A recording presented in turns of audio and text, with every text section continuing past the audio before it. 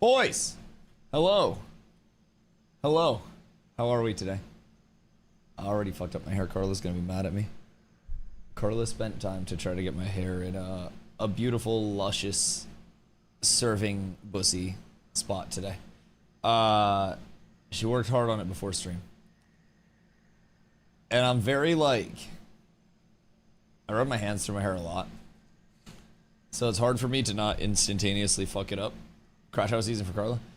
You're just gonna see like an extended pole with a brush on it come in and start like fixing the hair and shit. Yeah, it's I gotta try to do what I can. I gotta defend it. I'm trying to contain all of the urges to fix hair. Why can't I? Wait, what? Wait a minute, what? Did they remove the ability to scroll out? Binds? Wait a minute. Wait a minute. Did I rebind it? Is it interface menus?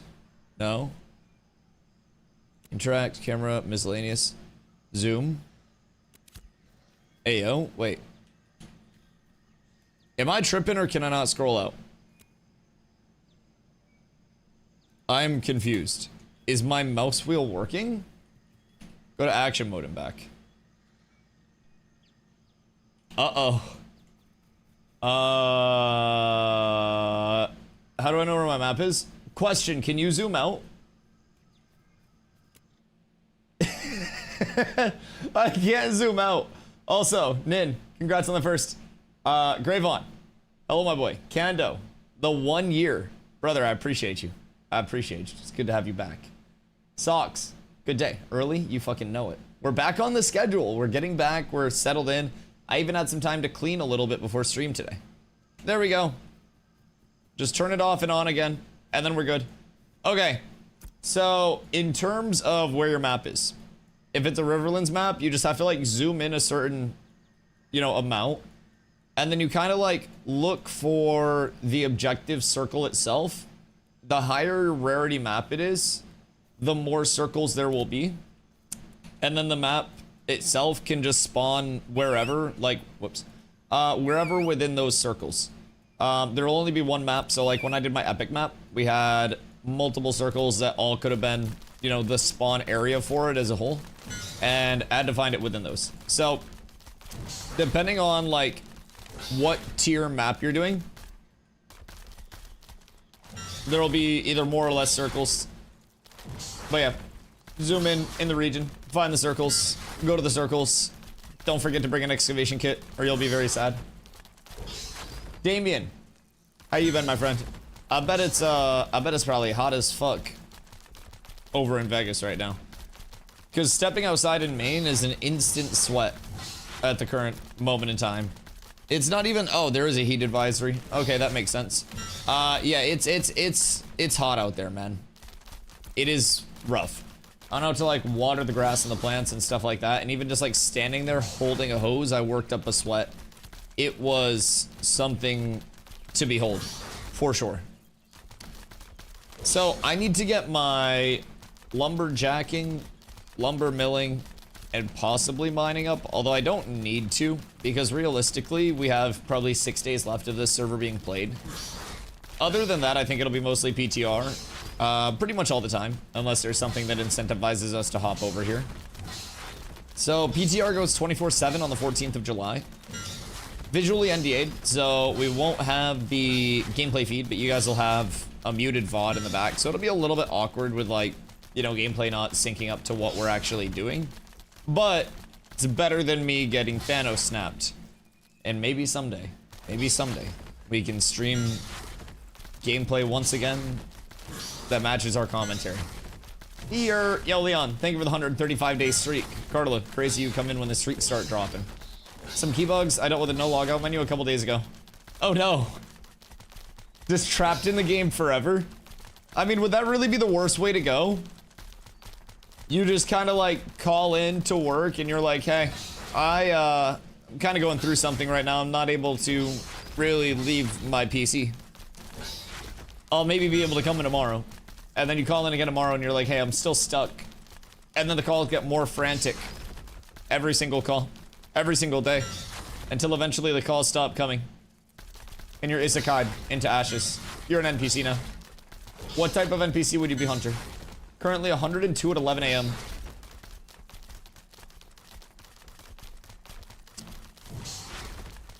That does not sound fun. That does not sound fun at all. But it's like, it's a non-humid 102, right? Because like for us, it's, I feel like it was 90, mid-90s yesterday.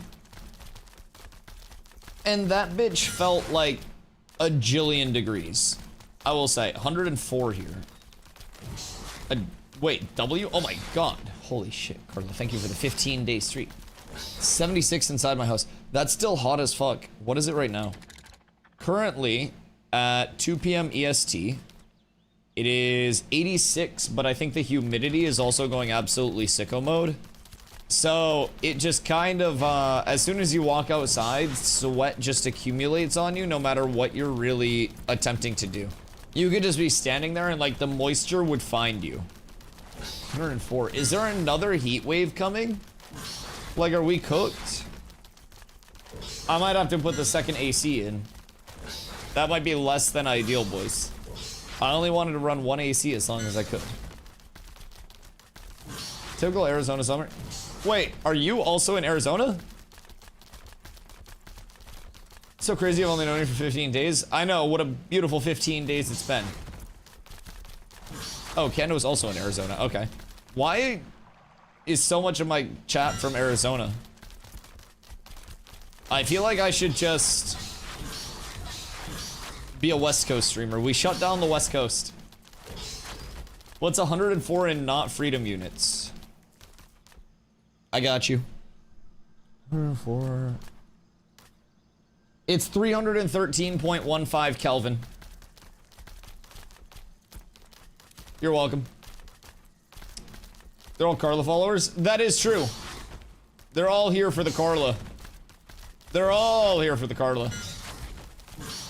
SAO still not sure. If dying wasn't the end, I'd probably PvE to get out with some crafting. But if it was like SAO, I'd probably hard lean into crafting. Just be the wandering merchant. But how scary would corruption be? If you were the wandering merchant? Like, would you try to sell your wares to every player that you came across on the road and take the chance that one of the players just kind of like nukes you for all of the stuff that you have?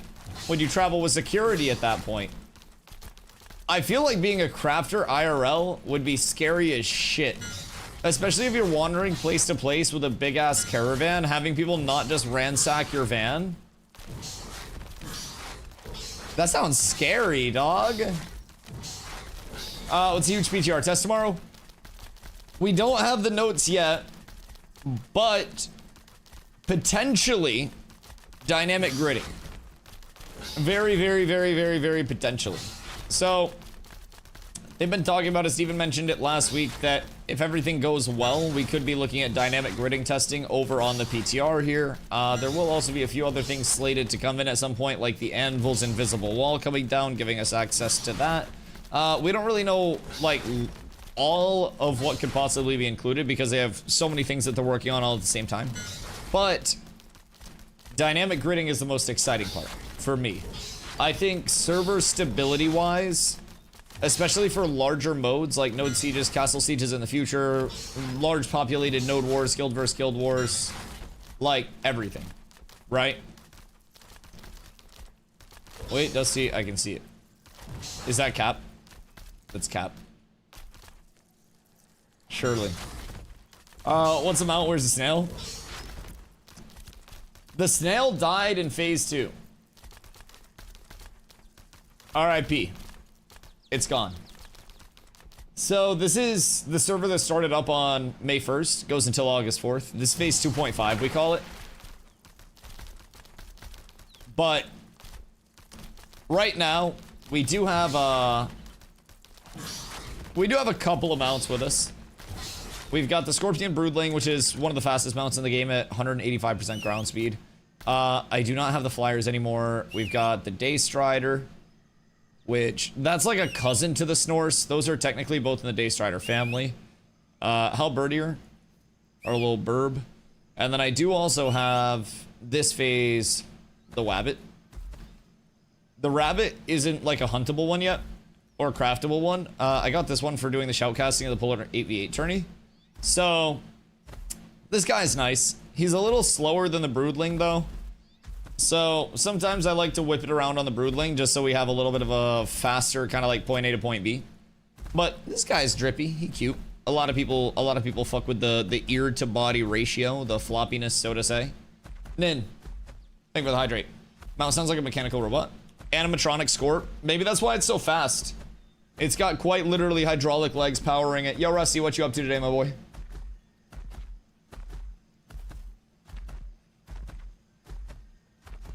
Highest we gone was 40, and that was a record. Isn't that what it is for people today? Granted, keep in mind, if you live in a humid area, or an area with water... Fuck. Oh my god. She just spun the corner with a fucking rubber band. Jesus Christ. I've never been so scared in my life. I got caught slacking, chat. Holy shit. I literally... She's like dressed in all black. And she just like spins around the corner, and I just see her pulling back a fucking rubber band. You didn't even do it. No, but like, I thought you were going to. I don't fucking know. A threat was made on my life, and I don't have my security with me. I felt exposed. I felt like I was subject to getting got. And like, I know I'm gonna get got, but I'm gonna get mine more than I get got though, but I still don't want to get got. Scorp is made by Boston Dynamics. It can do a backflip now. Fun fact. Gaming doing any better? I mean, personally, I've been having a lot of fun with gaming. The reason the YouTube stream stopped for 2 weeks was because I was out in Iceland on like an IRL vacay, right? And even then, I was streaming over on Twitch each day, just yapping about Ashes and stuff. Personally, I think gaming's is still in a fine state, right? Especially with Ashes, we got a lot to look forward to. But it is an in-development product over here. So everyone does have to kind of like gauge their... I guess their immediate expectations of what they want. And at a certain point, if people do realize that they want to play something that's a completely finished, polished product, then that's not going to be Ashes for another little bit of time. But if someone does want to see something come together and provide feedback on it without the stress of, well, this is supposed to be finished because this game's been out for 2 years, 3 years, whatever it may be, and they're still not doing the basics, this game isn't out yet. Like, Ashes doesn't exist yet. So for me, everything that's like wrong is just stuff that we can provide feedback on and help make right in the long term. Which is probably why I'm a little bit more like patient with the development process than some people are. A little bit less reactive to some of the changes being like, you know, not one-to-one perfect iterations right off rip a lot of the time. But I think everybody just has to like get their expectations set in the proper way. And if people are able to do that, then it's good. Yo, Teeps. How you doing, brother? Happy Monday. I forgot that it's Monday. Although, for me, Monday's kind of exciting at this point, I won't lie. Monday is the day before PTR testing. And it used to be a very bad day, a very sad day. Because Monday would mean that my next, like, I don't know, 16-ish hours of content were going to be me trying to yap with no supportive content whatsoever. No gameplay in the background, nothing to, you know, spur the conversation if I run out of things to talk about. Those days were tough. And thankfully... Oh, the Dr. Pepper. She spun the block with an elastic and then respun it with a Dr. Pepper to apologize. My shooters are always here, by the way. You just wait. Fuck, did you just run into the door? She dropped it off at Dr. Pepper, and then I think I heard her, like, run into a door or something. Yeah, Leon, you said you're not feeling good? What's not feeling good today? A little bit of everything? Naps on Monday are elite? Oh, they're phenomenal. Absolutely phenomenal. Monday naps, like a little midday, you take a little 1 to 3. Oh my god. Oh my god. If my stream starting time wasn't 2 p.m. and I was trying to kind of like you know, be better about actually being here for those. Monday's always a good nap day, especially with how hot it is. Curly can't drive the ship straight. And Curly can't drive anything straight. So for boating and swimming. Oh, dude, swimming's a fucking workout. People underestimate, like, how much is actually required to swim in any, like, capacity. That shit takes a lot out of you. Also, have we checked out the path to the Crucible yet? And seen, like, when the invis wall kicks in? Because I don't think we have. Thinking about requesting the week of August 4th off, but nervous of delays. I don't think anything will delay, personally, in terms of the launch, because they're very, very, very communicative. Like, Phase 3's launch is not when all of Phase 3 will be in. Phase 3 launch is going to launch regardless, in my opinion, and they will just implement what they need to implement past that. I think even if the Anvils is in, like, a, you know, worse state than the Riverlands, it'll still go, because Steven said directly that the Anvils is not expected to be one-to-one as good as the Riverlands as, like, a developed starting area. But opportunity cost is also everything, in my opinion. So, the Riverlands may be overpopulated, overrun, too many people trying to farm too few things. And as a result, the Anvils may, unironically, be a fucking cook. So, I don't really expect it to get delayed. It always could. They could always start August 4th and then, you know, portion into the August 4th server after 3, 5, 6 months, 8 months, 9 months, whatever it may be. Just be like, hey, we're not getting good data anymore. We need to wipe everything. We're so sorry, but bear with us. Here you go. And they might wipe stuff throughout that. They may say, hey, we're doing another phase. We gotta get another round of testing with the other continent in and those starting areas in so we can get good feedback for those. Welcome to phase 4. And then they run phase 4 before the betas. They could do quite legitimately anything. And I try to keep that in mind with development. It is hard to kind of like gauge where things are going to go because everything can like change at the drop of a hat. Even with the end of phase 2, the first announcement was incredibly different than what we got, which gave us Shoal over here. So, the watermelon's still very good. Oh yeah, the watermelon's gonna go crazy. I'll take some in a little bit. Thank you. I appreciate you saving me some. And to Dr. Peppy, we're so up. But yeah, I mean, it could always get delayed. It is what it is, but personally, I'm not too worried about it. I think my larger worry... Oh, wow, look, it's Iceland. There's nothing. My larger worry about it, so to say, would be more along the lines of first-time players and people who wanted Summoner in particular to come back and not necessarily have access to that. Because Summoner's not going to be out likely for the first few months of the phase. Probably September, October-ish deployment. So, I mean, it'd be month 2, month 3. But there will be things that come with the phase 3 launch that people don't vibe with. So that's more my larger fear. I don't necessarily think they would delay the phase 3 launch specifically for Summoner. I think there are too many other things that have already changed that they want to get data on immediately.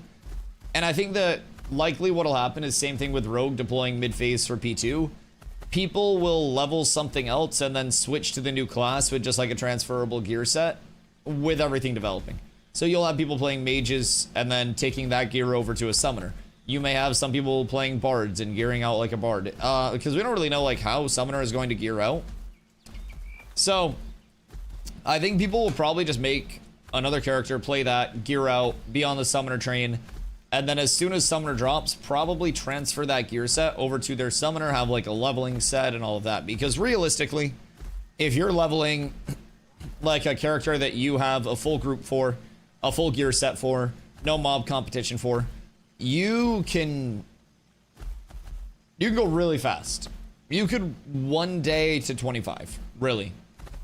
If you went about it with very uncontested mob areas, you had a good set of leveling gear for each bracket, yeah, you could pump that. Well, the competition is tough. Kendo. Oh my god. I went outside and the pollen demon hit me. Kendo, I hope you're having a beautiful day. Seeing as we're in Alpha 2, the phases are just mile markers along the way until we're in Beta 1. Yeah, absolutely. And I mean, even in Beta, their goal is to have them measured in weeks as just like a final coat of paint and polish on the title, right? But everything could change. They could very well determine that they need more time for the betas to get the most out of them, to test this, test that. And realistically, this is why I try to talk about so much. That everything is going to change. Everything is in development. Like, nothing in terms of a timetable is guaranteed. So, yo, Bitcoin, how are you, my friend? Where do you get a bunny? I've had the bunny for a while. It's just slower than the broodling, so I don't really use it. I got it for casting the Polar 8v8 tourney. So it was like a thank you to the casting team. So I've been whipping around on it a little bit. I've had it for, shit, weeks at this point, though. The broodling's so fast. When's the next phase? August 4th, but private test realm access has opened up to all playtesters back on July 1st. And on July 14th, the private test realm goes 24/7 until August 3rd. So like leading up to the PTR itself, you guys will be able to, and everyone else will be able to test the PTR, hop on there, see forward-looking changes. There's a different movement system over there already. There are 2 new races over there already. There's a lot that's going to hit the PTR first, including Summoner, that people will be very much looking forward to testing. So keep in mind, if you do have access to the testing, you have access to the private test realm. That's visually NDA'd, so don't share screenshots, don't stream your video POV, anything like that. I do still stream on those days while I'm playing PTR. We just have a workaround to not share our video that's all set up. So PTR advantages for people that might be curious. You can create whatever character you want to. You can run directly outside of the starting area. You can level instantly to either level 15 or 25. You can level all your professions, your trade skills. You can get all of your gear relatively instantaneously and easily. So from there, it's a near frictionless environment to hop on and test stuff, especially if you have people who will be like, oh, just buy this, buy this, buy this, open this, equip this from this crate. Like, that PTR startup guide is a big thing for people. And just having that little bit of information of like, okay, what crates do I buy?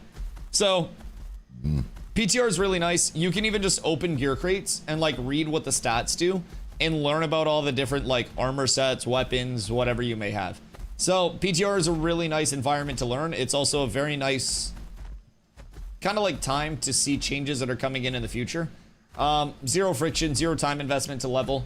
You get everything with, you know, very, very, very relative ease. So nice for players who kind of want to come in, check it out, dip their toes before August 4th. And also nice for people who have played a lot and are currently kind of like burnt out. They don't want to level another character before August 4th, but they want to test some stuff.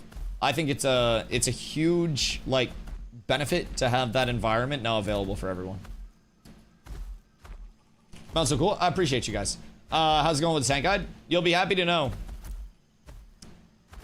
The gearing is fucking done. Now, I will say, ring-wise, you could switch out the obsidian rings for steel rings or for glittering spall rings or really anything that you wanted to. But this is going to be a very, very, very solid, just like baseline gear set. The Ashen Haunt shoulders, you could switch out for iron shoulders. But a lot of the gearing here is meant to give you a feeling of just like, this build hits hard, this build can absorb damage, and this build is effective as a support because you have absorption field and intercept. It's very heavily built around like group play, so like 3v3s, 5v5s, 8v8s, larger modes, whatever you may have. So with that, it's going to be a very nice like introductory build for tanks to kind of like base their build off of and then switch it out from there. If you feel like you have more tankiness than you want to have, then you could take off the Basilisk skin tunic and you could get a Dustpaw Warhide. And that would give you more fizz power, probably about 10 to 12 more, which if you have 10 to 12 more fizz power and you're multiplying that by 225%, then that's going to give you a pretty noticeable damage increase on your, you know, on a lot of your abilities. So small things like that can always be switched out. You can switch out your rings to drop about 600 max HP and replace that with attack speed, with armor pen, with some more fizz power. There are genuinely like 1,000 different ways that you could take this build, but I do think this is going to be a really nice intro piece for people coming in for P3. Now, what I'm going to try to do as well is keep up with the PTR, and as soon as the Anvils goes live, I'm going to try to catalog what is out there as well. Access Codex typically updates with it very quickly, but my goal is to get my hands on those drops and see what could be viable in the gear set, see if there are any upgrades, and really see what's cooking out in the Anvils. And then from there, we'll release the tank guide shortly after that gear set is kind of like acquired, data mined, whatever it may be. And we'll have like the current gear set choices and then potential options from the Anvils should they be included, because things could always change. I could put gear in the build guide, they could take it out of the Anvils, change it up, whatever it may be, and then it can be completely irrelevant. So I'll take all of the known drops that we have that we're using in the gear set itself, we'll go through all that, and then from there, we'll go into potential Anvil drops, we'll go into just, you know, some leveling tips.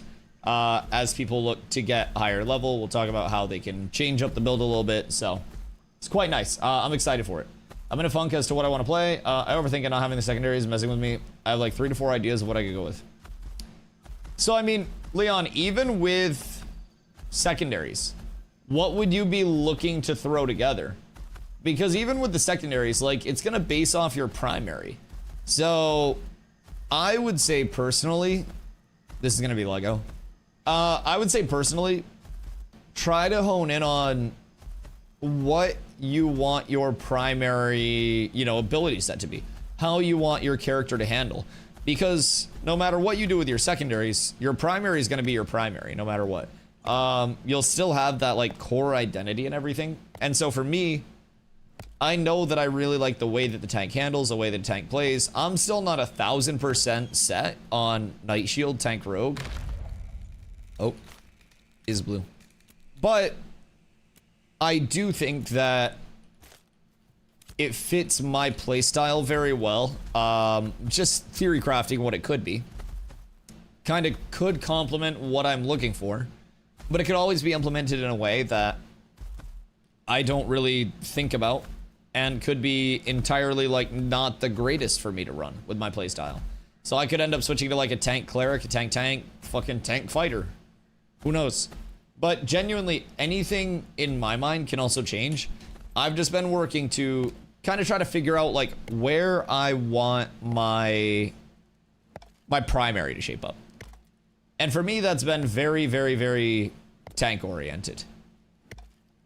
Can that bunny be created via animal husbandry? No. So this is not like an animal husbandry available mount.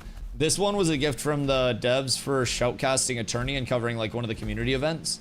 So it wasn't anything that was sponsored by Intrepid, but it was just like a little gift for people that were involved on the back end side of things. So always super appreciative. It does die in less than a month, so we'll enjoy it while we have it. I actually haven't been using it that much because the broodling is faster than it. But honestly, the drip outweighs the speed sometimes, boys. We need to keep that in mind. Wave 3 and Phase 3 mean the same thing. So, Wave 3 in terms of the bundle, the website text is a little outdated, but the bundle that you pay $100 for gets you access immediately and up until the game launches. So, you won't have to pay anything else with that. If you haven't made your account, !ashes. Keep in mind, you do get a 90-day period as well after your purchase where you get a full refund if you're not happy. So, that is probably the greatest, like, safety measure for any potential new players. Combine that with, like, you know, not only new players, but existing players. Like Cutie just said, think I'm taking a break till P3. Combine that, you know, level of guaranteed refundability for new players with the open access to PTR now for all key holders.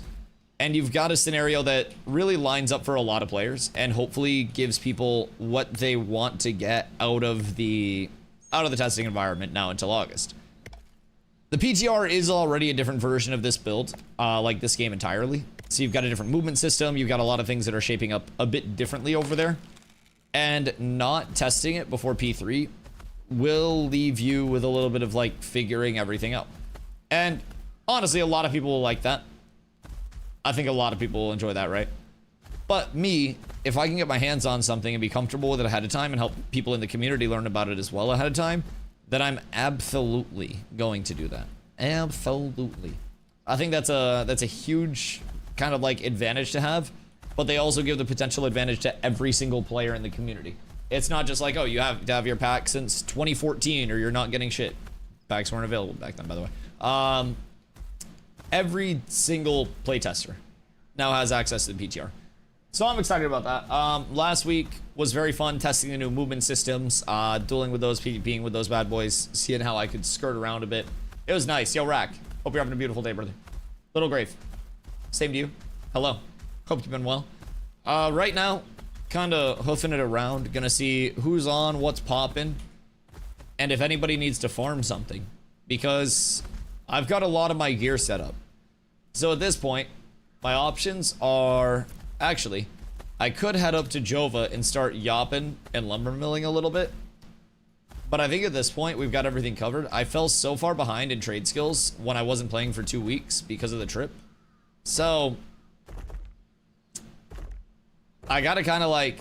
I don't think I need to catch up at this point, this phase. But next phase, I need to be very proactive. I think it's going to be a huge emphasis on hitting max level gearing a lot quicker. We were a little slow with it this phase despite having good gear. So we're going to try to get up to max much quicker than we did. So I can move on to other things, max gearing out, professions, all of that. Especially with the emphasis on the new like economic gearing system that they're throwing in. Everything being player to player required. The 3 sub tiers within each tier of gearing. I'm quite certain that a heavy investment in gathering and trade skills early is going to pay off exponentially in the mid to long term. So I want to get my leveling the fuck out of the way as quickly as I can. And I think with us having more structure and leveling groups now, it will also be very, very, very, very good for getting people off the ground in the right sense. What the guards doing? They're like just synced up right now. Second Zord outpost might be the safest place in the game. Brother, you could have just killed the mob by now. What you mean? I respect the grind, but I'm pretty sure they could have just killed the mob faster. Those mobs have like a couple hundred HP, I'm pretty sure. But teach their own. I hope some of the new skill trees will be on the start of P3. I think it'll increase the possibility to place on. Oh yeah, new skill trees are going to be massive, especially like with the ranks. I'm assuming are the ones you're referencing. Being able to add ranks to passive and active abilities will be absolutely fucking monumental, I will say. Just for people to have a little bit of choice in what they're doing with their distribution of their points, I think that is going to be fucking massive. Now, I hope that they don't go the route of just like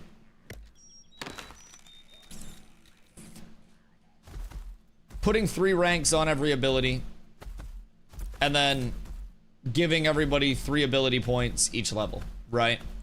Something basic like that would essentially just make it so people keep the same ability distribution and then just put their 3 points in probably, you know, the same shit. And I don't really think that would add a lot of variance outside of being like a superficial like allocation system. I hope that we get enough points to make it meaningful, right? But it's not just a matter of like your tree has everything rank 0 to rank 3. You get 3 points each level. So I would start out and I would just go, okay, 1, 2, 3 and pulverize. 1, 2, 3 and punish next level. 1, 2, 3 and shield assault. 1, 2, 3 and shake it off. Like if they're giving 3 points per level, then I would like to see like something like 5 levels or something. So many rubies. Should I stop and get the fucking rubies? Do we still need the goddamn rubies? I can stop and get them. I don't want to run past them. You'll get 4 per level as you see your XP bar, but I believe it's going to be like 3 passive points and 1 active point. At least that's what was taken away from the screenshot. Unclear. More passive points than active points? Or is it more actives than passives?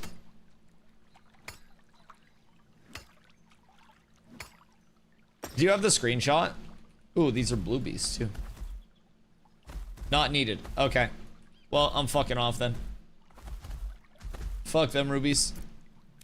Like P3, we'd probably nut if we saw a lot of blue rubies right off rip. But right now, it's just like today is killing and chilling until the PTR goes up tomorrow. Tomorrow is probably helping people get set up on the PTR and testing whatever they bring in over there. Hopefully getting some duels in, maybe some group versus group stuff, because I think we're trying to organize a lot of that, like, on the PTR end of things. So I'm unironically more excited for the PTR testing than I was, like, for today's here testing. Now, maybe that element of excitement wears off a little bit once I can't show my gameplay and people are like, what the fuck's going on over here? But I'm still really pumped, man. The PTR being that future build, that new movement system, potentially dynamic gridding, is nice. And I think the PTR server will probably have more people than the live server has on it, simply because of the fact that it's frictionless to get your leveling done. You just log in, make your character, level, get some gear, enchant it if you want to, and then run around and do shit. So, either backwards, more active, once passive. That's what I thought, but I wanted to double check, because I was like, maybe I'm wrong here. Yo, Pock! Thank you for the fatty raid, brother. I appreciate you. Much love, much love. Hope you've been well. Hope the stream was a banger. Boys, welcome in. If it's your first time here and you've never been here before, I appreciate you coming through. My name is Dusty. I do stream every single day. Today we started at 2 p.m. EST. We stream a lot. It's Ashes all the time over here. And if you haven't been here before, I've streamed over two years in a row now. So it's like 700 and something. It's a lot of fucking days in a row. I think it's like 739 or some shit. I don't even know what the streak is. I just keep upping the day by one every time I go live. So if you guys aren't following, make sure you do. I play tank over here, and I also run a community, help run it when I'm here. Just got back from a big trip, and during that big trip, the mass population exodus of pretty much all of Ashes of Creation happened. So we're recovering from the rubble of that, but the excitement is kicking back in. People are realizing that we're back, we're set up, and people are trickling back in, men. So it's a good time. But why? Well, because. It's very, very simply put, because I think that's the simplest way I can just sum it up. Just how to lose that chess piece? Ayo. Ayo, ayo, ayo, ayo. If I corrupt, I am going completely naked. Absolutely S tier. Let's see you got rid of the cat. Brother, just ask a question. What do you mean? Why does everyone assume that was a constant thing? That was literally a channel point redeem that was a meme that followed from New World. It wasn't a fucking permanent thing, dog. I swear to God, motherfuckers will just come in and just assume that it's like a permanent thing when it was the greatest monkey buck scheme in history. Not what I've been hearing. Brother, I don't know what you've been hearing, but I can tell you the whole origination story of it if you'd like. It was the second most expensive daily redeem outside of VIP. And that shit was my greatest monkey buck sink in history. And brother, we had to kill it. Actually, I chose to kill it. I chose to kill it. For whatever reason,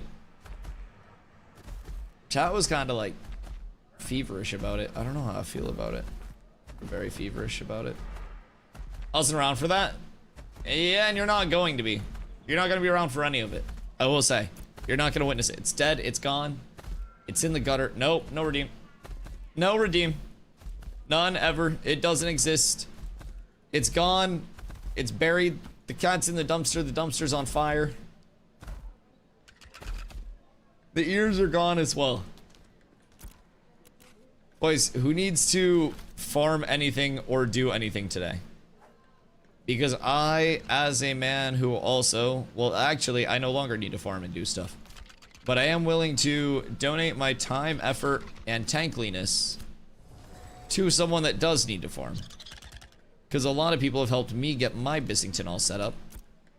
And I feel it's only right for me to help people get their setup. Alright, all is good there. And then, this is the big comeuppance. Huge. Absolutely fucking massive. Dusty is in fact not a furry. Well, we don't need to start like spreading shit. I'm just not wearing the cat ears on stream anymore. Nah, so back in New World, like it was like 3 Halloweens ago at this point. Oh my God. No, it was 2. I think it was 2. Anyways, there was a Halloween stream where everyone was like, Dusty, are you gonna like wear a costume? Are you gonna wear a costume? What are you doing? And I had these like Maleficent horns. I don't know how I got them. I don't know where they came from, but I found them. And I was like, I'm gonna just throw those bitches on, and then we're gonna yap as normal. And I was like sitting up, and so the horns were basically cut off like right here.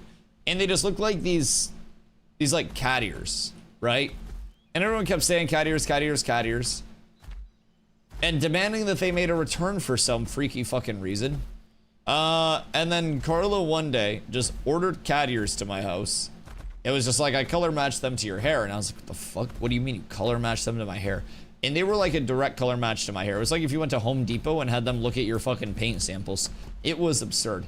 So that became an ongoing thing where you could spend a massive amount of monkey buckaroos, your channel points, and you could drop those bitches out. And then in New World, we even went as far as having the first sub goal of each month to be 1 week of those shits as punishment. And then I realized at a certain point coming over here that nobody really understood the whole like New World inside joke part of it. So everyone was just like, what the fuck's going on here? And in New World, it was just this kind of like ongoing community thing, right? So it died and it's buried. And it'll have other things that come back, but that one may not. It may not. I finally escaped it. I've worked very hard to do it. For the screenshot of Cleric skill tree, possible update. The first level of skills on the updated Cleric tree has 7 active skills that look to take up to 3 points each. There are 8 passive options that can have 2 points each, which is completely different from current, as there's only 4 passives at 1 point each right now. Interesting. Right. 8 passives would be very intriguing. I mean, we also don't have any passives past level 10 currently. I don't know, like, what they plan for that, because it just goes level 1, level 1, level 1, level 10. And I don't think that's a UX bug. And I don't know what other archetypes are looking like for their accessibility to those things either, but what's your persona? Someone asked, like, if I was a VTuber, what my VTuber, like, model or whatever would be. And I was like,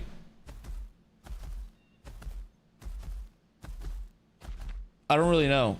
I feel like I would just do, like, a person VTuber model. I don't know. I feel like it would just be, like, a MeTuber. I don't know if that's a thing. But I feel like if I were to full just persona up, you know those like the Chinese New Year dragons and shit that are like multiple people running through the street? I feel like that would be crazy to pull up to one of the furry parties in and just see how people like take it, because people would either be like very like intimidated by it, or they would just find a couch to sit on. So like I feel like that would be the ultimate persona yet to be discovered, is that kind of like multi-person dragon type shit. With that being said, I need a few more dragons in the chat. I need some people that identify as a big fire breathing. Although, what if I just do the Alpha Sigma gamer howling at the moon, ow, and just do like a, I don't know, like big yoke Sigma wolf with like, I don't know, like cat with abs before. Meowskulls?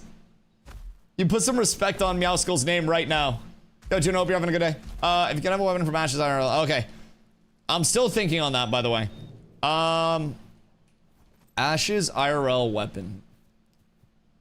I feel like the easiest answer is something that is probably, like, not in the game yet. Because I like two-handers. Pause. Pause.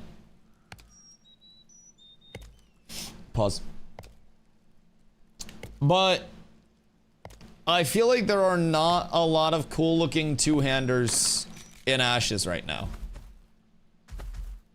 So I feel like in terms of the aesthetic standpoint, like a big ass crushbone hammer, the one-handed one, the one-handed mace that drops out of the tropics, it's like comically large, with a shield would probably be the cleanest and like the most aesthetic combo. But I don't know. I personally would love some two-hand concept art So that way I can get a look at some of these, you know, some of these two-handed axes, two-handed maces, shit like that. Yo, TGFT. How y'all doing today? Hope you guys are having a beautiful day. I did something good and bad yesterday. And I got my last piece of gear that I needed. So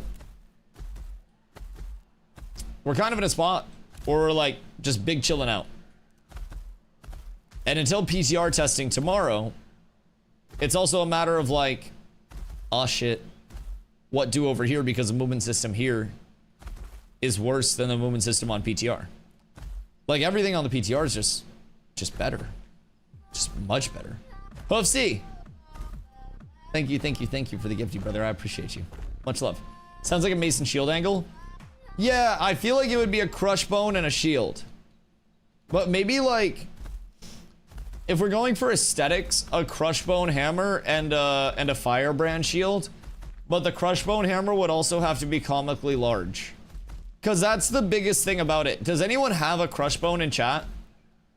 Literally think fast. If it's looking drippy, crush bone hammer, firebrand shield. Because firebrand shield's like carbon fiber. So you could like carbon fiber wrap that bitch. So I'm just saying, I feel like that would be good.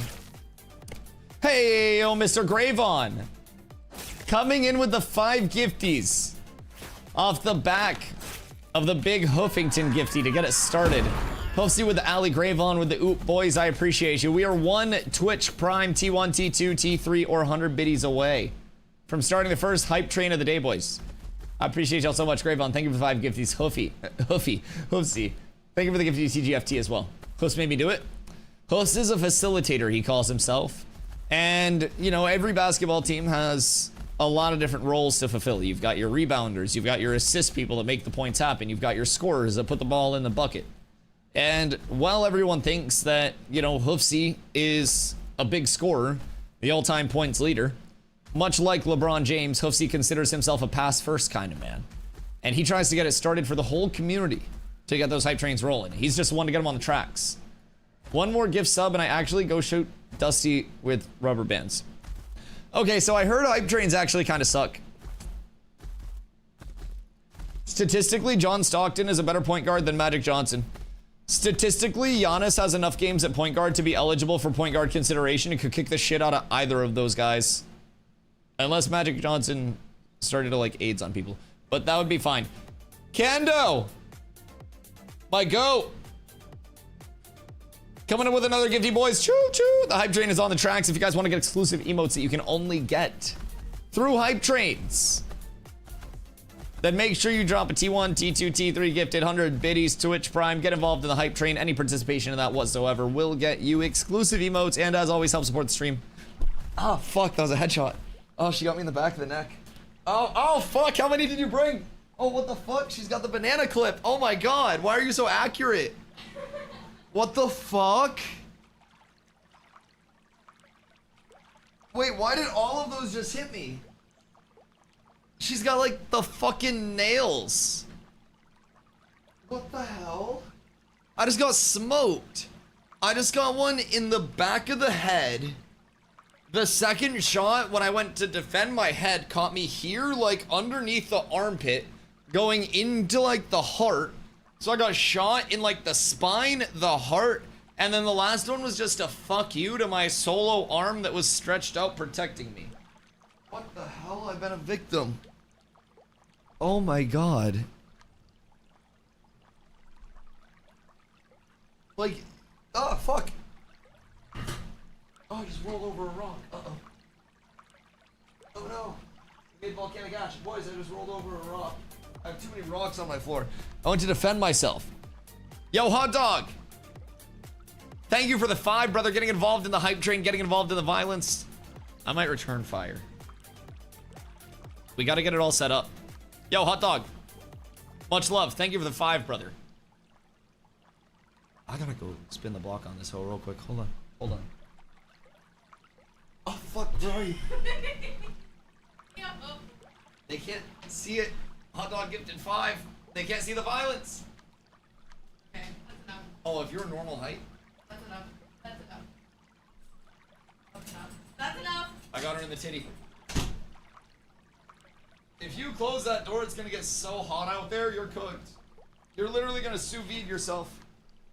No! Dusty.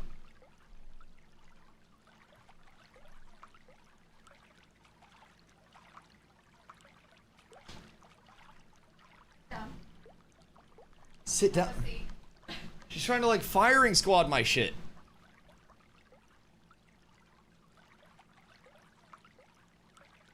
I'm so scared. Back to stream. I don't know if I want to go back to streaming. I'm just glad this is all documented. Livestream fails is gonna love this shit in 3 years. Jesus Christ. With the current angle, she should have hit you with a low blow. Ah! Hubsy! The 4 gifties! To get involved in the hype train. Thank you. She's like, Dusty. yes, this is all domestic abuse and it's cataloged.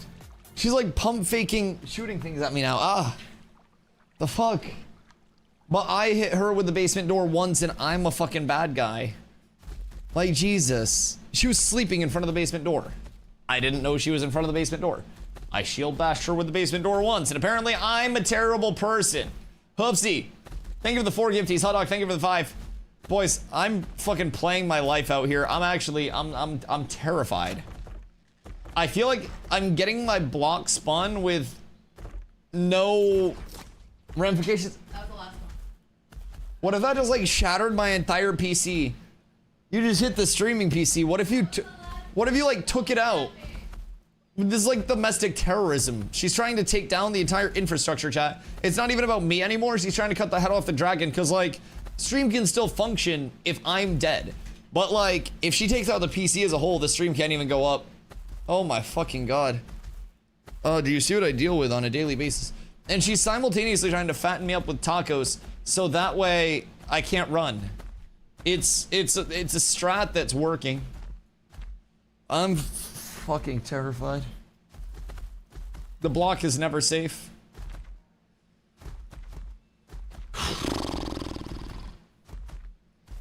Clean social abuse every time for a ticket I have to fight. Listen, at a certain point, there's the lawless zone, which is going to sleep. And if I just happen to, I don't know, roll over onto somebody's hair, or, I don't know, full stand up and start sleepwalking and 2-foot running drop kick somebody in the chest while they're asleep, then that's not on me. That's just like, that's just scouting. What's Zeeg want? /global. What's Zeeg need? She can poison you? She could. She probably already has. I don't know. She talked about wanting me to go to Mexico because she's from Mexico, right? She wanted me to go to Mexico to like visit her family's old land and stuff. And she was like, there's this really like rickety walking bridge. It'd be a shame if you fell off and I was your primary beneficiary on your life insurance, haha. Like word for word. It's like, what the fuck do you mean? Hitting you with the reverse Ozempic. Yes. Yes. All of the reverse Ozempic. Oh, Zombler, if you can hear me, Zeeg is offering slate for buildings. So, if we still need it. I don't know if Zom can hear me or not, but. Storm talking when married? She just moved up here. We aren't even married yet. Yo, Ragnar. Hope you're having a good day, dude. Just testing the waters? What, to see if I can fucking make it out of them? Jesus Christ, it feels like it. I guess time. We don't have the sub goals done yet. We need the sub goals all situated. So chat. If in the event that a marriage did occur, it would be streamed. And we're definitely thinking about the potential for sub goals leading up to the ultimate stretch goal of either calling off the wedding as a whole, or chat gets to pick who in the audience I marry. Marriage sub goal? Nah. I mean, you could, but then Carlo could just like buy my hand and I'd feel like a male import bride or whatever. I guess male import husband. So I don't know if that'd be ethical. But calling off the wedding for subs, now that's ethical. And if Carla wants to buy that one herself, then that's fine. But there could always be somebody out there that's just like, nope, Dusty's mine. Dusty's all mine. On the chat, MMO players are 99.2% guys. I feel like that's a very false statistic, and probably most of the MMO players that do not have peens just try to pretend they have peens so they don't get harassed by a lot of the neckbeards that are in MMOs. I won't lie. I feel like it's a dangerous world out here to not have a hangy-dangly between your legs. Everyone's a guy until proven otherwise. It's safer that way. Yup. Yup. Exactly. Like, you assume there's a peen on everyone. There was a recent example. We were PvPing against another group. And I killed their healer. And I believe I told their healer to eat my entire ass and suck on my 2-inch peen.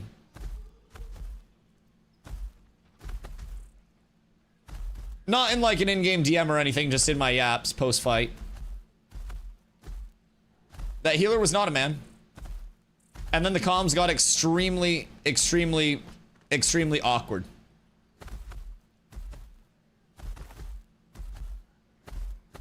Cause it's like, there's a level of like, you're talking shit, you're yapping, and then it's like, oh, okay, well, I'd prefer you to do neither of those things. Good fight, thank you for coming.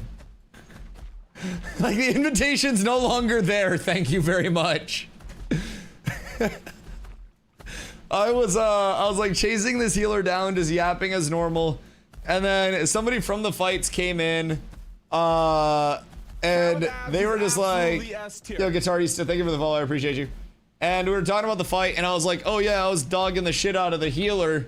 And then one of the people in the guild we were fighting against was like, oh yeah, she was having a hard time. And I was like, wait, she? And I was like, oh no, what have I done? So, sometimes assuming everyone is a guy is a scary realm of things. You can get yourself into a little bit of trouble with that too.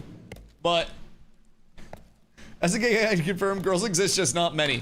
Bro, I would not want to be girl gamer in an MMO scene. I won't lie. That shit would be scary. And his name is John C. Yo, Ludaloo. Thank you for the raid. Much love. I appreciate you. I hope you're having a beautiful day. I hope the stream was good for you. Ludaloo just bursting through the wall. Much love. What do you get up to today? Fun trash talking boxers doing later on in the drinking period. Oh yeah, I mean, I talk shit to literally everyone. That's just kind of like what I enjoy doing. I've done that my entire life through like gaming and everything, right? Sports growing up, I talk shit to my friends more than I talk shit to people I didn't know. But the difference was in basketball, I could usually tell, like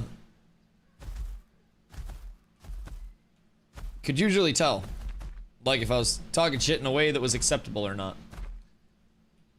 So, if I buy the Flesh Ripper, Pog says he's 5'11" and it's bigger than him. Wait, that kinda goes hard. It would be for me.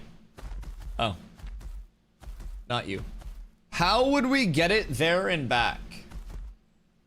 That is the greater question. What does transportation on a giant 6-foot+ foam sword look like? For like flying? Because it's also not like an actual metal sword. It's like, I think modeling foam and stuff. So we couldn't just like throw it on the plane, right? Good question.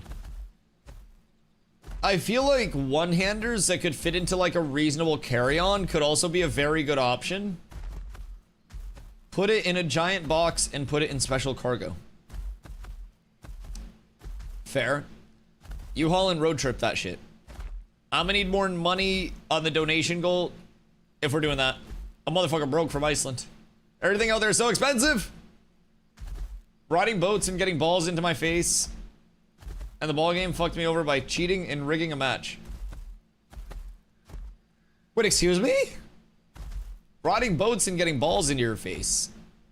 What in the kinky, quirky, hot girl summer is going on? Wrap it in a rug and duct tape it. Yeah, and then honestly, they could wrap me in the rug as well, so that way I can hold the sword and make sure it doesn't break. No, that's very true. Also, chat, going to TwitchCon, question mark? Exclamation TwitchCon to get your ticket. If you are coming, and you're still looking for accommodations, Carla and I had a spot open up at our Airbnb. At least one. I think at least one. So, if you guys are coming out, you need lodging. My simple rule is, don't snore. If you snore, I will quite literally put a blanket over your face, put a pillow on top of that blanket, and I will hire somebody to sit on it until you stop snoring.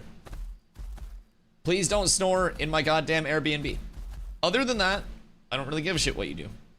Don't bring strangers back because they'll take my cool shit. I'll have my IRL set up there. But no fucking snoring. If you snore, you're immediately disqualified. And if you apply, I will literally, I'm gonna like put on a snoring fee.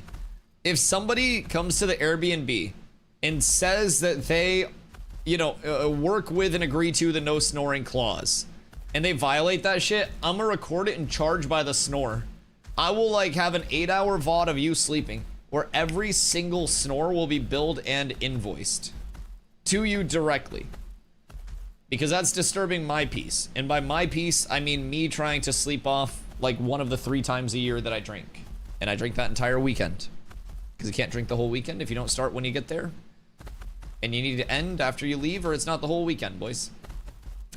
Haven't had a chance to ask thoughts on the new dev stream. Best dev stream we've had yet, since I've been here anyways.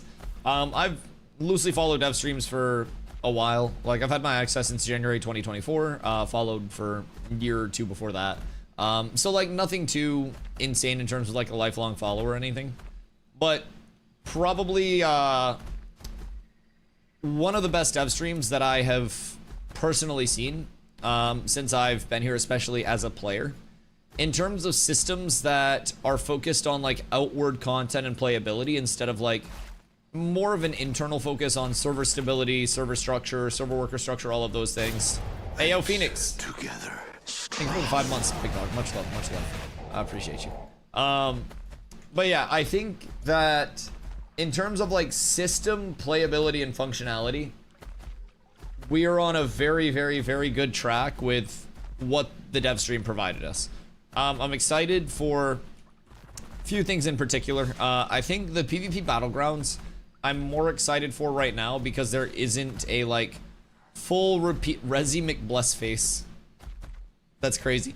But I think that there are a few things that I'm temporarily excited for, but long term will be more excited for other systems. So like in terms of the like PvP lawless zones, I think that's one of the most incentivizing things right now for replayable PvP content for people. Because a lot of the time PvP content, there isn't really a like way to deterministically spin up that content in a consensual way. Even if you go the route of guild versus guild decking or node versus node decking and shit like that, there's still not much of a consistent way to actually guarantee that that's going to be consensual combat where everybody's going to be locked in trying and it being good content. Some people will think that it's good content to kill players who are AFK and, you know, they'll clip that, put it in videos, whatever it may be. Personally, I don't really think that way.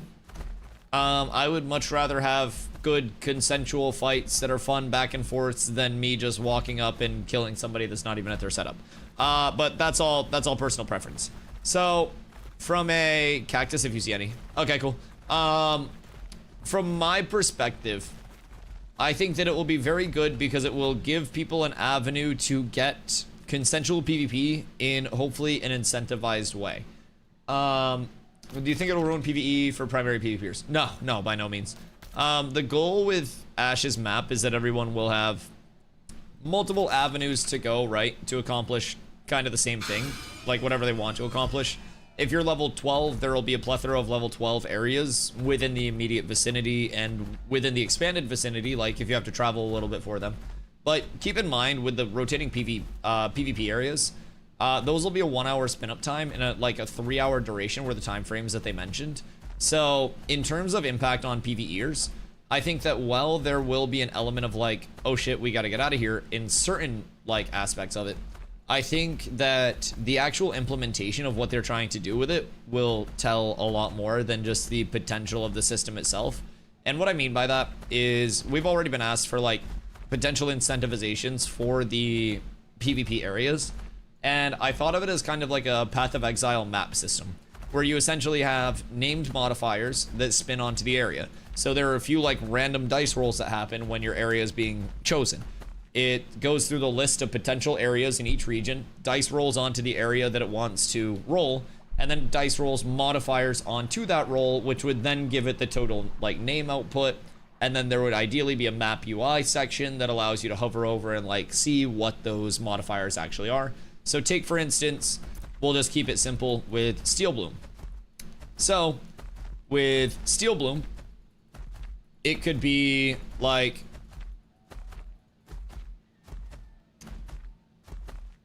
something along the lines of, I'm trying to think of like the right modifier names, but something along the lines of, I don't know, fortuitous Citadel of the Steel Bloom, and in a fortuitous area. Does fortuitous mean good fortune? Either way, whatever would mean good fortune. I think fortuitous is that word. Anyways, like a fortuitous modifier would essentially increase the amount of glint that drops from mobs and the rarity of what's dropping, giving you a higher chance to get, you know, high rarity drops, materials, and also an increased glint farm, some incentivization to bring people there. You could also go with the route of taking it a step further and going increased XP for that.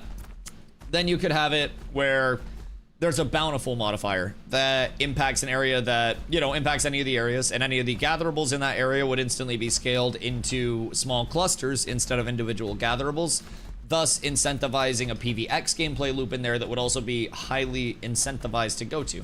So with that, you would also have a very large risk reward of that, in the sense that, say a bountiful, you know, a bountiful Grave Peak pops, and you have a bunch of spawns in here throughout Grave Peak that are now cluster spawns of higher rarity stuff with higher tier stuff, right? So instead of being Larch and Hemlock, you're looking at a bunch of like Braidwood and Willow spawns, and it's all clusters. They're respawning fast as shit.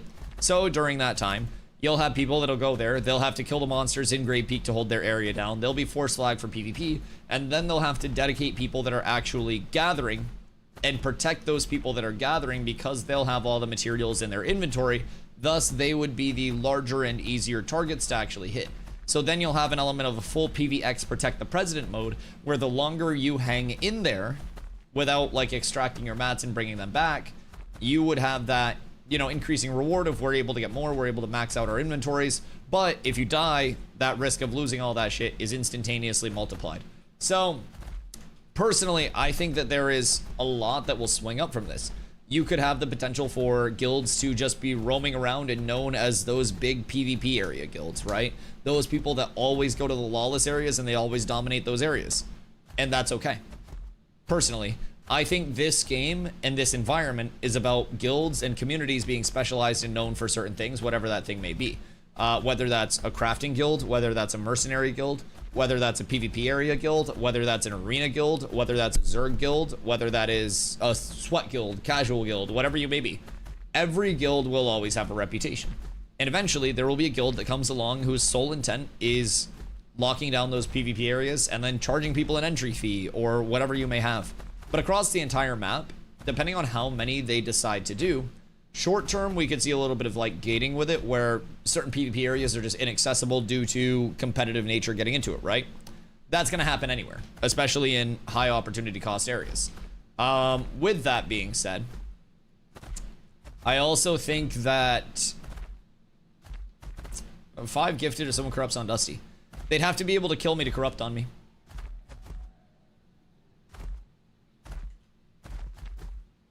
That's a tough sell. It's a tough sell. But I'll take the 5. My only concern is that it locks them out of the area for 4 hours. And if that's all you have to play, then it kind of stinks. But then you have that issue with open world dungeons and large guilds too, minus lawless area. Yeah, I mean, everything is a level of competition and opportunity cost around resources. Everything has a certain extent of scarcity. And keep in mind, like, player decision and agency will always be a large thing, right? Players being able to be in control of their actions.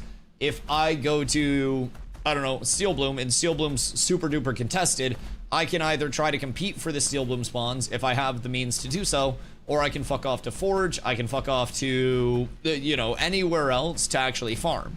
So all of that, in my opinion, is lining up with what Ashes wants to provide for an experience, where it's like, if you want to get the best stuff, have the accessibility to the best anything, you've got to be willing to compete for that.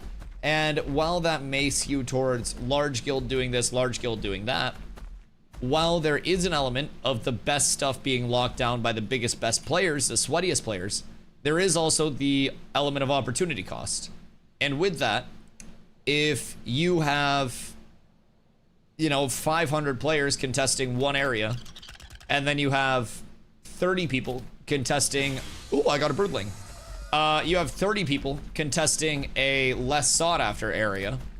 That area with 30 people that's typically less sought after could end up becoming your more efficient route simply due to opportunity cost. One thing I've been talking about a lot was, like, with the Riverlands, having that starting area here. Everyone's gonna think that this is instantly better because it's more developed, the questing experience is better, first time user experience is better.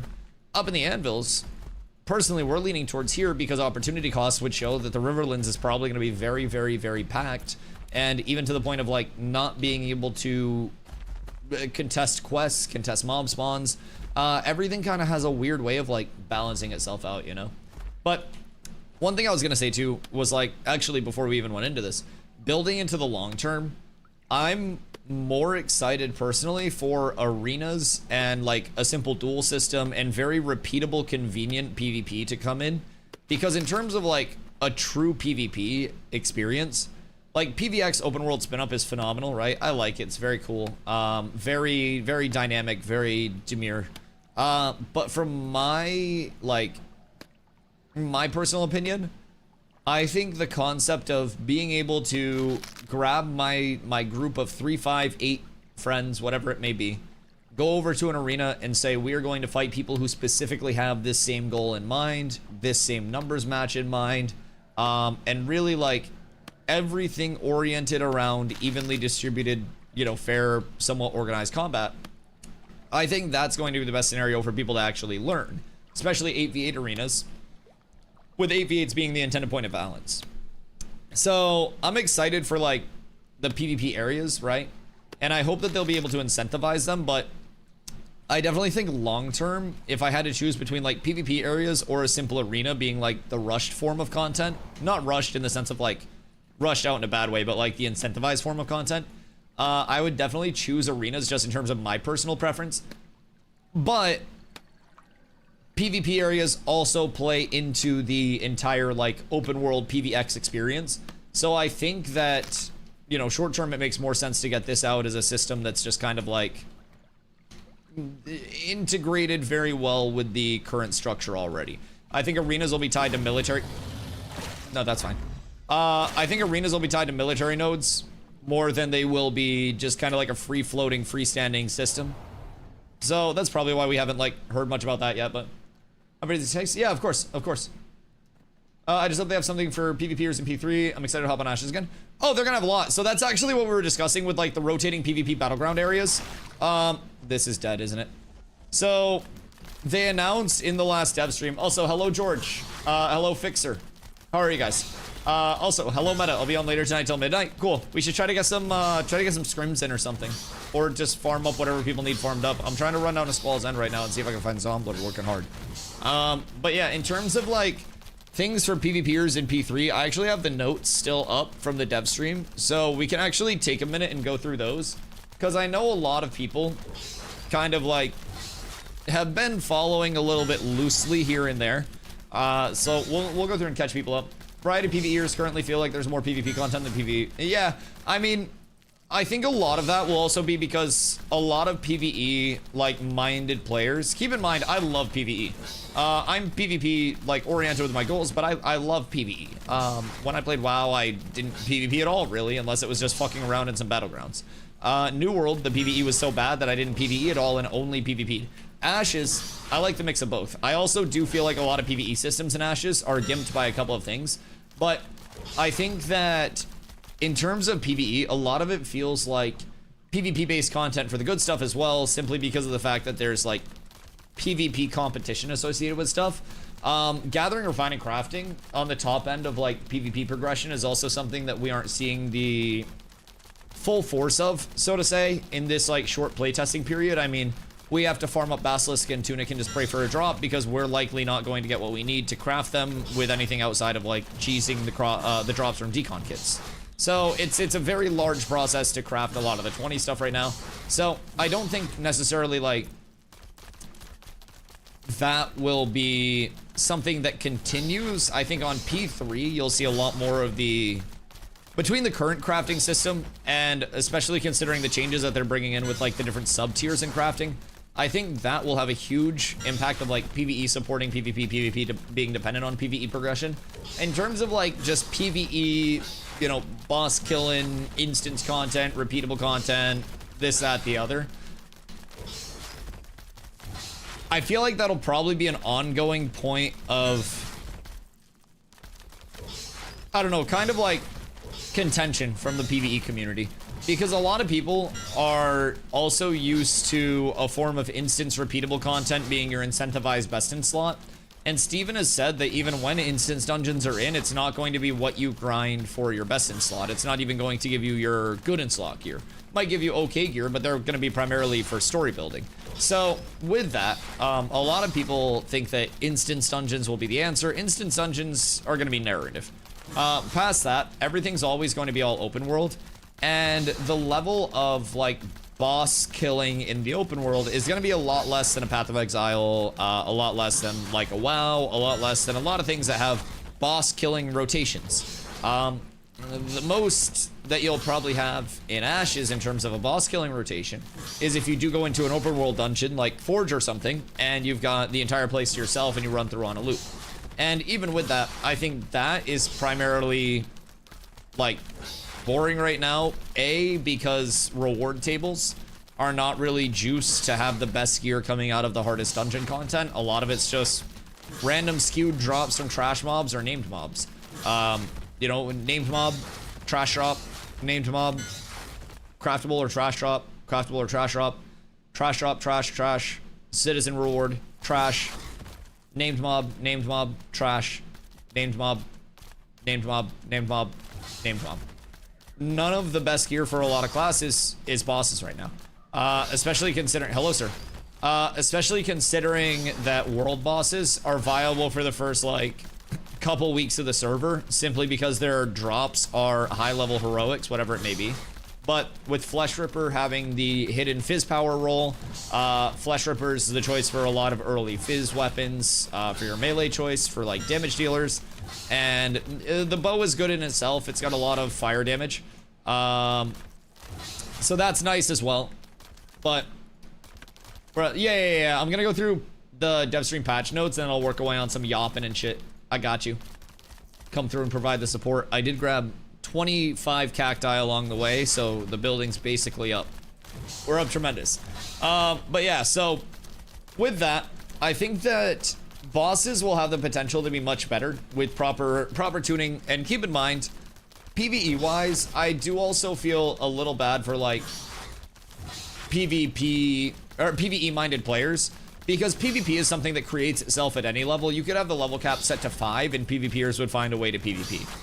But if your level cap was set to 5, the amount of PvE content that you would have available, especially meaningful PvE content, would be exorbitantly low. You mean the commission board or a different one? But with that, I think it's important to also keep in mind that we are at level 25 cap and not level 50 cap right now. So in terms of like PvE progression, this is simply that. PvE progression. This isn't meant to have a full endgame loop currently. It's not meant to have your full acquisition of, you know, instance content, raid content, the hardest bosses, the most dynamic bosses, everything there. Requisite. Oh wait, is that the second board that they added in? Did they add in another board while I was gone, or was that just PTR patch notes that didn't get added? Fuck me. By the storage? Okay. Oh, the requisition agent. Oh, okay. There were patch notes at one point that had different boards being added in, and I was like, oh shit, I gotta catch up. Lit. Okay, so what do you need to focus on? Is it bricks, I would assume, if you need lumberjacking shit? Date palm and basalt, that makes sense. Or like, what are you guys lacking the most? I can't believe I got a birdling. Toast. Hi, my friend, how are you? Yeah, everyone's chilling, man. Everyone's coming back. Some big excitement about the PTR, I think, about P3 as well. But we're just yapping a shitload about things. But okay, so bosses and progression. Level 25 is just a portion of our way through the actual progression of the game in its entirety. Level 50 is where we're going to feel our actual endgame loop kicking in. I mean, maybe it gets closer and more resemblant to that as development continues. But right now, I think a lot of people have an unrealistic expectation of what a PvE loop is going to feel like midway through your leveling progression. Story arcs. I don't really think that story arcs are going to add that much long-term accessible content for people. Because story arcs aren't always going to be active, and when they are, it's very likely going to be an influenced decision by the larger members of the community between guilds and more powerful entities of how that story arc goes, simply because they will be able to hold that down and make the decision on that. Especially once story arc endings are kind of like known. Now, things won't be known, right, in terms of how the chains will happen. But I do definitely think that story arcs are definitely something that are susceptible to being kind of like gate kept in a certain extent. When a story arc pops, you'll have the best communities over there trying to hold it down, trying to influence it, it gets completed the way they want it to be completed. So just kind of like in that regard, I think that story arcs are something that we should have limited expectations for in terms of the accessible content from it. But one thing that I think would help is world events that aren't negligible. We have world events right now, but the world events don't matter. I'll be completely honest. I don't think anybody is going out of their way to do world events unless they're leaving a character at one to level AFK. So I think incentivization of world events, and instead of skipping up to, you know, step 3 of the world event chain, which is story arcs, just looking at the foundational building blocks of that kind of like chain of evolution itself. World events are your baseline thing that are repeatable forms of content that spawn throughout the world, and there will be a lot of them throughout the entire world. So with that, you've got world event. Yeah, that sucks though. Like, it looks cool, but it's a bad shield. I wish that I had other answers. You sucks. You're not wrong, but that shield's also bad. That's one thing I was talking about earlier, though. Incentivization of world bosses is nothing, because if you get that, like, day 1, then cool. If you get a Bladebinder's Montant, which is the, like, the two-hander, then that's cool, like the two-handed sword. If you get the longbow or the short bow, then that's cool. But outside of, like, the first few weeks, that stuff goes down exponentially in value when people are kind of, like, going after their targeted pieces for their build, so. Haven't felt like playing lately, just watching the stream today, maybe want to play. Yo, I'm happy, dude. I'm happy. Keep in mind, if the grind is what's kind of like getting to you a little bit, the PTR accessibility for all key holders made it so people can come in into a frictionless environment. You can level a character for free. You can, like, not like, you know, for free. Like, you still have to have PTR access. But like, you hop in, you just talk to a gear vendor, you get a book that levels you up to 25. You get your, like, gear crates, you open those up, you put your gear on, and then you're leveled. You can enchant everything to plus 20. They give you all the gold, all the enchanting stuff that you need. You can get everything all squared away extremely easily on the PTR, and then you can test the, like, upcoming changes. Hakai is on sale. Quick become Hakai only streamer. Well, I don't need, I mean, maybe the sale would bring more people into the directory. That's kind of massive. Been trying the PTR a bit. Oh, PTR is great. I'm extremely happy that they actually improved that accessibility for everyone, because now even people who are like burnt out can come back and just kind of have that chill environment where they don't have to actually grind. World events that affect the node health and can trigger a monster coin event that if not fought back against damages node buildings would be an incentive. So I know a lot of people are just gonna be like, Dusty, why do you bring up New World all the time? Because New World genuinely could have changed the MMO genre if it didn't fucking suck. New World originally had a corruption score that was associated with every node, where if you didn't clear the breaches that came through, which were basically corrupted portal areas that were wave-based spawns of different tiers, then your corruption score would go up and you would eventually get an invasion on your node, and that invasion would be the corrupted enemies like sieging your node itself, and you had to like defend your node during the siege. So something like that, where if you don't complete world events and shit like that, then your node maintenance score decreases, and if your node maintenance score decreases to a certain point, or your land maintenance score or whatever, like you get your monster coin shit, you get siege, like all of that is very New World-esque in terms of how invasions were supposed to work. Of course, not a monster coin siege, but just in terms of the like managing your land, completing stuff in your area, in your node, and not having negative ramifications for your node because you're completing that stuff. I think that would be great. And actually having it, like I said, matter and not just be something where everybody just ignores the world events. In terms of invasions in New World, everybody just ignored the portals because there was no actual, like, you could clear every portal and have your corruption score completely de-leveled, but invasions were still popping on a timer. So it was a little bit peculiar. There wasn't a lot of incentivization to actually play with the system whatsoever. And I'm hoping that Ashes is able to actually get people out there that, you know, are about the node health. And there's almost like an event rotation team where each guild that owns a node is kind of like running through the events, making sure the events are completed and not failed. And through that, you would have a whole nother gameplay loop of owning a node, owning land, maintaining that land that people aren't thinking about right now. That could be something that occupies hours a day and you have multiple different groups assigned to it, because if you don't do it for 8 hours, people are sleeping. You log in and you've got a shitload of score to push off over the next day or so. And if it stacks up faster than you can get it down, it means you gotta have a 24-hour cycle. Node health being low is likely to affect the materials that show up in a node, and possibly the number and or level of mobs.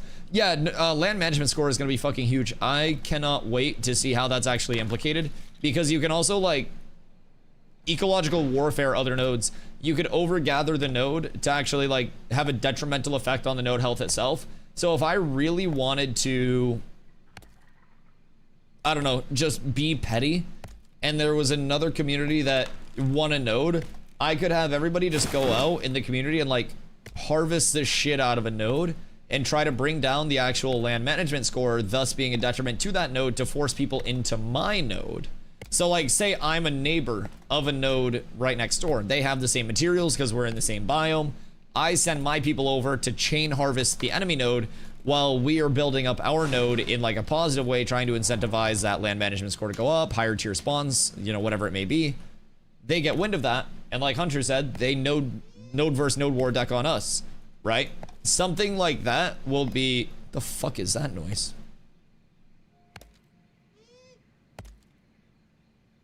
That's not a fucking bird. What is that? There's a human in this tree. What in the fuck? That was not a bird. But yes, that would be a really good spin up for a node war. That would bring a lot of drama as well, because then they'd try to come over and farm up our area, like in the middle of the night and shit, and lower our score. And as a mayor, you'll also be able to eventually set policies that can lower or raise your land management score. Like, the mayor process is nowhere near finished either. So, I'm really excited to see how all of that shapes up. And really, Steven's intent was for being a mayor and having a node to be like a full-time job. And right now, I think it feels like a full-time job simply because people are like funneling mats and, you know, working hard to get the buildings up. But when the mayor is genuinely too busy to be involved in the actual land work of the buildings, and you have to be putting policies up, managing the resources, doing everything all the time, that's going to be very, very, very cumbersome. So it's going to be intriguing to see how it evolves. I'm really excited. Also, no flyers in the future. If you're a mage and got a Wanda Briarhome, you cheated and got scammed at the same time. Yeah, Wanda Briarhome is literally good because it's purple. Like, if someone was to be like, oh, why would I want to use a Wanda Briarhome? You'd be like, oh, because purple. Any other wand in purple, probably better. But the entire Tumok loot table is pee-pee poo-poo. Genuine pee-pee poo-poo. Health regen has no value. I would be willing to say. Like, legitimately near zero value. It's just a burst meta. Healing's existent everywhere. They're anti-heals. Like, I don't know. But I think the Firebrand loot table is a good step. It's just also, outside of the first week or two, completely irrelevant. So just food for thought.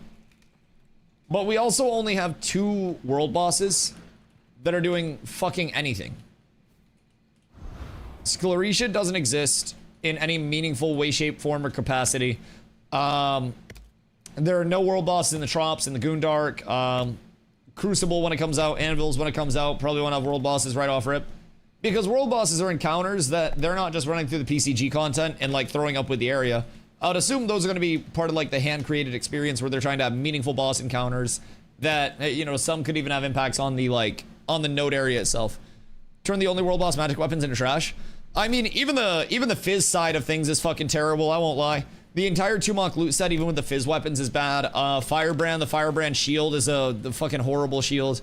The Firebrand Fizz weapons are okay very early on. Like, if you get Bladebinder's Montant, the 2-hand Greatsword, and you don't have a Flesh Ripper, but Flesh Ripper's going to be better than a Bladebinder's in terms of raw Fizz power. But if you get a Bladebinder's Montant and you get the Longbow from Firebrand, then you're stacking a lot of additive fire damage early, so that could be a really good thing to have. But really, that's not going to be the emphasis of any, like, late-game build, so to say, like any geared-out, decisive build.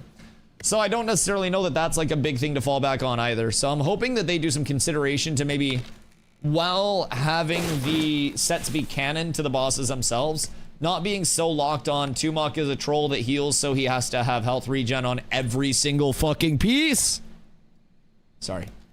Maybe make, like, the Tumok totem, the relic that drops, have the big health regen component, and then make his gear a little bit more varied so it's actually useful. Same thing with Firebrand. Maybe roll into that fire mitigation a little bit more and like the canon ideas of the boss and that world building around the boss. But I think having variants in items is good, personally.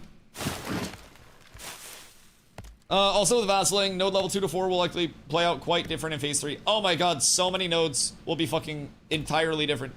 These leveling groups zombie set up for launch time. Do you know if the plan is to roll tunes in the Riverlands or Anvils? I know Riverlands will be faster since we know it, but Anvils will be more fun. We're going to be parsing it out a metric fuck ton. So the Anvils will be available on the private test realm prior to like actual launch, right?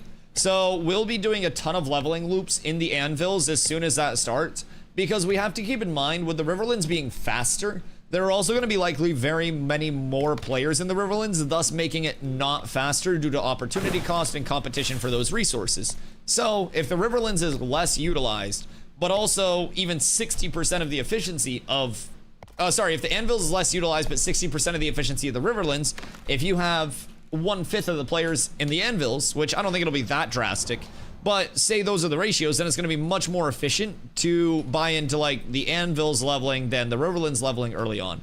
So we're kind of feeling that out. We will likely hedge our bets and have groups in both regions, just so it's like if one ends up full cook, say server workers go down, say there's something that bugs on mob spawners or competition is just not what we thought it was going to be, then we'll have our bets hedged and hopefully like even if one group is slightly behind, we'll have our other groups doing very well, and kind of like over the averaging out of the entire community, everyone gains because of that. So it just depends on like how many we have. I actually have to sign up for that as well. But yeah, I think the biggest thing is just keeping in mind, like, to a certain extent, the average welfare of the like community as a whole is going to be the biggest incentivization for us. So we're trying to figure out like kind of where we can fit how many groups, and as soon as we can start parsing that out with the Anvils on PTR, that's what we'd be doing. Also, didn't they say changing mob damage when you're lower than them so groups can't zerg mobs? Yes, so they are both in the process of like not improving, but increasing elite mob HP and damage and stuff like that. Not even as much HP, but like damage to make elite mobs feel like elite mobs.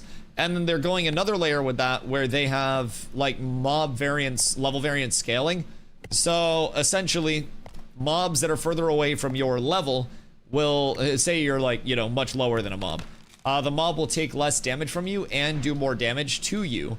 And that's on top of the mob damage itself being increased as they look to make elite mobs feel like elites. So, some pre-made groups, some people who know each other look at the option to decide as a group. With the newer groups, living more or less on our path.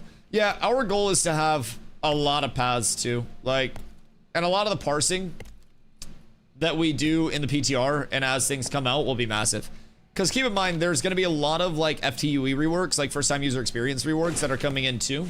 So even in the Riverlands, we're going to have to parse out all of that new first time user experience, see what's worth doing, see what's not. So doing both is a win-win and a good way to test. Yes, and on the PTR, we'll have a shitload of time to test. PTR is active 24/7 starting on the 14th of July. And hopefully we see anvils unlocked soon, even if it's not in like the full, you know, this is a starting area levels of unlocked. Even if it's just let's explore, let's see what the mobs are looking like. We won't be able to full level the nodes in time, but on the PTR, we'll see the nodes leveled anyway. So we'll see like the max level versions of the nodes. And then we'll have to kind of try to figure out which nodes would be lower level with lower level mobs. Because over on Vyra, Cockrock Island was like level 20 plus mobs and same thing once it got leveled. But before New Alo was a village, Cockrock and Cockrock Island had lower level mobs that you could essentially run over as soon as the server got going, and that would be like your early to mid progression. So everything changes as soon as you factor in like a node potentially leveling. If a node's high level when you're looking at it, it's got to be de-leveled. So one of the big things to test is how quickly node health is affected by doing things that hurt the health. Spending all night does a small amount to it versus a huge amount. Change/health should be somewhat slower to change, even if targeted. Oh yeah, I don't think you should be able to economically sabotage a node overnight. I think it would be like a long-term suitorfuge type thing, where they're like, oh, we're putting in policies to keep the node health up, but it's going down. What the fuck is going on here? Like, or it's not going up as quickly as we thought it would be. What's happening? We need to send out people to see like what's going on in our node, and then you have somebody going around and they're like, yo, why are there 72 cats out in the northeast corner just chopping trees down? You're like, wait, what the fuck is going on? I don't even think it'll be a completely like cut and dry, oh my god, I immediately noticed this happening level of things, but there is always the potential for, what the fuck was that? It's the weirdest movement I've ever hit. But I do think there is the immediate potential for a lot of things to happen with that. Hopefully Anvils has a beginner quest coin quest right away. The gear isn't crazy, but at least aesthetically it felt nice to have a full set of junk. So there will be a couple of things that do address that as well. We'll talk about this in the notes too, but in part of the econ changes, they discussed like one of the changes to the crafting system being 3 sub tiers of gear within each tier of gear. So like level 0 gear, level 10 gear, level 20 gear, 3 sub tiers of gear essentially, where the lowest sub tier would be like your worst gear, it'd be like your lowest quality. And then you have your normal quality and then your high quality.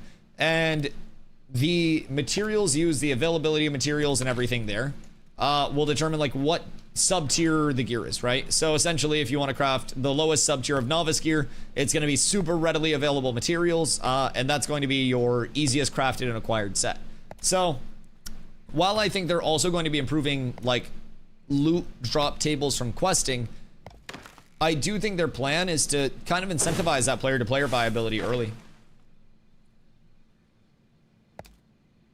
Hardcore guild meta is to focus on one node for leveling to bring the level of the node as quickly as possible. Yeah, especially with vassling, because if you don't focus on one node, then you're kind of cooked.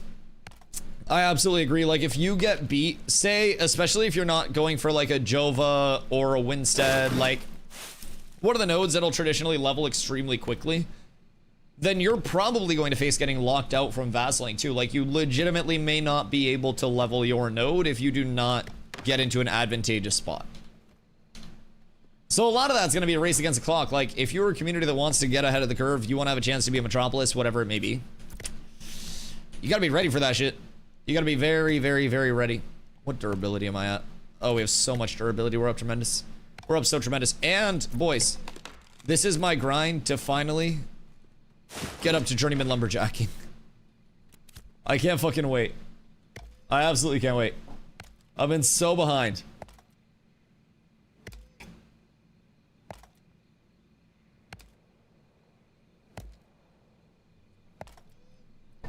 I still play on medium with a 4080 super gets choppy if I stream in Discord. Sounds like a CPU issue, not a GPU issue.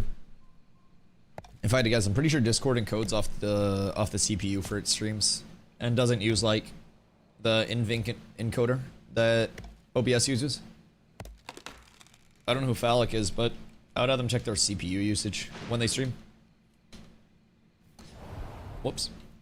Okay, I need to go fill up my coffee because I'm almost done. And I can't run out of coffee. Boys, I'll be right back. And then I drop off this wood. Does anybody need to farm any name drops? Does anybody want help farming? Does anybody want, like, help doing legitimately anything? Because my gearing's done. Like, I'm chilling. I'm set. So I don't really have much to worry about at this point. If people need help with stuff, if people want to run up some 1Vs or something, let me know. Be right back.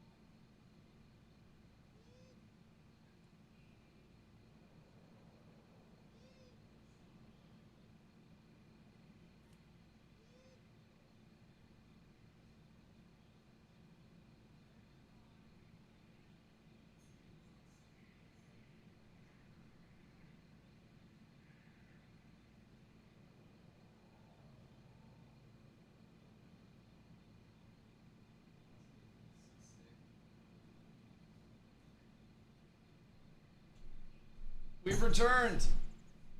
And Carla has not chosen any violence, which is great. It's the first time in a minute. I don't feel beaten, battered, abused whatsoever. Is this tree just growing back in front of us? Because it's kind of dope. You don't know I need to farm? You need lungs, right? Or brine? What do you need? Because I will unironically come out to the Trops. Trops may have some PvP-ness. Trops may have some drops. I'm down. I'm sitting at just about 8k HP. I have no quarrels. If I were to get, I don't know, another Lego obsidian ring, and then any higher rarity drop of any of my like HP pieces, then I'd be 8k. I'm vibing. I think the sky is the limit here. The build is absolutely fucking cooking. So I'm down for quite literally whatever. Oh, I could also get trade skill gear. That would surely bump me up. I don't know who's crafting trade skill gear, but I could use some max HP. I could rock a little bit of fizz power gear. I could really do whatever at this point and benefit from it. Zom, how much do you have basalt? I don't know if Zom can hear me or not, but I'd love the upcoming mob bathing to completely change how starting stuff works because they move around a fair amount and can make a group overpull. Social aggro and like butt pulls are some crazy things if they're done well. I think making people aware of patrolling mobs and stuff like that. I mean, I remember when I look back, Hunter, to my first dungeons that I ever ran in WoW. I was an Alliance player, so I ran Dead Mines. And there were many a group that I was in that, you know, during our initial times in Dead Mines, we would have to turn back and kill Pats, or the Pats would third party us in a fight and we'd die to the Pats. And you could outpace them once you get all the, you know, all the content, you know, memorized and shit. But like, say something like Carfin Thaumaturge spawn, where people will just group up a metric fuckload of Thoms and stack them into a corner and they don't really have to worry about anything, right? What if there were patrolling elite mobs that went around in packs that were more than just thaumaturges, that were like slight deviations of the spawns in that area, so it's not just the same mechanic as everything else? It would stop some of those, like, you know, some of those one-trick farms, so to say, where I just group up as many Thoms as I want, back them into a corner, they can't do anything. I don't know, I think that would be actually quite nice. But having like the cool small immersive elements of like, oh, bear scratches back against tree. Wow, that's awesome, haha. But all of the functionality too of pathing of quest mobs. So now you have quests that are like finding and killing the Defias Messenger, except instead of it spawning at the mine and walking down into the town and then walking back up, you could have a path that leads you through the wilderness. You could have it eventually be able to deviate from paths to a certain extent. Who knows what the mob behavior could be like down the road in terms of that. You could have mobs that are naturally fleeing mobs that as soon as they see a player, their intent is to run away once the player hits it outside of the aggro range, and then they turn aggressive once you get within a certain aggro range. And I think mob behavior in itself, mob AI in itself, can add a lot to the immersiveness of the world, especially for players who are like looking for small touches like that. I remember when I played Diablo 2, my first time fighting like the Fallen that were directly outside of Rogue Encampment. They were fleeing mobs on the melees, and then they had shamans that would resurrect. So the shamans would have flags that they held, and if you didn't kill the flag carrier first, any of the melee mobs that you killed would naturally be fleeing mobs. They'd run away near dying. You'd kill them, and then if you left them, then they would get rezzed, and you'd have to kill them again. So small interactions like that with mobs. I mean, there are already the necromancers and then the melee mobs that are out in the Trops. Mechanics like that could change how they function almost entirely. A necromancer walking around and having like a formation of its summons around it as a mob before the fight even starts could be a really cool thing. But yeah, I think a lot of that could be insane for like immersion, for world building, for all of it. Calor's chest, lungs to the abyss, steel wound shoulders, rose horn bracers. Let me fill up my inventory real quick, and then I'll dump this in my storage, and then I'll pop up to the Trops, and then we can maybe get some lungs for people if anybody needs it.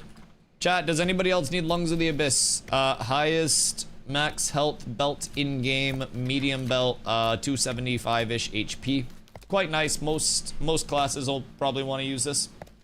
Test out dynamic grading. Not yet. So PTR goes live tomorrow and Wednesday this week. And it's a potential for the PTR this week. If everything went well with it, like in terms of the development branches, the things that we can't see, right? Then it is possible. Oh, is it tomorrow through Friday this week? Oh, fuck. I thought it was only Thursday. Or, wait, Wednesday. Oh, cool. Well, shows how much I know. And then 14th, it goes 24/7. So, that's cool. So, Tuesday through Friday. What's the downtime on Friday? Like, when does it go down? I know what I'm not playing, and it's the production environment. Checking notes. Yes, yes, thank you for your notes. Okay, cool. Tuesday through Friday this week. That's a bonus for me. Here's stones. Okay, cool. I'll finish up this inventory full. Ragebringer might be better for a smaller team. Yeah, Ragebringer, I mean, if people are using Zarin, but I don't know how many people would be using Zarin at this point when there are so many other good options available. Okay, cool. So it just goes down 9 p.m. EST on Friday. So is it the 1 p.m. to 9 p.m. schedule each day? So I guess it'd be 11 a.m. to 6 p.m. 11 a.m.? Yeah. PST? Yeah? Okay, huge. Huge. And then the 14th is down until the 14th at that point. And then we come up with 24/7 on the 14th, right? Okay, massive. God, that actually makes me so happy. I thought it was just gonna be Tuesday, Wednesday again this week. And I'm so glad that we get more PTR time. The only part that's weird is I have to run muted VODs as like the visual for everything. And I can't just like show the, you know, the video or I would get Thanos snapped. So, especially if we're doing PvP stuff, I'll be like locked in and then I'll just be like, okay, awesome. Yeah, that was fucking huge. And chat's like, yeah, W play Dusty. And I'm like, okay, this is weird. But, you know, we do what we have to do to PTR test. And soon we won't have to PTR test because phase 3 server will be fucking lit. I'll be so excited. Pathing mobs could also completely change how people handle gathering, as they have to either avoid moving mobs, clear some mobs, and or have guards that will help dealing with mobs. That's actually very likely too, yeah. Yeah, having mobs that actually dynamically roam through areas, fucking massive. Absolutely massive. I think that that is a very understated system and how much it can actually add to the world. And calling out something as small as that, yeah. Like, when you are gathering, it's very potential that you won't have just this, like, auto-gather itself. Like, say there was just, like, a group of Najash that were patrolling through this node cork itself, or just, like, around this area. They kind of patrolled outside, through here, and then came through the inside of this mountain range and had, like, a longer aggro range. So, if you're just kind of in the area, they can work their way through here. They'll kind of loop around, and then they work their way through the open area, avoid the town, and they can just go on you if you're gathering AFK in the wrong areas. You have to be aware of where they're going, where they're at. I'd love that. I'd love that. The news called Countdown to P3 on the Ashes website. That has the Alpha 2 and PTR schedule. Yeah, I could just check the news tab. I know, everything's there. Everything's there. Back when everything was good, I had a graphic that just explained everything. And then it all went wacky. Hear me out. I could probably Google most things or like find most things that I ask questions for. But I also just like yabbing to the community about it. I will say, it's a nice community tool. Sometimes not knowing things is to my benefit because I really like learning things as well. So, you do have the image for it. Just remake it in Microsoft Paint and then it's your image. Easy. Like that giant mob when you enter a portal to Burning Crusade. You talking the Fel Reaver? Like the big ass robot guy that would just come along and step on you and like dommy your shit?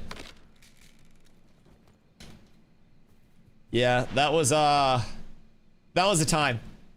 I feel like everybody aggroed that at least once, and then just got absolutely terrified for the rest of their life. Auto slow of mobs spawning slash attacking you if you do too much gathering in an area. Effect of the node health and nature attacks you. You can always see, I mean, with roaming mobs as well, I feel like you'll be much more likely to see mob aggro ranges becoming way more valid. Because mobs aren't passive by any means. Like, if you run within an aggro range, you're gonna have a mob running at you. But right now, everything's just kind of like chilling. Like, everything's literally just itching its ass and hanging out. So, in the current state of affairs, they would have to, like, just increase the aggro range every time somebody cuts something in the area. But with, I don't know, with actual patrolling mobs, say you're in an area gathering, you kind of get this, like, stacking debuff on you that needs to cool down. Where once you hit a certain threshold of gathered things without going a certain distance traveled to clear your buffs, like they clear faster if you're walking around or something like that, so you can cool down your buff without gathering. But essentially you hit a certain stack or a certain threshold, and then mobs have like an aggressive, basically, mode to them, where they're right now just on their normal mode, and then they have an aggressive mode as well. Where at a certain threshold, mobs in the area could become aggressive, have like, I don't know, longer aggro range, longer leash. I don't know from the coding side what any of that would entail whatsoever, but that would also be cool. They don't have environmental reactions. Yeah, environmental reactions in terms of the node health and shit. And then are they gonna have like ents and stuff? Because if a tree turns into large moving tree and starts chasing me, I will scream. Because I'm surrounded by trees. If that shit happens in Maine, that's like our Godzilla. If the trees start moving, we're fucked. We're absolutely cooked. Overgathering a resource could cause an event or cause it to not grow back as often for a while. And we were talking about earlier, like the sabotage aspect of playing off of that, the fucking land management score, that one, that word. And kind of like sabotaging that and how the implications of that would be based on like the timing of the de-leveling of the land management score. So say I had like a neighboring node that I just really didn't like, and I told everybody that was on each night in the super late night to go over and gather as much as we possibly could in one specific area of their node to try to de-level it as quickly as possible through overgathering, right? Lower that land management score, lower the tier of things that are spawning, mobs, potentially, definitely gatherables, and they get on and they're kind of like wondering the fuck's happening. Like, we set these buy orders and these kind of like policies, these commissions, to raise our land management score so we can get better spawns. Why is it not ticking up at the rate that it should? Why are we only getting this percentage of the XP? What's happening? So then they have to send out like spies basically in their own node and like surveillance to see what the fuck is going on that's lowering their land management score. Eventually, they're like, why are there a shitload of cats just gathering like crazy over here? That's wild. Are they doing it intentionally? And so then you message, you reach out, and you're like, hey, I know you guys are probably just chilling, but like, you're killing our land management score. Can you guys stop? And then we go back the next night. You're like, okay, what the fuck's going on? Like, what's going on now? You deck a node war on us. You start prepping for a node siege on us because we lower your land management score. You'll lower our land. And you have big ol' implications there. Massive implications. And a lot of the content. Maybe the inventory? Yeah, of course. Do you have basalt for the turn-ins? I have some. I don't know if I brought it with me. But now that I made it out this way, I can actually help with gathering and progression. I've been so set on just like farming constantly, or not farming constantly, but like getting the gearing done constantly, that I've been little to no help to the node whatsoever. So trying to get that back set up. Listed on the market for a few copper. Someone's gonna steal it all. I can store it. I should have room. Boop, boop. Oh, don't do me dirty. Yeah, there we go. Okay, we're up. We're up. I have some basalt, so I can turn in what I have real quick. And it'll be a start. Bup, bup, bup, bup, bup, bup, bup. And then we're up. Hiya. And then Brickingtons. Max. Add. Bup, bup, bup, bup, bup. And then we add date palm wood. Exchange. Confirm. All right, we're up. I am contributing so much. They call me Helper Y in these streets. Because I be helping so much. I have to organize this. This is very disheveled currently. I don't really know how it got this bad or when it got this bad, but... There we go. Now we're cooking, chat. Much better. Much better. Very organized. Such wow. Inspirational. Look at DustyWhy go. Who wants to cook this broodling? Just out of curiosity. Because that's always a possibility too. If anybody is interested. Oops. I happened to hit one while I was running over here. So, kind of a W there. Alright, storage organized. Much room. We're up tremendous. It's 100% just toss it in. Oh, can I do it? Oh yeah, I can do it at novice, huh? You're so right, bestie. Oop. I'm on my way. This is my first mount. What are these bad boys selling for? Like a zillion gold? Is it inside? Or is it outside? That's fishing. They aren't. Sick! Alright, I'm gonna get a million bajillion gold for this. Is it in here? No, it's out there, isn't it? I've never, like, animal husbanded before.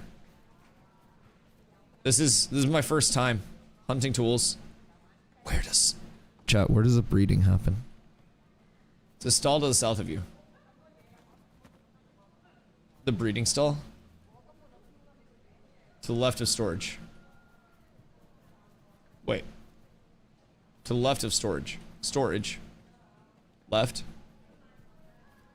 Yeah? Leatherworking. Oh, here. We're up. Okay. This. That makes sense. Alright, I'm now the guild animal husbandrist. Thank you for coming to my TED Talk.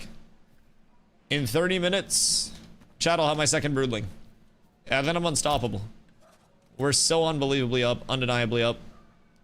Effusive, how you doing, my friend? Kando, welcome back. I just created a tune for this new phase. We'll be getting back into PTR tomorrow. Already had a good interaction with Porcini. Yo, Kando, we love that. Yeah, Kando's been gone for a minute, but Kando was one of our OG founding members. Kando was over in Ashes when I was here, helped get the guild up and running, and I'm assuming just had IRL stuff because dude's a family man. And I think we're finally at a point where people are coming back, people are excited for P3. I think a lot of people just kind of hit a point where they wanted to take a break, they wanted to not burn out. It's a busy time of the year for a lot of people, right?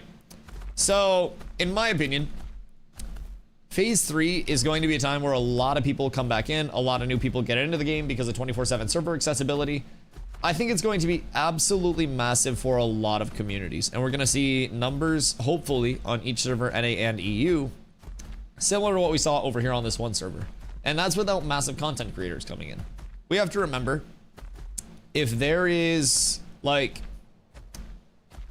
a 10K average viewer streamer that comes in, that 10K average viewers is actually hundreds of thousands of unique viewers. Probably a couple 100,000 unique viewers over the course of like an 8-hour stream.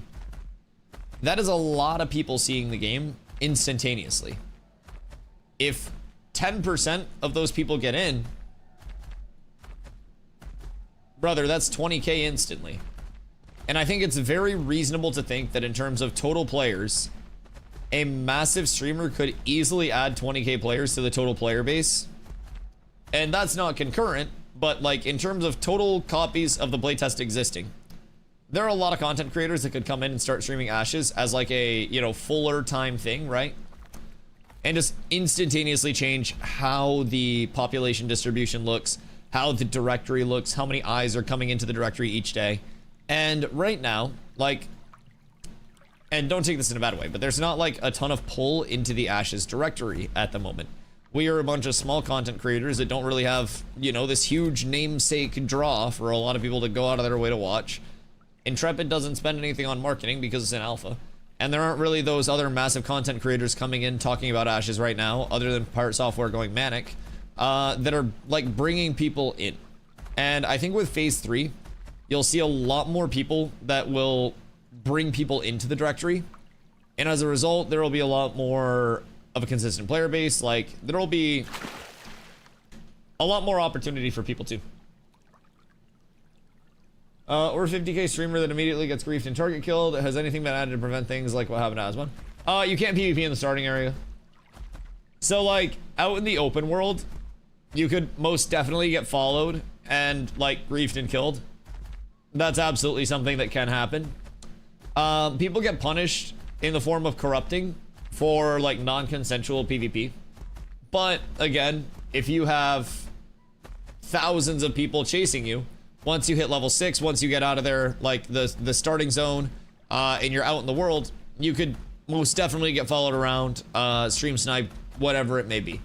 There is a certain level of, like, protection, and there's a certain level of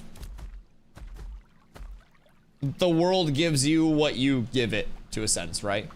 And I think with Asmon, a lot of people for a while have kind of like enjoyed the stream snipe Asmon Gold. Back when he was playing WoW, his screen would be filled with people that were just running around next to him and being like, I don't know, Asmon Gold fans. And so at his size, you're naturally going to have a lot of people that want to follow you around. But also keep in mind, Pirate Software was averaging 15k, and because his community was so large, yes, people wanted to follow him around, grief him, target kill him, whatever it may be. But he did have a community that put up a good fight against the largest guild on Lineth, which I think the pirate guilds personally held their own a little bit more than the Lineth people expected them to, aka one. But either way, I think it's entirely possible for large streamers to exist without getting absolutely cooked, griefed, like everything there, right?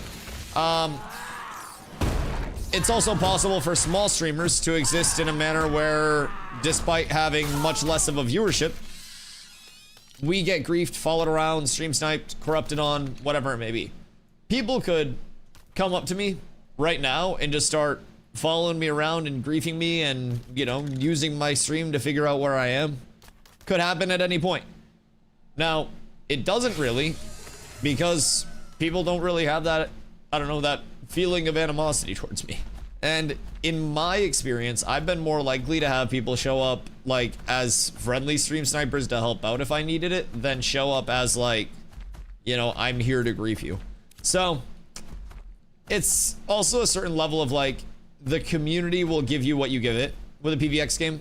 If you try your best to like be a positive part of the community and like bring actual good content in instead of just being a shithead, then I think people will see that and not just give you the, oh, this is a streamer treatment, and give you the, you know, this is a normal person treatment. So personally, I corrupted the other day and everyone was instantly like, log out, log out, log out, log out. And people in chat were like, Dusty, get ready for the stream snipers. I logged back in to 4 people around my body, 1 more swimming out to me, not my body, but my person. 1 more swimming out to me, and they were all people that were in the, like, in the stream that were coming out to kill me, to help me and like make sure that I didn't lose anything. So we had 5 people coming out to kill me and like get me my shit back, and 0 people that were actually out there, despite seeing exactly where I logged off, that wanted to come out and take my shit because I corrupted. And that's with literal free drops on the gear. Anyone that was in the area could have come over and just waited there and tried to get like the loot when I died.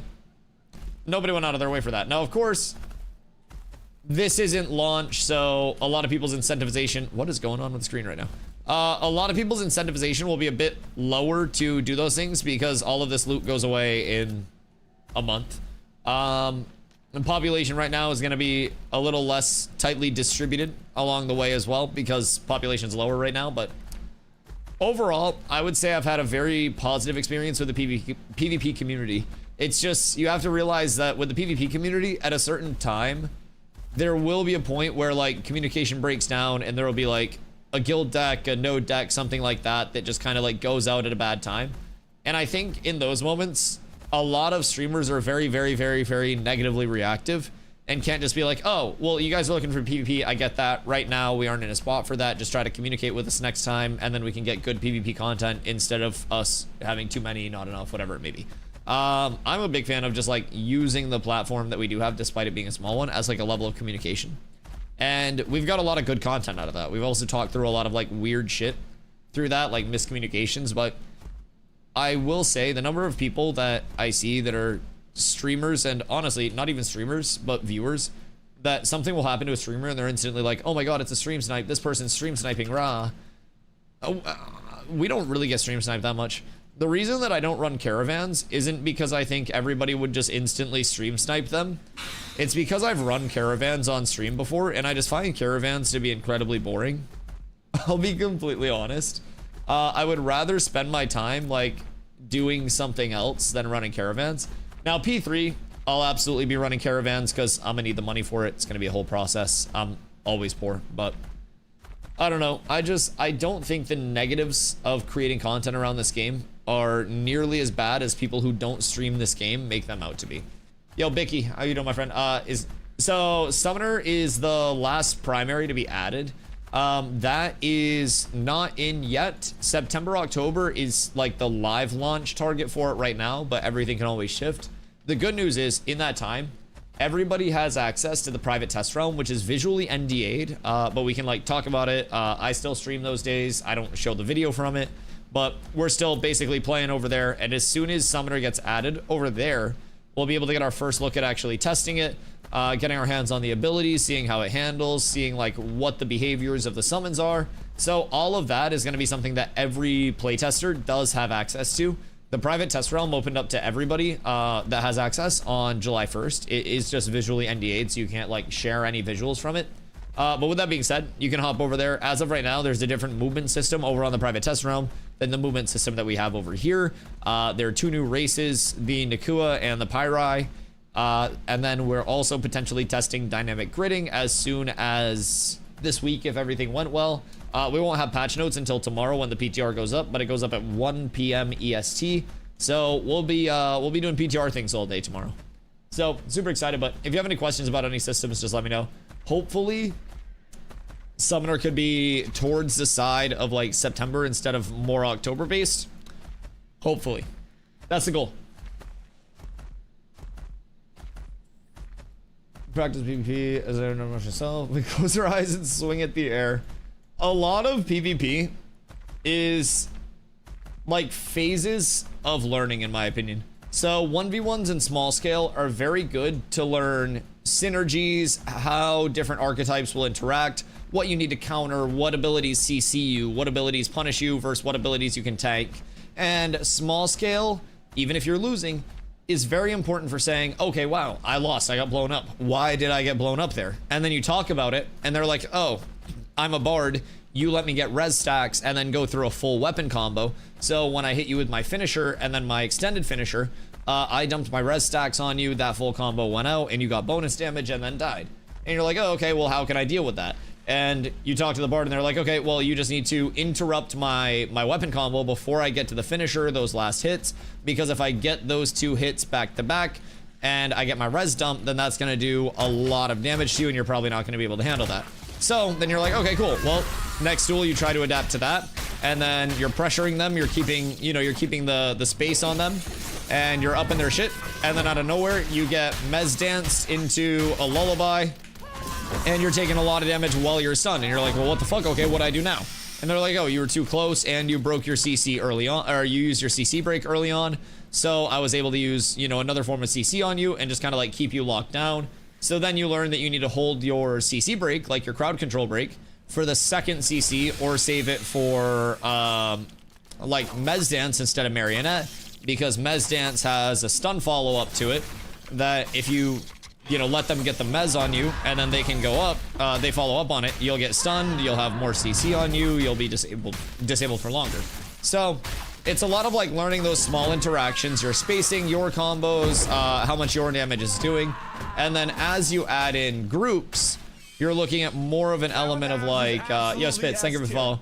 As you add in groups, you're looking at more of an element of like, not how my class interacts, but how like all of our classes or archetypes interact together.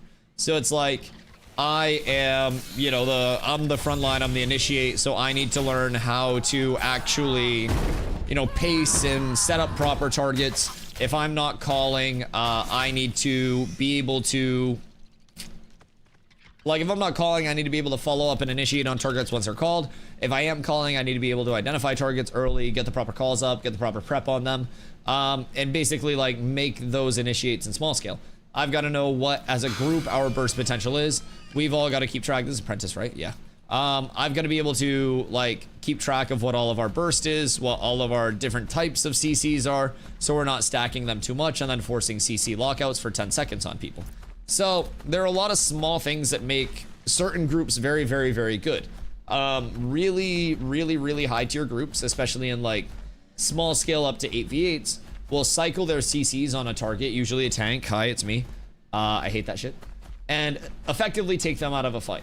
You'll be CC'd in the chain, and then at a certain point, you're just like, all right, it's time to use my CC break. I gotta get out of this. And then bam, another type of CC comes in, and then you're CC'd long enough from that because they don't hit you through it, where it resets the cooldowns on the other types of CCs you were getting hit with. So out of nowhere, you're in a fight for 5 seconds and out of it for 45 seconds while the rest of your team dies because people are rotating through things properly and not forcing lockouts. You're fighting against a bad team or a newer team, and you get pulled in, grappled in, the tank trips you, and then a bunch of other people throw in stuns and trips, and instantly, you're not locked down for 7 seconds because of trips.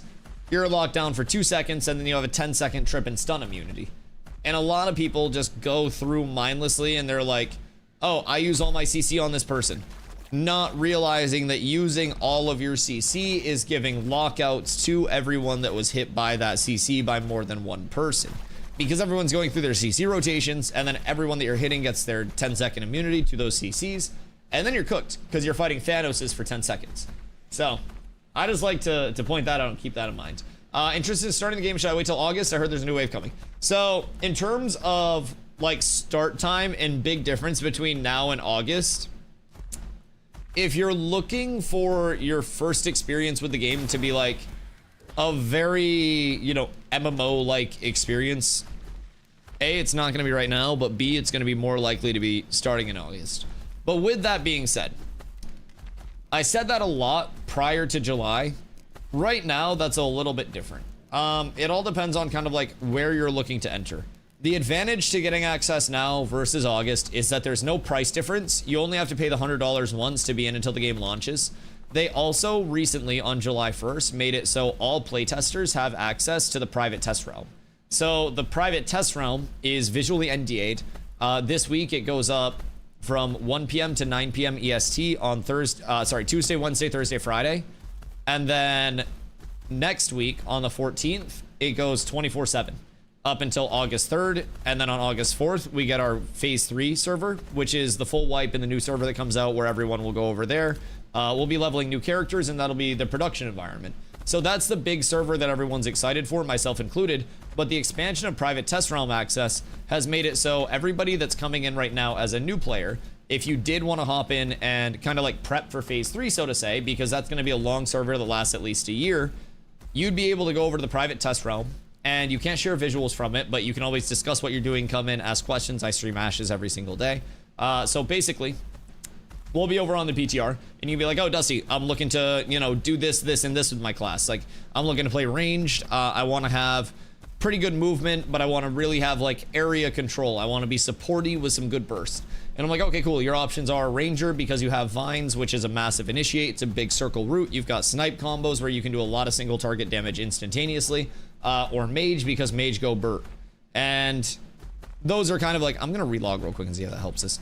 But yeah, so we can help you go through like what archetype you want to play, and on the private test realm, instead of having to level your character like 1 to 25 in this time and then redo it again on August 4th, you'd be able to instantly level, instantly get your gearing all squared away and get set up.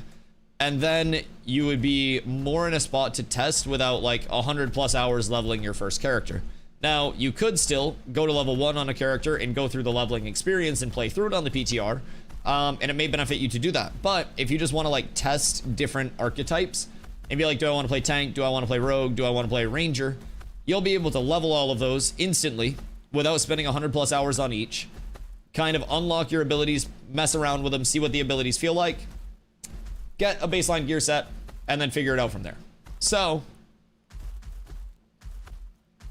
personally, I would recommend for most players to hop in now, fuck around on the private test realm when it's active, and then when August 4th servers go up, you will have a little bit more of a baseline knowledge. For August 4th leveling, you may be able to find a community in that time as well. Hi, I've got one. Exclamation guild for that. Exclamation ashes to make your ashes count. With that being said, the best part about it is no matter when you purchase, you're going to get a 90-day period where if you're not happy with the playtesting environment, you just get a full refund. 90 days, excuse me, I had a cough. 90 days with no hours limit whatsoever. So, if you were to hop in now, you'd be covered for the rest of this phase leading up to P3 launch. So you'd be able to PTR test if you wanted to play on the live environment over here, then you could do that as well. And then you'd be protected for the first like 2-ish months of P3 as well. So say P3 hits, like phase 3 comes through, and you check it out, and 2 months in, you know, you're leveled, you're geared, and you're like, okay, you know, the end game isn't currently what I thought because we're probably level 30 around that time if they give us level 30. It's nowhere near level 50 what the cap is going to be. Not everything's in the game. I just want to wait till launch. You'll have 2 months to make that decision because phase 3 is going to be a long-term server that's up at least a year. My guess is close to 2 years at this point. So that'll be a server where if you like it, that's going to give you a shitload of content. That'll be your long-term concurrent server. You'll see a lot of changes because phase 3 is supposed to be essentially summed up the rest of the game coming in. And then the 2 short betas, as of right now, are intended to be essentially coats of paint, coats of polish on the final product. And with that, phase 3 is going to be a massive, like, implementation of everything. Systems, quality of life, UX, map expansions, mob reworks, loot tables, level increases, all of it through phase 3. So, I personally think right now, there's nothing you really like lose. The price is the same to hop in now instead of August. You get access to the PTR, so you don't even have to like fully level a character, and you can just check everything out. So I don't really think there's much that you lose hopping in now versus August, but I do think if you want to have like the most protection around your purchase, then you can wait a month, hop in on August, and kind of like go in blind to it.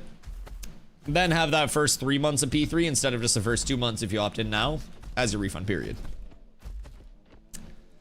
That was wordy, but let me know if you have any questions on it. Onana, hi, by the way. I see you out there. I hope you've been well. I think I'm gonna mess with some classes on the PTR tomorrow. I hope get a feel for something new. Tried Ranger all, both on Complag. I was getting deleted, so maybe with some gear. Yeah, I mean, a lot of playing DPS right now in PvP is kind of like the opposite of what people expect it to be. Because DPS is very frequently the first thing that is targeted in PvP right now. Tanks are too tanky. Healers have CC breaks and self-sustains. You've got Bard that can CC break, Nimble Dance. They can swap, so there's like an HP swap with a Bard, where if you get someone low, Bard HP swaps, and they get healed by the other Bard, the Cleric, the person they swapped with, whatever it may be. A lot of things can cumulatively kind of like protect the supports and especially the tanks right now.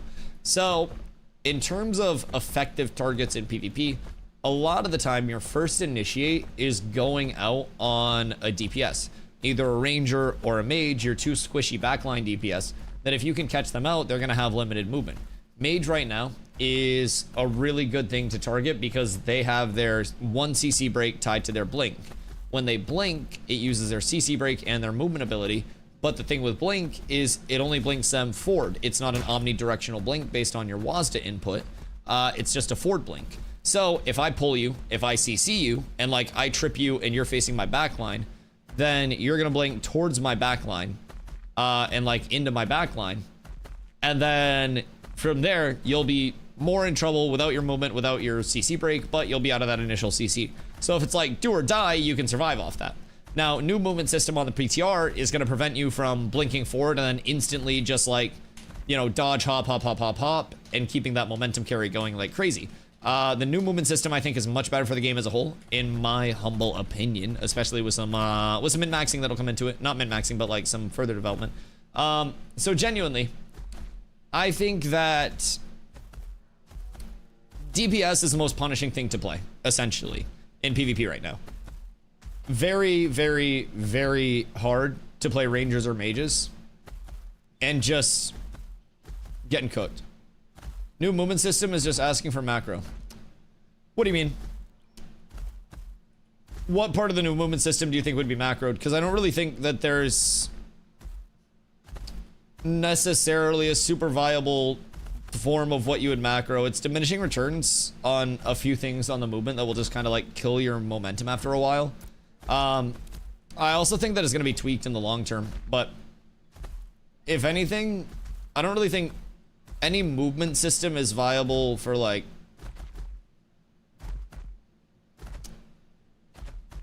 diminishing return on the hops is going to be like needed versus what we have now. Well, you can't really hop much on the PTR.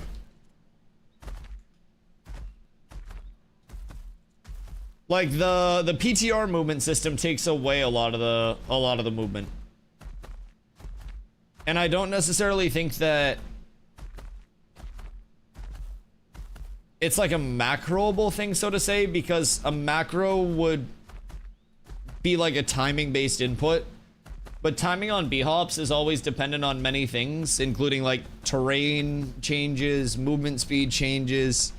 Like there's a lot that goes into it past, in my opinion, just like, oh, I set a macro to press this key every 0.28 seconds, right?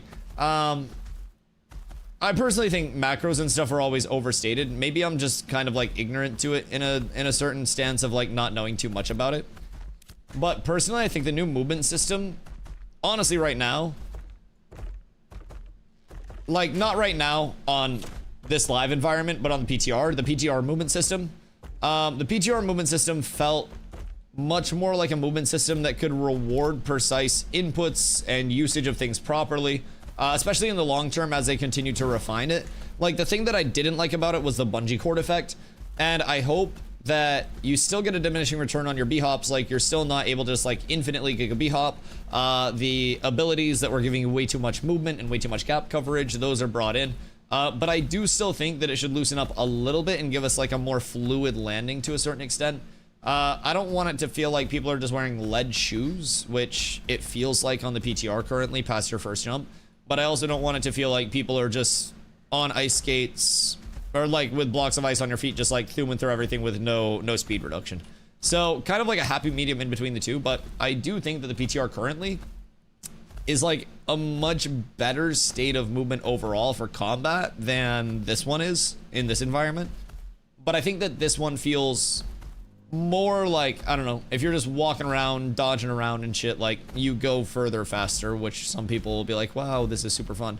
But I think health of the game wise, it's probably much better to have the new system. Also, 80s, chili. Hello, my friends. Is button bloat a concern? Seems like there's a lot of abilities already, and level cap right now is how it would be. So in terms of like button bloat, you'll have some agency and some decision making over like how many abilities you're rocking, which abilities you're rocking, which abilities you're omitting. So this is just like one kind of like in progress version of the skill tree. They announced a little while back that we would soon be getting ranks to both passives and actives in the skill tree. So past that, that's going to give us like some point investment where potentially we'll see more investment in fewer skills to kind of like play around those particular skills, or we'll see less investment in certain skills to unlock more skills at a baseline. So a lot of it will be player agency. Do you want to have a kit that's extremely well versed for a lot of scenarios, but not quite as impactful in those, you know, in each specialized scenario? Or do you want to be specialized for something, get the most out of that very, very, you know, that very, very niche specialization? Or do you want to be more diversely adaptable to a lot of scenarios, right? So you'll have that level to it. And then in terms of like the latter half of the tree, at level 25, you'll get your secondary archetype unlocked. Once secondaries are out, that is. And that will essentially give you a level of like augments to your abilities and not just like more abilities. So your secondary will take you'll have your primary skill tree, which I'm a tank, so I'll always have my tank abilities. Your secondary will come in and augment your primary abilities with elements of your secondary class or archetype. So like if I'm a tank cleric, I would have my tank abilities, but I would get some elements of like self-heal or maybe group heal, like some life play based around that. So with that, your secondary will take your primary and just kind of like give it a little bit of an element of splash to it, right? You'll fight a tank and you'll know it's a tank, but that secondary archetype will make fighting, you know, two different tanks entirely different between how they're allocating their ability points, what their gearing is looking like in terms of the attributes that they're using in their gear sets, you know, their personal play style, their just everything will make fighting the same archetype in PvP an entirely different experience, person to person, player to player. So in terms of like button blow, there will be, if you want a very diverse build, a lot of buttons, especially compared to something like New World where it is like a 3-button tied to your weapon MMO. But with that being said, a lot of Ashes as well is not just spamming all of your abilities anytime they're up and like keeping everything on cooldown all the time. It's very like situational and combo based with a lot of the buttons that we do have. So things like CC immunity lockouts, if somebody gets CC'd 3 times in too short of a duration by the same type of CC, they get a 10-second lockout where they can't be CC'd by that type of crowd control anymore. So like if you trip somebody 3 times too quickly, they get 10 seconds of anti-trip and stun immunity. So with that, it's a lot less of just, I'm using all my abilities, everything's off cooldown, I'm dumping, I'm pumping. And it's a bit of like resource management. It's making sure that you fulfill your combos, which are your attack chains on each of your weapons, to get to your last hits, your finisher and your extended finisher. So those 2 final hits, you start with your finisher, and then when you unlock this point in your weapon trees up here, that gets your extended finisher. That also has a chance to go to a deadly extended finisher and a deadly finisher down here, which when you trigger a deadly finisher, you get points that increase the trigger chance of it, right? And then you also have status effects tied to your deadly trigger. So I put out a wound, 55% chance to trigger a deadly finisher that applies wounded. Wounded puts out anti-heals. Then all your finishers and extended finishers restore mana plus 10. Restoration increases to 1% of your max mana plus 10 for 10 seconds after casting an ability. So stacks up to 2 times. I cast 2 abilities. I hit a finisher and extended finisher. I get some mana back. Another wound. So basically through the last 2 hits, if I double proc finisher, deadly finisher, deadly extended, I put out multiple instances of wound. Then up here, I have finishers and extended finishers. We have health and mana regen. So a bit of sustain. So then I just have like finisher and extended finisher modifications up there. And that's why even in duels, a lot of the time, like if I'm chasing somebody down, I'm not just spamming abilities to chase them down. It's kind of like an element of, you know, use abilities, move towards them while pewing. Once my combo goes out, I have my buffs up, they have debuffs on them. I'm looking to go on them again. Make sure that I'm not forcing the CC lockout and keeping that pressure up. So there will definitely be a very large knowledge gap, both like mechanically and ability wise. Really all of that. But I also think that's one of the cool elements to Ashes is the way that I use my reflect, for instance, versus a bard in 1v1s versus using it in 8v8s is entirely different. Using it versus a rogue is different than using it versus a bard, which is different than using it versus a cleric. Play style in all of those modes are entirely different.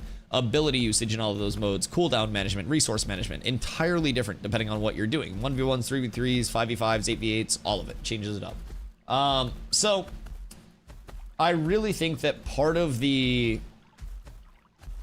I don't know, kind of like continued gameplay loop for Ashes will be how much you're able to learn in the depth of a lot of the systems that just simply exist within the game. It's not like they need to bloat something up like crazy, because there's already such a depth to anything basic. You can hit a tree and be a gatherer, or you can be fully decked out with all of your buffs, all your consumes that you got from your guild that supplies you because you're the gatherer, You've got your artisan tools all in the highest rarity. You've got your artisan clothes in the highest rarity as soon as they drop because everyone funnels you. And the difference in you hitting a tree versus a new player hitting a tree is going to be night and day. You will get more, you will be more efficient, you'll make more money, you'll spend your time better, but you're both still hitting trees and enjoying hitting trees. Every system has that. It's kind of crazy to think about. I'm very excited. Yo, Escaflu, how you doing, my friend? Basically, you need about 5k hours to learn the game. No, genuinely. You will need a lot, and keep in mind, I'm gonna sneeze. Hi, Dos.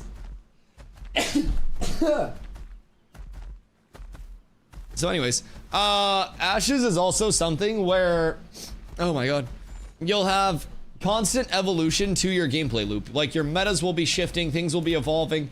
You'll have nodes that lose accessibility to certain POIs. If it's a divine metropolis, like a religious metropolis, the procedurally generated dungeon could close if they lose a node siege. Your procedurally generated dungeon in the first place under a divine metropolis node will be unique to that particular node. It's deep.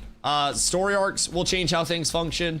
Server to server, like progression of nodes, progression of craftables, all of that shit will change server to server. I'm really excited. I think in most live service games you're playing competitively, you'll get good around 2k hours, but it depends on what you spend your time doing and how quickly you learn. Yeah, absolutely, absolutely. It's also the evolving skill ceiling of something, kind of like how it works, right? Because to a certain extent, some skill ceilings are very low, so like players can hop in, they can learn, and they can play on like a high level relatively easily. And then there's some games where it's kind of like built like a pyramid, where as you go up it's more and more narrow in terms of your skill ceiling, but you still have a little bit of the rising tide of the player base to occupy that, right? And some have a very like needle-like structure at the top, where the separation between the, you know, like the top 5% and the top 1% is a lot of fucking players. The separation between like 1% and 0.1% is also massive. Some, it's like your top 10% is all very similar. It's just a matter of how much you play to get your rank, get your whatever. I think it all depends on like the gameplay loop, how much evolves in terms of metas and how frequently those things dynamically shift. But Toasty, where you at, my boy? Hello, Terj. What do you think about this statement? Having a world made up of nodes, do you think it takes away from the feeling of having iconic places and cities? Sometimes I worry that nodes will feel the same. So, in terms of like nodes feeling the same, that'll be a very like temporary thing in my opinion. Nodes will have very unique layouts to them in terms of like the visuals, because it'll be the contributing race that, you know, puts forward the most to the node at that time. Will have their buildings reflected, or like the race that's under control of it, or something like that. I think it's either the one that's under control of it or the one that puts the most towards the buildings as they're going up. Hunter probably knows. Either way, there will be reflections of the contributions of the node itself that are more like reflective of the characters that are contributing to that node, running that node, whatever it may be. And then in terms of progression, it's also a little bit less likely to have that, in my opinion, that feel to it. Because of the fact that I come from New World, so I use New World as a reference a lot of the time. With New World, every town has all of the crafting benches, but they're tier 1, and then you get the funds to upgrade them higher tiers. And then everything can have every crafting bench at the highest tier, and eventually everything does feel the same except for the location that it's in. And in something like New World, the location didn't matter at all because you could just fast travel everywhere. So in Ashes, you'll have multiple starting areas. You'll have a race to get different nodes to different levels, because there will be a limit on how many can be the highest tier. There will also be a system called vassalling that will lock out certain nodes from becoming, you know, a higher tier once they're near a node that reaches a certain level. So you won't be able to have everything all at the same level. You'll have forced regionality in kind of like in a sense, where it's a bit of like, this is your big city in this area. These are your smaller towns in the area surrounding. This is your, you know, your super rural area, and then it goes into that like next little region, right? And it spreads out in like a heat mappy way from there. So I think that's more what you'll notice. And in addition to that, when a node or a town hits tier 3, it doesn't just have everything like constructed and built immediately. It'll have empty plots.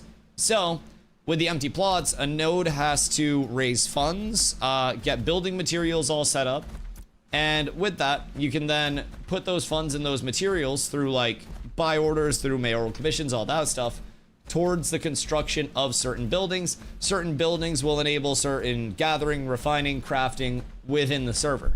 So the race to get things up in a very like straightforward manner that makes sense, not only in your node, but also in your region. So say we have a node and then two of our neighbors that we like also have nodes.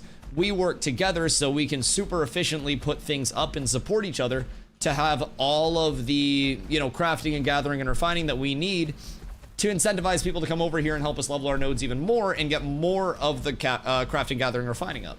So everything will feel very, very, in my opinion, unique long term.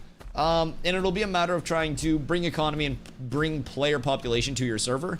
And no two servers will really be the same. And then on top of that, node sieges, which will be the largest risk, largest reward mode in terms of node gameplay, are like a huge mode where they're very expensive to declare and they have a long cooldown.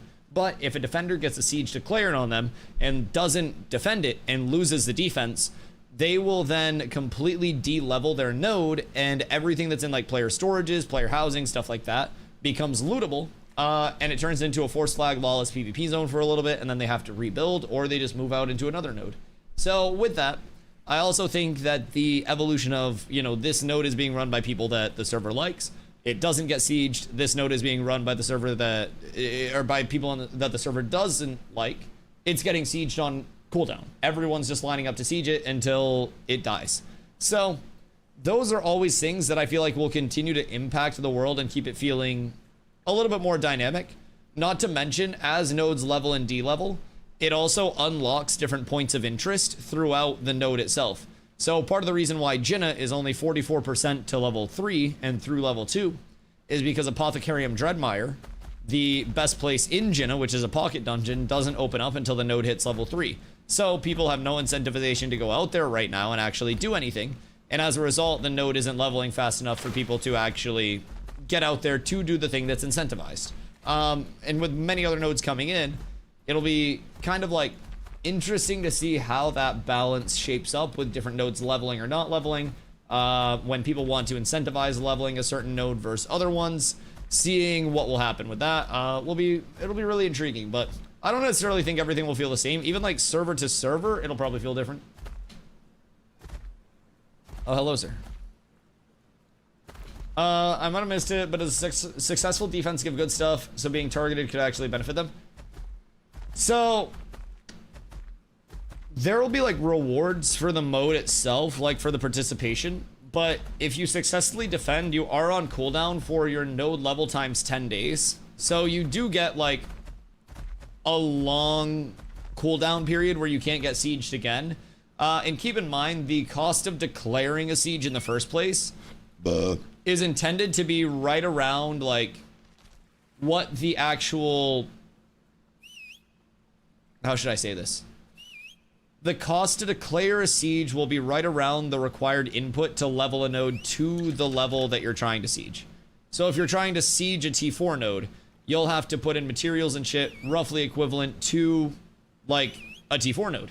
And then that cooldown will be triggered if you do lose, making it like a high risk reward. So I think you do, in that manner, get a little bit of a reward if you do defend successfully, right? Because at that point, you're going on a cooldown, you physically can't get sieged again. People know that you defended, so they're probably going to be a little less likely to fuck with you. And then the person who sieged is also probably going to have a target on their back at that point. So I don't necessarily know that there'll be like a hard, fast, like node siege defenders bufferoo or something like that. But anything's possible. Node sieges are still in a very primitive state. So we're just testing like the functionality and the playability of them right now. Which is, say, like 5 out of 10 from what we've seen recently. But dynamic gridding could also change that entirely. Lots of info. Played a bit, but I'm more of a solo player, so if I'm behind too much, we'll give it a go at the start of P3. Keep in mind, they did just expand PTR access too. So if you kind of like fell behind a little bit, but you do still want to check out the end game stuff, the private test realm gives you the opportunity to level and gear a character without any of the time investment. So you can just make whatever archetype you want to, all of them if you want to. You can run outside of the starting area. You can talk to the gear vendors they have, and they have books where you can instantly level your character up. You can buy all the gear for your character to make sure that you've got it in a good spot, and then you can experiment without having to re-level or feel like you're behind or anything leading up to phase 3 as well. And the private test realm also sees stuff earlier than we do on live. So just food for thought. If you're feeling like you fell behind and you don't want to necessarily just sit out and you want to actually, you know, get some experience in between now and P3, private test realm, when that is up, is a very, very good way to do so. It's like a war nation.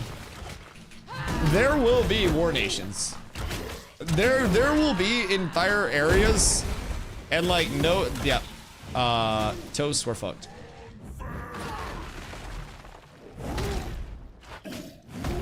I'm pretty convinced that we're cooked, toast. My potion just didn't heal me either. Toast, this might be bad. This might be very bad. So chat, does anybody need Lungs of the Abyss that would potentially like to come farm? Because, I'm cooked. Come on, we can make it. You're so strong and fast. Don't let me down. Wait, the Crocodilius may have been the play. It's just low profile and tanky enough to not get one-shotted. Oh shit, boys. Okay. Hold on. Hop off the whip. Throw the whip forward. Catch the whip. Oh shit, I missed the catch on the whip. Ah! Alright, we're good.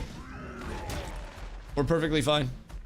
Throw the whip. Target the whip. Intercept the whip. Get on the whip. I got off the whip too quickly. I protected the whip. Ow.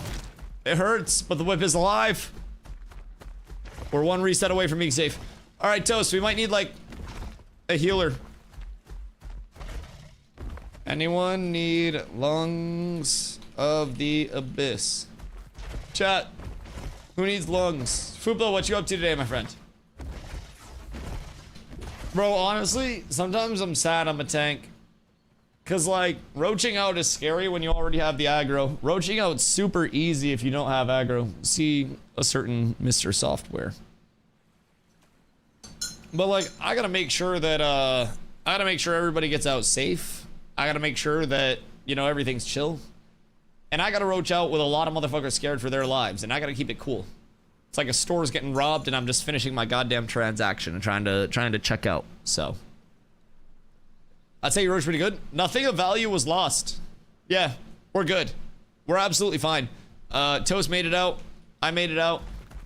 Nothing of value was lost. So, you know, I found my own way to roach, and fortunately, it seems to be the correct way. Now, don't forget to rate your Uber 5 stars as I move you completely across the map while we roach away from these mobs that we shouldn't have pulled in the first place. Toast, do you still need brines, or no, you have your brines. We got your brines. Been taking notes. Invite Zeke. Word. The only pirate software related notes I've been taking recently are essentially a list of like what not to do in the event that I, you know, get really large and then mess up playing a video game. Because now he just argues with random people on Twitter that have no impact on his life. And I pray for him. What not to do is, yeah, essentially. How to make your experience worse as a Twitch streamer in 3 easy steps. Act like you know everything. Ban people from your chat. And reply to trolls on social media. And then you just become the target for literally fucking everyone. Because they know that you'll break to it. They know that it consumes you even when you're offline, and that it's no longer this level of like, you know, haha, we got him on stream. Now it's a level of haha, we got him as a person. And then the trolls start feasting. The trolls live for that moment of just like, I don't know, deterioration of the wall. And as soon as that wall breaks down, it's cooked. But then for 80 gold, when I can still run vans with 4 heroic and a 2x6. Wait. What do you mean 4 heroic and a 2x6? Was that synonymous with the caravan beacon bug where people could just teleport their vans to them in another node and sell them? Because if it was, what did you make totally not abusing both of those things at the same time? Should just give people cookies. Cookies are fucking phenomenal, Fupo. I think if the world had more cookies, it'd be a much better place. I will say.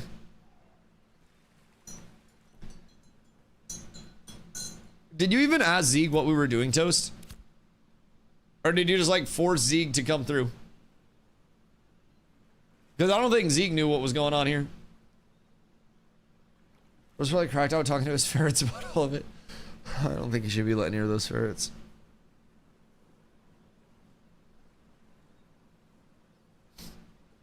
The outlaw heroic commodities were 1 by 3. Wait. Oh, goddamn. So those vans were omega efficient, huh? See, this is why I need to stay up to date on the van tech. I don't run vans. I think they're incredibly boring. I think if the vans had, I don't know, like fucking lasers and I could upgrade them with like automated turrets and stuff like that. Like someone gets near my van and it turns into a fucking tower defense.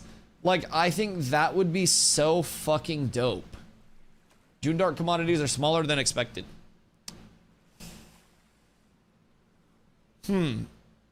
So surely that gets fixed. Is it still fixed? Or is it still not fixed? Sasuke, how you doing, my boy? Fupo, also. Thank you for the hydrate. I choose coffee.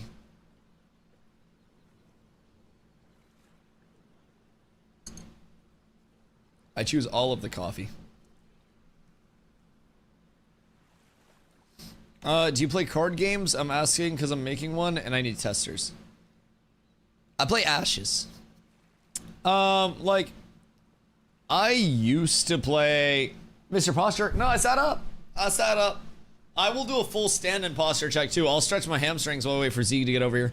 But yeah, I used to play like Magic the Gathering and shit all the time, but nowadays I'm retired from that line of work. I water my lawn, I take care of my plants, and I just try to, you know, bring joy to the world via MMOs.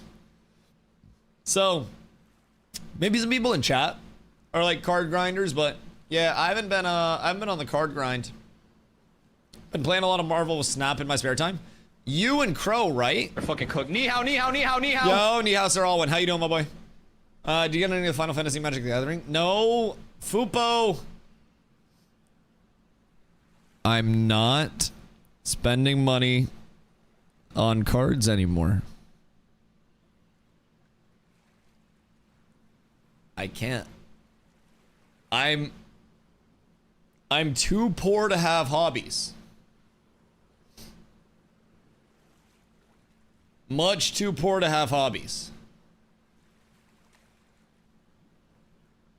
Wanting to support Pirate EgoWare back to Ashen. Wait, why do you want to send him back here?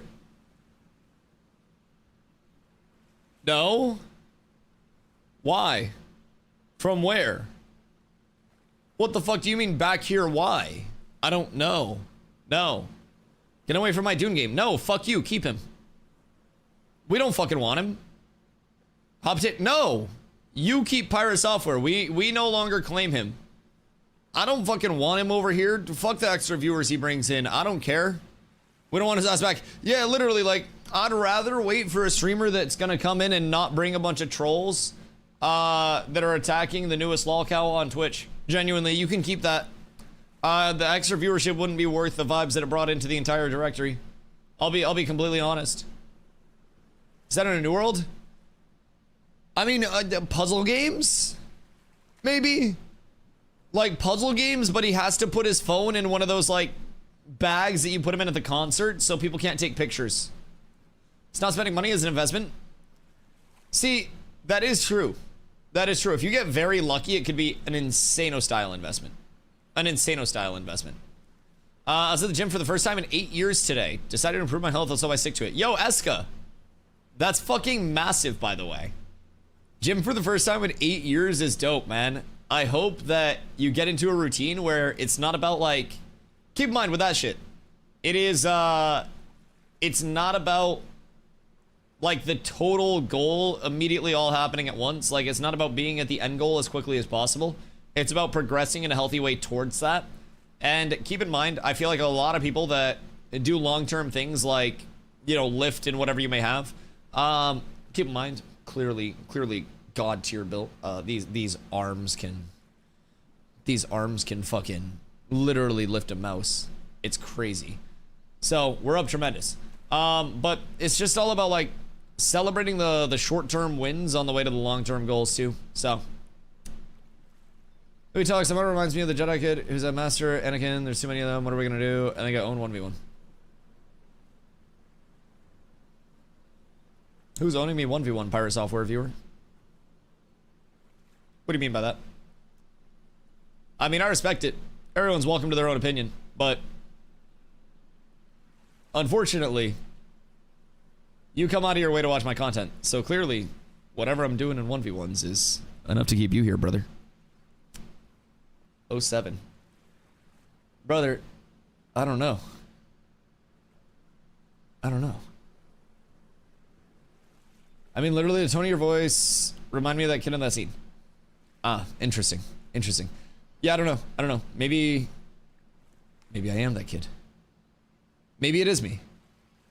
Now, I'd receive so many royalties for that I probably wouldn't have to beg for Twitch Primes. I wouldn't.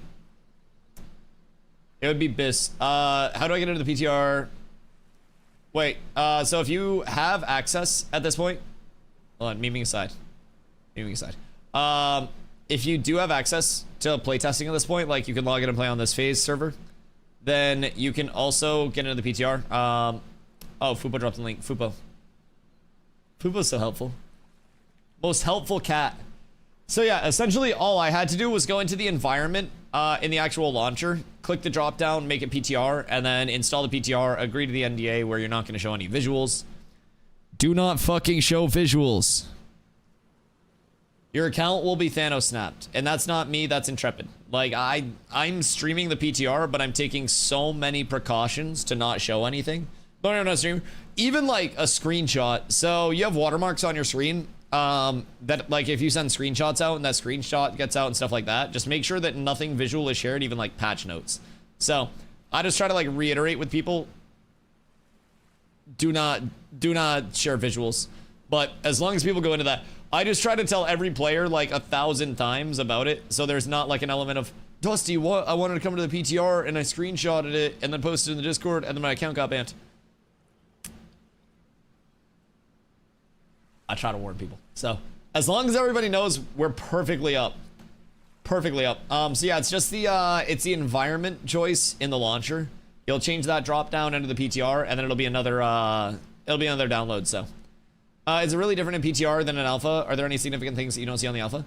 Oh yeah, so on the PTR, we are currently testing an entirely new movement system. Very, very, very much so different than the one that we have here. So in terms of like what we have here, it's still very like bee-hoppy, very, you know, very floaty.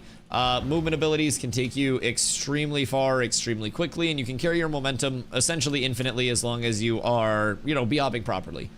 So on the PTR, the entire movement system is built around like limiting that momentum carry and that like super snappy movement and making it a little bit more like meaningful to actually maneuver and shit. Positioning, movement abilities, all of those things cumulatively do have like a large input. So with that being said, I think that the movement system over there, much less momentum carry based, much more using the tools at your disposal. Your movement ability focus is a big thing. Trading dodges with people. If they dodge away from you, you can then try to gap close to them in many ways. Also makes sprinting a little bit more viable. So sprinting is one thing a lot of people really sleep on right now too, because if you have your sprint enabled, then you get more work, bitch. You're supposed to get disable evasion. There it is. So Fizz disable evasion and Magic disable evasion with sprint on is at 38.3 and 38.9. And you'll notice once that's on, I can sit here and I can let my stam regen. And then I can sprint again. Did I hear fighter? Wait. What's going on here?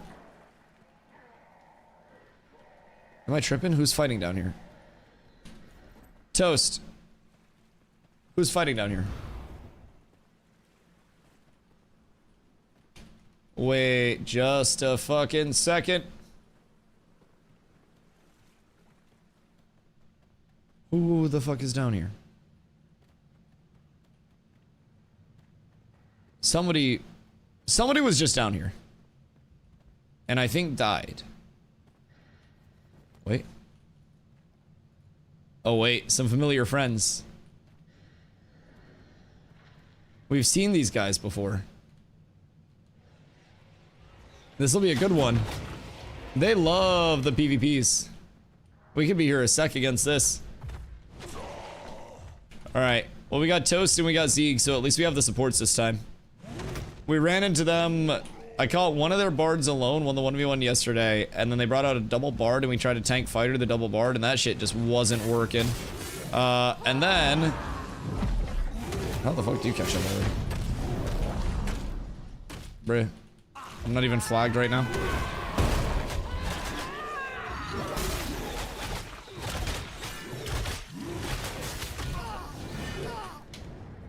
Brothers. The unfortunate 1v3 discovery here. But they will have to deal with some mobs now. So they probably died to those mobs if they don't just run and reset them. But they'll probably run and reset them. But the good news is we know who's down here now. So we get R3. And then we have fun. Because I think now that we actually have a bard with us this time, this will be nice and fun. So we have Zeke on the backside. I'll get back out there and then we cook. And we should have some nice PvP for a little bit. I really hope they change stamina to be different from sprint and dodge. What I want is a dodge is tied to your stamina but has cooldown. See, I personally like more stamina emphasis. I think stamina as another resource is something that is like a very kind of like chess matchy, momentum-y element, right? But I also come from New World where stamina was tied to your dodging, your jumping, a lot of things. I gotta go AFK for a bit. No, there's PvP! Why? It's 3v3 as well. God damn it. We kill them once? Vans are gambling, kind of? Caravans. I mean, in a sense, but it's only gambling if you're gonna lose. Just get enough people out to your vans that you don't lose. That's the easiest solution. Alright, we lost Toasty. 2 bards, 1 fighter out there. Can get another... Oh! I think they found Zeke. Alright, boys, who's in the area that wants to come make it a quick 3v3? Because we have a bard. If we have another, then we both. Will be fun PvP. Hold on. What if we got Busty out here?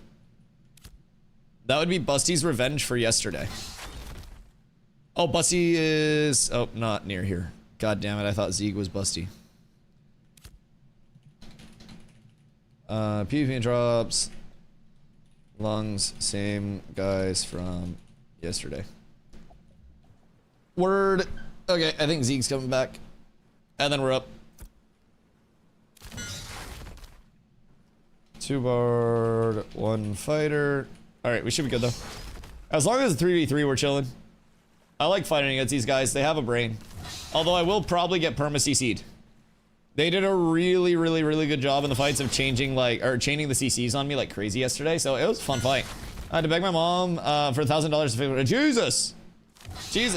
Yeah, consider slinging bus as well. I heard that can be a very good way to make a couple dollars quite quickly. It's just food for thought.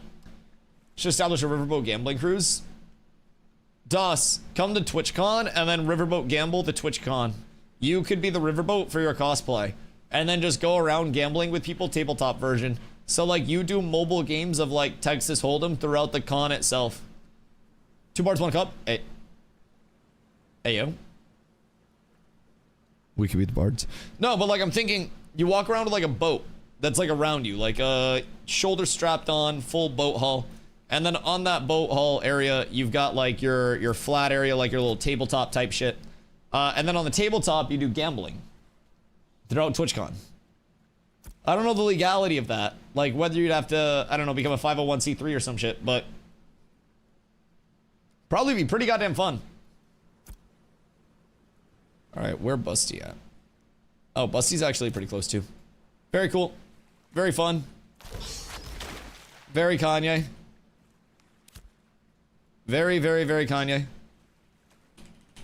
But yeah, you could do like a 3-cup Monty and shit. You could do like some compelling games of poker. Maybe some Go Fish. Some Uno. All the best shit. If a lot of people are asking how to join PTR, you can have one of your producers make that link into a command. Producers. I do that myself. I do that all here. It's organic small business. Alrighty. We get to protect up. I feel like they're just gonna chain CC me and then jump Zeeg though. So we'll see. It might be slightly rough out here against double barred fighter, but we'll see. Toast is AFK, Busty. Toast will return. Sec phone. Okay. Well, if he's on the phone, we wait for Busty. And then I'm gonna smoke real quick. I'm gonna hide on this rock. And we're up. Alright, hold on. Hold on. It's the preparatory Rapinski before PvP.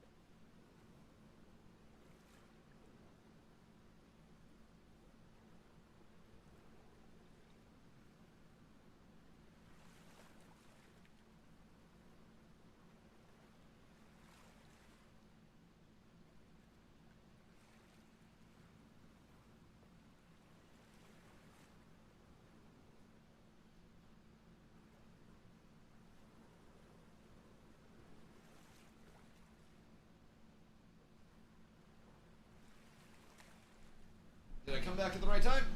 Oh, we're so up. All right.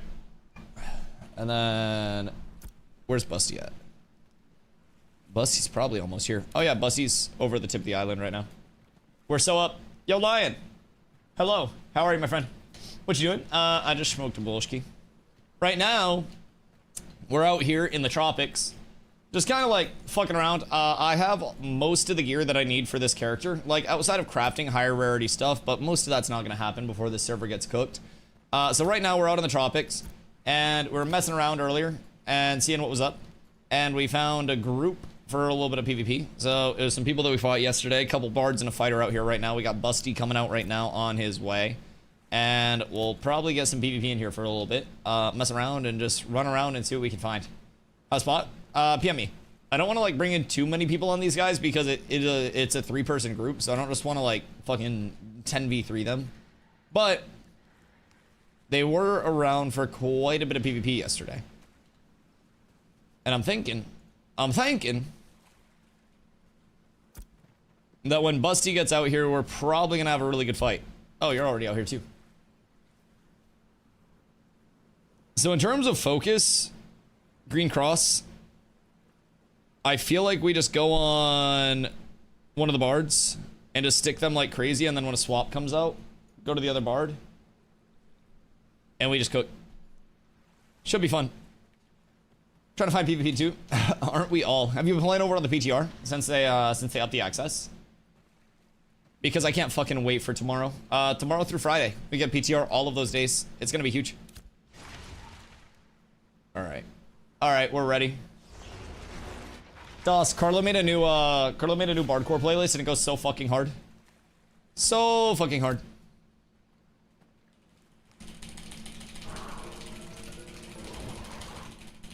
I believe it is.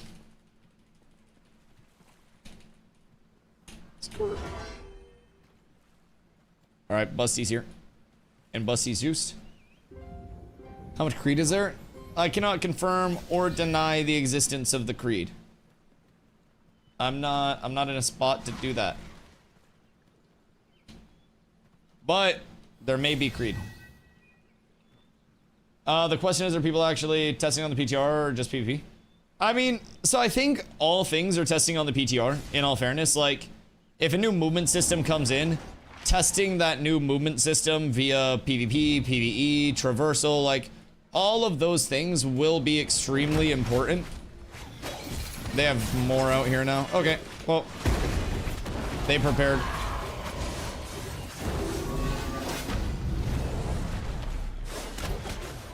Alright. We get 4s. This is what I like. These guys like PvP though. They pulled more out last time as well, when we brought more people out against them. So this will be fun. We'll actually have a little bit of PvP, boys. I can't wait. And we have Lion on the way too, so we'll have our Rogue. So we'll be up tremendous.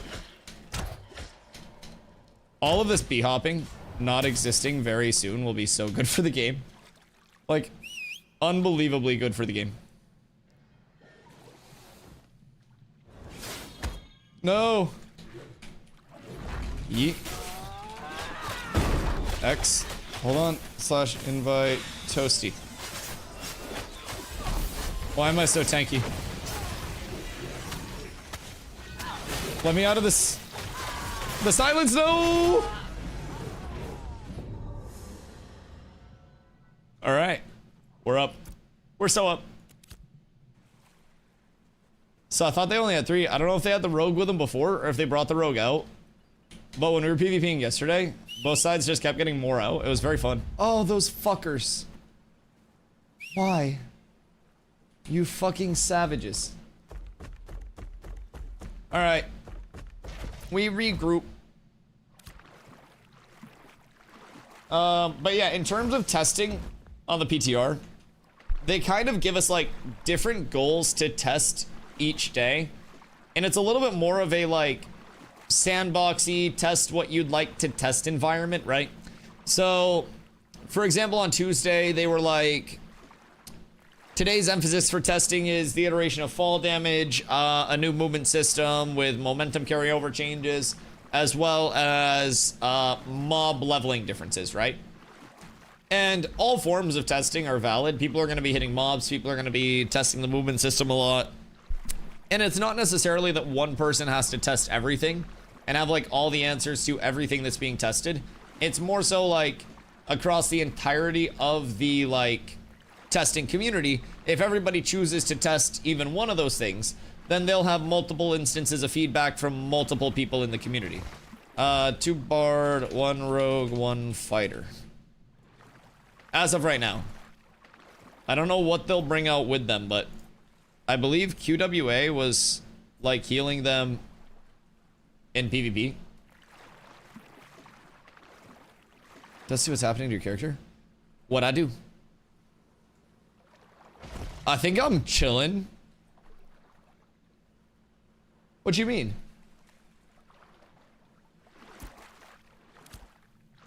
What is happening to my character? Hold on for me. Yeah, we'll wait for you over here. Should probably dismount as well. But yeah, so in terms of like PTR stuff, I definitely think you can test in like any way that you want to and still have it be productive. I think the largest thing is that it's a frictionless environment for people to test what they want to test. And you can just get your leveling taken care of. You can get your baseline gearing taken care of. You can enchant stuff, so you're more powerful there than you are here. It is genuinely a lot of fun, and I like that it gives people an opportunity to figure out whether they want to, you know, PvP on the new changes, whether they want to run through a leveling experience, a first-time user experience, whatever it may be, and really just kind of test what they want to test, get the information they want to get, and go from there. Personally, I think it's nice, and as large things come in, like for dynamic gridding, I think it's almost like a near certainty that they will be like, okay, can we get everybody to this area at this time? So that way we can try to run, you know, dynamic gridding tests. Try to see how the server spin up process will be, right? And that'll be more of a directed form of testing. But like Wednesday, for example, was the Nakua and the Pyrai have been added to the character creator. Check these characters out, make them if you want to, and see what's what with them. And they were like, this race is supposed to look this way and give off like this vibe. This other race is supposed to give off this vibe, you know, whatever you may have. So with that, it was a lot less of a formal, you know, we're going here and testing this, and a lot more just, hey, fuck around, check out the character creator, give us some feedback on what you guys are thinking there. So with the PTR going 24/7, I think that people will get a lot of thorough testing in the way that they want to, whether that's through, you know, I make a level 25 character, get some gear so I don't have to worry about mobs, and then I go around and I hit trees. And I think that level of accessibility for people will help make the testing process a lot more fun. Do you think we can burst the rogue? Because I do see Le Rogue. I can get a pull on Q. Look at the rogue.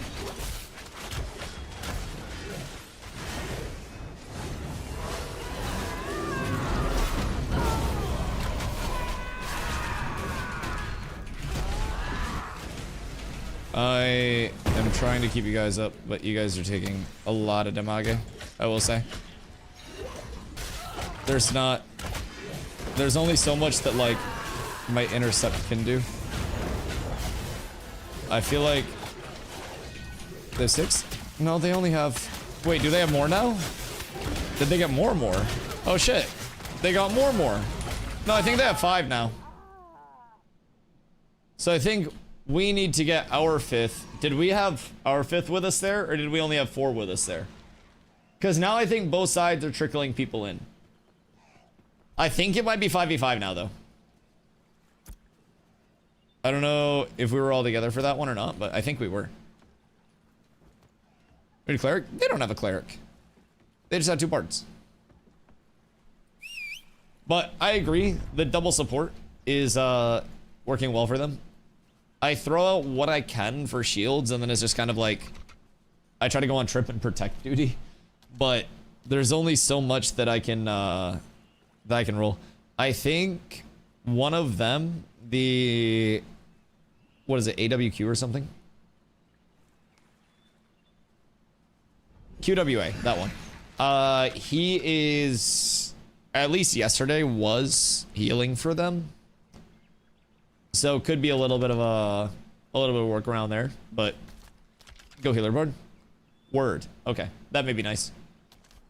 Yeah, because they have the double barred. So yesterday, even when we got shaped up, brother, I got double CC'd to shit.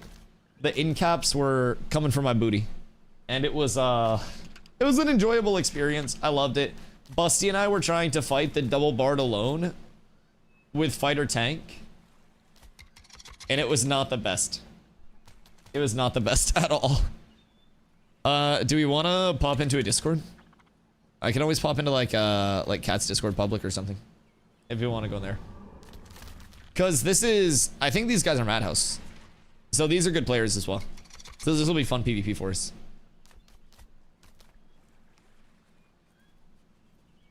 We'll actually have to like collaboratively use our brains. We can't just steamroll people because we have even numbers, which I think is wonderful for the world. Quick smoke. Oh god, Zeke's activating the peak healer. Yeah, these are good fights. Even when we had like more people coming over with us yesterday, like Busty and I started out trying to fight the double bard, and 1v1s it was fine, because tank 1v1s is it's kind of a cheat code. The only thing that beats a tank is another tank with a slightly more optimized 1v1 build at the moment. So, fighting the double bard, with all the support that they had, all the back and forth, dude, it was fucking tough in 2vs. We didn't really have quite enough burst to get through them. I mean, maybe if we had staggered our CC better, like go in on one target, I go on the second target, CC them, go back to the first target with the burst, switch back, second CC on the second target. Like, but that's without CC breaks as well. It's doable, but I think fighting that, especially with players that know what they're doing, was fucking rough. So, hopefully, we'll be able to sustain through these. Only having one support probably means that we need to be extremely careful around protecting our supports. Well, our support and our DPS. I'm just gonna get ignored and probably CC'd until the end of the fight itself. So we'll see how it shapes up. We'll see how she rolls. But we've found PvP. Who are we missing right now? Or are they already out there?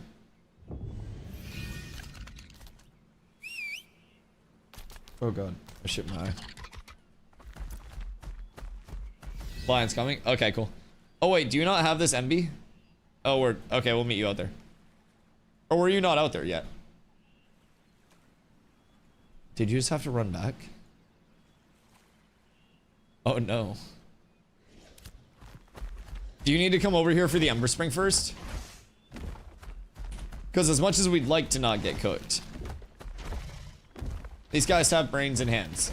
So it'll be a very good fight even if we're all going over together. Jump's so close to 8k HP. I need like a slightly higher rarity piece.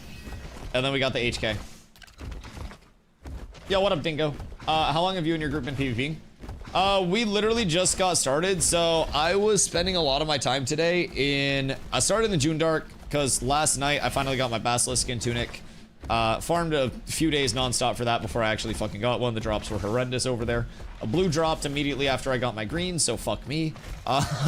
Then I went out to the desert to help Squall's End out a little bit. That's the node that Zombie is running right now.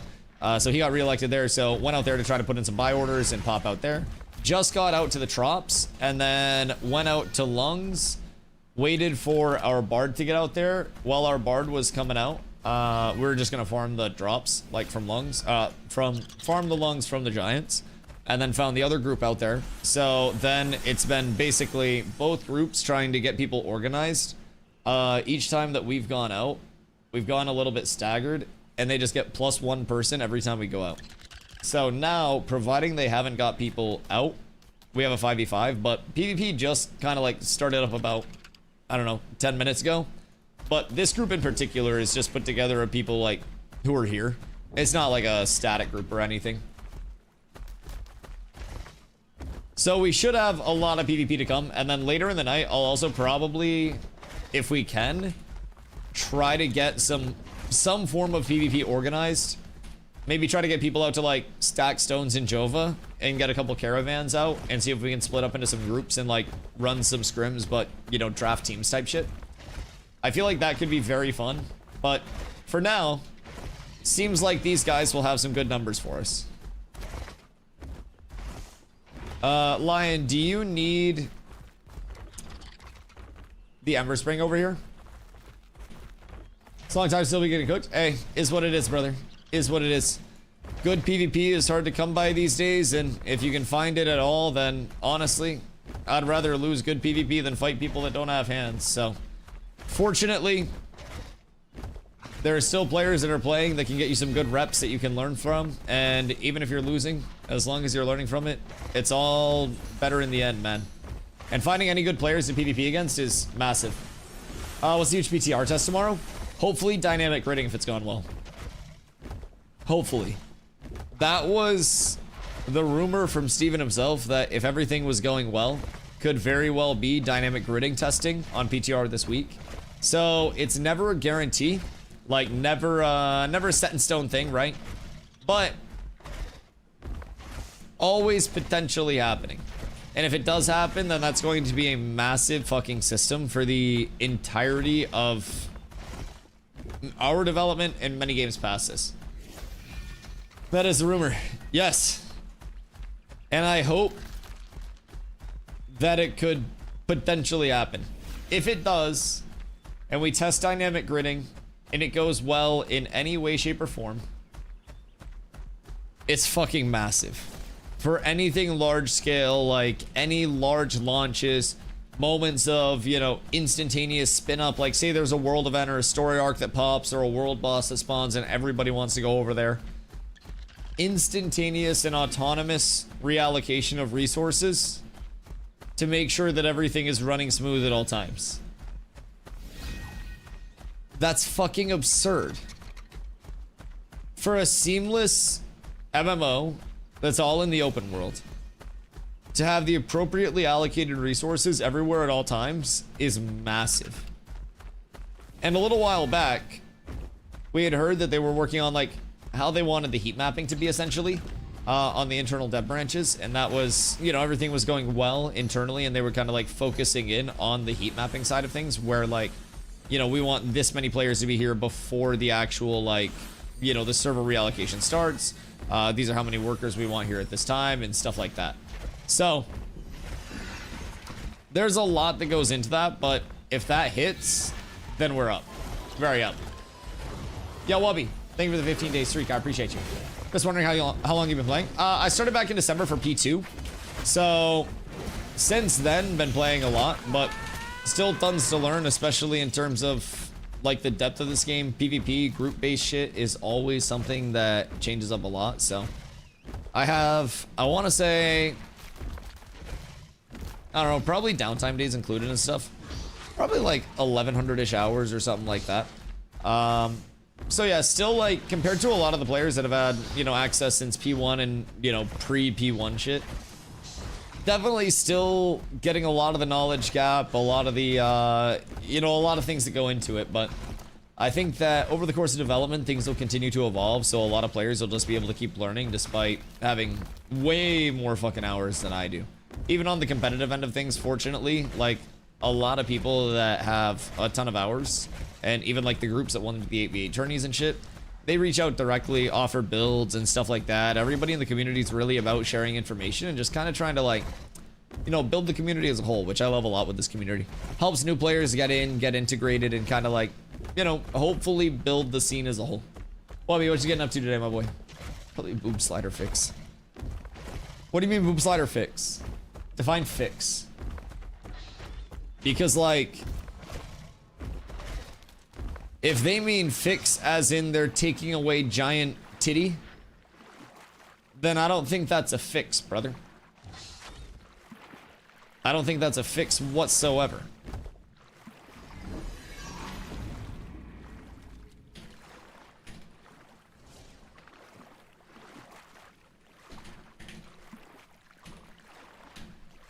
An elf character creation. Oh, is there an actual titty slider not working? Wait. Pyri, boobies, take me through it. Cause we can't share visuals. But like, oh, Pyri titties aren't actually adjusting? Holy fuck. Now I understand why we're not getting any production updates until August. That shit is like immediate triage level. Like that's a mass casualty prio situation. That's fucking huge. Jesus Christ. I wasn't even aware. Call myself a fucking content creator and I can't even keep up with the modern events, man. I don't get it. I'm a weak man. I'm flawed. I try not to be, but it is what it is. It happens. Damn, so they're nerfing titties in general. Now they're censoring our boob sliders in the first place. They're even taking out the man titties. Like, what are we supposed to do from that standpoint? I feel like it's probably just a matter of, like, riot. You know? Genuinely just start an uprising. Storm the gates. We'll be at the stew soon. Chat, one-way tickets. I gotta not get another one of my fucking mounts killed. In an ideal world. In an ideal world. Where's everybody else? Alright, we got Zeeg. And then Lion, it's right behind Zeeg. This. Okay. So Zeeg went back to a different spec. Might be able to help out a bit in terms of sustain, which would be great. Because fighting double support, if you don't have any form of like heals or sustain, means that your DPS just get traded so fast. So, hopefully, gives us a little bit of sustain in there. Talking about character boobs like this is virgin shit. Well, now you're talking about character boobs. What do you mean?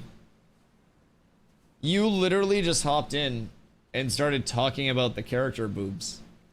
You're now engaging in the character booba conversation. I wish I had better news. But, brother. Rage baiting doesn't really, like, work here. I don't know. I can save you the time, but I genuinely, it's kind of like an immunity thing. But you're more than welcome to chill and have fun. It won't be a point where I like react or ban you or anything, because even if I banned you, you'd still watch while you were banned. So if you just want to chill, then, you know, feel free. You're more than welcome. We have fun here. We PvP. We PvE. We do a little bit of everything. And I stream every day. So if you like Ash's stuff, you can always show up, hang out. Pretty chill community overall. A lot of information shared, a lot of content goes out, so it's pretty solid. If you have any questions, feel free to let me know, dog. Happy to have you. Boob appreciate stops when you stop being a virgin. The mystery of the titty is the most appealing part of the titty. It's like once you see the titty, what is the appeal of the titty as a whole?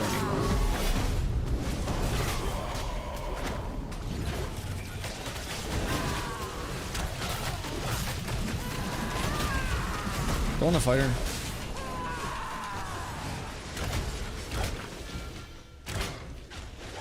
If we can drag this out.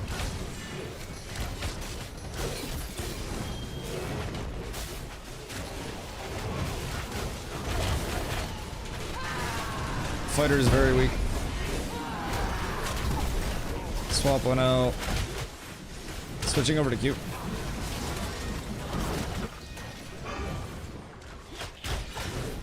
Q is super weak.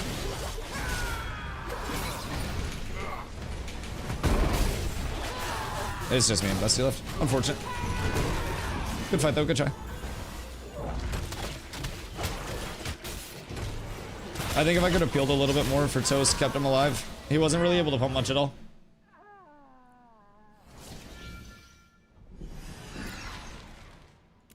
Not trying to chill with womanless versions. Brother, but you're still here. What do you mean? So are you saying we're not? Or like...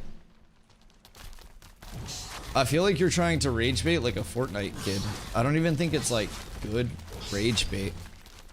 It's like 2010 kind of like, I don't know, RuneScape chat type shit.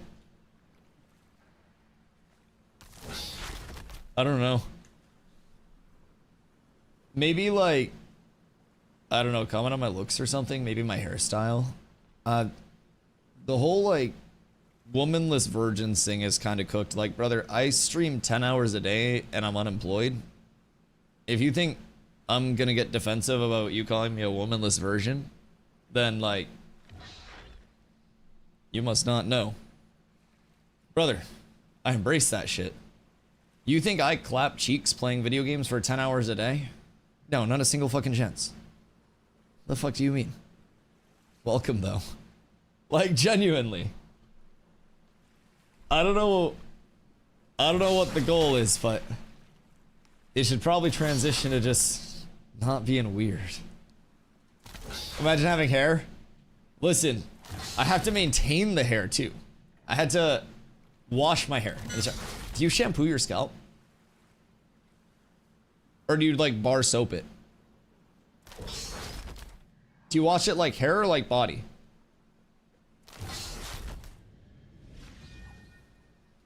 The way you talk, I can tell you never had a girlfriend.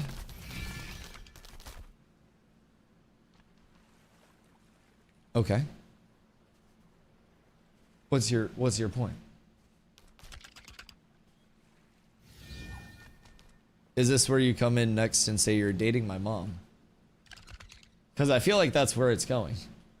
Like, brother, we already told you that I stream 10 hours a day and that the whole like haha getting no bitches is kind of like redundant. Like, if the goal was getting bitches, I wouldn't be playing an alpha 10 hours a day. Slapping palms. Oh god. Oh god. This guy. I appreciate the attempt. It keeps me on my toes. But like, I feel like the thing that people don't understand is that rage baiting only works if you are acknowledged as a person by the streamer. And like, I simply win because of the fact that they come to twitch.tv/DustyWhy and support the channel by existing, and I just really appreciate them, man. Hello, my bad. I'm here. Sweet, alright. I've returned.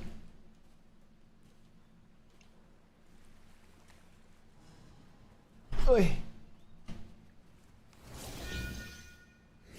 Oh wait, hold on. There's a timeout redeemed. I have to time someone out for 10 minutes.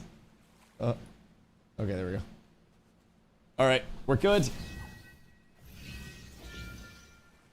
So, I feel like I'll just try to peel toast as much as I can. It seemed like when I peeled toast, they switched to Zeke after, so I'll just try to keep you two up as much as I can, because Lion and Busty can play their lives a lot.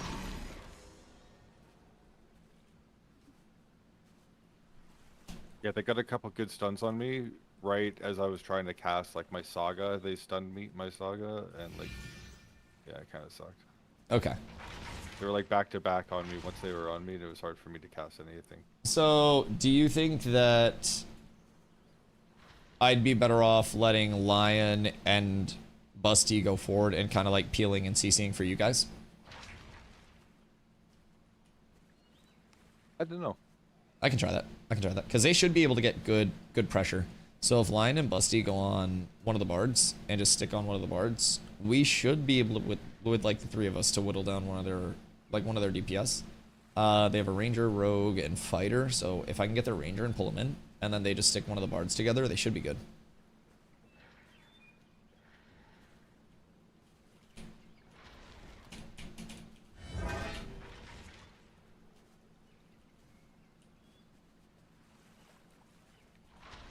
Okay, I think whenever you guys are good, I think we have everyone.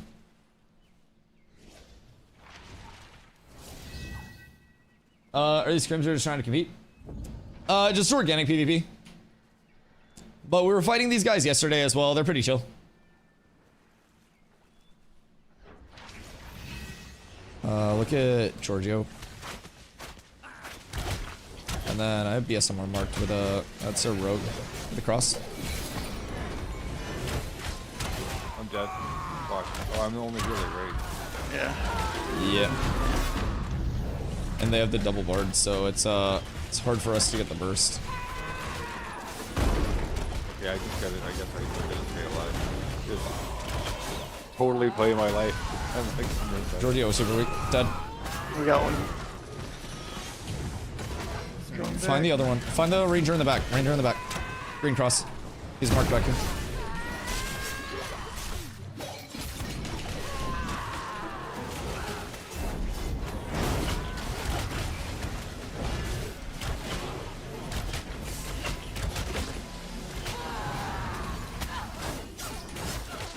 I mean, we got the damage for the burst that time at least. I think if we can get to the ranger earlier as well, like, they're pretty squished, so we almost killed that as well.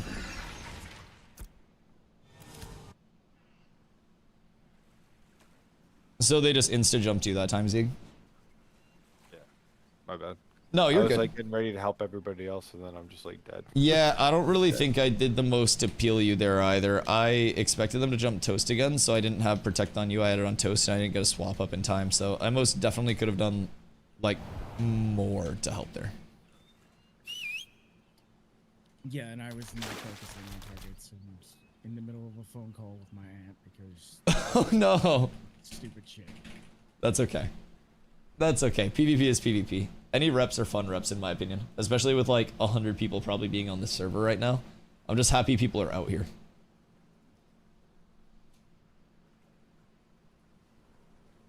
Is PTR up? Wasn't dynamic gridding coming today? Or am I missing something? Tomorrow is PTR up time. It starts tomorrow at 1 p.m. EST, goes till 9 p.m. EST, and then goes through Friday. This, like, session. And then on the 14th, it goes up to 24/7 uptime on the PTR. So, with that, we should be able to test pretty much everything fluidly at that point. I would assume the goal, like, shortly after 24/7 would be hopefully dynamic gridding being active, anvils being open, maybe summoner being out sometime relatively soon, TM? Potentially. So, depending on how everything's been coming along. But yeah, we will be testing. Rogue stuck on the. We will be target, the testing marked target for dynamic rogue. gridding at some point soon. Let's just pay attention. And I can't fucking wait. They did say, like Steven did say, that if everything's going well with it, we can see it this week. It's not a guarantee. We do have a healer. Never now, a he is guarantee. On the But beach. hopefully everything's gone well with that and many other things. And we're in the spot where any patch that we do see could be a fucking banger of a patch. Like, it could bring in so much content all at once that it could be considered like an expansion-worthy patch. So it'll be very likely that it's more of a trickle. I don't really expect like this big, massive chunk of things all at once. But going into P3, it's entirely possible that their goal is to indeed have that large chunk of things all at once. So, I don't know. Hard telling. Sky's the limit, though. I'm just really excited that I now have access for it. I was like the pack after PTR access had ended. Ready? So I never had PTR access. I got it July 1st like every other playtester. And thank fucking God, it has been so fun so far. A lot of good things to actually test. Like the systems changes, the movement changes. I've been enjoying it a very, very, very thorough amount. So hopefully we're just able to keep testing more things over there, get an early look at things, and keep it rolling. They're up on the rocks to the They're left. fighting. There's Fighting my mobs. They were kind of coming in, spread out a bit. Might be able to get a pull on one of them. They're together though. I think we're here. We should try to just jump QWA. I'm getting a pull. He's walled. Just nuke his shit. Nice. Alright, switch. Giorgio. Toast, I got you. Zeke, I got banner on you. Turn back in.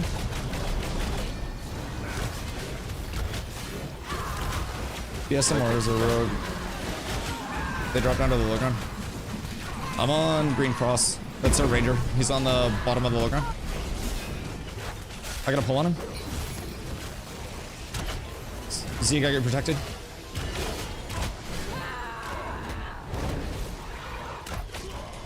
Tomahawk on the ranger. He's weak.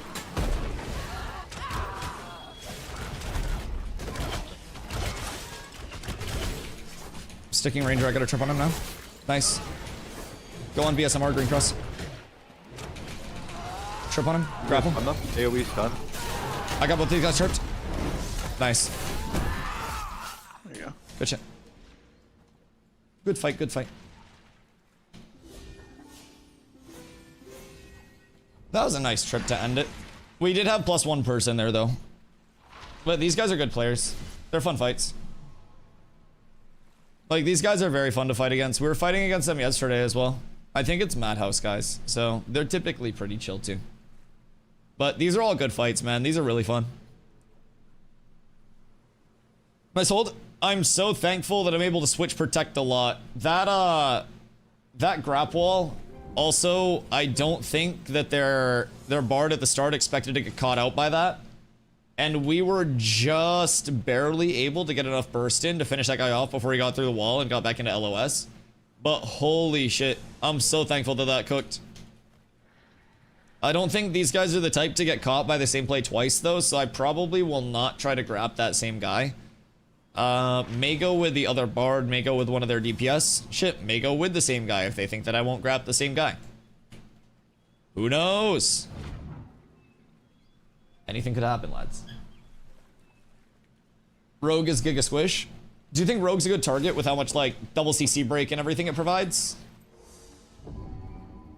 I try to go, like, Ranger Mage if we can. Unless there's just, like, a support that's Omega out of position. But so many supports have so much life play right now. It's kind of scary trying to go on them. Any appeals on the Rogue? Okay. Just get a mark out on the Rogue. Do you have a mark that you use, Lake? Mark if you can.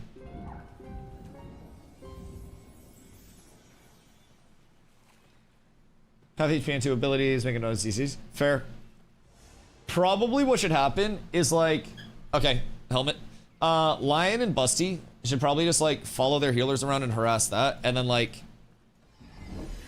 I peel for Lake and Toast and Zeeg and they just kind of like follow around. And then if there's an opportunity for me to like catch somebody out, then obviously we take that advantage, but try to get a moon. Okay. Lake's going for moon. This. Mine is green cross.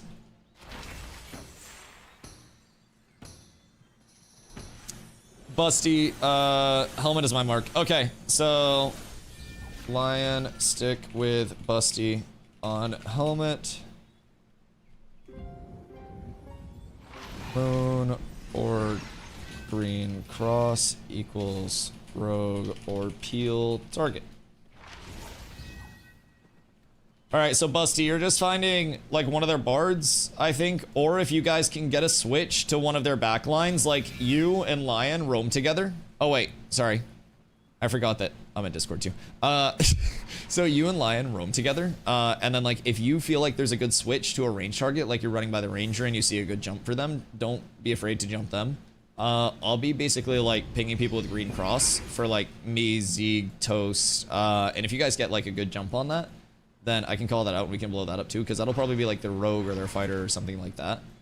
But Gotcha. if we can get the switches and just get big bursts, like being able to burst through one of their bards like that was big.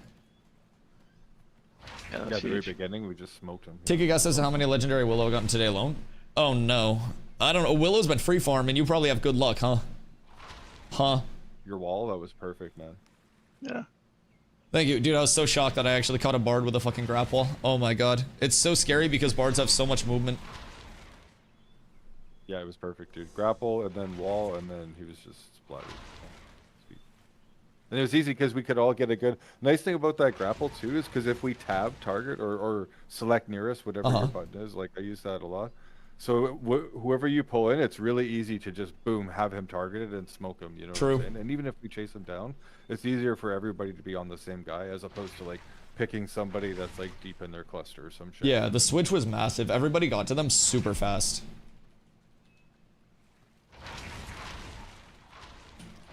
Three clusters, I'm over 60 today. What the fuck? Any journeyman carpenter online? Hold on. I know. I I'll love ask you. chat. I love you, emo.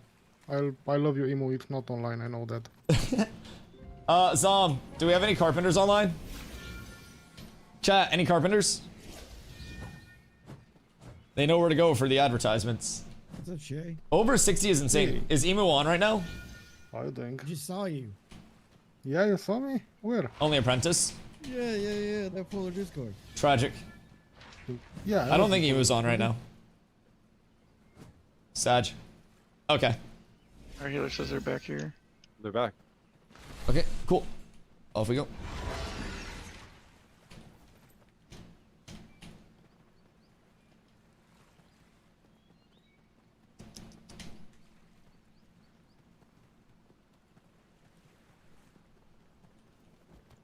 Excuse me.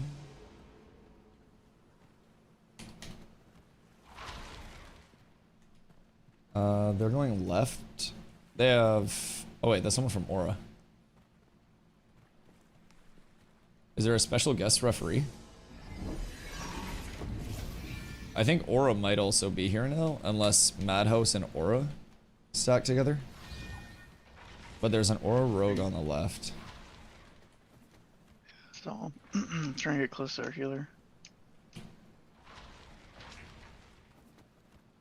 Where are they at? Are they down here? I don't see him.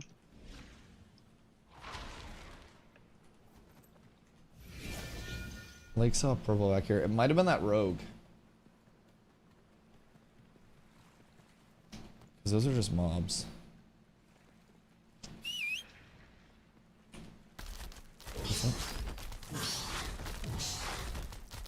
I'm gonna Tokyo drift around the island real quick.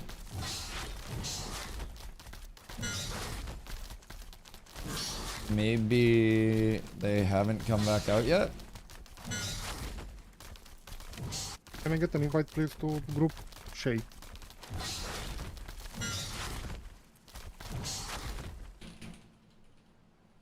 Autism. This says you're in a group. Oh. Yeah, my bad. Try again, please. Yeah, you're good.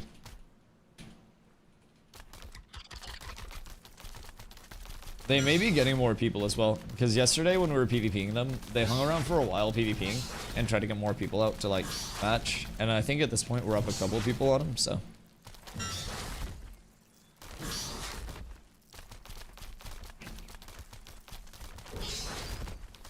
Interesting. Meowdy Nelly, how you doing today? I hit a broodling earlier. Not that they're worth anything, but I done did it. I'm training it now. Shay, what bags do you need? 100% of Aura is there, they want to fight hard. I think it was just one Aura person.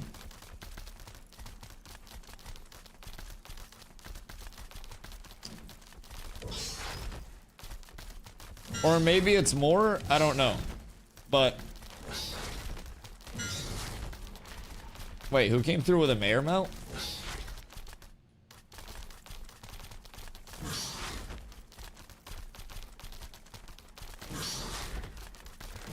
Oh, Shay is mayor. Oh, we have a mayor mount. Oh, sick. Oh, that's fucking fire. I don't even have to run around then. We're so up. Don't say in the air is crazy. We're trying to find where that Madhouse group was. So it'd probably either be like, probably the harbor side. Maybe see if they're like, they're regrouping. Oh. What's this guy doing? Hello, sir.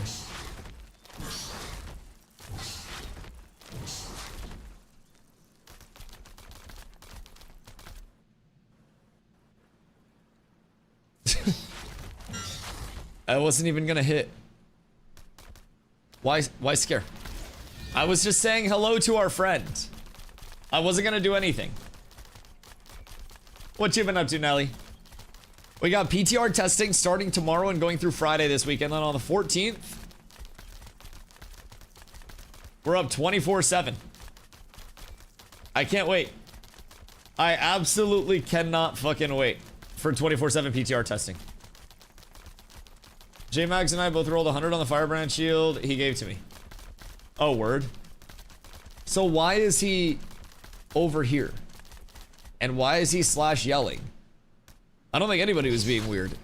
He's in a lawless area. and people are running in the general vicinity. I don't think that's weird. I never even went to attack him. I think he's paranoid. Autism is the crafter guild for aura. Okay.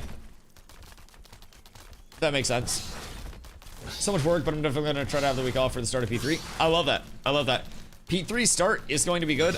Make sure if you are planning on leveling, Zombie did put the post up for leveling groups in the Discord. So, exclamation guild for anybody that's not in there that is looking to play with us for P3. Make sure you get your roles all set up. Make sure you get all onboarded before P3 launch. But leveling group signups are posted so people can get placed in groups that will be assigned to an area. You guys will get your static route. We'll have good forms of progression for people, hopefully. And some well worked out routes in an ideal scenario. Oh, wait. What the fuck? Wait, when did they add that mount? Because that was a Pirate Software 1 of 1. Was that always the Wind and Sea mount? Holy shit.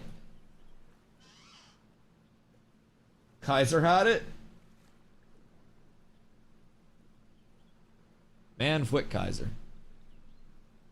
Heckin' Foot Kaiser. I watched some of your other streams. Hair girl about feel about you streaming 10 hours a day. She supports it. Yeah, she actually watches the streams a lot. She games too, so it's pretty cool. I love that while you were timed out, you found my content enjoyable enough to watch other streams as well. Like, brother, you can't win if you're watching my content and trying to rage bait. You just took time out of your day to watch more of my content. That's a W for me. Yeah, I appreciate you. Did you get a chance to check out the Iceland trip? Because if you are looking for more Dusty content to watch, I did 2 weeks in Iceland. We streamed, like, around the country. Dude, it was so fucking beautiful. Oh my god, it was so fun. So, a lot of good views, a lot of good streams in that one. It was a really good time. So, I'd recommend checking that out too for good VODs. They are like 7. They are right below me. I'm not with you guys yet. Oh shit. Where's Zeeg? Past you'll see them. Yeah. I'm on my way over. Are you guys inside or on top? We're on top. Oh fuck. Mistakes were made. Oh shit. We're down horrendous. I'm not gonna lie, I went to drop down because I thought you guys were here. And I ended up in a shitty spot. I'll be right with you. Here. Keep pulling back. Keep pulling back. Watch out. Yeah, There's yeah, they're coming. What side of the island They're are you guys diving on? in. North side heading west. North side heading west? Okay, cool. I'm on my way. Rooted. One of them. Zeke, I'm trying to get there.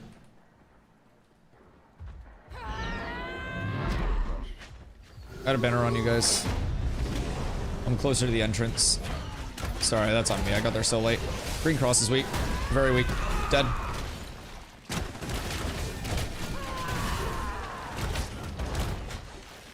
I'm going on there, fighter. Look at QWA. I'm gonna stick on him if we can.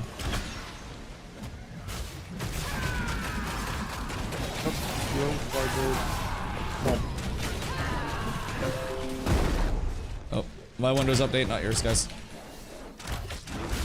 My fault. I got there late. My navigational skills left a little bit to be desired there.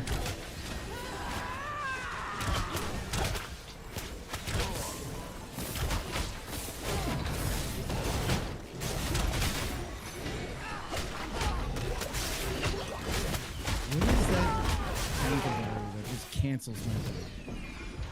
That's okay. We regroup, we run it back. We get more reps. Probably grapple. I don't know. I bet. I'll stay with you guys next time. I That's fucked like a up while I was running around. challenge. The ADHD cooked us there.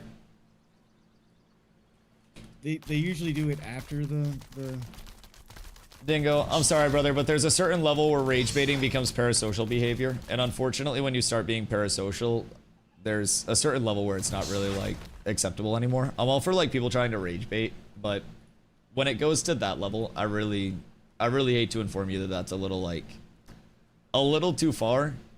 And fortunately, well, it doesn't bother me at all because you'll still be here watching my content. You'll probably go over to YouTube and start yapping there on your YouTube account. Fortunately, I can kind of, like, to a certain extent, determine where the line is. And you're more than welcome to yap about me all you want, but when you start bringing in other people that you don't really know in any way, shape, or form, it makes you look very weird. So, I don't know.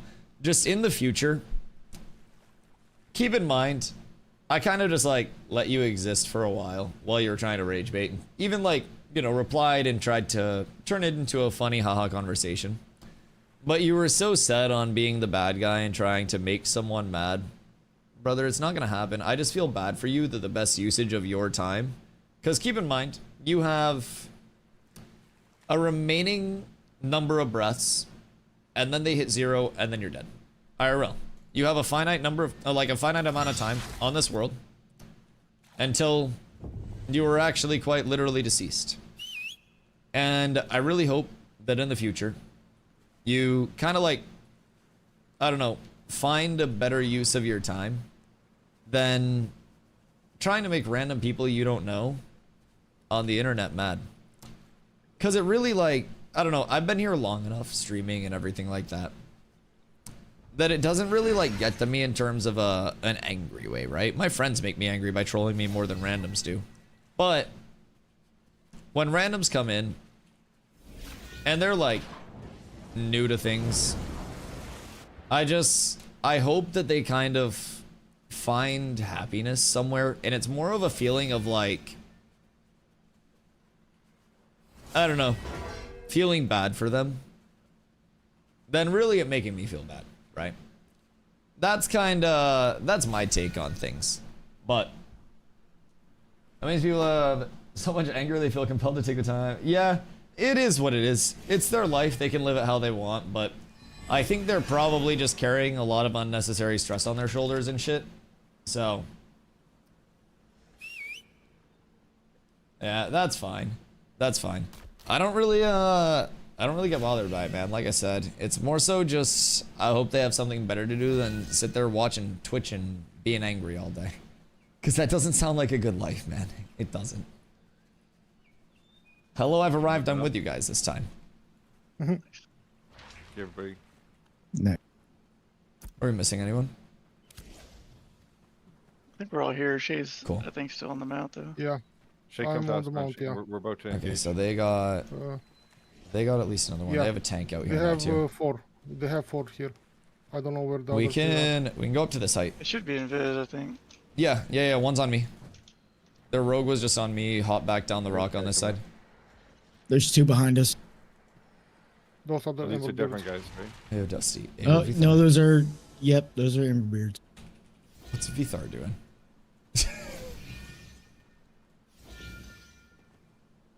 They're partying us. Yeah. Here was Juice. He's a bisque crafter. If we kill him, do coins come out? Yeah, I see. There's a rogue there too. Yeah. So they got what, 5, right? No, 6. No, 5. They should have 6. That's what they told me last time. Okay. Yeah, they bar 6. The rogue and the ranger are. Alright. We're going for Drop it. down on their back line. Look on their back line immediately. Go to Giorgio. Everybody on helmet.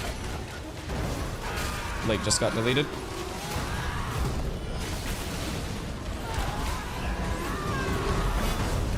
The Ranger's weak. XC.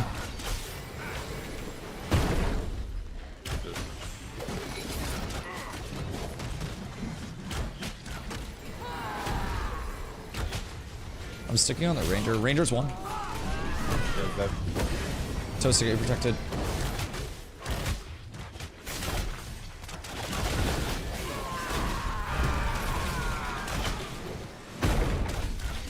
Ranger very weak. Pulling.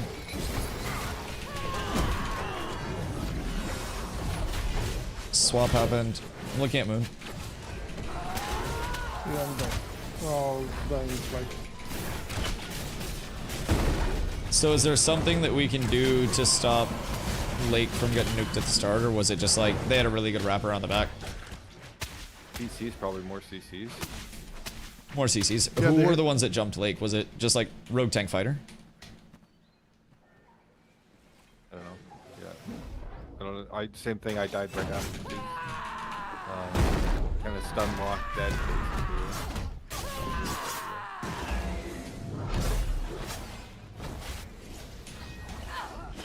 They didn't respect the 1v1. I was gonna cook the rogue in the 1v so they all came over there. No.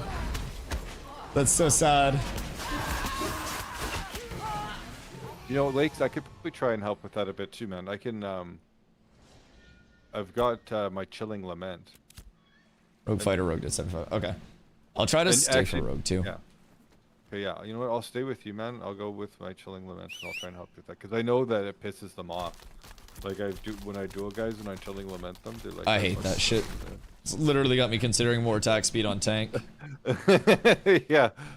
So I'm thinking like maybe if I play defensive, I help out, or cleric, and just Chilling Lament like melee that comes in on them, that helps a little bit, right? Like little bits like that. Right.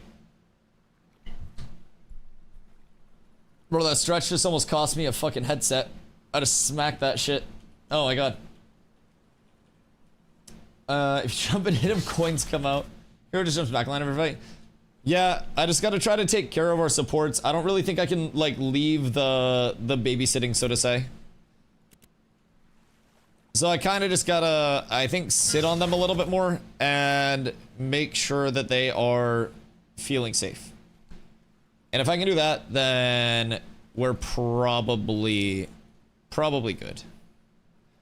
We're gonna make a quick switch just for this to try to help with, like, an anti-focus measure. Seem to do good damage as a tank. Tank does phenomenal damage for like what it is. Now, pure DPS classes do have more like pop potential, especially in groups, right? But tank in 1v1s does tend to be a bit of a nuisance for a lot of people to deal with because of how much damage potential we have with like how beefy we are too. A lot of the time in fights right now, tanks just get kind of like CC'd and ignored because we're good like facilitators for things. We don't necessarily have the like raw damage pop to just insta 100 to 0 people, but we do very good to throw in like complementary bits of damage, trips, displacement, walls, stuff like that. What's your take on if Ashes will have enough to do for the casual / solo player? You mentioned something the other day that resonated with me, the Node Citizen gameplay loop. Yeah, I mean, I personally think as a casual or solo player, like if you go in with the proper expectations to not be like rank 1 PvPer, you know, taking over the server as casual, having all the same experience that a competitive player would that puts in 10+ hours a day. I don't really think that a casual player would ever necessarily run out of content in Ashes, especially if they go in with the sense of like, I'm just trying to immerse myself in the world, be, you know, a citizen of everything, take part as like someone that's trying to play it like a solo RPG type beat, or not a solo RPG, but kind of like a, you know, your own progression is what matters, right? You find groups, you play with a friend group that you enjoy playing with, and you play it as like, you know, we're progressing together, or I'm progressing by my, you know, using my own progression as a metric.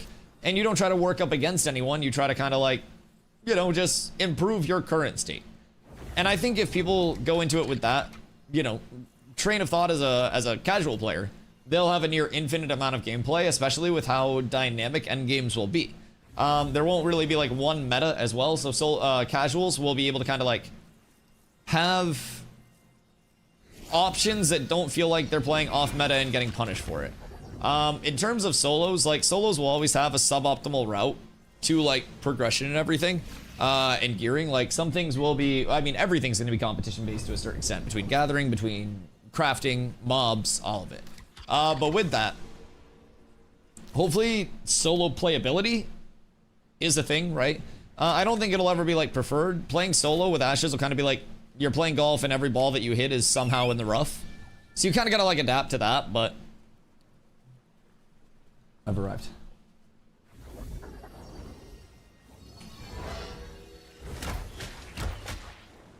Rogue's on the left side. Better trip on Ren. Banner down.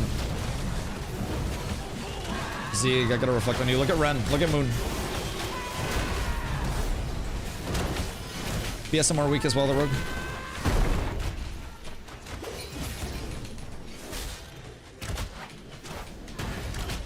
I put every bit of like peel and sustain that I had into you guys there, and you still just like disappeared.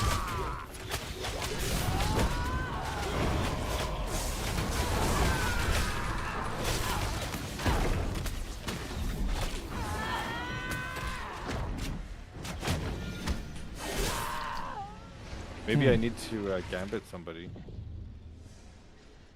So, Like take their life, like when I'm like getting roasted. Like, right. that, I mean, like, genuinely, somebody like, in, you could swap me, because I can always indom shit. Because I got a banner off, an intercept off, a protect off, and I switched to Aegis. So I had, like, the AoE absorption as well for you guys. And I think both of you guys dropped at, like, the same time. Oh, and actually, it does make sense to swap with you, dude, because you have such a big health pool that losing like 3k to you could, right? Like that, it's like a straight health for health transfer. So actually, maybe I should do that. Yeah, like, actually, that makes sense, dude. If I'm getting hit, I could swap you. Yeah, works for me. Okay, sweet. How are fighters in duels and small scale? Duels and small scale, personally, like, I think that's honestly, fighter's it's, like, strong stun point them off, as like, of it's right pretty- now. pretty rough, like, yeah, Especially once the movement changes on the PTR come in, like fighters definitely have their potential as they can less go pretty total incoming damage is being thrown at them, right? I don't know. It seems like 'Cause to with me, balance- anytime the tank balance starts around hitting me, 8v8s. It's a foregone conclusion at that point. With balance being around 8v8s, Also the hero guy, hero and everything is team based, right? And Yeah, we need at a certain target point, right once now. you go We need to past pick a target too, I 8v8s, think that's the other thing. Like we might be able to pop one of them. Like you as a just, melee player just kind of get like cooked Yeah, true. by the The increased amount of damage coming in past 8 players. so. Ranger's pretty squishy. I imagine the Rogue is just as squishy. Ranger and Rogue are extremely squishy. We just have to be careful because a Rogue will drop smoke screen on himself, and Yeah. they will switch them. So I think like if we can get the Rogue or the Ranger, that's huge. Rogue is gonna be the best one to get, and then just kind of like if we can marionette the tank, or maybe get like some form of CC on the tank, right? I think that'll probably be best, and just kind of like try to ignore the tank as much as we can. If Lion gets Diddy darts out on the tank and shit like that, tank only has 1 CC break. Nobody even hit the tank, just CC it as much as humanly possible, and then go at their squishies. And if we have a good opportunity to go on one of their bards, like we can't let their bards free cast, but if we have a good switch after like a swap or something, then just take advantage of that.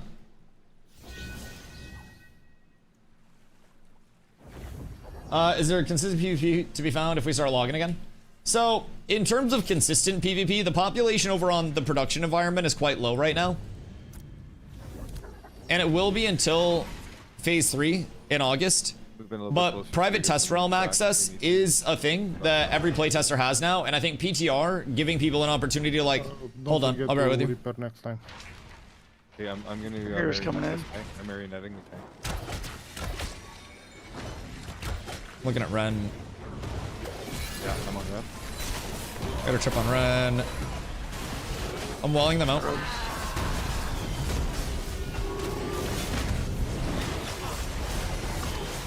I got all damage reduction up on you. Switch to the rogue in the back. On top of the lake. It's BSMR, they're green cross. They're weak.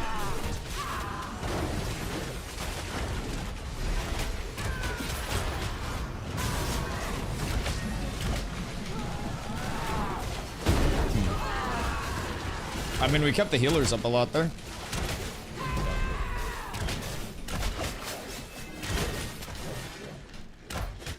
Are we just not getting enough, like, bursts out to get through their sustain at this point? I think so. I bugged again. So what can we do to kind of, like, better prep for that? Because we got a good opportunity on the rogue as well. Like, I got all of my, That's close. I got all of my sustain out. I got, like, protect Aegis's fucking banner out on all of you guys. So that was, like, the best sustain that we've had on the back line. I think at that point, we just need a coordinated pop on one of their damage dealers. Because, like, the I know rogue that jumped I in, could it was be in doing for better, free. like clicking on your target. Like I haven't been doing that enough. Like I could be clicking on you and assisting Right, you more. right. Even though like I'm support, but at the same rate, like I know I could be helping a little bit with that. I think if Being a we're little more able to try to kind of like, where can I repair around here? There we go. Is 7v6 right now? Don't wanna over Zerg. At him. Wait, which one?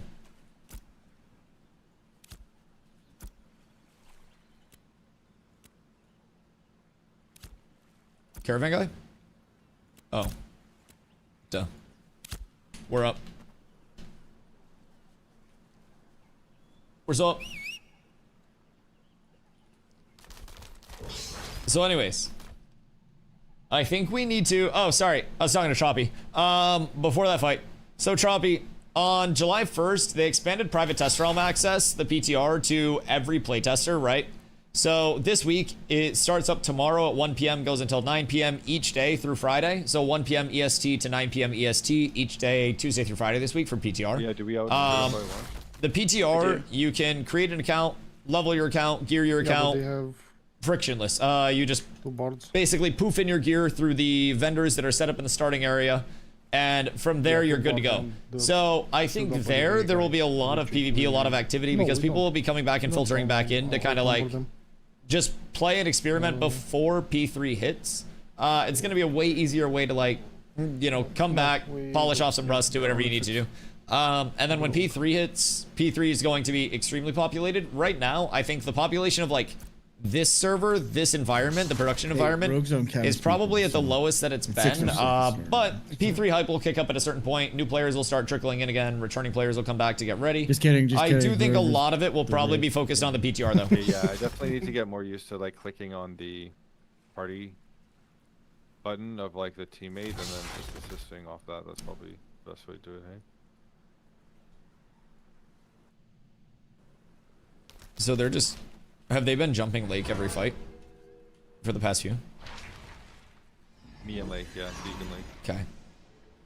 Yeah, I was just off of a cooldown to get an intercept out to Uzig right before he died. So Yeah, they also had like a really good fighter like wind on us while we were stun locked. Like it was Right. fucking pretty badass.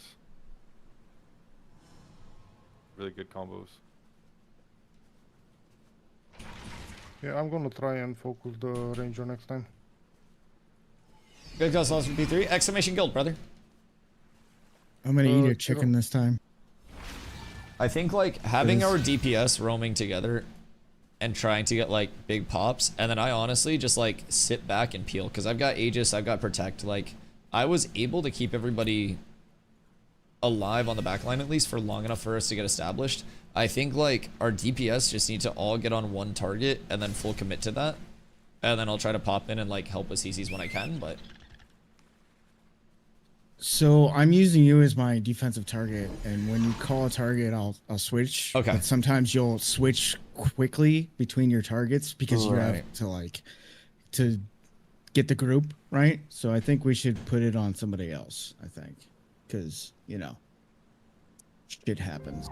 yeah. I'll put it as no. She's not close enough. You want me to come Zeke. close? Well, I got like 5 homies, all serious PvPers from a gang of games. Oh yeah, come through. We have slots like Ashes is a game where as many players as you can get, being as good as they can possibly be, is absolutely a massive thing, right? It's kind of Zergy, it's kind of numbers matchy, it's got a little bit of everything, right? Just a little bit of everything. In terms of like recruiting, exclamation guild, absolutely massive to be a part of.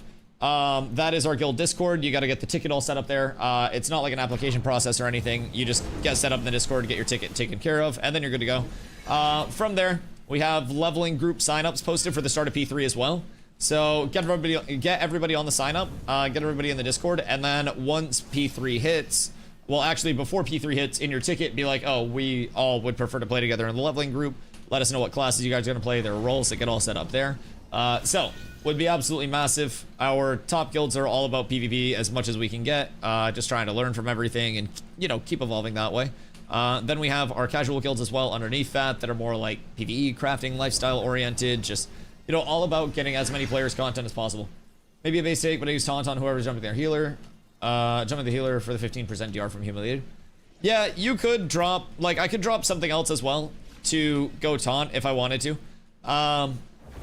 I think a lot of things right now are value, but taunt's another good one if there's just like a single target that's pumping like crazy. In group stuff, I feel like having things like Protect and Aegis just provide more of like that total DR because it's going to be multiple targets hitting. But taunt's also a good choice, yeah. I'll see if I can like wall them off too. Giorgio's on the far right. Try to like stay down towards the low.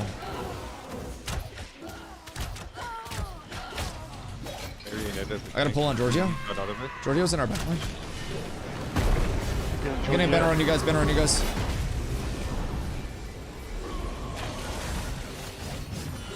Lake, CC on you. Or protect on you. Zeke, I'm coming back. I got Aegis on you. Switch on BSMR. Kill BSMR. Get him out of that smoke. Pulling BSMR back in.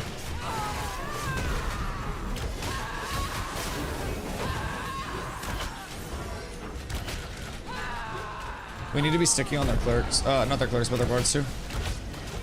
Yeah, sorry, dude. I don't know if I can shot call, man, because I'm just running for my life, man. Yeah, it's Like, I can protect on you.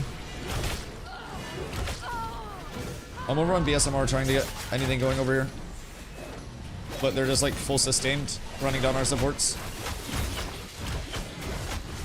So should we just be trying to full dog one of their bards? I mean, we're losing the sustain trade when we're doing that, but I mean, maybe now that we have their healer, that would be the better option. So the ranger was like dropped back to full health like 3 times. We also had the rogue down like very, very, very weak. I don't think everybody like full committed to it, but yeah, I think if they're full pumping the target that we're on, we need to look for who's switching them in terms of the bards and then like switch over to the bards themselves. But we're getting very, very, very good like sustain out now. Like at least people aren't getting blown up in the initial fight. So I think we just need to have like the target swaps in place because we need to kind of like counter and stop their DPS and then switch to who's sustaining that, especially if it's coming from like bard swaps and shit. So and I'll left upgrade for reflect. In longer fights, I feel like having that extra mana sustain is fucking massive, but it's all personal preference too. You can always run like mana salves, mana consumes, whatever it may be. But with consumes being really limited, I use a lot of that for like my mana sustain in those longer fights. Always trying to keep left clicks up, of course. Oh shit. Whoops. I had my solo build on. But yeah, refreshing follow through, always being a massive thing from like the left clicks from the combos and stuff like that. Yo, Hank, how you doing, my boy? Give me 1 second before you guys fight. I have to piss really bad. I drank a lot of coffee. 1 sec.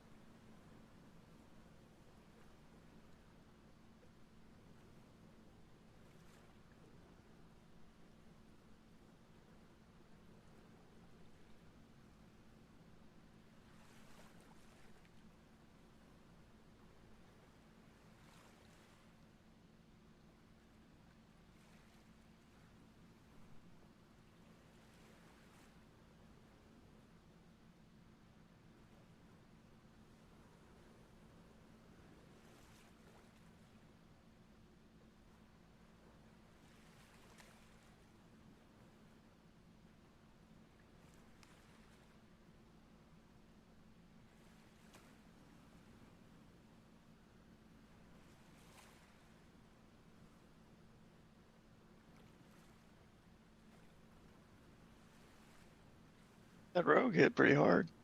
Hit me for like 1100.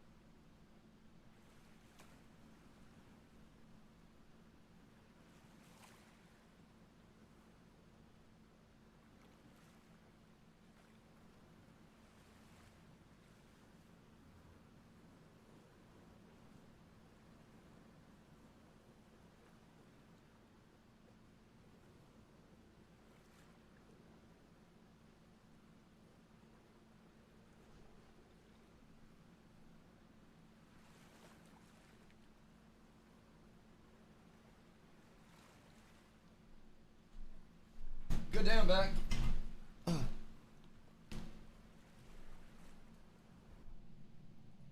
Fubo! I come back in and left. I heard the void coming for me. And I needed to avoid it.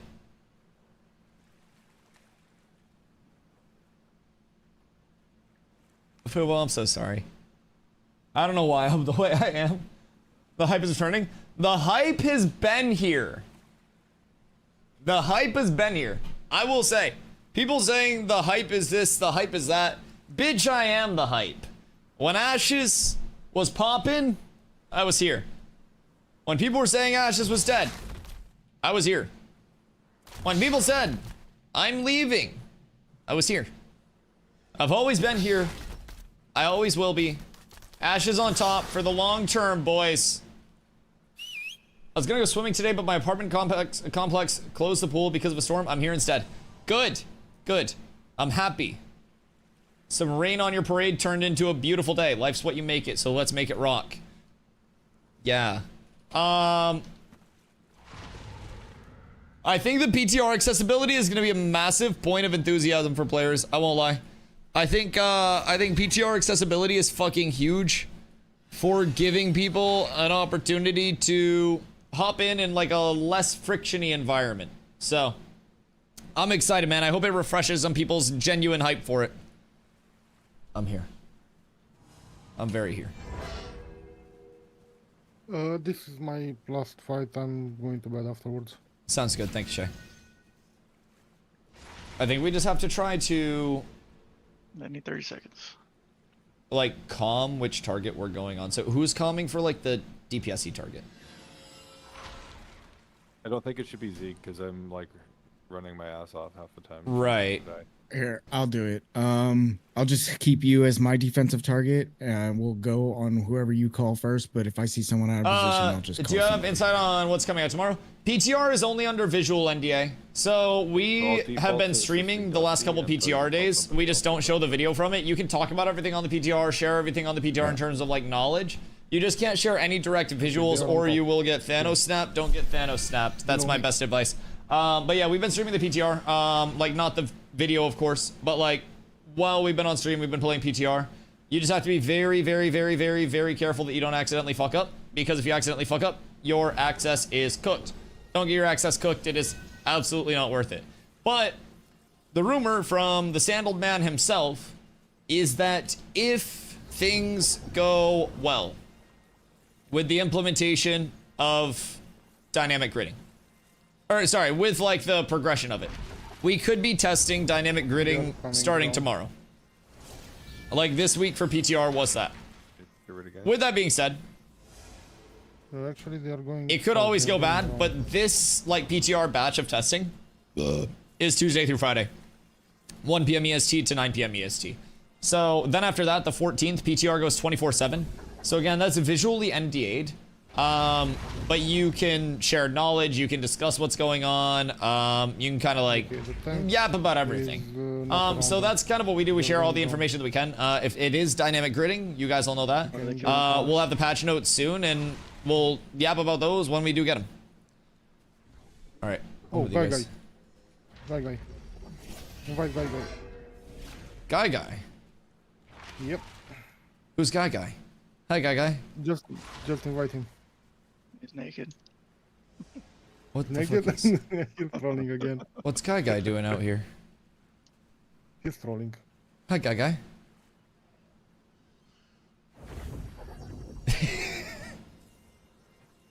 What the freak? Dynamic gridding, I refer to it as dynamic griddying, my personal term of affection for it. Dynamic gridding is essentially, the simplest way I can put it is with a little bit of background. Whenever they're ready, I guess. Yeah, there are Each only area three, of the maybe there are world, two. we're about to start a PvP fight, so I Tank may is have to down. cut this off The and tank finish is it on the after. other side. But each area of the world is run through what are called server workers, and server workers are the resources that are allocated to a certain area. So take for instance this node, this blue area. Just hypothetically, there are 2 server workers here. There are more than 2. But with dynamic gridding, the like, system way that overpowered Intrepid now? is making Or what? themselves and inventing in-house, Only, like, I think two so, of them. yeah. it would instantaneously Or 8 and or autonomously 6. reallocate the resources not needed for an together. area to run smooth. I can route So them what that wherever means you is like want. if Those there two are a large number of people on this one island, the server could detect that and basically sequester off they're this coming back. island and give it as many resources as it needs without It's any the like center person coming back. intervention or anything like that. And keep it running smooth I can leave. without any I like don't interruptions know or if anything it's like gonna that. be a problem, that's So- many people or whatever. No, I think we're doing fine. Right? I We think haven't won yet. Shay is leaving after this one. Do they? How many do they have? Is it 6? We have 6. Okay. Because if Shay has to go to bed anyways, then that kind of like evens the numbers out, so that's fine. I feel less bad about that. We could also get them one more.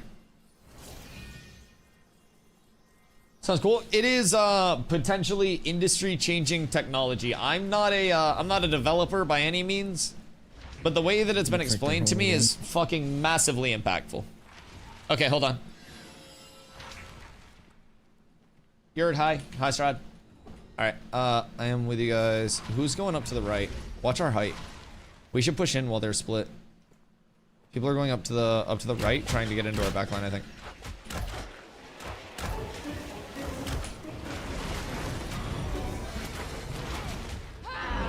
Got a banner on this. Get ready to turn. Look at Ren. Look at Ren. Moon.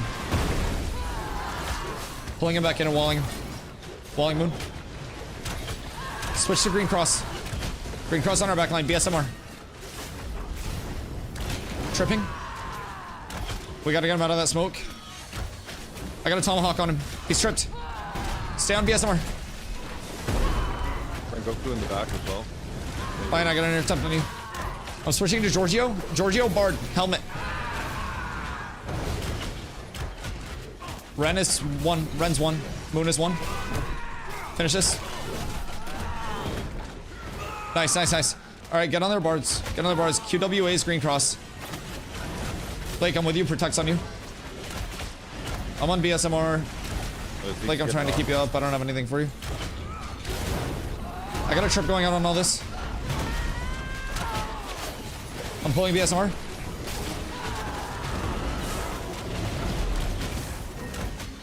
Look at BSMR. Green cross. I'm CC'd. I got an intercept on you, like, you're still protected. I got all of my mid up on you, like. Got a trip on this.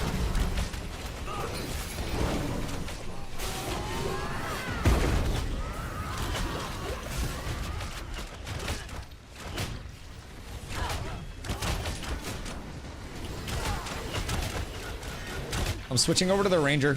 The Ranger's free casting in the back. Might be able to get a burst off on this.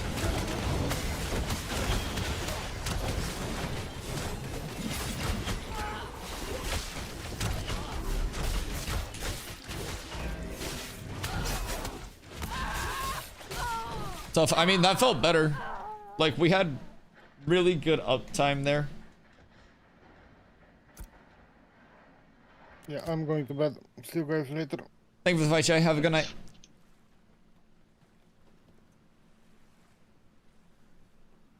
Okay. So good news is we've gone from our supports getting insta-give to being able to protect them a bit more. We're playing around that initiate a bit better.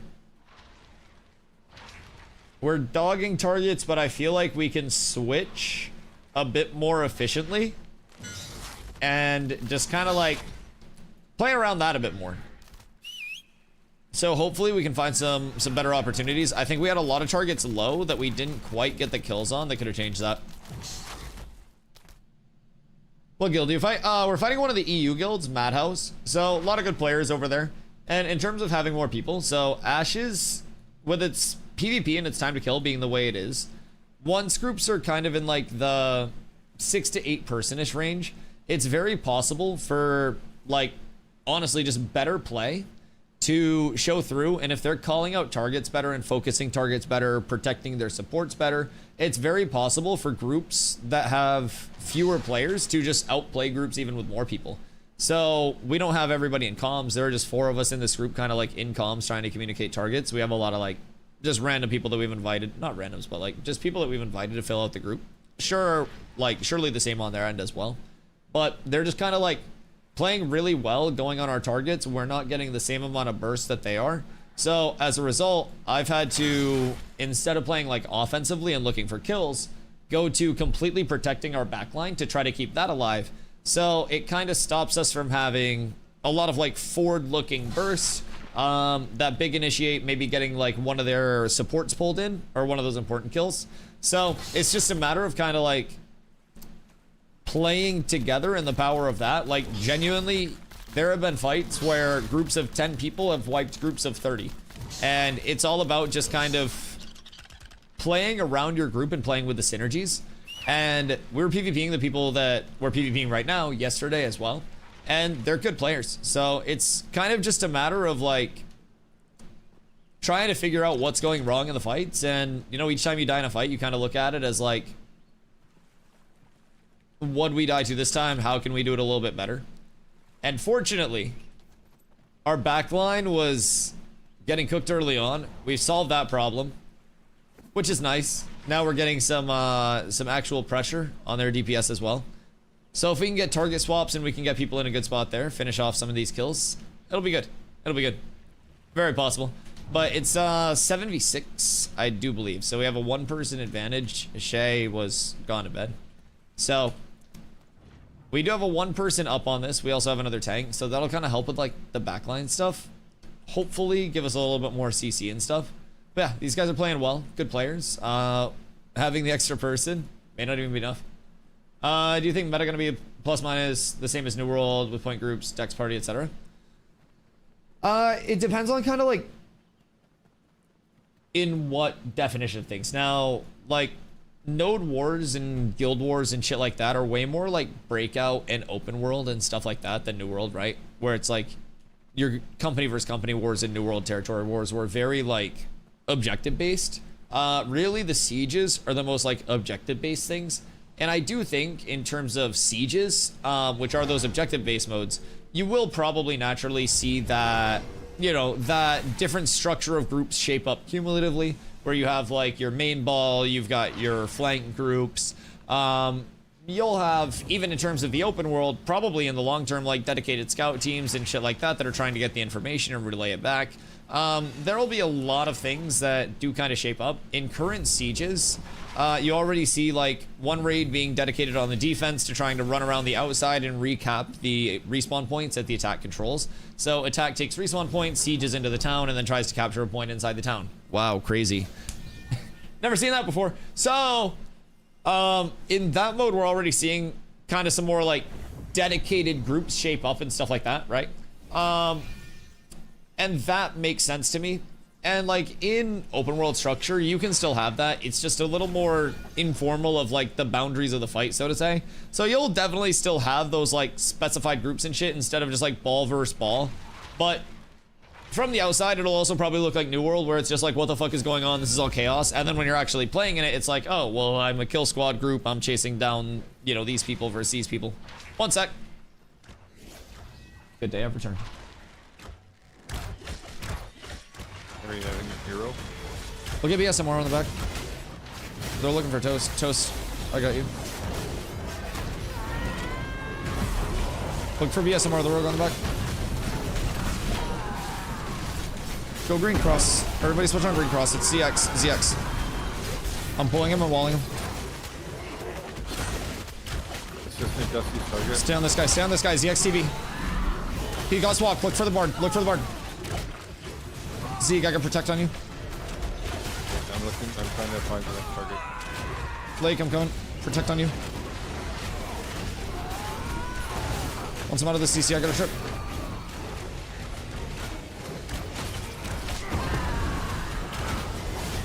Unfortunate.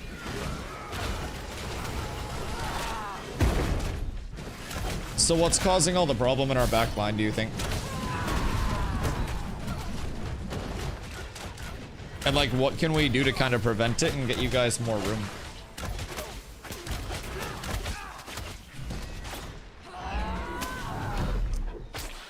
Fighter. Do you think the fighter is like a squishy enough target to focus? Because it feels like if we try to focus the fighter, there's plenty to keep them up. I mean, maybe if everybody just ints the fighter and then I try to CC the bards. But I feel like if we do that, we've just been losing the damage trade and like our backline will get blown up. So I've basically been planted on our backline, just trying to protect whoever's getting jumped. Aegis, like on the big clumps. I gotta go eat, buddy. Sounds good, my friend. Enjoy your dinner. I feel like we just like the Besides- damage. We just like Besides, damage. You mage said? sucks. It's probably what you needed to get rid of this fucking shitty mage. No, I See believe guys in you. later. I can set you up better, I'm sure. Later, buddy. I think that was the last one too, Dusty. Okay, sounds good. They're Do you say their last one? yeah, they said they're EU. There's Oh, 2 okay. ammo there, Sure. so they're good. Well, thank them on our behalf. Those will actually be good to look at so we can see like what opportunities we can get to focus targets better and shit. Honestly, like fights like that where they're winnable and you have opportunities to like secure the kills but you just don't, I think are the best ones to look at because we can peep it and we can see like how I could create better opportunities for us, how, you know, we can find the targets that are forward, jump that target, get comms up, the timing of the comms. Because even like after talking with some of the Aura guys after the scrims we ran against them where we got our asses kicked, they were talking about how like in group based stuff, it is such like a calm and comfort gap that it's crazy. Like just being familiar with the movement and the comms and like the timings are fucking massive. So I think we just got to get more used to that, finding our targets, finding the opportunities to go on the right people. But we'll get it. We just gotta keep working at it. All right, I go. Yeah, Zeke, thank you for coming out. I think Yeah, cheers, man. I guess yeah, if everybody's chatting. I'm staying on. These guys are chilling for the night. So I'll probably roam around because I don't need any loot anymore. So I was just kind of gonna like troll around the trops and see what we could find for fights. Yeah, man. I don't know actually what I want to do. That's pretty much. I guess there's not really much. Yeah, that's basically it. Yeah, Cause to get here, right? Yeah. I we guess, got- right? I'm pretty much all stacked up. I'm wondering though if these guys like there's still some maybe like some. I don't know. Maybe there's some secret ways to get some gear. You know, I don't know. Like some of these. Maybe they're rocking some purple shit. You know, like. so Ring- Zombie did say that these guys tank. They're like Omega Crafter. So the tank was probably geared as shit. Yeah, Which I would exactly. They're assume. probably, they could be wearing like all purple like fucking boss farm shit. You know what I'm saying? Like they could be totally fucking decked out right now. The dream. My 2 weeks in Iceland cooked my progression so hard. I was so set, and then I wasn't. Like it's definitely possible to have that gear right now. To Oh, have, yeah. like, Yeah, 1000%. And all these boss things. Especially There's, with like- how uncon yeah. like gathering routes have been. People are juicing that shit. Yeah, and like yeah, because you can deconstruct stuff, right? Yes. So Yes. you can fill in things that can't be crafted. You know, like with some stuff. Exactly. Yes. Yeah. Large progression. Alright, let's see. Maybe go check like Dunmore, because people are always over at Dunmore. Well, speaking of which, I heard one of you guys might be able to help me. I'm trying to make some Ring of Invocations, man. Strag. I can yell for him. Wait, he's in voice. Where is he? It's Strike. Yeah, I think Strag is a jewelry guy. Oh, yell to him real quick. Zombie should have the mats. Stragma! Zombler! / whisper. Strag. Stragma. Z needs you. Yeah, I don't want to pop in case they're talking about, like, important stuff. Who is not here? Rip! QW2 Craft Artists. Yo, GG Giorgio. Yeah, honestly, I feel like early on, our backline was just getting Omega, like, insta-deleted. And then I went to full backline protect, and that helped keep our backline up, but then we didn't really have any push. The only one that we ended up fucking winning was when I got a grab into a wall on QWA. And then we nuked him right before he got back around the wall. And then we won that one. But I feel like other than that, like, from your perspective, what do you think we were doing that was not ideal? Like, what could we have done better? I feel like we weren't bursting your DPS fast enough. And then when bards would swap, like HP swap, we also were not switching to the bard that swapped. Because I feel like you should instantly look at the bard that just gambited. He's going to bed out. Yo, GG to my EU lads. Thank you for the fights. Always a pleasure with the pop being this low. Oh, Zombie. Strag down in... If he can pop down into this channel, into public, Zeeg needs Rings of Invocation crafted. So, I don't know if we wanted to send him Strag's way, but he asked about our jewel crafter. So. Just need to know when and whom to stun, silence, and so on. Do you think it's more of... So, in terms of the initiates, from your perspective, do you think it's even more of an emphasis of... Yeah, I know Shay's a polar lad. Shay's a Windancy Mare. But do you think that it should be more of an emphasis on focusing the target that's called out for burst? Or more of an emphasis, like, say we're trying to teach newer players, right? And start at, like, square one. Do you think we should teach players first to focus the called out target and just try to burst through them? Or teach players, these are where you need to look with CCs, with incaps, with things like that during the initiate? Because I feel like an initiate in Ashes is two things.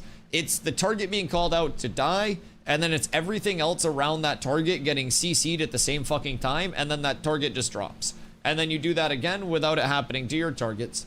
And I think personally, from my POV, the easiest thing to do is call out a target. The hardest thing to do is have all of the kind of like peripheral CCs, those stuns, those incaps going out to make sure people aren't free casting. I like how Cartel play. Don't tell NA I said this, but I like the way a lot of the EU guilds play. Like, when we were in the Polar 8v8 tourney, like, I casted the whole thing, so I got to watch all of the matches. But I also fought in, like, the A group, or whatever it was, like, Group A, where a lot of the good EU teams were at. And playing against them, it was very, like, aggro, in-your-face, dub key, keep the pressure up. Even in duels, I actually changed, like, how I was dueling against bards, because I was getting cooked by yellow because I wasn't putting enough pressure on. And then I watched another tank from EU duel yellow, and it was just dubbing. And I was like, okay, that makes sense. Just don't let them get combos off in the first place. And then in 1v1s versus bards, I feel incredibly beefy now. I used to play very like back foot and let bards get too much off. And I would still win because tank beats a lot of things in 1v1s. A lot of things. Our kit's really good in 1vs. And I was playing like way too passive, and I watched the EU tank just dub keying, and I was like, that makes a lot of sense. So it's been nice. It really does though. It feels like tank is pretty solid in 1vs, I will say. Yo, Kenzie, thank you for the follow. I appreciate you. Letting 1 to 2 DPS backline and focus CCs and pressure the heels, while all you other less experienced PvPers focus on call targets is how I'd approach. Problem with this comp is there's only like 3 DPS. Yeah, I agree. Because that... Ow, fuck my... Ow. I just kicked my desk. I'm fine. Everything's fine. But yeah, so that like is kind of like what I've always wanted to get into with our splits, even in larger scale. When secondaries come out, I want to have tank rogue, like the Night Shield class, as my total class, and I kind of want to be like sticking on backline, like pressuring healers, getting all of that out, because I feel like tank has a lot of viability to just CC lock people, force out their CC breaks, get good burst on them. But with honestly the movement change is pending, tank may be in more of a spot where like I had to play it in those fights where it was just dedicated backline protection, like the Aegis, the protects, banners going out to counter the initiates, walls to try to split them. I don't know. It's going to be interesting because I think the movement changes will really impact a lot of things. Depending on how they come in, like, it could impact entire comp choices. Tank as a peel is really good, helped a lot. Yeah, I love the tank peel because I can also, like, I grappled the rogue off of you at one point when you were low. And I've also, like, I was also able to grapple people in and just kind of, like, start the pressure on them. But like you said, we lost the DPS that was needed in the front. Exactly. And what I want to try to get better at is being able to kind of do both simultaneously. And if I can get down the timing of like, okay, I've got everything out, and then like, it's kind of like a stick and release type thing, right? So there's a certain amount of time where I'll want to stick on you and make sure that I'm peeling you and protecting you. And then once you're good, I've got to be okay with letting you go and then rotating back up to the front line. And that's something that I need to try to get better at as a tank that will open up a lot for us. And it'll take away a little bit of the like, oh, we either have the peels or we have the DPS in the front. And it'll be more of a like, holy shit, how do we have, you know, tank support in both the back line and the front line? Because we're capable of it. I just have to be a little bit more comfortable with using my charge to actually like relocate and charge. I've got to be aware of my positioning if I'm doing that, which positioning wise, it feels fine. I feel like I'm putting myself in good spots. But really just being able to recognize that mid ground of, okay, my target that I'm trying to peel for is safe right now. I've got to release from them. I've got to go back up there. I think 3v3s would be good practice. I cannot wait for small to mid-scale arenas. 3v3s, 5v5s, 8v8s, all of that. And I agree. I think reps in every way, shape, and form are the best things. Because it's really hard to find actual meaningful reps right now with everything being open world. Because a lot of the time, someone will jump someone that's half AFK, like, get a kill, and then not go back to the fight. Fortunately, we've PvP'd against the stack the last couple of days. And like, these guys have been chilled the entire fucking time. So we're able to get really good reps against these guys where we can even like talk about what happens in the fights and shit. And these are really meaningful reps. When things like arenas come in or the PvP battlegrounds come in, you'll be able to get a fuck ton of even reps where everybody's just trying to like, you know, get the good starts in. I mean, even there, it was open world PvP. We just ran up on each other, but people were even like, ready? Ready. Okay, cool. And we're making sure that we got like good initiates, like people weren't getting like completely caught out and like fucked over because of that. So it's fun. It's fun. I think that as more modes continue to get active, that give like very easily accessible, replayable content, I think we'll be up tremendous. Kenzie, yo, thank you for the 5 gifties. I appreciate you so much. That is incredibly kind. Thank you. Thank you. Thank you. Much love. Battleground nodes when? PvP Battleground POIs were discussed in the last dev stream. So they will have a 1 hour spin up time, duration of about 3 hours. And we have had Intrepid reach out and ask for ways to incentivize those areas. How would you, as a player, be incentivized to go to these PvP Battleground areas and actually take part of the content that's there? Like, what would be enough to get you guys out into those areas? We've talked about potentially, like, you know, the classics of XP, glint, rarity, quantity gain on killed mobs, higher drop rates, higher rarity. Yep. You know, more XP gain, more glint gain. One thing that I talked about for PvE, like mob heavy areas, would be the potential to have an upgraded, like an up-leveled mob system, basically. Where if you go into Steel Bloom, for instance, I use Steel Bloom as a reference for a lot of this stuff, so bear with me. Say you go into Steel Bloom, you go in there and instead of it being a lot of spawn pads that have like, you know, 3 to 4 of the current stars, it's 1 to 2 of a higher star variant of those mobs. And with the elite mob scaling, that would make that extremely impactful. And then you factor in on top of that, increase like drop rate, stuff like that. That would be kind of solid. I would have a lot of fun with that. Then from there, we've talked about on the like, you know, PvE or incentivization side of thing, the potential for outside of actual like POIs like Steel Bloom, or even in POIs that were like resource heavy like Grave Peak and shit, having a chance for it to roll with basically like a bountiful curse, like pre-tag on it, right? Prefix, that one. So basically, like, instead of all of these trees being like larch and single spawns, they would, while the period was active, Grave Peak would become the PvP battleground, and in the Gathering version, these would become clusters of higher tier, higher rarity trees instead of their normal spawns. So through that, you would have a level of having to go in, clear yourself out of spot, and start gathering the clusters. But if you're trying to do it solo, you're almost definitely going to get jumped. So you need to bring in gatherers to actually gather the like clusters safely. And then you have the risk reward of like, do I want to gather clusters and kind of like hold them on me? Do I want to gather and then immediately feed them to another crafter? Or like another like gatherer or somebody to like mule it out so they get out of the lawless area. The longer you stay in, the higher reward you get, because you'll be able to gather more, put more in your inventory before you leave. It kind of turns into like a protect the president mode of some sorts. And then on top of that, just potentially some, I don't know, some incentivization for player kills maybe in one of the areas. Just kind of like a bloodthirsty type tag on it, where there's some form of like, I don't know, currency gain, or maybe like an RNG loot crate that's dropped when you kill a certain number of players, or even like different thresholds of rewards where it's almost like a free-for-all when you go in. It nukes grouping, everyone's solo, but if you place in like, you know, the top number of kills throughout that, you get a loot crate of a certain rarity or a certain kind of like tier of gear. That could be enough to incentivize people to go out there. If they made Lawless trophies good for guild XP, that would also be a big plus. Massive idea too. Yep. Lawless trophies being integrated for leveling could be fucking insane. Oh wait. A Nova Guild's out here? Ayo. Ayo. How many do they have?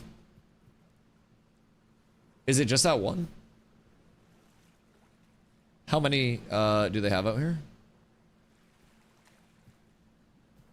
2? Oh god. Well, I don't want to jump them with all of us.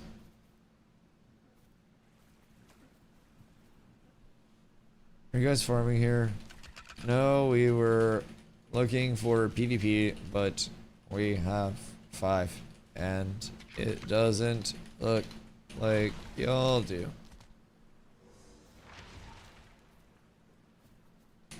So I don't just want to like instant nuke them. Oh, wait. We only have 4. Never mind. 1 left. Okay.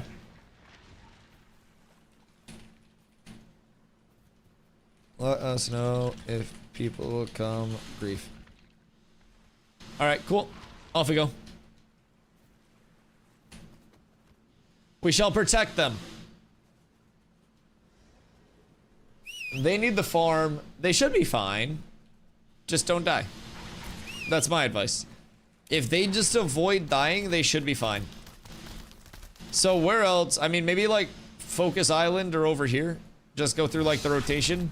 Because I mean, we found people out at Dunmore, so what are the odds that we find people elsewhere? Just don't die? Yeah, that's the easiest way to make sure that you succeed. Ultra, how you doing, my boy?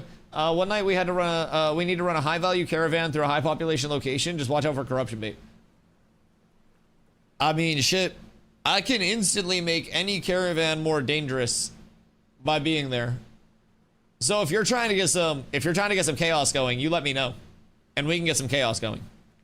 I will sow the seed. Every guild caravan event, I don't show up because I, you know, don't like the guild or whatever. I don't show up so people can fucking enjoy their time on their caravans and maybe get some data out of it. I am excited though. They announced, like, on top of the crate changes, which will impact caravans, they also announced that there will essentially be incentivizations, like you'll get more for crossing borders of economic regions, which economic regions will be different regions on the map. When you go region to region, you'll receive more money selling commodities across those regions, but the rate of return on certain routes will be dynamically adjusted based on how many goods are being run through that route. So if you're transporting more goods through one route, there will be more supply, therefore less demand within the economy of that node that you're going to. And it kind of sets everything up to be a much more dynamic, much more spontaneous system where it's less of a linear, like, okay, we run this over and over and over again, and more of, okay, where are we going today? Where do you guys think people aren't going? And you try to like sneak around a little bit more on the vans. You try to run a more indirect route. You try to find something that hasn't been done, maybe run a rotation.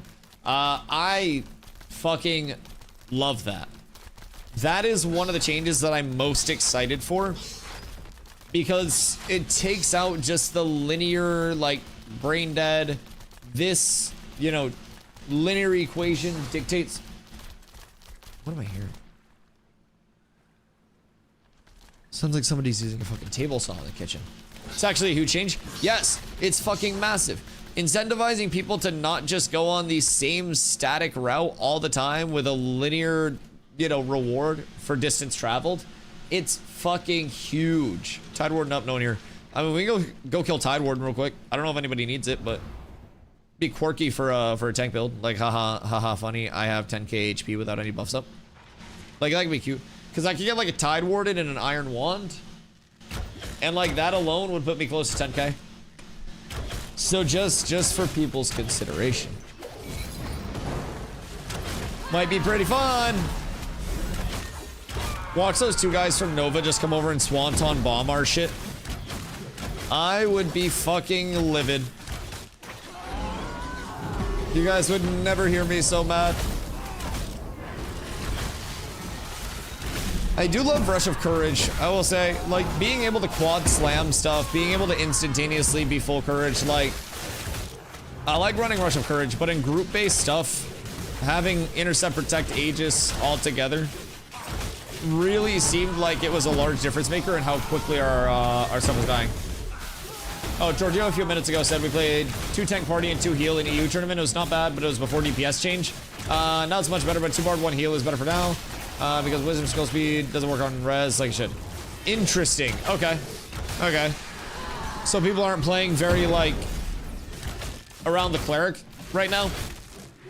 Everything changes so much once secondaries are added too. Like having a cleric versus having a cleric bard, or even like a bard cleric, that's gonna be so much fucking different.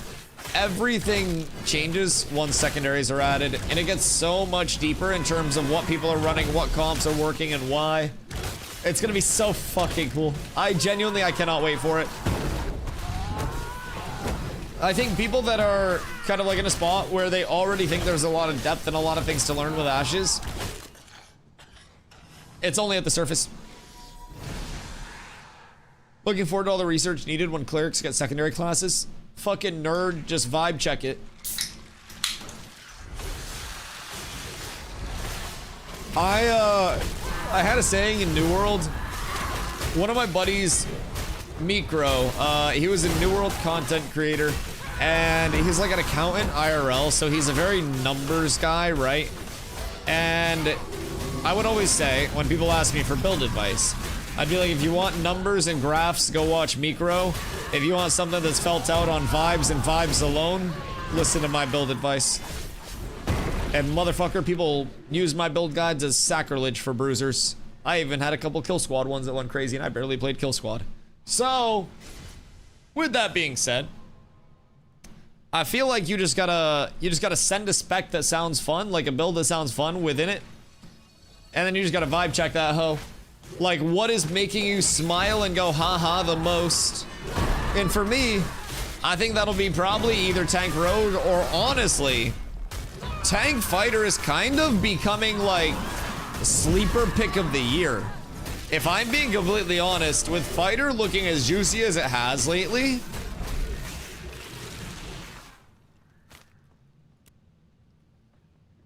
like, what if, boys?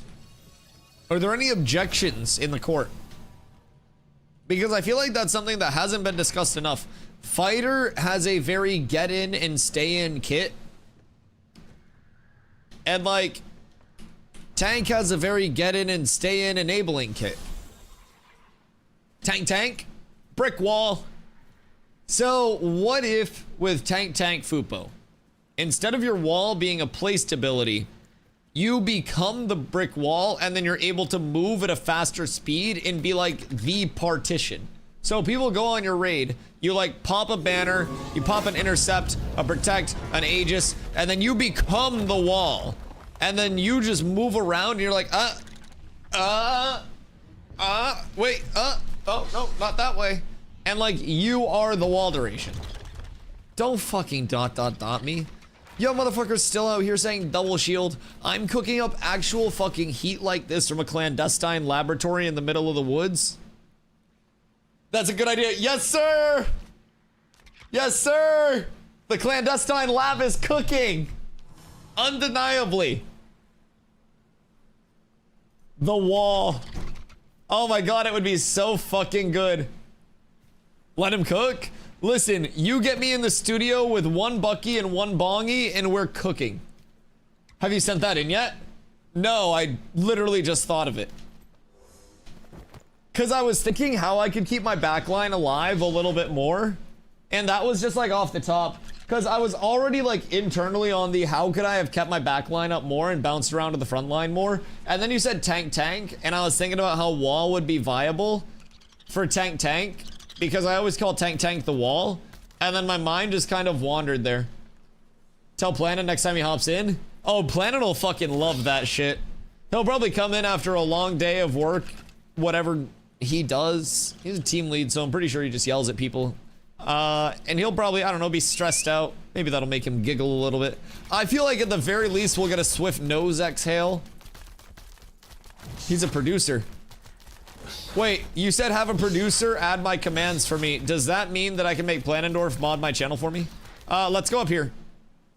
Wait, Ember here? Wait, where's Ember? And how many do they have? I didn't see them. Oh shit. Was just one fighter? Oh. Okay, we don't need to kill him. You know a producer? Motherfucker, who do you— oh, it's Vithar! Hi, Vithar. Wait, come through. Hello. He's one of us. We're rolling around. We're checking out all the island spawns to see if there's like a good amount of PvP anywhere. Vithar at 25. Vithar been fucking grinding. I respect it. He's pretty geared too. I think he had what, like 5.8 or something like that. Yeah, 5.8k HP. Like Vithar is kind of beefar, dude. I won't even lie. Football, I would say the closest thing that I have to a producer is giving CDOS full, like, ability to nuke my YouTube channel at any given point, and he posts clips on it and tries to make people laugh with interaction. So, he's a big legend. Other than that, I've had the same overlay for, like, 7 years. I could probably get a new one at some point.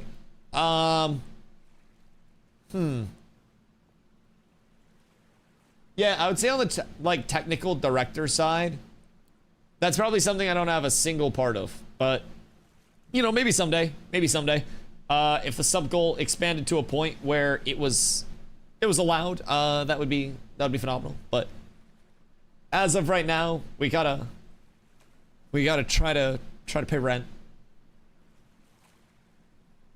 Dorf will actually probably love the wall recommendation. So, like, what are some things with cleric secondaries that you're looking for across, like, the secondary implementations? Because Hoofsy is a big AoE res simp. He really wants High Priest to have AoE res. And personally, I'm not against it. I also think a self-res would be really cool from a High Priest. But I also think that, like, a Necro cleric that goes into a little bit of like the life tree instead of the death tree, or maybe even the death tree. Death tree, you come back as like a summon with different abilities for a little bit of time before you die. Who cares about cleric? Only one that's important is tank. Well, yes, but like, I like tank a little more when I got the heals pumping on me. It gives me a nice, like, at-home, secure, safe, and sound feeling, you know? I'm curious how they're gonna do Shaman, Cleric plus Summoner. What would your hope be for that? I feel like that would kind of incentivize playing through multiple different types of supporty summons. Okay, I don't think they're here. I don't think anybody's out here. Please, Lord, tell me that there are lads out here. Excuse me. We just want to find some people out here on these islands. Wait. No, I think that was just ambient mob noise. I thought that was gonna be something, but I think the mobs were just yapping. No. No. Lake said AoE healer versus single target healer. That would actually be nice. Like something in WoW that really incentivized me to, when I was playing Paladin and wasn't able to tank, aka Classic, like incentivized me to at least play Pally as my, you know, what I was playing at the time leading up to TBC and when Pally actually became fun, was the fact that I'd be able to heal tanks instead of the raid. And like healing tanks, you're taking what's typically in PvE anyways, like a predictable amount of damage. And then in PvP, you know, it's just group heals, but like in terms of raid healing, I feel like you were healing off so much damage that people shouldn't have been taking in the first place. And it was just like an annoying hindrance to actually raid heal. It just made people angry. We can swing by Brines maybe and see if we can find a pair if people aren't out there. Because I'm sure somebody still needs Brines, right?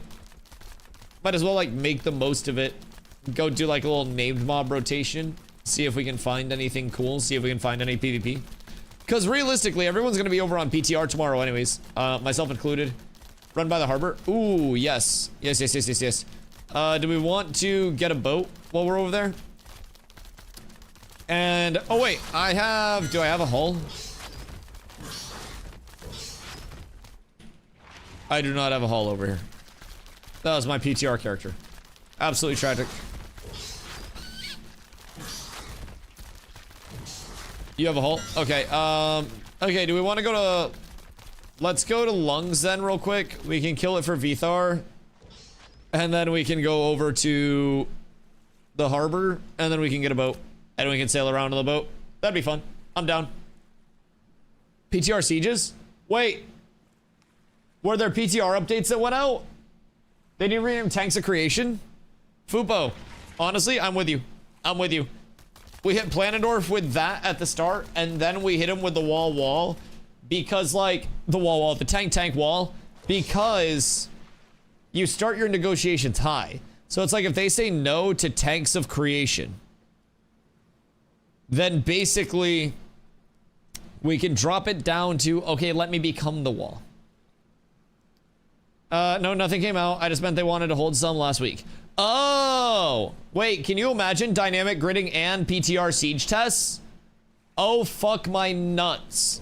Yo, Fracture, how you doing, my friend? Trying to convince my friend to buy this game. Help me, please. Do something cool in game. Thank you. Right now, I'm doing something super sick called swimming on a scorpion that has bugged movement speed in the water. But we're on our way to do something even sicker. So basically what we're doing, we're out in a biome called the tropics. Anytime you're on one of these islands in the middle of the ocean or out in the water, it's a force flag lawless PvP zone. So everybody is opted into PvP. If we stumble upon any players, we can PvP them, they can PvP us. So what we're doing is kind of like running around to these different islands, and on these islands there are a lot of like mini bosses, like named mobs that can drop really good gear. So we're going around and we're seeing if anybody is here farming the named mobs, trying to get the gear, and we're looking for PvP. We're gonna stop at this island that looks kind of like a Nautilus shell, and then we're gonna go over to this harbor and we're gonna get a boat. So if you give us a few minutes, we're gonna work over here and we're gonna get a boat, and then we're gonna sail around on a boat and look for more cool shit. So it'll be kind of chill unless we do find people, and then you'll see PvP come out, in which case it'll also be chill because the community over here just kind of has fun when people are playing. In addition to that, kind of like, well, I got you for a sec. Oh, we got the hull. Oh, fuck yeah. Thank you, Lake. Lion asked if we needed gold for boat. I have 6 gold. So any gold donos from rich people for the boat would be appreciated. In terms of like just an outside the game point that I always like to tell people about buying the game right now, other than being able to use exclamation ashes to make your account for the playtest, basically you get a 90-day period where you can get a full refund on your playtest purchase with no hours limit. So right now we are in the last month-ish, a little under a month, right, of this server existing. But in addition to that, like, a lot of people are like, oh, my character's just gonna wipe. What do I do? Well, they just expanded private test realm access to all of the playtesters that have access. So the 90-day period refund, yes, 90-day period, yes. So the 90-day period would cover you at this point for the remaining, like, under a month until the start of phase 3. That's on August 4th. Phase 3 is a new server, everything wipes, and then we'll basically, everyone will start over on that P3 server. Strag, you're the idiot, I beat you to it. Dead, fucking idiot. No, it's you. Anyways, P3, August 4th, Fracture, thank you for the follow. P3 on August 4th is the start of a new server. Everything here wipes, goes away. We'll start on that new server. There will be 1 NA, 1 EU, guaranteed. Potentially more if they have a huge influx of players, but I'd plan on 1 NA, 1 EU. With that being said, people that want to hop in the month leading up to that and kind of get familiar with stuff, the PTR, the private test realm. This is another way to convince new players right now. The private test realm got expanded to all playtesters. It is visually NDA'd. Tell them that 1,000 times. If they share any visuals, their accounts will be banned. From streaming POVs to sharing screenshots. Don't even take screenshots. Patch notes, also visually NDA'd. You can discuss everything, and we always discuss everything that happens. I stream during the PTR sessions too. I just don't show the visuals from it. So, with the private test realm, you can make your character, run directly out of the starting area, and then there are vendors waiting for you with instant level up books, gear crates that you can open to get level 20 gear. You can get pretty much any gear in the game you want, with the exception of some of the named mob items. But you can get really good baseline gear sets. You can enchant those gear sets to +20, which is the max level of enchanting. And you don't have to spend 100+ hours leveling your character. So, leading up to August 4th, they would be able to hop in, make whatever archetypes they wanted to check out, whatever classes, get them leveled, get them geared, fuck around with the abilities, and then once they know what they want to play from that end, they start working on, you know, maybe they pop over here and start leveling that archetype to see how it feels through the leveling process. Maybe they make one and level it on the PTR without everything being just, you know, instant leveled. But I personally think this is a really good time for new players to hop in preparation for Phase 3. Because when Phase 3 hits, it's going to be, my estimations, like 1.5 to 2 years for that server duration. Unless for whatever reason they have to wipe and add a new one. But I don't really think that'll happen. I hope that doesn't happen. Okay, it's this guy. Lit. But their goal is to have no wipes. Excuse me? Is he bugged? What is that?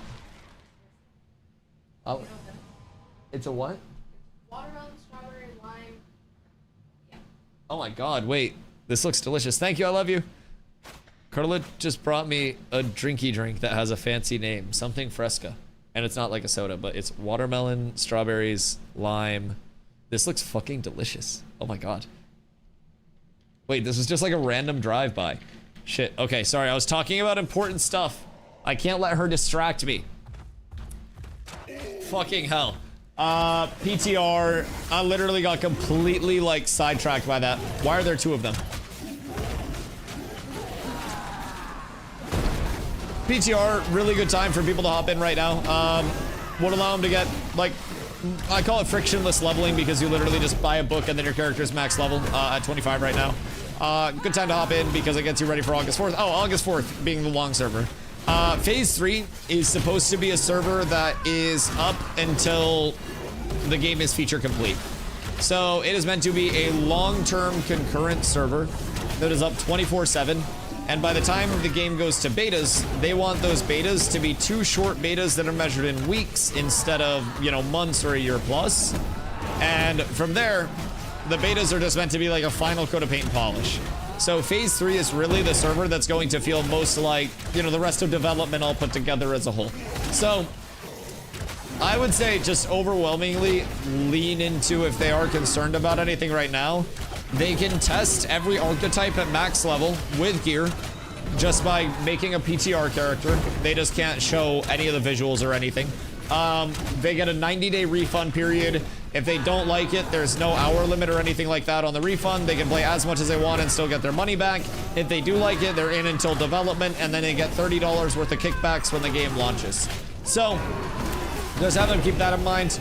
If they have any questions or you have any questions about anything, I'm more than happy to kind of yap it out. Effusive, what you up to, my friend? Also, Streg, did you link up with Zeke for that ring? It's watermelon and strawberry agua fresca with whole limes blended in two. I wouldn't drink it with the straw. Okay, hold on. Oh, no drops. Wait, so is this already squeezed? I'm going fishing for the whole lime. Oh, I'm squeezing this bitch. Wait. I went to Sunhaven for him to say he's not coming. Wait, what do you mean? Don't squeeze? That's for looks. Not anymore. More lime. Exclamation key. Okay, we're good. We mix. It's already got like 3 limes in there. I'll fuck with lime heavy.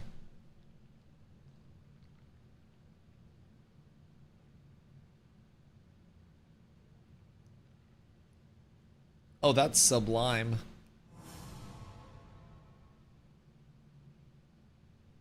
Sorry. It's really good. It's very refreshing. Very, like, is it just fruit? So this shit like omega healthy, right? All right. Whee! Let's go check out the harbor. Gross drinks without straws. You say drinks without straws are gross, and then you regularly ask me to spit in your mouth. One way or the other, Leon. Just come to a conclusion, buddy. You gotta pick which hill you're dying on. Skirt. And we're off. Humans are dying straws. I think we're more akin to a donut than a straw. We're pretty like beefily built up around the hole, but yeah, we have a continuous hole from our mouth to our butt. And then we're just kind of built up around that hole. Like, we're built around negative space. Donuts are bread straws. Straws are plastic donuts. You can still eat straws. You just have to not be an absolute pussy about it. Humans are Swiss cheese. Well, not in an ideal scenario, but very capable of becoming that, I would say. Are you getting ignored? Oh no, you're good. Agua fresca is a refreshing beverage popular in Mexico made by blending fruits, vegetables, or seeds with water and sugar. Common flavors include hibiscus, watermelon, and lime. It's typically served chilled and is perfect for hot days. Yes, it is, AI. Thank you for the heads up. Have you got a referral code? I do! Exclamation ashes. You can do that in chat, and then if you guys are looking to hop into a community as well, exclamation guild will get you a link to the community that we run. So we have a very good leadership core, always looking to get more people in, and a lot of people have been on the grind making it happen. Right now, this production environment over here, a lot of people have been taking a break from it, kind of like chilling out a wee bit. Whoops, I gotta go to the harbor. I went the wrong way. Never let me drive. So we have a lot of people that are working very hard to make it all happen. A join, but I'm assuming you're American. We're British, so bad ping. You'd think, but what if I told you right now that we are on a global mega server called Shul? So everyone, EU, OCE, NA, Antarctica, are all over on this server. Intrepid, the developer of Ashes, is working with some crazy fucking server technology that makes ping feel very, very, very, very good. And also, you do have time to check it out over here because the NA server is the only one up right now. So, when you hop in, you'll only have NA server as your option. On August 4th, it goes back to NA and excuse me, EU servers for phase 3. So you will have an EU server opening back up if your ping feels like shit, but you'll have the rest of the month to try it out. Ayo, be eclectic. What up, my goat? Thank you for the 5 months. One more, and you get a banana upgrade. Yo, happy you're here, man. I hope you're having a beautiful day. Did I accidentally take Sid before that donut convo? Because I feel like I'm tripping. How is your blood glucose? Are you okay? Are you spiking? Do you need the gummy bears?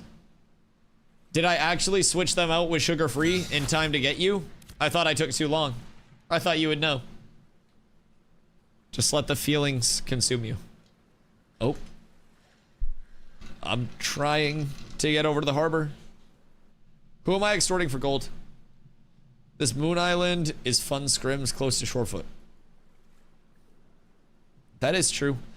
I had in New World when I was over there the actual fucking goated duel area, and then they fucked it up with a patch. So basically, when you were on one of the fast travel areas, you became exempt from PvP and stuff. So like you couldn't be hit and you got like a protection put on you. And if you popped one of those, like hopped onto one of those in a duel or in any PvP, it would be a way to like bitch out of the fight. So my dueling area was like this literal like small arena area. It was like you went on a fast travel back here, you stepped down, and then it went to like the circle area, and then there was a set of stairs that led to like a portal area, and it was really fucking cool. And it had a circle on the ground, and everyone would try to stay within the circle, almost like a sumo wrestle type shit. And then one patch, they made it so the PvP protection from the respawn, not the respawn, but like the fast travel area itself, expanded on the same like height linear plane, just outward. So we'd be PvPing, and if we would jump, our character would go high enough to activate that like PvP protection, and it would just fuck our duels. So they didn't even intend to change that. That was a bug. I don't even know if it's fixed yet, but they took the greatest duel spot in the fucking game and they cooked it. It was absolutely tragic. New World did so many things that just cooked it, I will say. No thanks on the sugar-free gummies. Only full diesel gummies. Just gotta keep it all pumping. This fucks. I feel refreshed.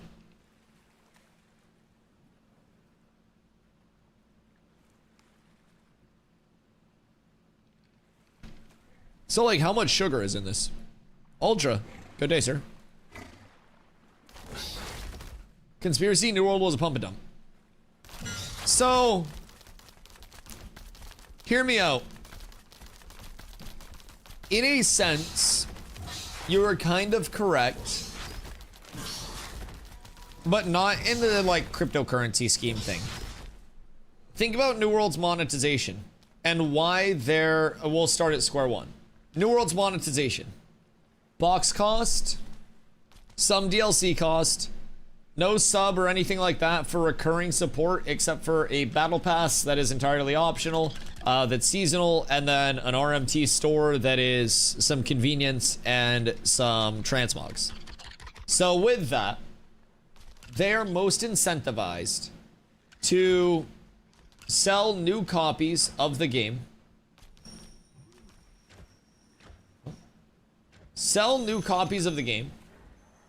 and onboard players to the point where they cannot refund it, secure that, and then just GG go next. So there is a reason why I would be willing. Does anyone have a gold donation? I'm broke as shit. Does anybody, wait, sorry. Basically, there is a reason why their marketing and like their emphasis on bringing in new players instead of retaining current players. Oh, that's what I was hearing. Jesus Christ. There's a reason that their emphasis on bringing in new players and not retaining current players has been very transparent. And that's because player retention is much less guaranteed income for Amazon games than selling a new copy of the game. It's secured. They don't have to retain them at all, and they're good. So instead of investing their time and their money in like inward things, like development, like production, like fixing the holes in their gameplay loop, they do flashy things like new gameplay mode that's queuable here, new like this and that here, but it's not fixing any of the core issues.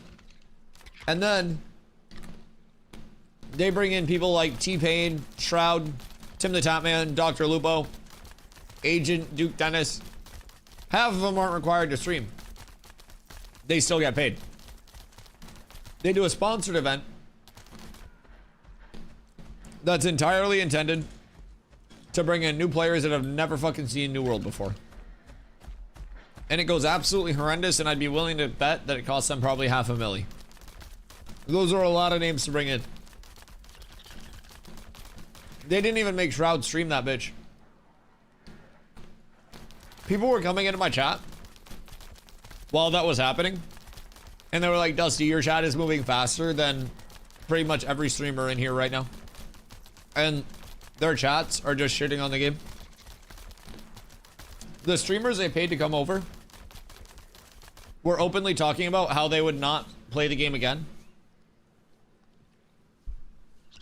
Because instead of showing off the revamped leveling experience that they spent 3 years working on,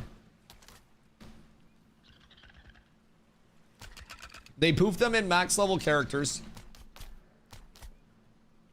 gave them a bunch of gear crates, didn't explain anything, put them on a private server with devs with no actual players to you know, explain things,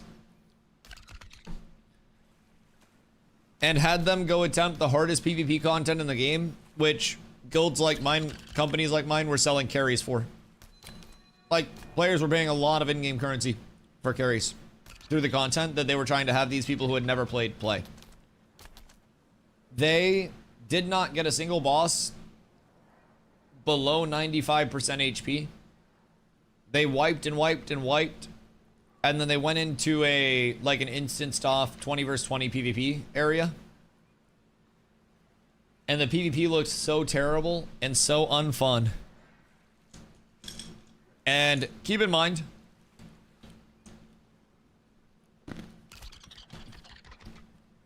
Tim the Top Man, Dr. Lupo, Shroud, all the people with MMO experience, right?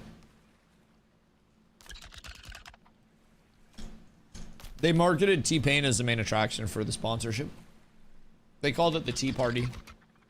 They made it all about T-Pain. With all of those people there,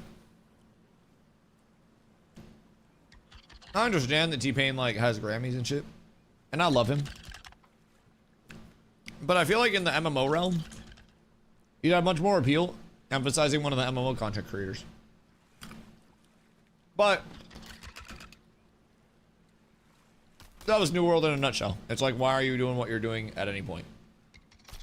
Level 40 mining? Fupo. My goodness gracious. You be mining and picking. Fresca can be considered a diet drink, but the watermelon and other fruits are not. If that's like a 20-ounce glass. This is... I don't really care about carbs. Like, calories per dollar and shit is a massive thing that I keep in mind. Cups. Oh, it's 24 ounces. So it was beefy. How much money do we need for boat? Is it down to 15 now?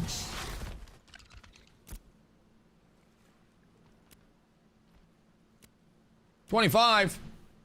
Chat. We need 10 gold. I think it turned out really good. Oh, it's delicious. Is there Costco? I think there is like one Costco in Maine. And I have a Sam's Club card. Thank you, store. Do you want to sail around with us? You bought your entry. Actual legend. Here. Alright. We're up.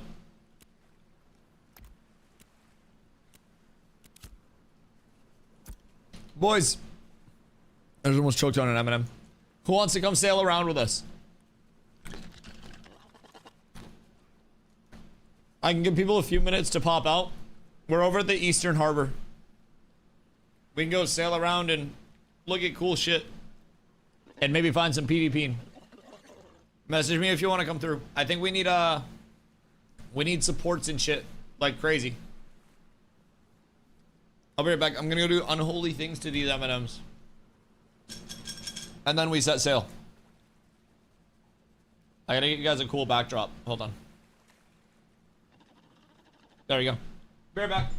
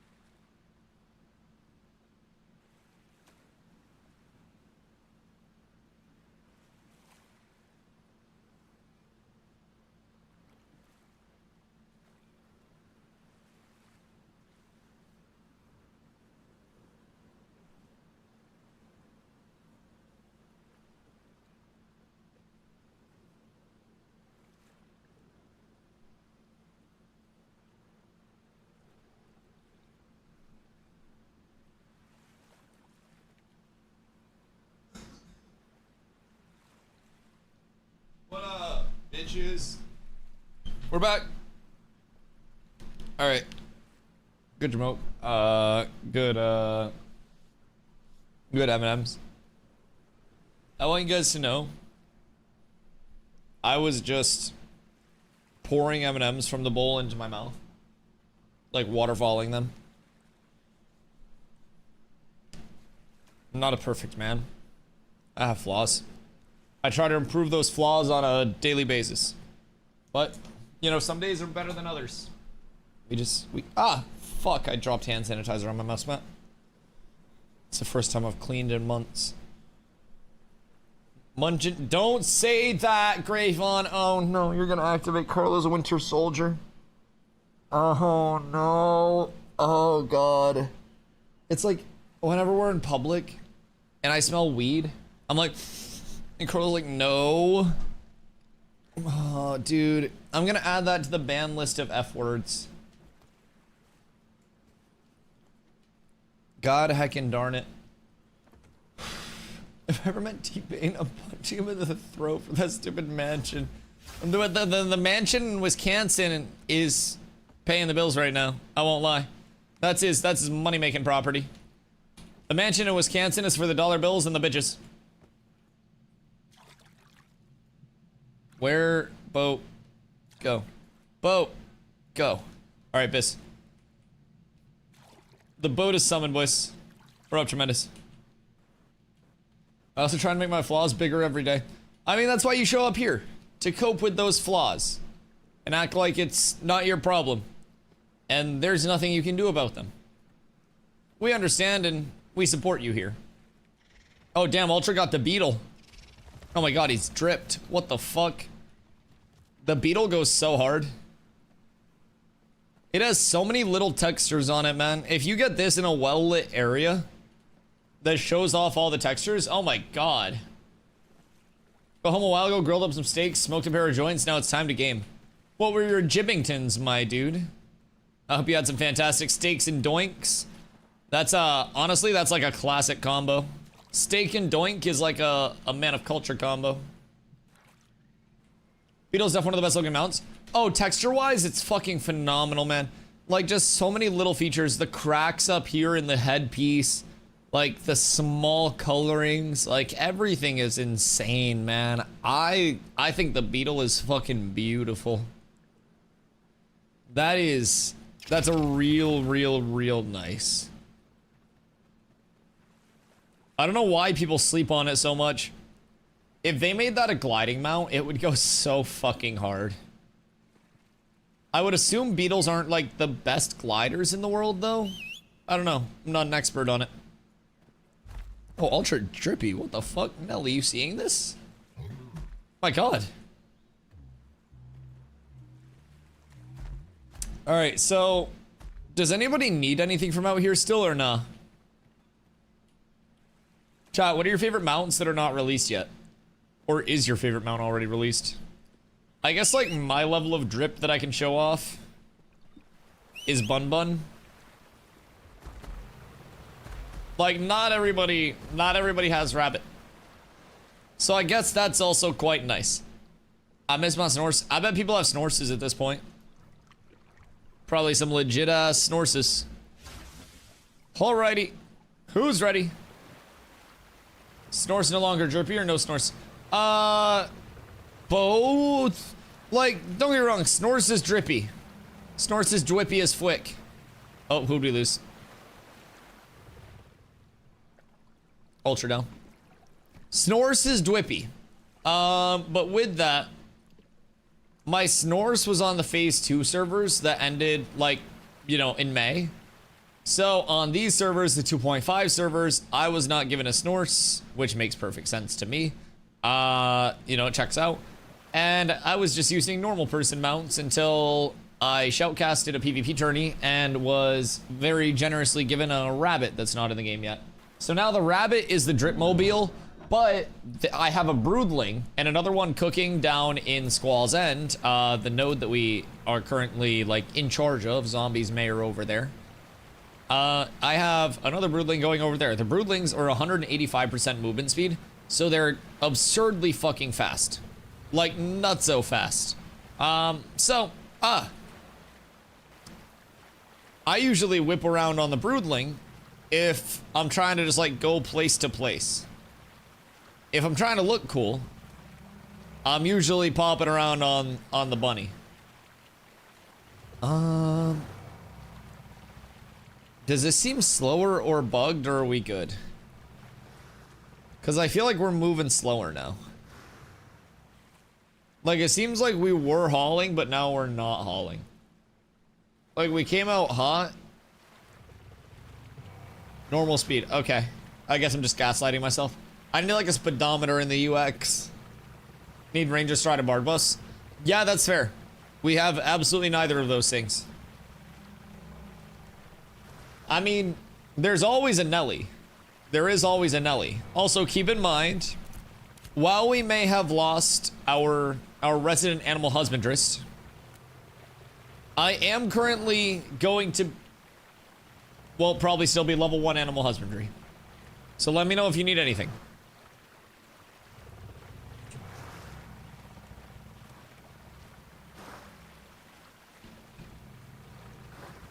more than happy to help juice it.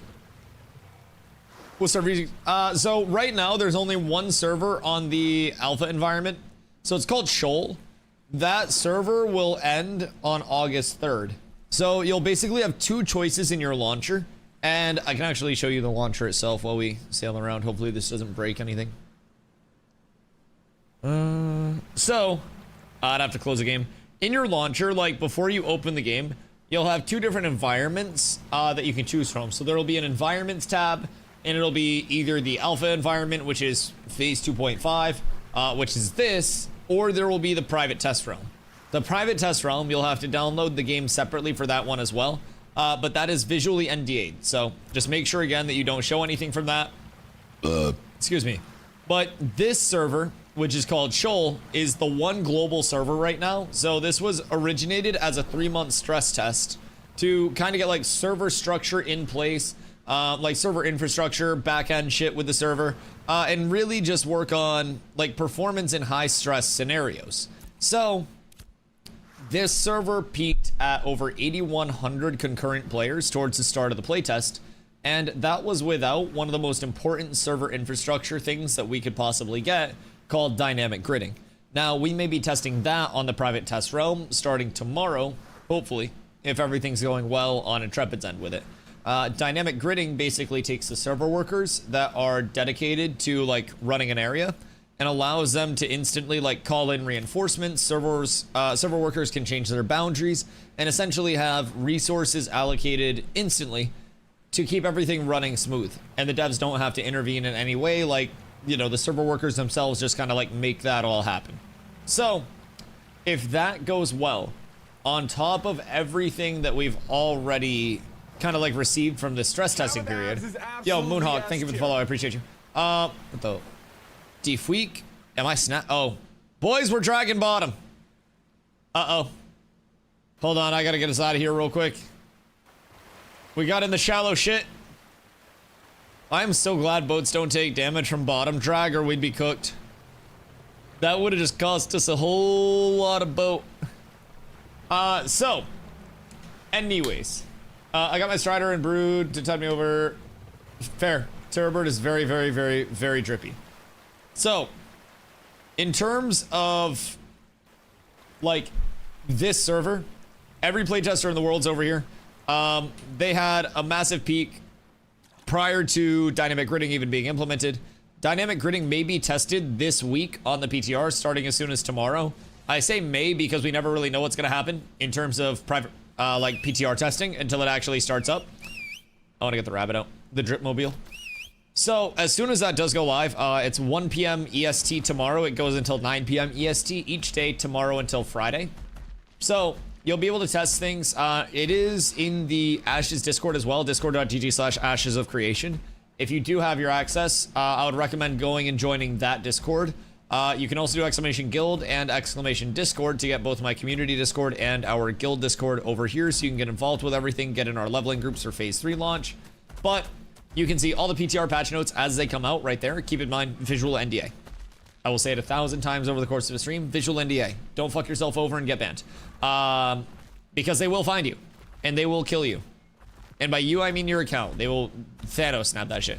Oh, this is a level 15 area. Alright. Well, probably nobody over here. Should we maybe go over to, like, the harbor over here and see?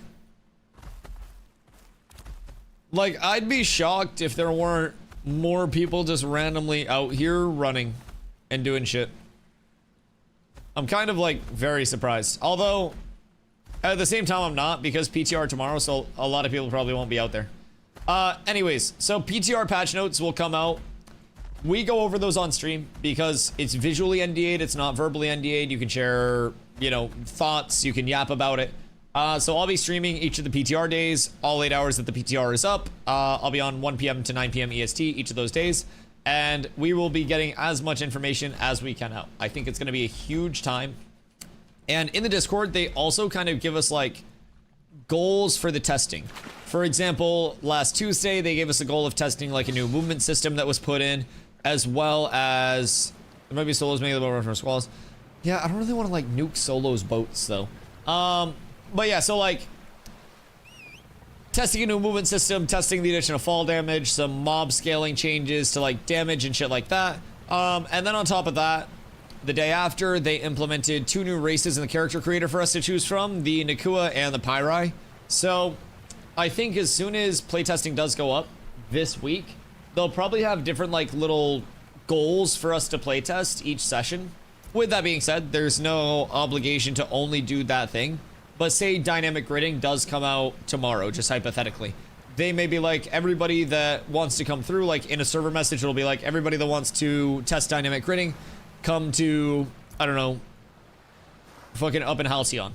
And they want every player to run over to Halcyon and see how dynamic gridding responds along the way. And see how it responds to like the heat maps of the players all moving, depending on where they've already spread out, where they're parked at.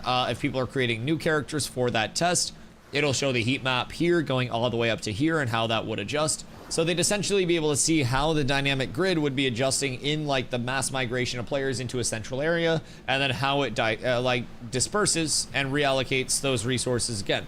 So they may have people focus on that, and then they may also just have days where it's like, check out the character creator, we added some new hair and shit. But they drop patch notes for it as well that are much more in-depth with each individual change. So we always look forward to those. We discuss what's kind of like going on with all of that shit, try to, you know, predict what some of the changes will do. And then while we're actually testing, the like gameplay side of things is hidden. You guys will be watching a VOD from previously. And then from there, we'll be playing the PTR. You guys won't see the visuals. You'll hear what's going on. We'll be yapping about what's going on. And if you're over playing with us, then you'll be able to see what's going on too. But a lot of people use that for like PvP practice, for testing different classes, builds for different classes. So it's fun. It's very fun. And it's super easy to level your characters over there. Doss, are you still on your leveling grind right now? I feel like I haven't heard much yap about WoW in a minute. And I don't want to be one of like the WoW dead people. But unironically, do we think that WoW is on the brink of death without something carrying the content side of it like an OnlyFans? And I know that content is not the end-all be-all for any game. That's far from what I'm saying. But I feel like I keep getting pings to go back to play Mists. I don't want to get up. Personally, I never played Mist in the first place, and I wouldn't play Mist now. I won't lie. I genuinely wouldn't. I played a lot of WoW in my life, but even when I went back for Classic and like TBC and shit, WoW is WoW. It's a solved game. It's everything's done. Everything is determined.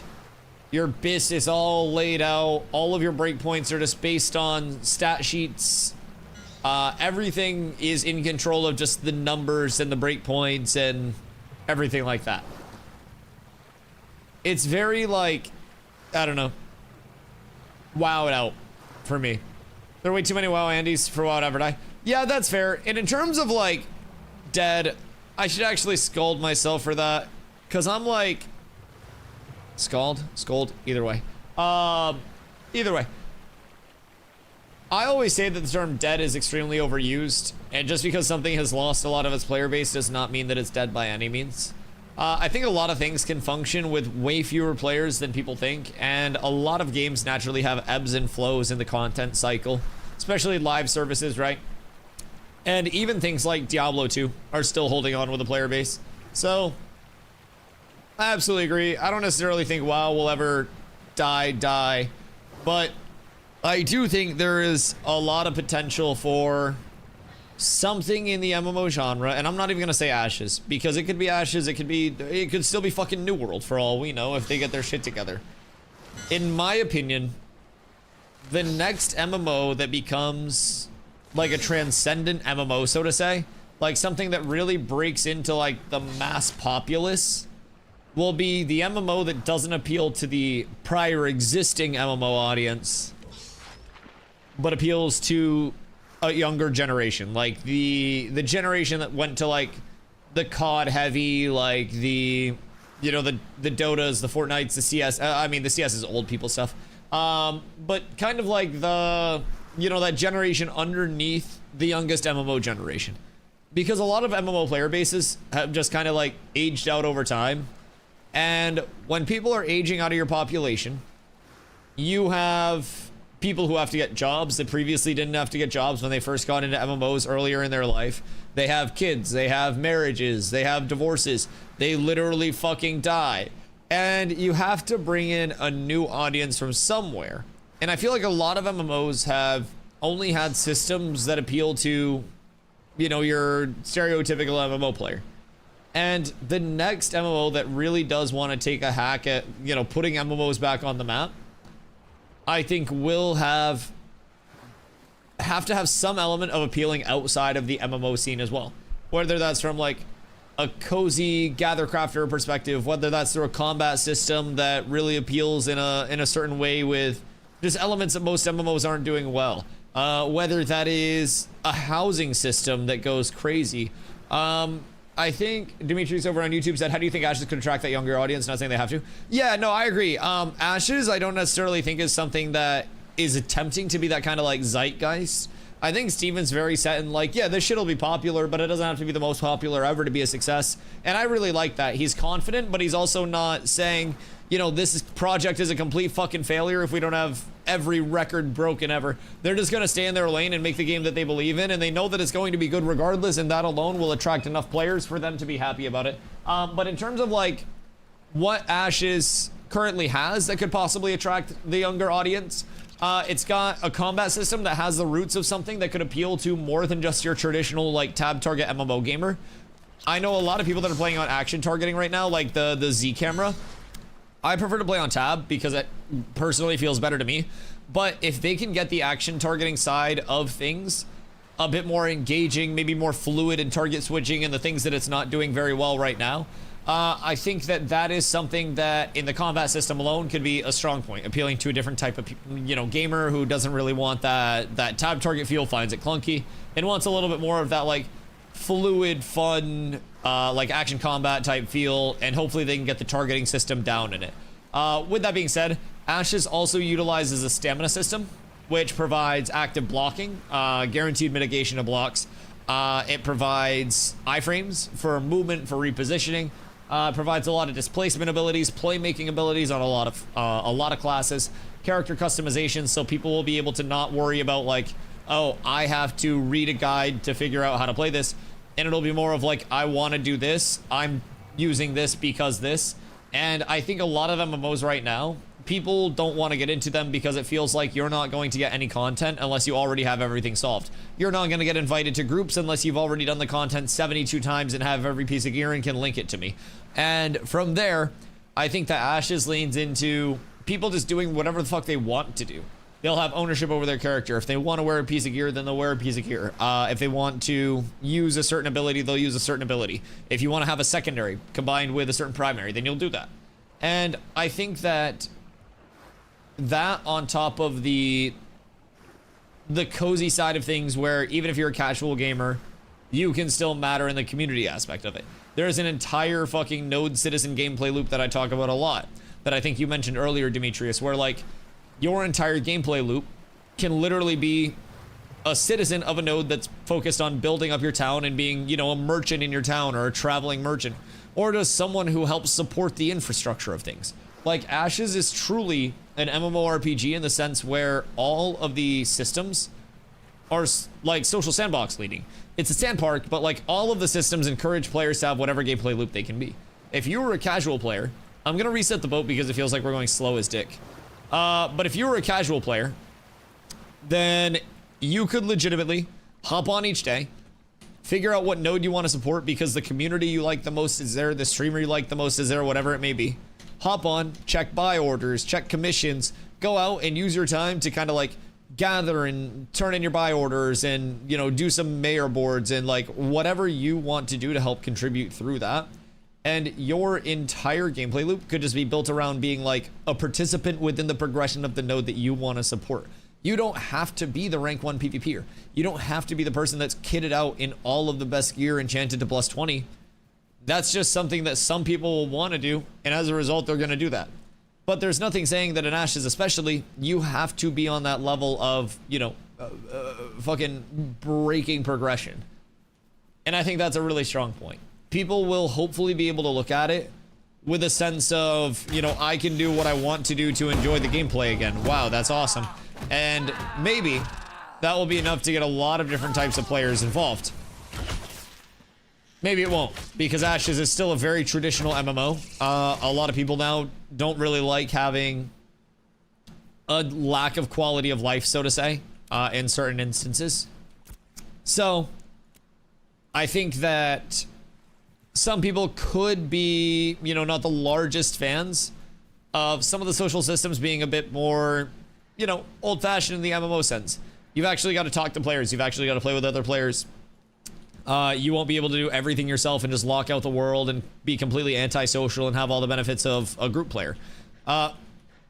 Step, bro. I'm fucked. Slash bug. World. They're trying to stop me from reporting the bug. Step, dev, I'm stuck in the dock. Ooh woo. I summoned boat. Now I am boat. Brrr. So anyways, I'm in jail. I don't really know what my out is here. But I don't think there is one. Cookies are not in yet. As soon as Cookie is in, the whippersnappers will all start playing. Fubo, the Void is ancient, and the Void is grumpy because the Void's back fucking hurts. Unstuck. I'll get out of here eventually. Like, I could unstuck, but like, then I use my unstuck. Like, what if I need to unstuck after that unstuck? I can just play the patience game right now. There's no, like, you know, there's no need. It's not like P-Dorf is here. I don't need to, like, worry about anything happening. Also, pudding. How's your pudding today? I think the node citizen loops, assuming they're moderately rewarding, will be a huge aspect of the casual player. It has cozy potential for the sort of casual. Add some meaningful and bite-sized PvE content. Add some meaningful PvE content in the game set.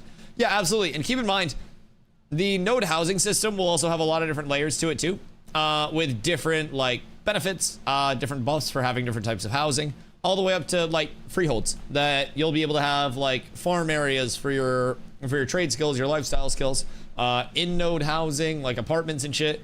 And there'll be a lot of different systems where you'll be able to kind of like make that your own. So yo, Dev, how you doing, my friend? Late to the party and knows been asked a lot. What's going on PTR wise? PTR wise, last week. So in terms of just like overall, every playtester now has access as of the 1st. Last week it was up Tuesday, Wednesday. This week it's up Tuesday, Wednesday, Thursday, Friday. Next week it goes up 24/7 until August 4th, the start of PTR. Sorry, the start of phase 3. So last week we tested a new movement system as well as fall damage, like mob basically scaling stuff, as well as the addition of the Nakua and the Pyrai. So 2 new raises, new movement system, lots of momentum carry, but it feels really good in my opinion. Like it feels pretty good. Needs a few tweaks to feel really good, but I really enjoy it. So rumor has it we could be testing dynamic gridding as soon as tomorrow. We don't really know like all of what's going on with the PTR until the PTR actually like goes live, right? But everybody has access to it. It is still visually NDA'd, so I'll be streaming, but I won't be showing the visuals from it. Basically, you guys will have a VOD going on in the back, and we'll be talking about everything. We'll be covering the patch notes. We'll be doing all of that good stuff. So we'll be here the entire playtest period. It's 1 p.m. to 9 p.m. EST each of those days, and then again on July 14th it goes 24/7. So we'll see everything there earlier, presumably anvils, summoner, you name it. It'll be on the PTR before it's over on live. So a lot of people, myself included, will be over there and trying to get as much information out of everything as we can until August 4th, where we'll be back over on phase 3 servers trying to pump there. I'm swinging it around to grab you guys. It's good today, just trying to be helpful so you don't raid my poor little caravan. Wait, I'm not gonna hit anyone's caravan? What do you mean? I wasn't out here looking for caravans. I don't know, we're just like pulling up to spawns and seeing if there are any groups that actually have people in them. We don't hit the solo vans here. We've had that happen before. We defend the solo vans. Where are you vanning? Don't like dox yourself, but... I will note toast. I swear to God, I will put my grapple right where you like my middle finger, like right up there, and then kind of like curl it up. That's where my grapple is going to hit if you touch a solo van. I swear to Christ. Toast, you don't win 1v1s, you're a mage. You're a mage. Maybe if you reroll someday, but I win these trades. What class would you guys recommend for first playthrough? Trying to decide between Bard and Mage right now. So, my very simple question is, what would you like to do? Not in the sense of like what class you want to play, like your mom asking what you want for dinner and not accepting anything other than like directly what you want. But with that, like, what are your goals as a player? Would you like to be more of a supporty type, kind of like CCing targets and group stuff, like hitting them with crowd control effects, and kind of like buffing your group and playing a supporty role? Or would you rather be kind of like that pure glass cannon DPS, like I will nuke you off the face of the earth level? I think that is kind of the big difference between Bard and, we lost one, Bard and Mage. Bard is like the omni buffer. It's very, very, very, very sought after in a lot of group play. It's got a lot of movement, but the movement's going to change with the new movement system that's on the PTR. And it's very good for like a lot of small scale, large scale, really just an incredibly diverse class. With that being said, mages, if you can put them in a group setting with supports around them and, you know, frontline, mages go fucking absurd in terms of the damage they put out if you play them properly. If you were a good mage following up on like a good initiate, you can hit a full freeze, full shatter combo, and then follow up with a prismatic beam and just delete motherfuckers. Now, in terms of the decision, keep in mind, Private Test Realm goes live tomorrow, 1 p.m. EST. On the PTR, you can make your character, and then as soon as you leave the starting area, so like you spawn over in this castle, right? Right up here. And this is the first starting area. There will be another one coming in the anvils that we'll test on the PTR soon, TM. So you spawn out like in this castle, you run down, and there are gear vendors right outside. So those gear vendors can level your character to 25 for you through a book that you buy. It's free. They can give you like gear sets that you can purchase. So you can make a mage, you can make a bard, and then you can kind of like fuck around with the abilities and everything tomorrow. And you don't even have to PvP or anything. You could spend all of tomorrow just running around seeing how things feel. And that'll also give you the most forward-looking feel, because if you played like a bard or a mage right now, and you hit a blink on a mage that sent you 72 meters, you're gonna be like, oh shit, like this is kind of sick. But with the new movement system coming in, that's gonna limit a lot of those like full yeets in terms of the movement. But both bard and mage are incredibly impactful. I would say the best thing to do is just give both of them a shot. And the good news is, you have a month until phase 3 starts. So like, this server is active until August 3rd, and with PTR going 24/7 on July 14th, a lot of people are going to be on the PTR anyways. So this server gets wiped August 3rd, August 4th, we have the new server. You have that entire time to not worry about like getting to endgame, being, you know, BIS PvP or whatever it may be. Use the next just under a month to really familiarize yourself with like what you want to play, kind of how the class is handling that you want to check out, and like just ask as many questions as you possibly can. There's a lot to learn with Ashes, but it definitely is, once you start getting into it, very, very fun to see not only how you feel in like 1v1s and stuff, because any of my mage players will tell you, mage feels fucking awful in 1v1s. I play a tank. Tank feels really good in 1v1s. We can be really impactful in group stuff as well, but tanks are also sometimes the victim of chain CCs out the wazoo. So people will just put incapacitates on us, stuns on us, and just like take us out of the fights entirely, so we can't impact anything. But we can do a ton of things over the course of like group PvP that all feel extremely impactful. So everything feels entirely different, like in small scale, but the balance for Ashes is all built around 8v8 group combat. So keep that in mind. If something feels bad solo or in 3v3s or in 5v5s, it probably needs other things around it to activate in that 8v8 sense. So a lot of what we have in Ashes right now is 8v8 or even larger, with a lot of kind of like open world shit. Not a lot of numbers match stuff right now, but more numbers match will be coming in. So just keep that in mind.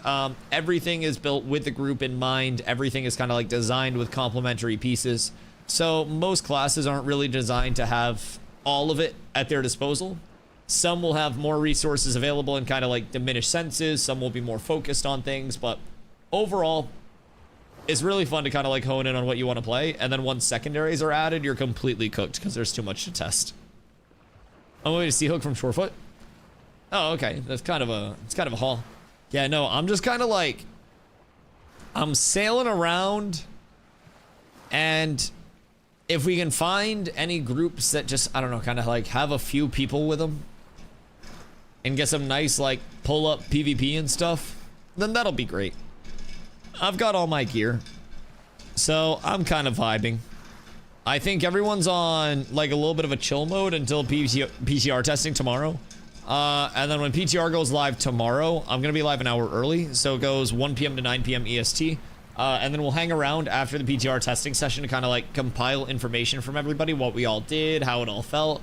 We'll kind of like MS Paint that bitch out, and we'll be vibing. Yo, what up, Brian? How you doing, my friend? Any notice when dynamic gridding is coming to PTR? So, the big man himself, the sandaled one, did start a rumor by his own hand that PTR could be coming as soon as this week. That dynamic gridding could be coming to PTR as soon as this week. PTR goes up tomorrow, goes up until Friday this week, and then on the 14th comes back up and goes 24/7 until August 3rd. Then on August 4th we get phase 3 start. So if everything has gone well with PTR up to this point, we could see it as soon as this week on the PTR. If everything's gone well with dynamic gridding. So we could see it as soon as this week on the PTR. If things have gone poorly, then we may end up having to wait a little bit, but we'll get patch notes up tomorrow. Like I said, PTR goes live at 1 p.m. EST, goes till 9 p.m. EST. We'll get patch notes prior to it going live. I'll be live, so we'll talk about all of those changes, see what's coming in, see what the focus of testing is. And once everybody's got their characters made and all set up, we'll probably meet up, run some duels, run some PvP, try to break up into some groups and stuff like that. So if you guys are looking for content over on the PTR, you guys know where to go as well, because I'll still be kind of like organizing some PvP stuff. We'll break up into groups. We'll get some people some fun reps. We'll test out the movement. We'll test out a little bit of everything. Kando, my goat. Kando, my goat. It's so good to have you back. My actual king. The last push before phase 3. Let's peep this. This was put out on June 30th. The countdown to phase 3. Greetings, glorious Ashes of Creation community. As we continue to build towards Alpha 2 phase 3, our team is working hard to refine core systems, optimize performance, and incorporate your feedback. This next stretch of testing is an important part of our development journey, and we're excited to share what's ahead as we transition into our upcoming testing windows. Read on to find a breakdown of testing timelines for both Alpha 2 and PTR environments, as well as what you can expect as we prepare for P3. The last push before phase 3. June 26th update is the final update until August 4th for the live environment. Any critical issues found in Alpha 2 after this date will be addressed directly in that environment, while ongoing development will shift to the PTR. So they're ramping for a big implementation based on what we test on PTR. While PTR will remain under visual NDA, no streaming screenshots or sharing visual content allowed. We are excited to invite all Alpha 2 testers to participate in PTR testing July 1st, 2025. We look forward to having you all continue providing valuable feedback and help test upcoming systems and features. PTR testing details. PTR will play a critical role over the coming weeks, allowing us to stage new features and systems for hands-on testing and iteration. Here's what you can expect. From July 1st to 2nd, and July 8th to 11th, PTR will be live from 10 a.m. through 6 p.m. PT to test specific features as they come online with new builds. Starting on July 14th at 10 a.m. PT through August 3rd, ending at 6 p.m. PT, PTR will be available 24/7 for continuous soak testing. This testing period isn't soaking like mutually like jerking off. Anyways, This testing period will allow us to identify and fix issues such as memory leaks, performance degradation, and or other long-term issues that might not show up during shorter tests. We may also run a few bonus PTR sessions, bonus round, to help test new features and squash additional bugs before P3 begins. Keep an eye on the NDA Alpha 2 PTR news channel in our Discord for surprise test windows and jump in if you can. Every bit of feedback helps. Keep in mind that's all visually NDA, don't show it. Specific testing goals and guidelines will be shared through NDA Alpha 2 PTR section of Discord, so make sure you're there, blah, blah, blah, blah, blah. Alpha 2 availability. Our standard Alpha 2 testing cadence will continue as usual through the next several weeks. It's a lot of words. When Phase 3 begins on August 4th, we'll conduct a full wipe, meaning all testers will have a fresh start. Starting on August 4th, Alpha 2 will transition to 24/7 uptime with limited downtime for maintenance. Boys, we're so up. Intrepid events. To help make these testing windows more engaging, we'll also run Intrepid events on the Alpha 2 Shoal Realm and PTR. These in-game events will coincide with key development features and are designed to encourage participation in surveys, feedback threads, and bug reporting. These activities will help us gather the data we need while giving you something fun to look forward to each test. Thank you. Thank you. Very cordial. Very kind. I'll be on PTR, excited for some PvP. Gotta get some reps in on my mage.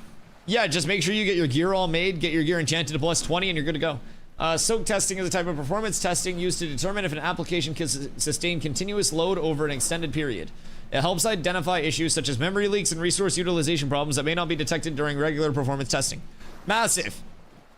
Keep in mind, on the topic of memory leaks, a lot of people in prior testing phases were running into a very bad memory leak that degraded the performance of your game as your game session went on in time.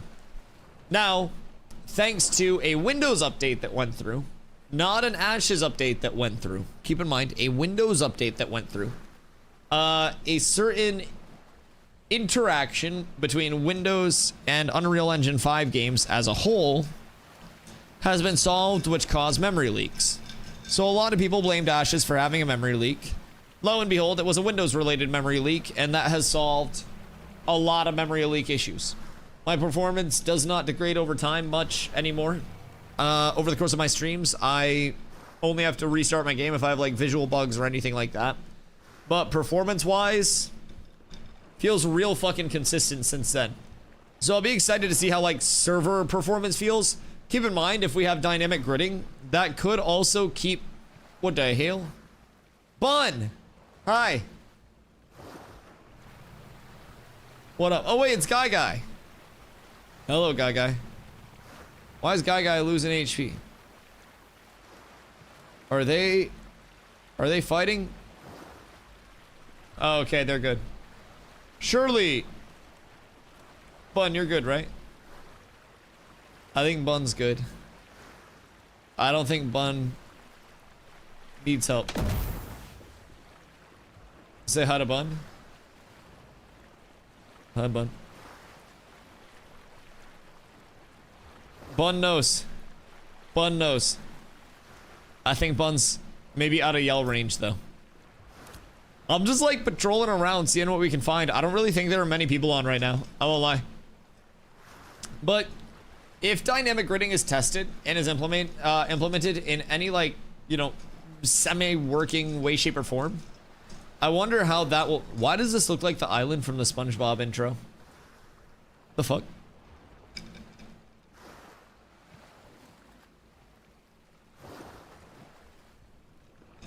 Am I tripping?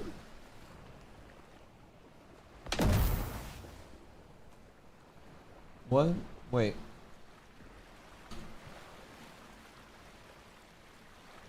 Oh, maybe it has more trees. The SpongeBob one only had 3 trees. There was a version of it with 4, but... Wait. What happened to our boat?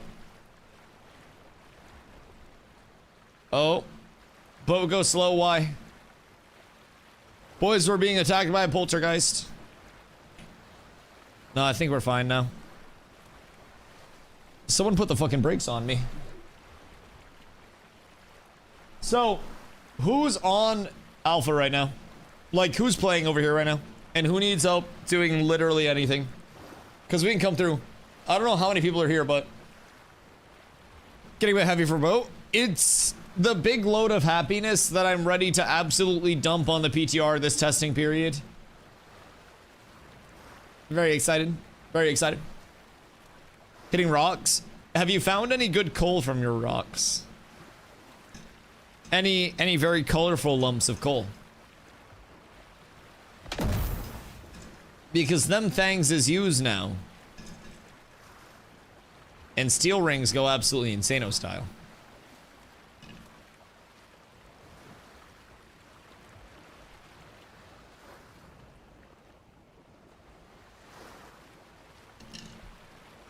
How was the mining grind been? And like, what's your primary rock that you hit? Because if you do granite into granite grinding stones, you could probably just refine to vendor. Usually it's orange and don't like orange. I thought it was green that you didn't like because greens look like cucumbers and cucumbers scare cats if they're behind it. Because you think it's like a snake or something, right? I thought cats loved oranges.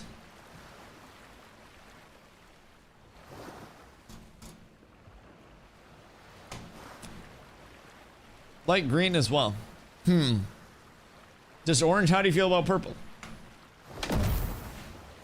Personally, I like purple. I like purple a lot. One of my favorite colors.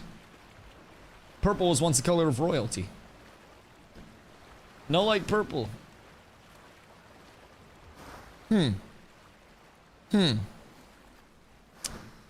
Okay, what about a slightly more yellowish orange? Only like red. Wait. Red is like artifact though, no? Wouldn't red be higher than orange? Wouldn't red be the highest? I've never had an artifact before. I like the color, not the guild. Why no like guild? They just be like PvPing. The analogy that I use for purple guild is that they just kind of like hear where PvP is and then show up, put a blindfold on and start swinging. And I respect that. Red is the most base color. Wait until you learn that I turn completely red after going outside for extended periods of time. You guys thought I was a base streamer before. You challenge me to 4 hours outside, I'll show you red. Like, no exaggeration, at the start of like sun season, I got a sunburn that came up to here. And so when I pulled my sleeve up, it was absolutely horrendous. It's kind of faded in now, but like, then I wore a tank top outside the next day. So I kind of like cut in this part and slightly burned it. Burned this area more and like faded it in a little bit to try to get rid of the farmer's tan. I need to do some more outside sessions again. But yeah, we're kind of cooked. So that's the goal. We just, we gotta like bring it in, blend it a little bit. I'll wait for the 1v1. Oh god. Oh fucking god. Brother, the PTR would be down before the 1v1 ended if we started it now on this environment. Are you Irish? Me? My mom's side is like Native American and French. And then my dad's side is just Wonder Bread white. Take like an amalgamation of all of the whitest things in human history and kind of like throw that together, and I'm pretty sure that's what my dad is. He's got a whole lot of pale, and that's where I get it from. Because like my mom and my mom's side, they tan very easily. My mom's tan as shit. I tan after I burn a little bit, so it's like I burn, I feel the pain, I discover the burn, and then I master the burn, right? And upon mastering the burn, I convert it to tanning and use it to my advantage. But that first burn, brother, that shit fucking hurts each season. The first burn this year was from a 65-degree day. It had a high UV index, though. The sky was clear. He's farming tan? Brother, I'm trying. I'm trying to cultivate this shit before TwitchCon so I don't get fucking sunburnt in October in San Diego. 24-hour stream just to finish the 1v1 fucking subathon goal to 1v1 another tank. Jesus Christ. Me versus Blotto, 1v1 to the death. When I was in Maine, I saw some wasp-ass names. Like Plymouth Rock, Old School, Longfellow, and shit. Like, what do you mean names? Like for areas? Yeah, we got some names up here. Sort of look like you have some French/Normandy region of it. Facial structure. Well, so keep in mind in terms of my facial structure was also slightly rearranged by my older brother. My mom had just bought a new minivan, and this brother was 8 years older than I was. I was about 7 or 8 at the time, I think. My mom had just bought a new minivan, and I wanted to sit in the middle. And he told me to sit in the back. And I said, I will not be moved, I'm standing my ground. And I was already seat belted in. And was it AMC? Yes, it was. Yes, it was indeed. So I was sitting here, he was on this side of me. And I was seat belted in, and I was holding it down for the boys, and I was remaining cool.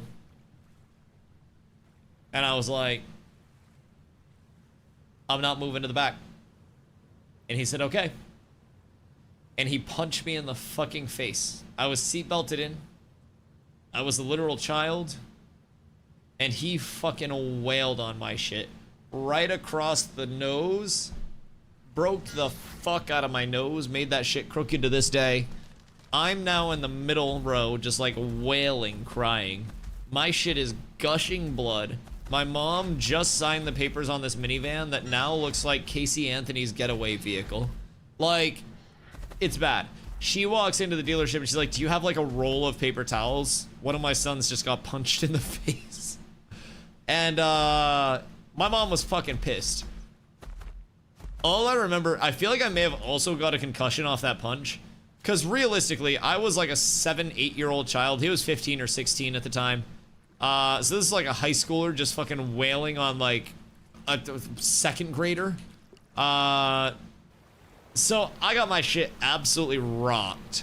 I don't remember much after that for the next few days, but it kind of comes back after that a little bit. But yeah, he rocked my shit. So just in terms of facial structure, keep that in mind. Native American / French. Has your family lived in the Northeast for a bunch of generations? Yes. So, as far as, as far as I know, we've always been up this way. I do have, like, my mom's side. My mom's side of the family, like, one of her siblings branched out and lived in, like, Alaska, got married out there, had kids out there. So they came back this way as well after living in a bunch of different areas. But yeah, mostly in the Northeast. Yo, Doink! How you doing, my boy? Hope you're having a beautiful one. What you getting up to? Why was he punching you? I wanted to sit in the middle row of a brand new minivan that my mom purchased, and he wanted to sit in the middle row. And I was already seat belted in, and I told him that he had to sit in the back because I beat him to it. And so he fucking rocked my shit. We really on a ship? Yeah, we on a motherfucking boat, Hank Nuclear. What you doing, my goat? You vibing it out tonight? I'm thinking that I might swing it around, park it down here, and then maybe like do a run through the Riverlands and see what's popping over there. Because sometimes there's PvP that you can find outside of the towns themselves. Sometimes. Got my porch door open, listen to the crickets. I love that. I love that. Kind of wish the boat kept going after you jumped off. Goes with that shit. I think it would be cool in the long term to have more like boat movement dynamics in. Where there is kind of like, because there is a wind that can be simulated in the environment. So I don't know how like in depth they plan to go with like boat movement systems, but potentially having systems where you're moving like with the wind against the wind. There's like you know, a linear kind of like deceleration that feels nice, more of a physics with the boat. Like, one thing, for example, Steven was flying Dutchmaning his shit in one of the dev streams and turned the no clip off, and his boat fell out of the sky and went, like, into the water and just kind of, like, boop, and stuck there. So, no PvP, unfortunately. I know. I don't think many people are out sailing the 7 seas this evening. Now, hopefully, starting soon on the PTR, we'll have a lot of content. Unfortunately, you guys won't be able to see the video from that. But, I'm excited. I think there are going to be a lot of people over on the PTR, and hopefully that brings some people back to live on the few days that the PTR is down. And then on July 14th, boys, 24/7 PTR. I can't fucking wait. I think that's going to be like the big point of hype that people need before P3. And I think that was a really good decision from Intrepid, kind of like opening that up and allowing people to see what's coming in the future builds, especially since there are no updates June 26th to August 4th, so. Are you messing with drumsticks? I'm stirring my aqua fresca.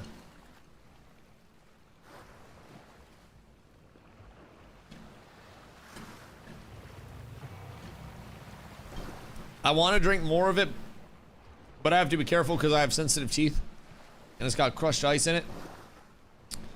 And so I use my teeth to like stop the ice from getting in. But that shit hurts my teeth. Like it really fucking hurts. I like not like an immense amount. Like I broke both my wrists at the same time. That hurt an immense amount.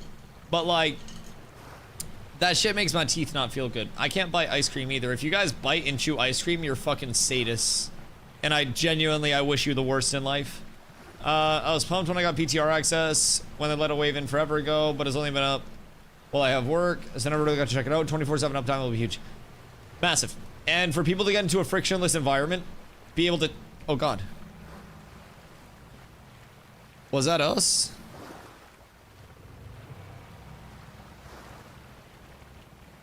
Yo? Did you guys just see an explosion? Was that us? I didn't get any audio from that. No, that wasn't us. What in the fucking Planendorf is going on right now? I guarantee we're being gang stalked. No explosions, everything fine. Wait, is it a Blottodorf? Were you on my cannon? Wait, what was exploding if it was you? You don't have explosions. Oh God, I can't type. What the hell? I feel like I would have got an audio cue from you. What the freak? Send in the Kraken. I would love the Kraken, personally. Some more world boss presents. Some more loot tables. I would love that. I think some of the biggest things about the PTR, though, just the movement system being in, the fact that people will be able to see Summoner prior to its actual launch. I think that'll be a nice incentivization for people to be like okay with starting P3 without it and kind of like building into it, right? A lot of people that want Summoner will very likely have to level something else in the first place and then re-level their Summoner with the gear that they get on that first character, feed their first character that gear, and go from there. Which people had to do with Rogue during P2 anyways. So I don't really think that that's necessarily a terrible thing. It is an inconvenience for people that really wanted to start P3 with Summoner, but at the end of the day, P3 is going to be so long. I don't really think people 6 months in will notice not having Summoner for a month to 2 months. So once it is in, once people get it leveled, get everything all squared away, it'll be like nothing even happened at the start of P3, so. As hype as I am for the Summoner, I think I'm more hype for the Anvil stuff. I think we have more incentivization for the Anvils, too. Because we want to go Kaltorum.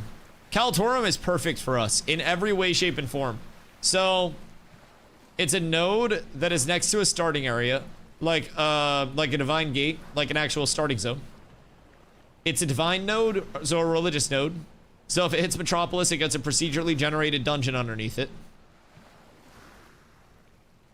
It's got a harbor right next to it, and it's got the body of water in the anvils that most closely resembles a penis.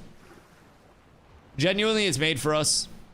there aren't many other dongs in this, you know, river body. So, I really do think it's made specifically for us. Did you say you didn't like the ice? I like the ice. It's nice and cool and refreshing. It's just, I have sensitive teeth and I keep using my teeth to like strain the ice from the liquid when I drink it without the straw. And then it makes my teeth hurt. So it's more of like a me adaptation issue and like a differential there. More than I would say anything else. What are secondary archetypes coming in? Secondary archetypes are not coming in until after the summoner is in. So summoner is slated for September, October. I would say that secondaries maybe early next year. Now, secondaries could most definitely be very quick to implement instead of making full like primaries, because secondaries will just augment like the abilities of your primary. But with that being said, even though it's not designing a full class, they will have to go through and set up the secondaries for every class or every archetype. So they will have to go through, make sure everything is lined up, balanced, make sure the ranks feel rewarding, make sure the augments feel rewarding. There's a good mix of like total power scaling between all of them. So it'll be a task. My guess is probably early next year for secondaries. And they did say previously that the first secondaries available for every archetype would be tank and cleric. So you'll be able to either be nice and beefy or you'll be able to be healy. And then from there, they'll expand with more secondaries after the fact, and it'll remain free respecs for the remainder of playtesting. Yo, Bloops, how you doing, my friend? What's test tomorrow? I do not believe they received patch notes yet. So we don't know like 100% of what's all in it, but there is a chance, according to Steven, that if everything has been going well with dynamic gridding on the back end of things, that we could see dynamic gridding testing tomorrow. And I'm fucking pumped. What are the drops like out there, though? You may be cooking yourself. Personally, I think drops are all going to adjust long term. And in terms of what drops are like out here, you're going to have probably a whole shitload of variants. Now, it's very dwarven based. So I would assume you're probably going to have a lot of beefy gear. I feel like I think dwarf, I don't think caster, right? But also, caster gear doesn't really exist anywhere. So maybe the caster gear drops in the dwarven land. Who the fuck knows? But yeah, drops are definitely something to keep in mind with like where you post up. But also the simple trickle down effect of like new player area, starting area. That alone is going to level a node in a very quick way. Forge gear then? Not forge gear. Not forge gear.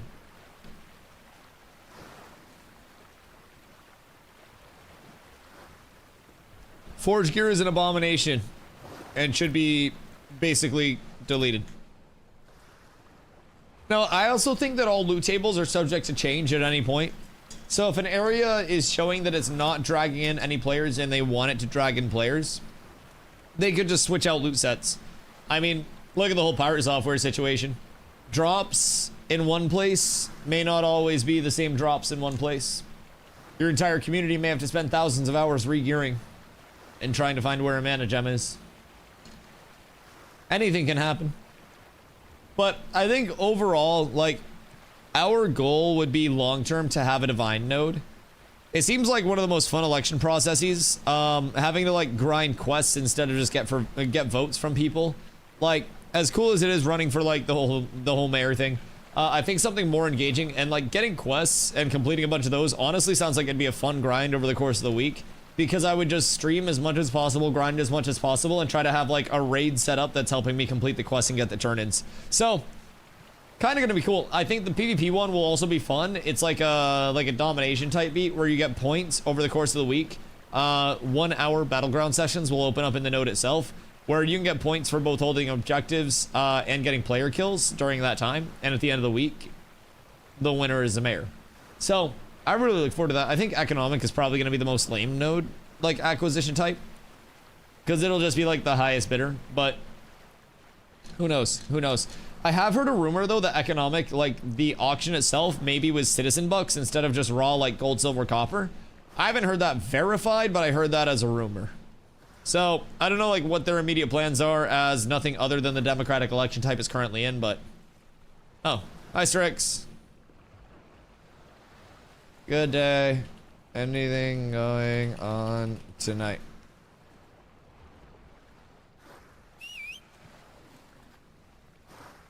He's very chill out here. Where in the heck is Strix?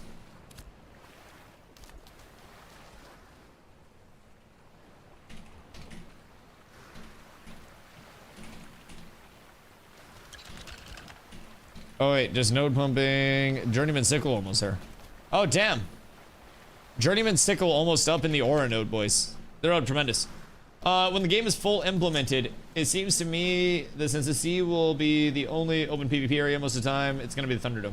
So, it will be the largest open PvP area, but keep in mind, one of the things... Oh, we never went through the patch notes from the recent dev stream.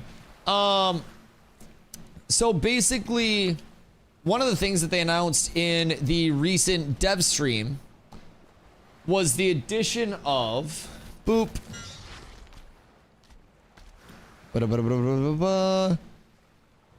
Where is it? Where is it? PvP system changes. Oh, here. Dynamic lawless POIs. Battlegrounds. On a cycling time, POIs will become lawless for a temporary time. During this lawless time, increased XP and drop tables will be available. They're also looking at other ways to actually incentivize it. Oh, what the heck? Oh my god, I just ran face first into another boat. I literally was just reading the patch notes and ran face first into Vithar's boat. That's so funny. My bad. My bad, we did some collateral damage. But basically, it will be 1 hour spin up times, 3 hour durations, in different areas throughout the map will turn into these PvP lawless areas. And Intrepid is working on different ways to incentivize people to actually go out there. And they're taking feedback on, like, you know, what would make you guys actually go out and participate in these areas and, you know, deviate from your normal gameplay loop, so to say. So, those are going to be another form of, like, lawless PvP. And that's also going to be dynamic and go throughout the world in a lot of different areas. So, yo, Incognito, how you doing, my friend? Hope you're having a beautiful night. Are there people out there PvPing, or guys just doing laps? There are not many people out here. We had some PvP earlier against some of the EU guys, and we got our ass handed to us, and then they went to bed. So, it was good fights, though. We won one of them. We just kept running out and, like, fighting again whenever the fight would end. But it was really fun. Good reps against those guys for sure. But it's been pretty quiet over here. I think because it's a, you know, it's a Monday night, right? PTR testing is tomorrow. Everyone's excited for the potential dynamic gridding test tomorrow. I think that it'll probably be pretty quiet over on this end of things, like just in terms of who's actually active on the alpha server. I might take a peek through the Riverlands and see what's what, but EU strong this phase. Oh yeah, EU's been playing amazing. I think a lot of NA expected, especially with like the whole NA, you know, rivalry thing shaping up between Vyra and Lilith, and then everyone just being like, okay, Vyra, yeah, y'all are it. I feel like everyone expected NA to just kind of like stomp EU, and EU really, like, honestly, even with a bit of a ping diff, but like a lot of people have said ping doesn't feel terrible here. Regardless of that, there is a significant ping disadvantage to playing from EU on an NA server, especially in something like this where timing of abilities matters. And genuinely, like, they have played extremely well. So it's been fun to watch, man. A lot of them play very aggressively with their groups. They just kind of like dub key and pressure. And fighting against EU really does feel like there's a ton of fucking pressure, like, and aggression just coming out all the time. So it's fun to learn against for sure. EU's better every game. I don't necessarily think EU's better every game, but keep in mind also, like, Ashes has a lot of opportunities for different types of, you know, communities, different types of players, different strengths, different weaknesses, whatever, to kind of like be relevant, so to say, and have a nice gameplay loop about them. So you can have your Zerg areas, your numbers match areas, large scale, small scale, medium scale, crafting, econ, like pretty much everything. So with that being said, like a lot of mass scale stuff I feel like between EU and NA has gone the side of NA. And as of right now, mass scale is the more important part of it. But with that being said, EU has done really well on the 8v8 side of things, the small scale side of things. So like it's intriguing to see how the metas can shape up and kind of like vary a bit. And I think that everyone does continue to get better too. So like the way that people play right now is far from the way that people will play, you know, even 6 months from now. So we got to keep that in mind. Better at Dota, the superior game. Listen, my boy DNM will carry NA Dotskatuski back to success. He will. He'll restore us to greatness like fallen king Artur Babevsky could not.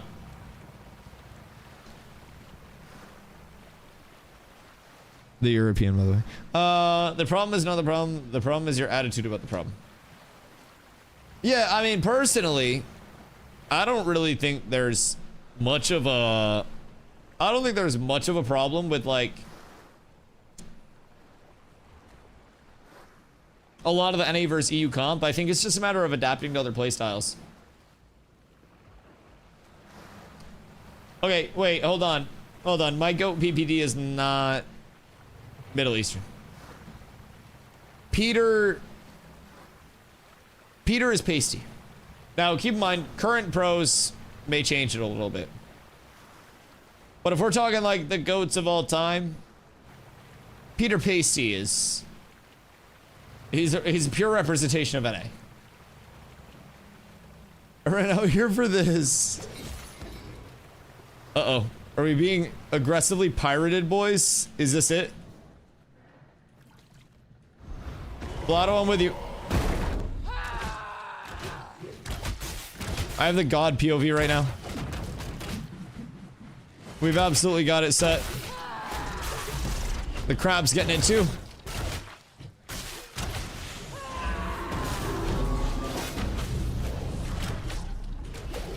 There's not much going on, but there's enough going on for something to happen, boys. Poor Buddha. The zoomed out POV is, honestly, maybe slightly too zoomed out. I can't see shit. And, oh, good day. What you doing?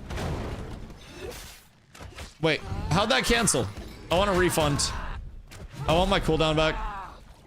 I lost my goddamn pulve in the water. Artur, Uni, Sumail, Aoi 2000. Okay, so tell me you were an EG fan without telling me you were an EG fan. Zoomed out POV feels like Diablo. This feels more than Diablo. This feels like Microsoft Flight Simulator. This is fucking out there, dog.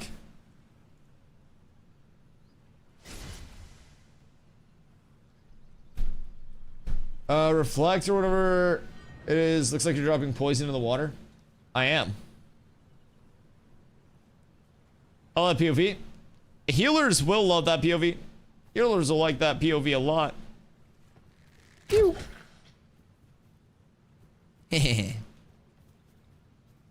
Oh. He's gone.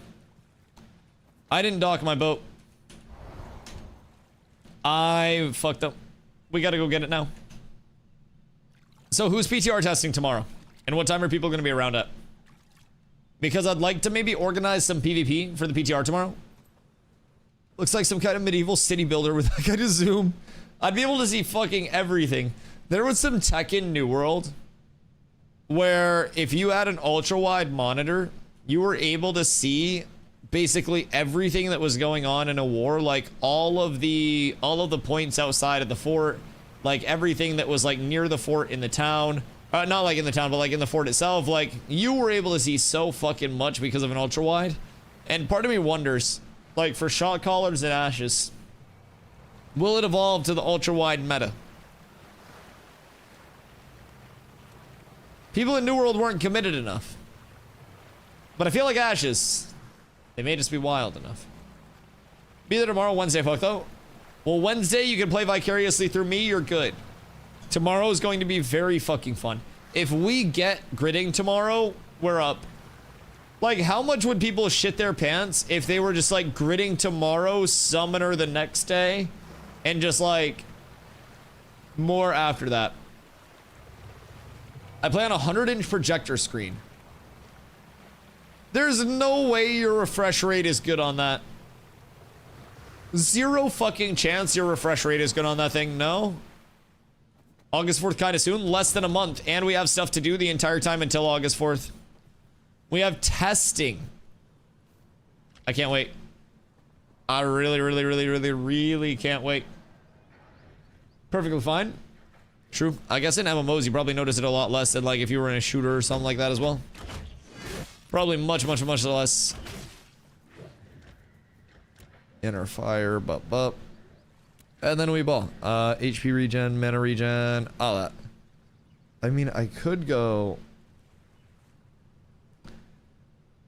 Like, realistically, drop the mana and just go inner fire and go keen edge instead. Because a crit chance could realistically add up, but that's also... I don't know. I feel like the refreshing follow-through value is just so high. So high. Bro can see the Dragon Isles and WoW from Jova. Brother sees legitimately everything. Let's see. Pop. And then we zoom back in, and it's cooked.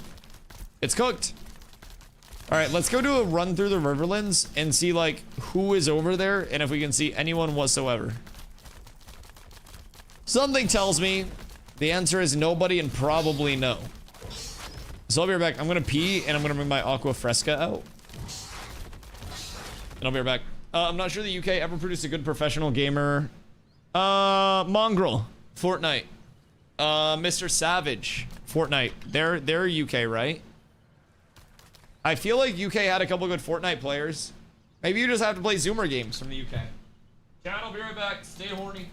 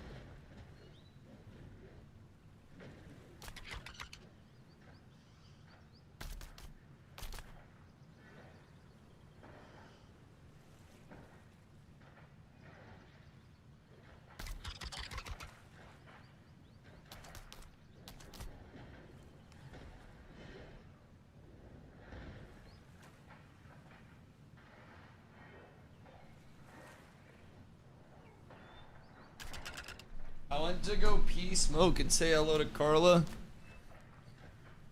And I scared the shit out of her accidentally. I snuck up on her. And I feel bad.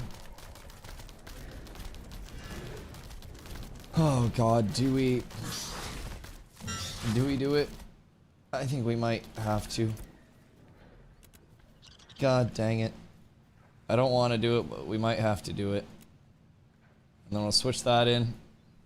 God damn it. Blotto. That was scary as fuck. I'm sorry my face is scary. Jesus. That's my fault, I guess. God damn. God damn, I'm so sorry. Alright. I'll hop in on these.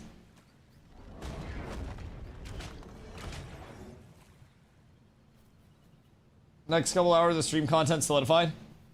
Yeah, we'll be done by midnight. Lock in, boys. My favorite other Ashes streamer is starting soon. Who starts a stream at 9? What the fuck? Who streams that late night? Not that I'm offended that you have another favorite. Who the fuck starts your streams at 9? It's like a TGFT app? What in the late night special is that? Good gravy. I love you, Toasty. Alright, we go. TGFT? Ah, yep. That makes sense. That makes a whole lot of sense.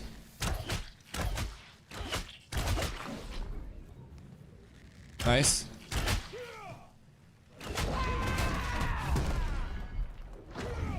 Very nice.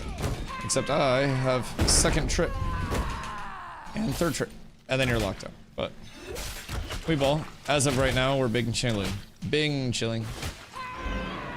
Or are we? I actually popped that way too soon. I'm getting kind of cooked here.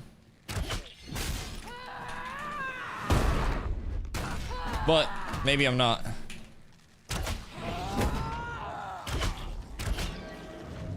We'll see though. I just gotta keep playing smart and not be a silly goose.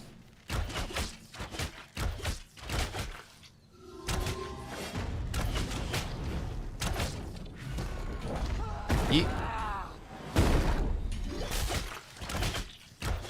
I think we're good at the moment.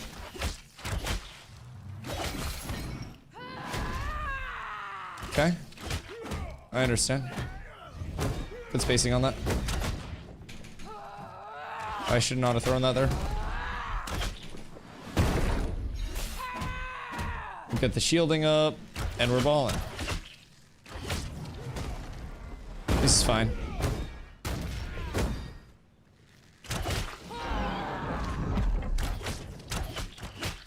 Good trades there. Very nice for me. Cause I got his reflect out there as well. And now we got the trip combos going out. We get good damage out. That was a nice little force. Fuck! You goober? We're fine. Everything's good here. I think we're set.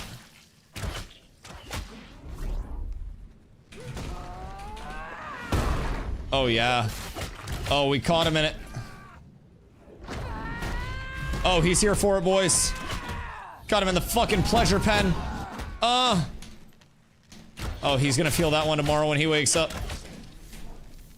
He's getting out of bed thinking about that shit.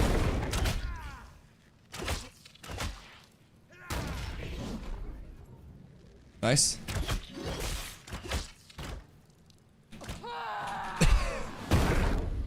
We've resorted to just blocking against each other now. God damn it. I understand.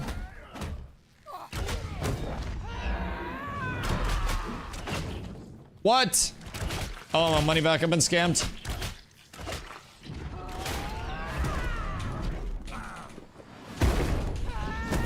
Oh, oh, oh.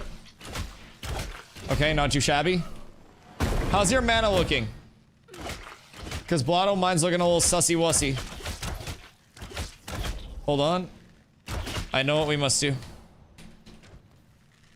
It's just a matter of getting a little bit of a gap close in here. Come here. Come here. He doesn't want the smoke in the melee range. He doesn't want it.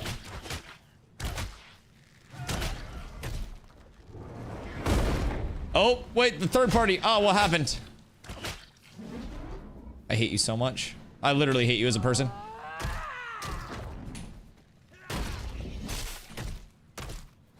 Come on, give me... Yes, the debuff is up. Oh, wait, no, wrong debuff. God damn it, we did not get the one that we wanted. That's so tragic. We did not get the shaken. I wanted the shaken. For the reduced Fizzmit. Would have been up so tremendous.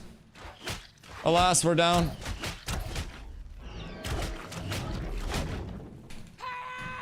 Okay, this is fine. It's been 80 years. And it'll go 80 more if you keep bitching. Let men sort it out amongst men. That's what you can do for me. Nice. Your CC break, not mine, buddy.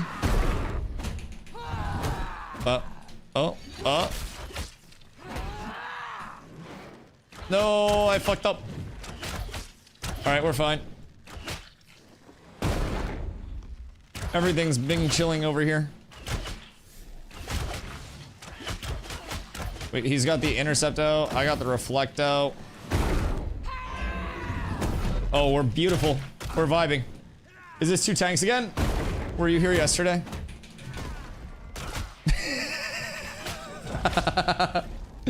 Yeah, this is me and Blotto. I decided we'd do one for funsies. And it's at the point where I'm not convinced it's very funsies for either side. Also, I'm missing 5% MIT because I don't have my goddamn iron aura on.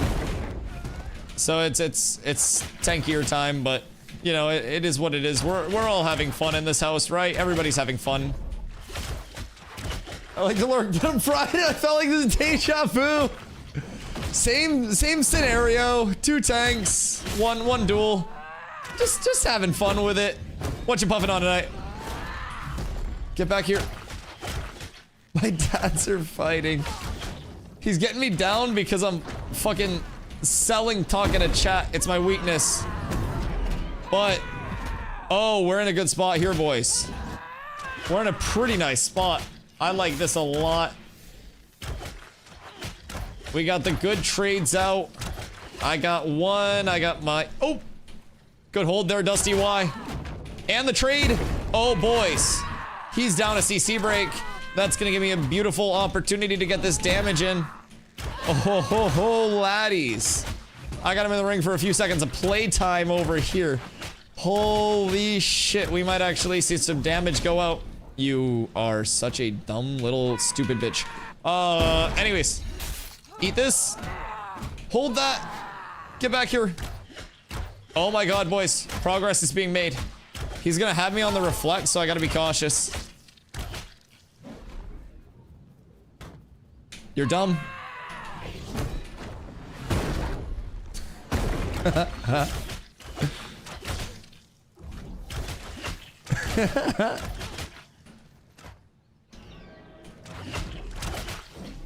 Get fucked.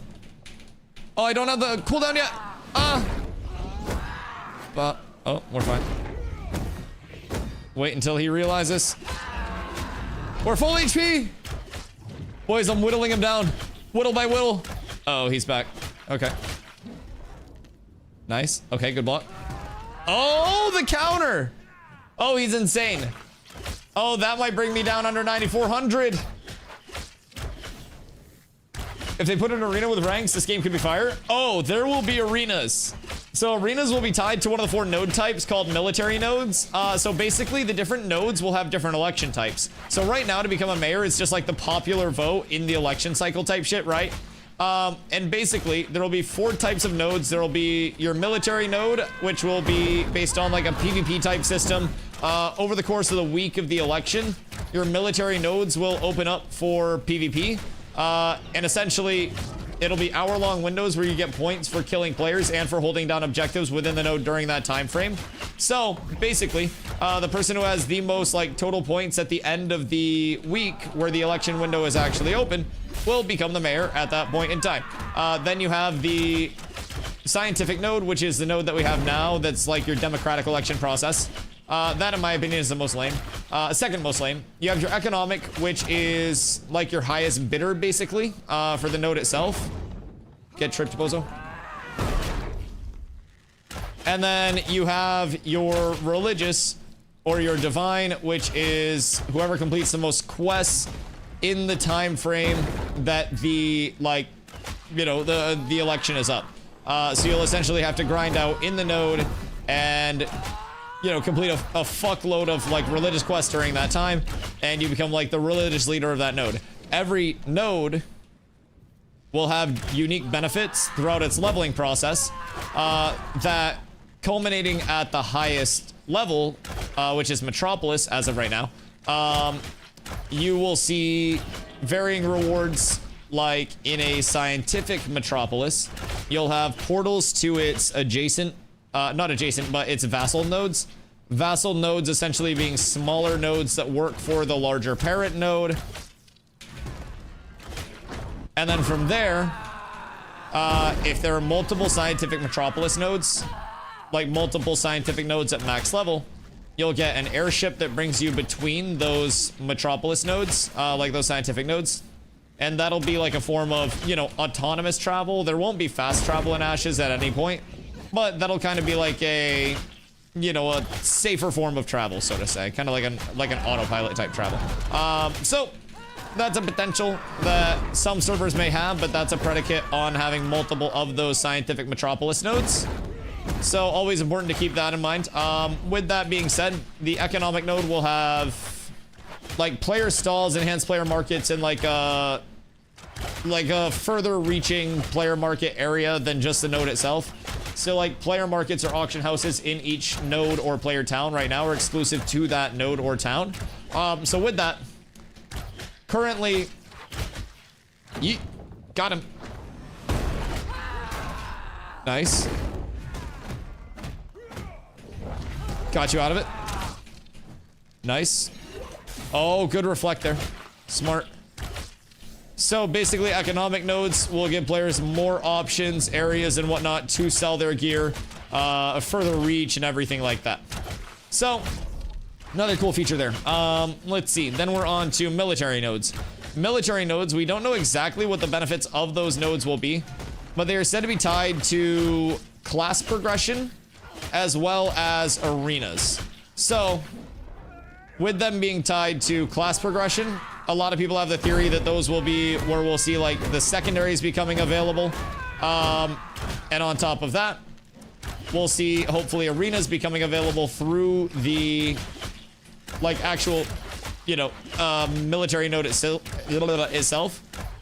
The wiki says that they're planned to have 1v1s, 3v3s, 5v5s, 8v8s, and possibly even a larger team mode. Up to 20v20s. I think 16v16 is the highest they should go with it. Just because I think 20v20s, having like that extra half group would be a little awko taco, just in my opinion. But with that being said, arenas, secondaries, that'll all be tied to military nodes. So that'll probably be a large patch when it does come in. And having different size arenas will also be cool, because the intended balance for Ashes is all around 8v8 PvP. And the like modes that go outside of 8v8 will kind of have their own little micro metas and stuff like that that may be built on like what in some instances could be seen as cheese builds, whatever you may have. But at the end of the day, that'll be the meta for that mode, and typically that mode only. So thought military node mayorship was based on a tournament. That was the original plan, but they changed it a while back. So the wiki has like all the cited sources about like when they changed it and shit. So now it is going to be more of that, like, I don't know, domination type mode, so to say, where it's based on that week-long hold. So I kind of like the new design a bit more, just personally, but I mean, yeah, I don't necessarily know that it was something that was like massively spread throughout or anything like that. A lot of people are kind of like not 100% up to date with that one. Myself included for a while, until we went wiki digging one day and just happened to find, you know, a good bit of information about it. So I'm pretty excited for that. Honestly, like, if divine nodes seem less cool to me at any point, I will probably go the route of a military node, just because I do think it would be cool to also have like a full raid out, trying to hold down areas, trying to get points, and like feed that in. I think it'd be really fun. Get flicked. No. How dare you? Bro, this is never gonna end.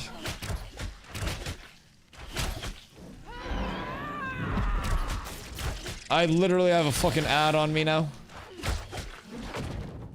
I'm gonna bring the crab and fucking third party you with the crab. Where's the second CC? I'm ready for it. Okay, I'm locked out already. Nice. I appreciate you for that. The pressure. It's finally happening. Oh, boys. He's feeling the hurt, and I'm feeling the mana problems. Yeah, that's fine. I gotta go into a trade during their indom. So he pops indom. He has an egregious amount of HP, but I deal with that for the next 7-ish seconds. I live through that. I build up my resources. And then once that's off, I get ready to counter. So his indom's off. His intercept's down. I'm going to look to make myself a little bit of an aggressive play. And then, potentially, get myself a good counter on what he's going to do here. Haha! Lick my noodles. Another trip to break up his combo. Some time in Pee-wee's Playhouse. Now he's locked out.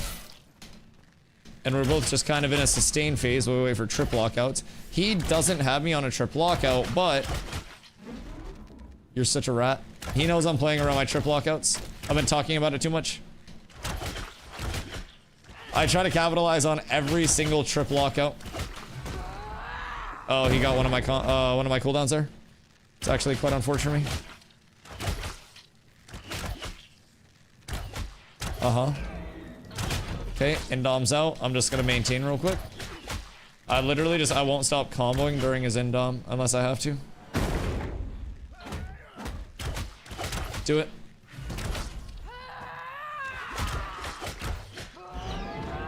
Alright, we're fine. That was a very quick reflect. Hard for him to dodge. Ah! Haha. Oh, what the fuck? We trade it. I got the stun ski, we're good. Nope. No stun ski for you, sir. I do refuse. Oh, you did not just pop your fortify too, dog. Stop it. God fucking damn it. We're even like matching mitt abilities, man. This is something to behold. Absolutely something to behold. Yeet, yeet. Beep, beep. Okay, we're fine.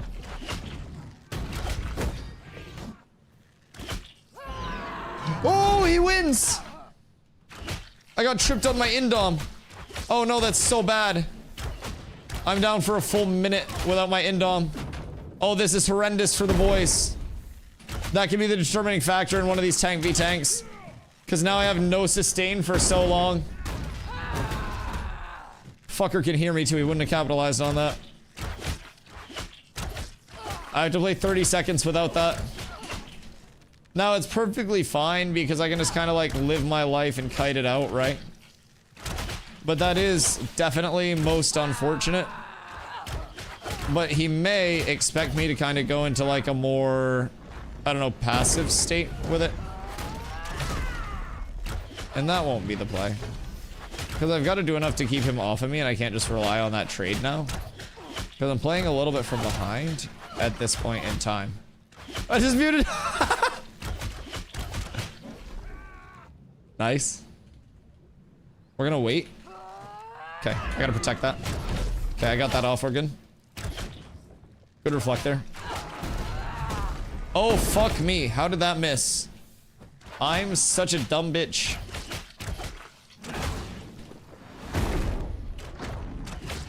It's all good though. My sustain is looking absolutely wonderful at this point in time. I'm quite happy with it. It's a good reflect, but I can get out of this.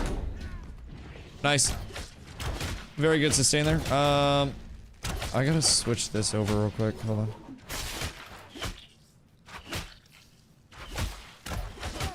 There we go. Alright, we're good. We absolutely ball. I feel wonderful about everything.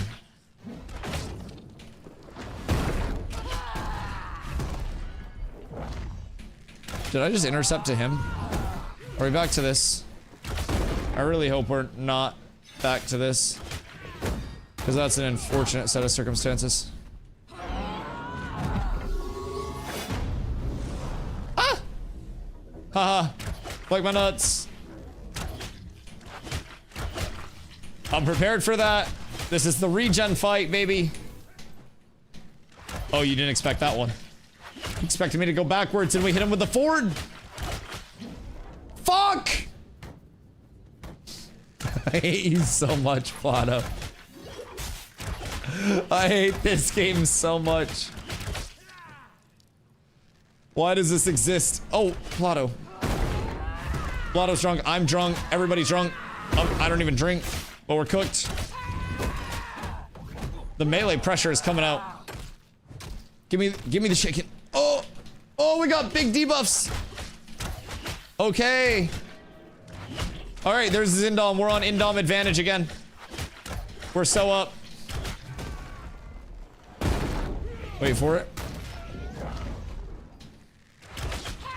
All right, Indom's up.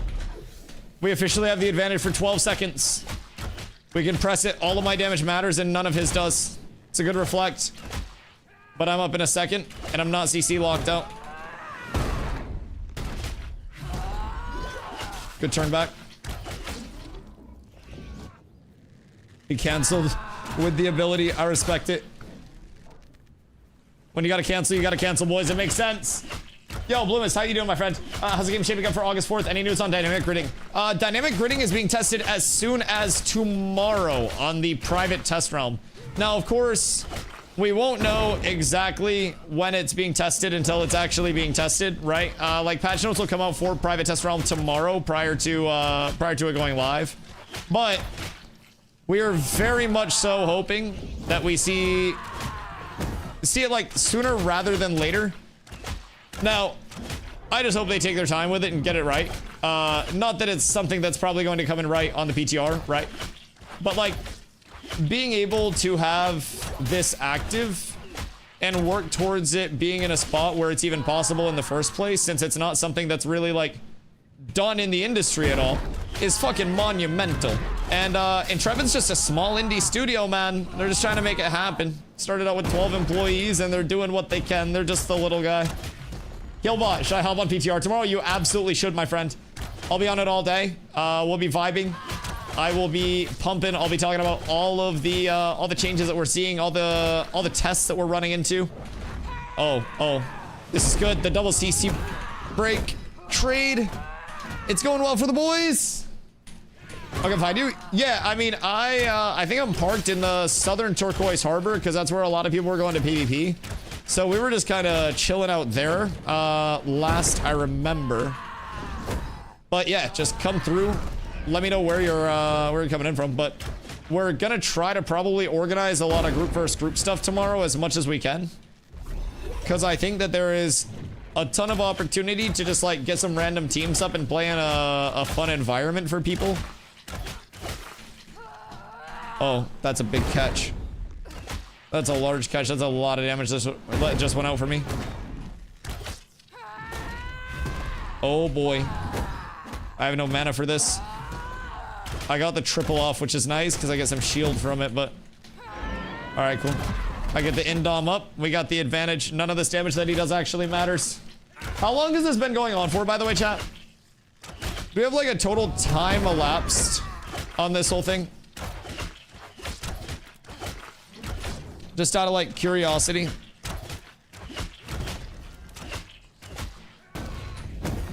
"22 minutes by my stopwatch." Has it really been 22 minutes now? Huh. Ain't that something? Kind of remarkable when you think about it. Lick my nuts. 22 minutes. I've changed up the build twice in the middle of the fight. It's a whole thing, man. I don't know if I like this most recent change though. I think I might go back.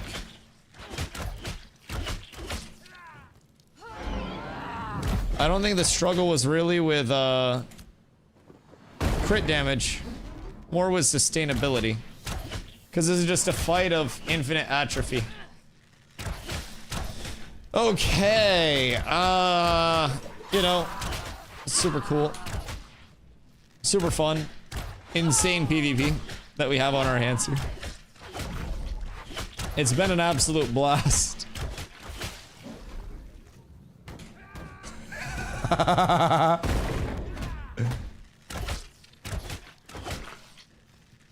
You have no more dodge.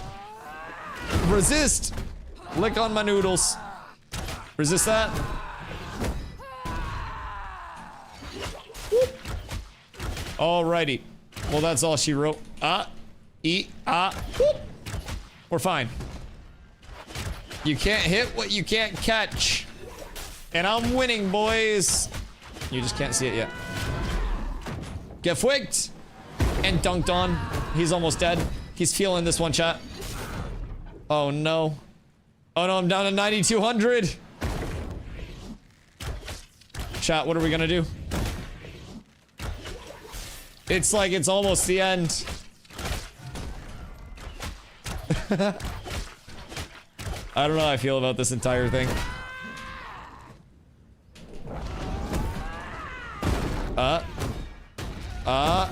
That's the big combo coming out from Mr. Matic. But will it be enough to sustain through this? The Wumbo of Doom! Turns out it will be. So chat, what are your guys' plans for the next 3 weeks? Because I might have you here until then at this point. Haha, get fucked! No! Whoop. Oh my god, the juke! No. Oh, the Trapinski! The second Trapinski! Boop, boop! I ran out of mana. Alright, cool. He's feeling it. Fuck. No! Yee! Oh, that didn't... Nah, you're actually capping. You are actually capping. There is a fucking lid on your head. You're capping so hard. Behop this. What do you think this Project Anvil person is thinking right now?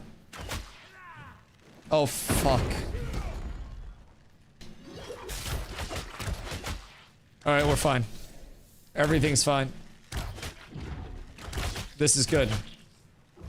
If... Fuck. It's okay, we're vibing. Haha! He doesn't do anything during the indoms, which means that I can use my... Or not during the indoms, but during the reflex. Which means I can use my protects to protect my indoms. Or my reflex to protect my indoms. Jesus Christ. This is literally devolving my brain cells right now. Boop, boop. Nope. I refuse. Lick my nuts. So chat, any guesses on who takes it home tonight? Like where your wagers aligning with it shaping up to be, you know, where it's at. No one. Legitimately, do you think that at this rate this would end? Because I'm not convinced that it would. It's just the mana's low. We're both cooked. When the server goes down. Yeah, that may unironically be the largest, like, you know, most consistent chance for it to end. You might not be joking.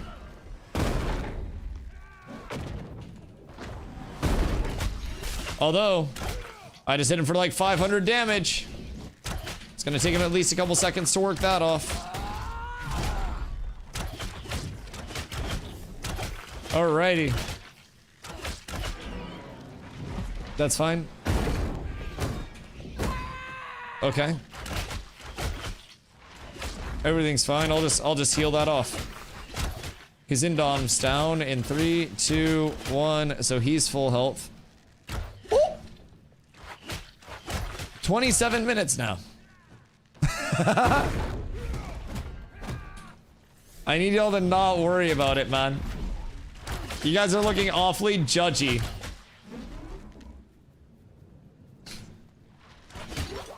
Tell what? He doesn't understand that that's not until something. That's since something. They've been fighting for 27 minutes. Have we actually now? It feels like, honestly, no time at all. It's crazy how time flies when you're spending it with friends.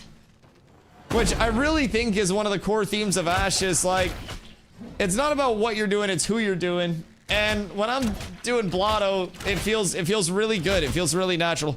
It feels like I'm doing like the right things. It's more like tickling each other's no-no squares. That's fine. I don't really see a downside to that. I just want to get like some of these big mace combos out on him. Peep this, the pressure. The pressure. Uh-oh. Uh-oh. I forgot that abilities existed. Woo! Yeah. Yeet. Oh, I fucked myself. Oh no, he doesn't need to know that. But I just popped my Indom at half HP and I did not get any healing from it. That is genuinely the worst case scenario in human history. I won't fucking lie. Oh wait. I don't have the mace for shaken, do I? That's what we need. That's the 1v1 difference maker. We gotta get the shaken out on him. I think I'm cooked because of that Indom. Uh-oh. He's whittling you down? I fucked 2 of my own Indom casts. I'm absolutely cooked. I might lose here. I need to play very defensively and maintain for the next 5. And I need to have mana as soon as this is up. Okay, that's good. He's gonna trip lock out me, so we're fine. This is actually good. I think I got him playing like 2 aggro with limited resources.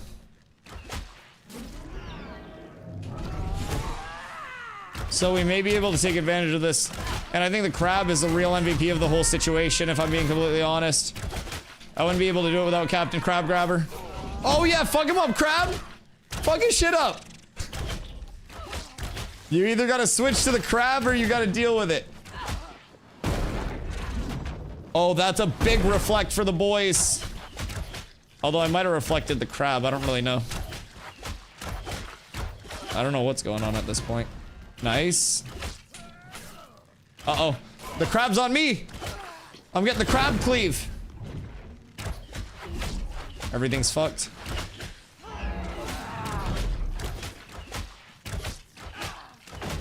Oh. Oh, boys. We get behind him. We get the big burst out. We get the triple stun. Boom. Oh, no, I missed the 3rd one. The one that we needed the most. No. Everything's fine. If he CCs me again, then we ball. I think we've got the advantage, though. His Indom is up right now, and he's still not 100% HP. So if I can keep whittling him and not letting him get to 100% HP over the course of his Indom, then we're very set up. Okay.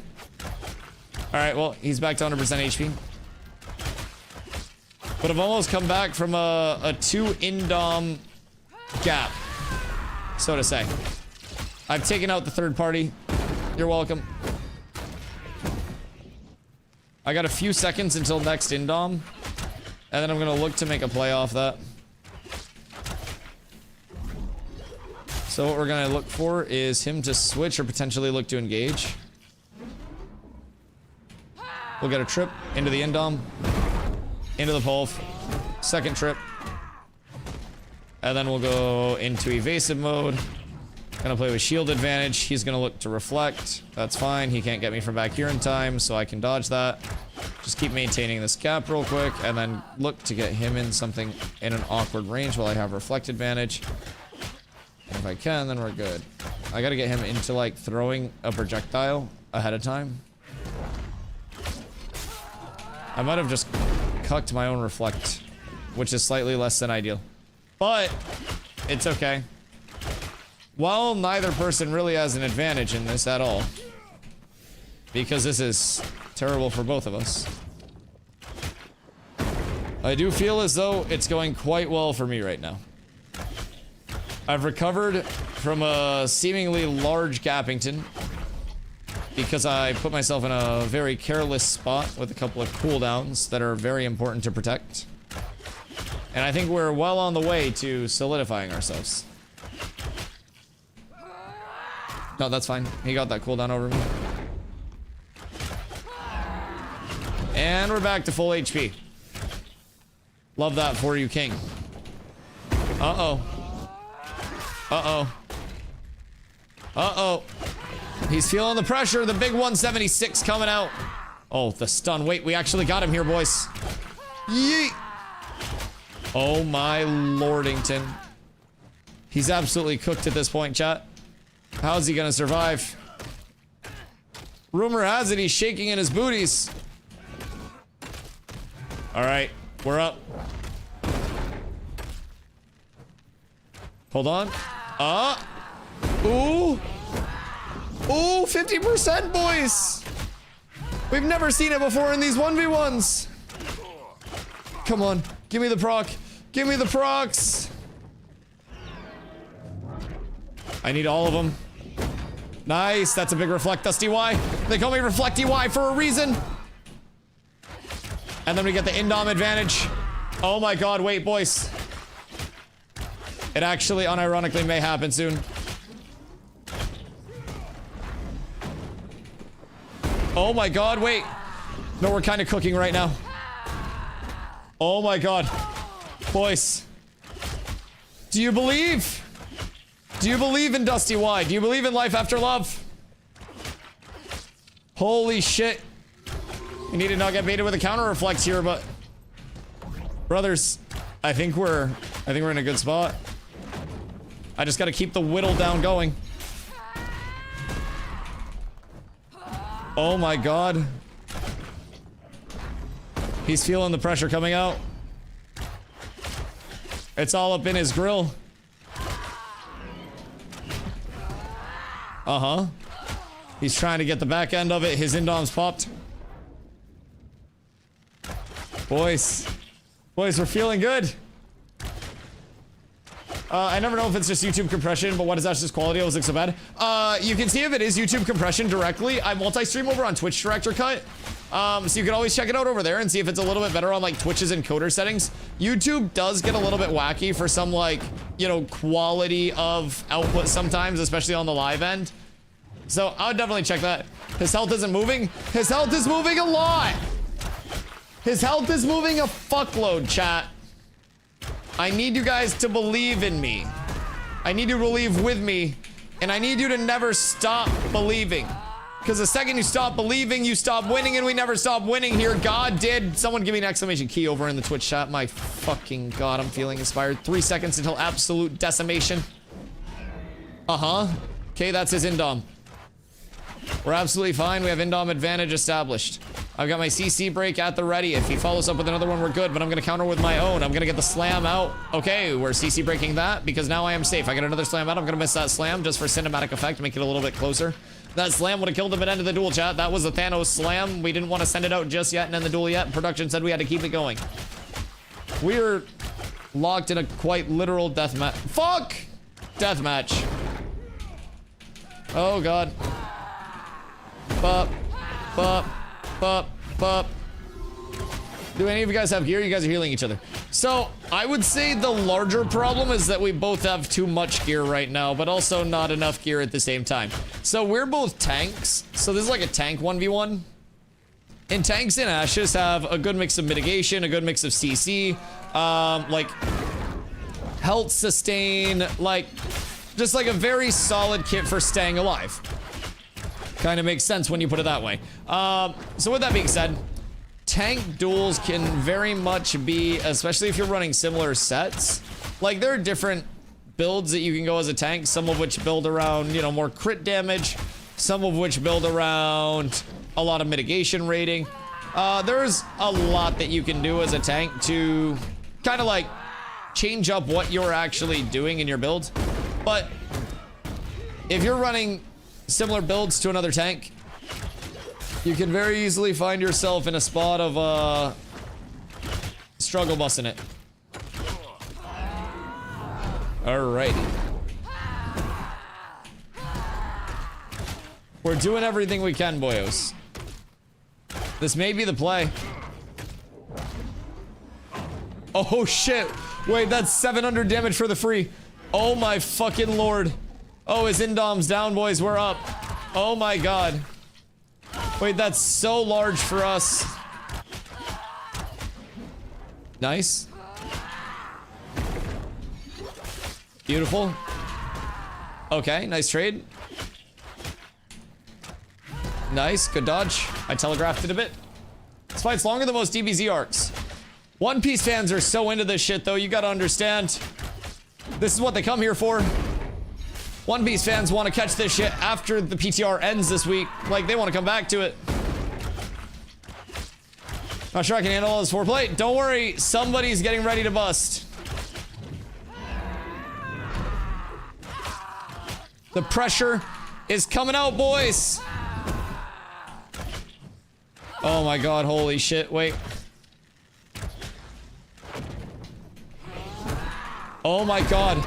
Oh, the big damage. He's also on cooldown timers. Oh my god, his indom's out, boys. All we have to do is keep up the pressure. You are such a rat fuck, if I'm being completely honest.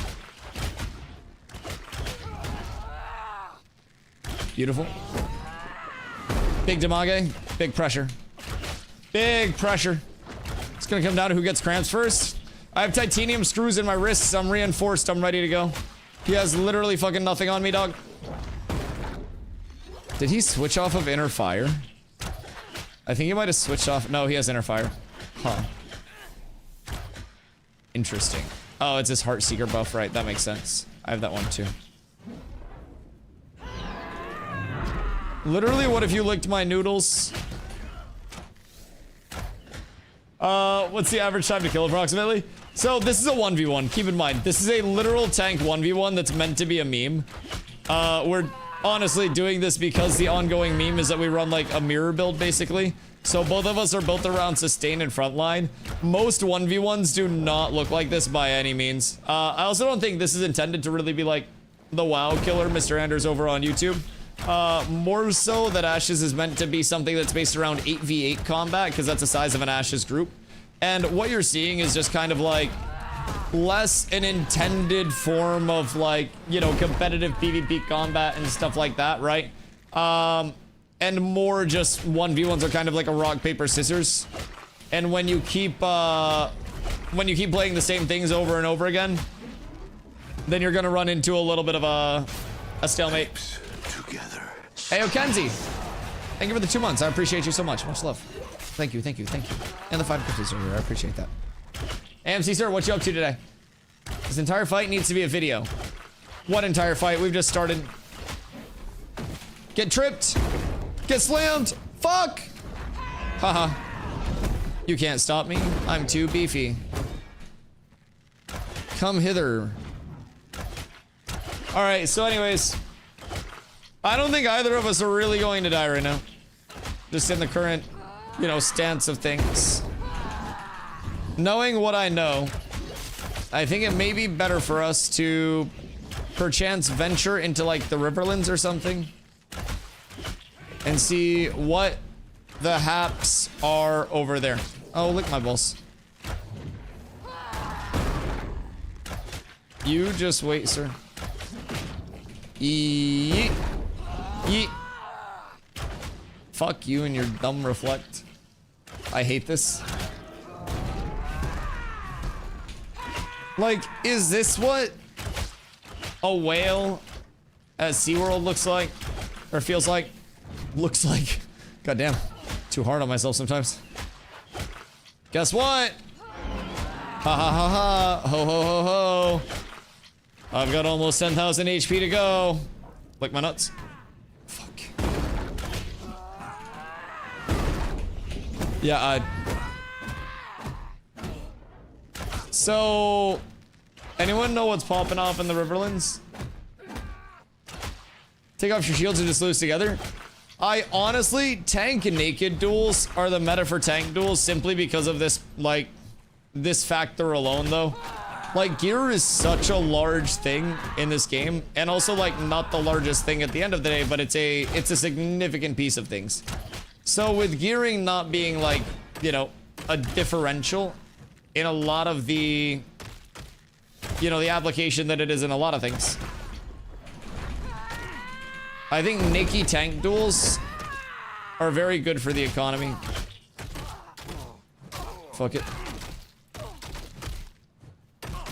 I got the shaking on him. We're so up.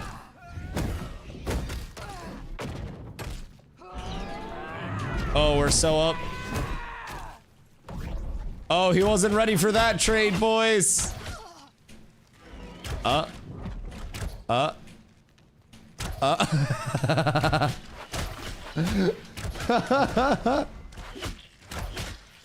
can't wait for this movement to not exist anymore. It's so corny. Fuck! I actually might be cooked.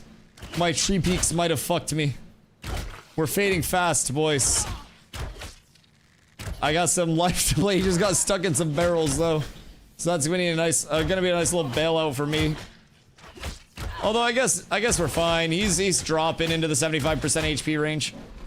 Nice. And then we're able to get some big damage off on this one, thankfully. Very good, very good, very good. Very happy with that trade as a whole. Yep, you're gonna CC me again. Nice. Got my indom off because of that. We're vibing. He's got the grid up still. I've got the grid up still. The trades commence. I don't know. He just popped fort and came in. I popped some defensives. Got a little bit of a trade-off. Got a slam off on him there, so he's not gonna hit me there. He just popped his indom. And he's up to the high ground. He will have to come down from the high ground if he wants to capitalize on most of his abilities. Now, I do think I may have the advantage in this scenario with the full trades. Oh, and we caught him slipping. Oh, boys, this could be it. An absolute banger of a trade. Oh, my lord. Holy good Jeebus up above.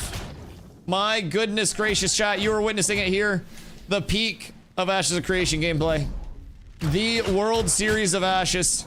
Down to 2 men with shields. A lot's happening. Brother, I hope you're holding on to your seat because you're about to shit in it. This has been going on, chat. Do we have a timer for the duel now? Does anybody have a full timer? Because this is something that I don't necessarily think is even prepared to end anytime soon. Although we've got a little bit of a health discrepancy out. My wife is fighting a boss in Paper Mario. I'm not sure which is going slower. Listen here, man. Listen here. Your wife is a gamer. She's got it in her. I saw the Hogwarts Legacy gameplay. It was juiced. She's built for it, man. Cinema squared. So surely, like, what do you surely you've got a Twitch Prime to her IRL too, right? Just for that level of content. Like, if you're giving it to me, I feel like it's only fair. Like, yes, you gave her, you know, baby and like marriage and stuff like that, but like, what about the primer? So this is it's getting to a point where it's like, what are we doing with our lives? I don't really understand really what the purpose of existence is, to a certain extent, to say the least. And like realistically, we've got a wound and a stagger, so it's like, I guess I can throw in the stagger just so he like doesn't get as many like dodges off, but like I don't really think that's the difference maker. I don't think it's like get eld, bozo. Yeet, yeet, yeet, yeet, yeet. Get over here. Okay, that's fine. I'll see your defensives and raise you more defensives. Oh, that's big. Oh, the big Tommy trip. What are you gonna do now? Boop, back on the ground. I got big shields. I got gap close. I got more damage. It never ends, Blotto.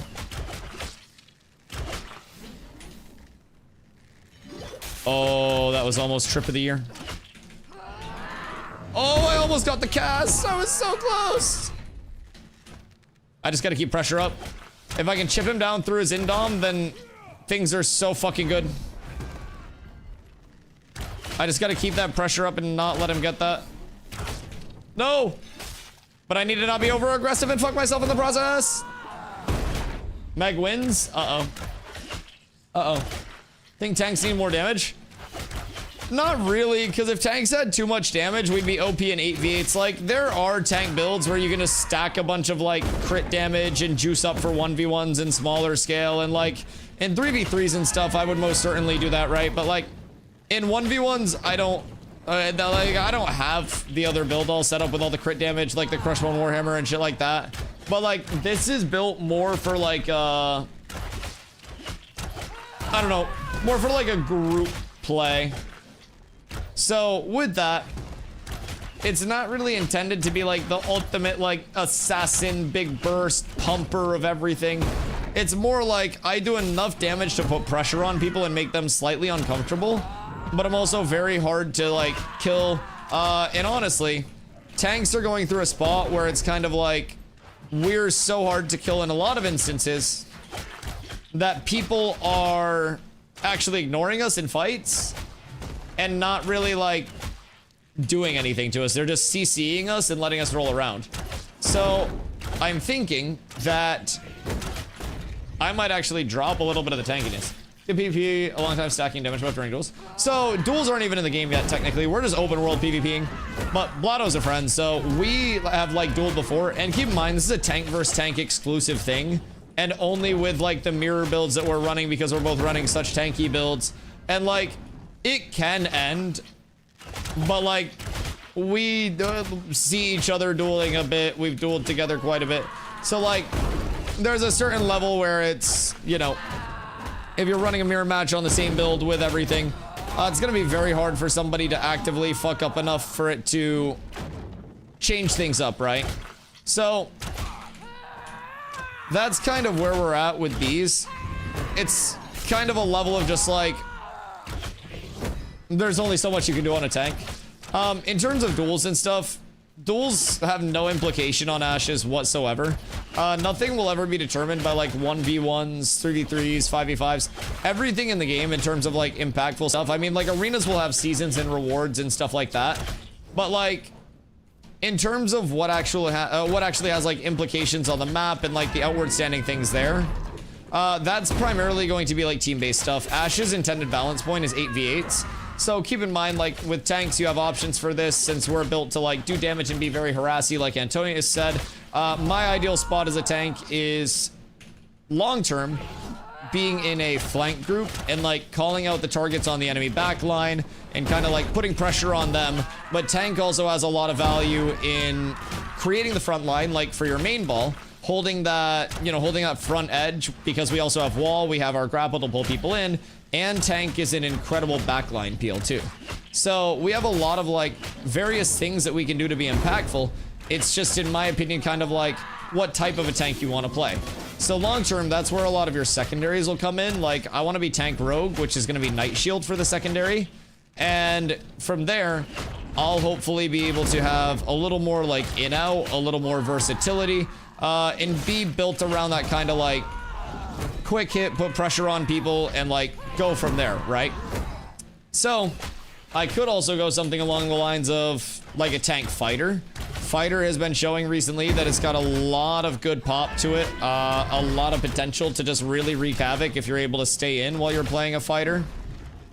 So anything is really like in the realm of possibility there, but legit reminds you of Wrestler Druid versus Wrestler Druid. Yeah, tank versus tank 1v1s are a literal meme. There's a reason, especially because we build so beefy. Like, I'm sitting at, during this fight, 48.4% Fizzmit and 39.5 Magic Mitt, unless I have both of my cooldowns up, and then it's 58.7 Fizzmit and 51.6 Magic Mitt. And that's with having a metric fuckload of HP. Like, the only thing stopping us is resource loss, which we also generate resource back, like in terms of our mana. When we hit a reflect, we get a portion of our mana back because of the augment and the tree that we use over here to sustain.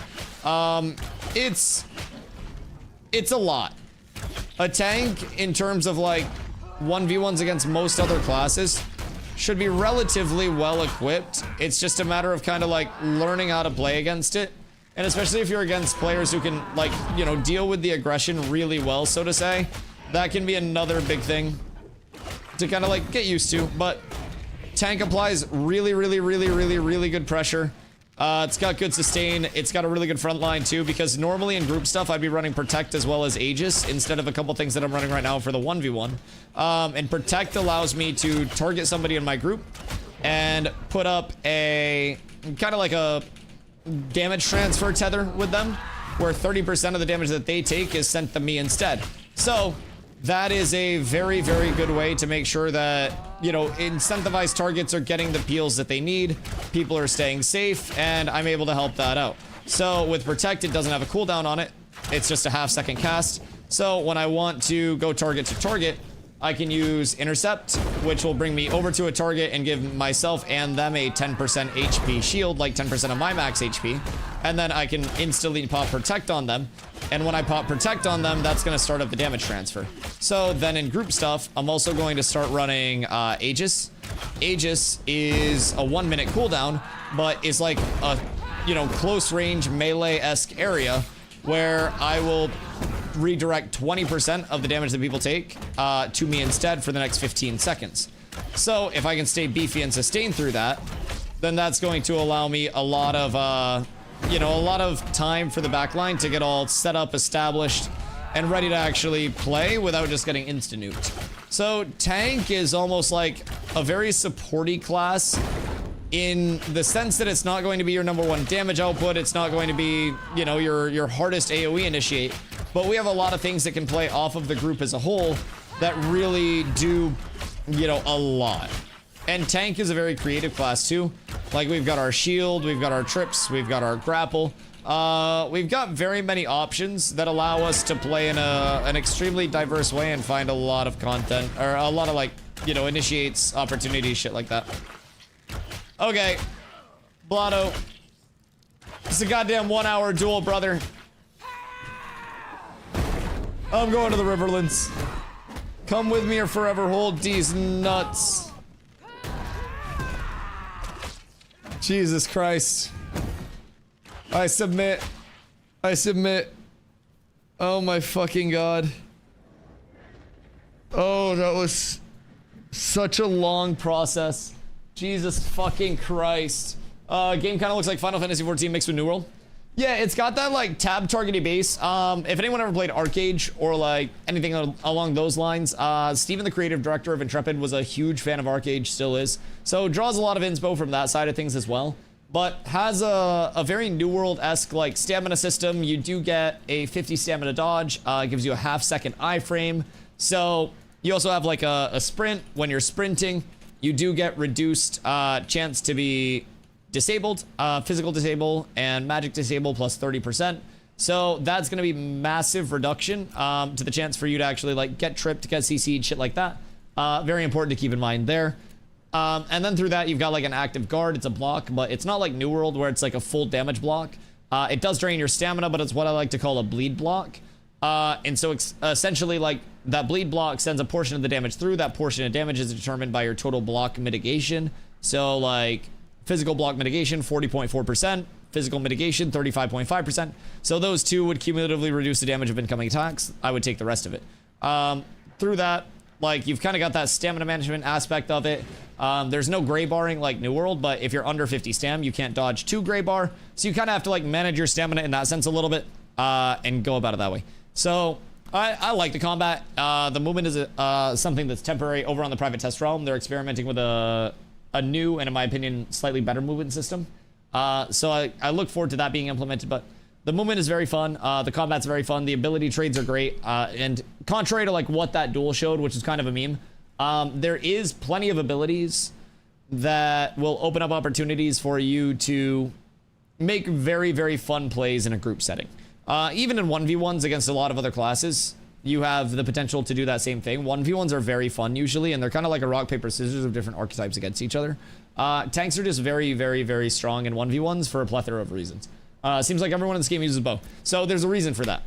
Every class or every archetype will simultaneously have a melee and a ranged weapon equipped at all times. So you can switch between them.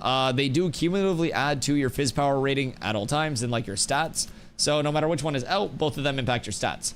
Now, there are things that can be variances. So in the weapon trees, for example, these won't be active abilities like New World, but these will be different, like, passives and things that you can trigger on your finishers, which are the final hits of your combo. You have a finisher and an extended finisher. Those have a chance to become deadly finishers, which then put out a status effect. So with that, you can up your deadly finisher trigger chance. And from there, why does that say 25%? Interesting. It's supposed to be 55%. Weird. From there, because on the bow that actually applies. I'm confused. Hold on. Can you not double down on those? Wait a second. Because on the bow it's up to a 55% chance. So can you not double down on anything in the tree anymore? Anyways, with that being said, there are... Hold on. Okay, we'll do a 1v1 against a different class real quick, so you guys can see what it's actually like. This one's against a bard. Come over this way. This way. Alright, cool. I'll explain that in a sec. Alright, 1v1 against this bard. Here we go. We're up. Bop, bop. And then we just keep the pressure up. And we don't let them live or play the game at all. They have 3 seconds until I have another trip up. Throw out a trip lockout, and they're into the blender once again. And then we put the stuns on them. We keep the pressure up. And then it's all about the chase down, baby. All about the chase down. You gotta make them feel panicked. You gotta make them feel like they don't have any options, because they don't. So that's a 1v1 against a bard. Kind of a little bit of a contrary, you know, outcome. So we can pressure bards very well. We can put up a lot of pressure on them all the time, kind of like sustain, get good damage out, get good trips out. It's just tanks have so many ways to deal with, like, tank things that it's a little difficult. So part of the reason why people use longbow is it's a weapon that has a lot of, like, a very high phys power or magic power ratio on it. It's also got the longest attack range in the entire game out of any of the ranged weapons. So, past that, you have a chance to, on your finishers and extended finishers, the last 2 hits of your weapon combo, make them a deadly extended instead, or a deadly finisher.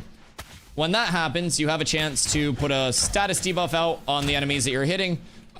This one in particular, on longbow, that makes it so good, is Wound. And with Wound, that is an anti-heal out on people that, you know, just really makes their life incredibly difficult to play in a sustain-heavy meta. It's very, very easy for people to be healed through things and just kind of, like, you know, tank a lot of the damage that's going out.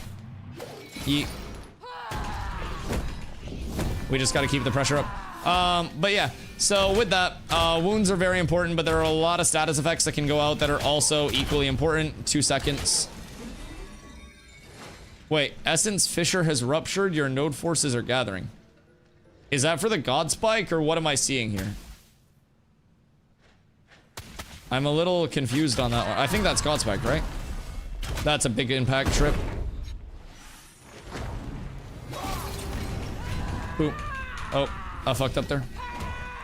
I actually let him heal a little bit, which is muy not bueno, but I do win the heal trade. I just need to not let it become a sustained trade. Because when it becomes that, I actually lose those against a bard very quickly. And you can't out-sustain a bard. Oh, it's the Godspike.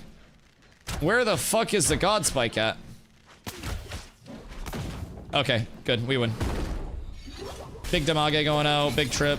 And then we should have enough to kill it here.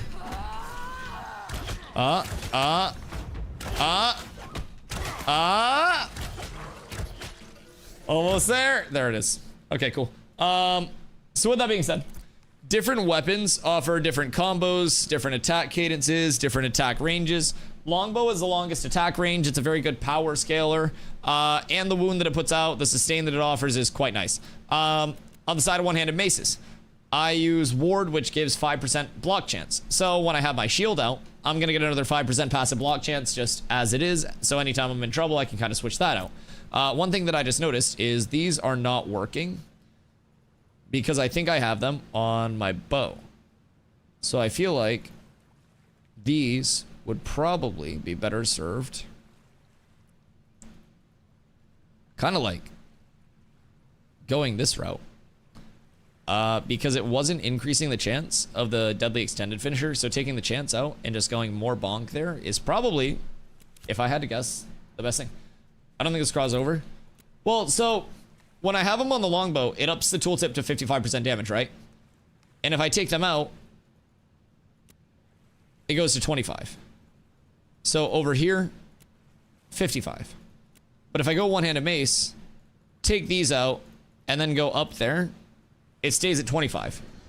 So it seems like that is impacting it in a way that only one weapon can have, like, you know, each type of finisher, or not each type of finisher, but like, you know, they don't want you just stacking a metric fuck ton of those same things, so to say.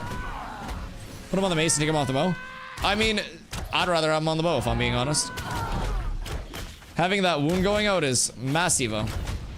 Although I will say, if I can get the bard in melee range long enough to get that damage out, then that would be nice, but I don't necessarily think I've got the sustain to kind of like keep them in it for long. But with that, I think that I can just kind of like mad dog this down. Because I do give myself a lot of opportunity to create pressure. Yeah. I think that's a bug. For sure you want about... Oh, okay, just switch it over real quick. So, like, take it off of the bow and put it on the mace. I'll just go over here and go here. And then we'll switch it over to the mace. So, we'll take these out. Switch to the mace. Well, maybe mace is just bugged. Weird. Bard versus tank is incredibly snooze fest. Yes, I can just pressure the shit out of you. Well, like, not you, but every bard, yeah. I think, like, if I don't use CC breaks properly and shit like that, then I can get kited around and stuff. But, yeah, overwhelmingly, it is pretty snoozy. I mean, bard wins eventually. I think... Tanks can apply a lot of pressure to stop Bard from, like, setting up. Personally. I think it's more like, if the tank allows the Bard to play combos and stuff like that, then it can be a large... Oh, hail. Good day, lads. I think... Oh, God. Alright. Where's the high thing? He's not even flagging up. We must find one of their squishies. I need one of their squishies. I'm being got. I'm being got, boys. We're in slight trouble here.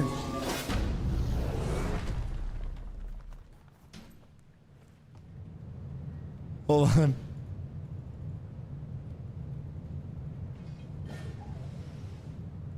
They can't kill what they can't find. Hold on, I just need to get... If I get a ration off and get back out there, we're fine.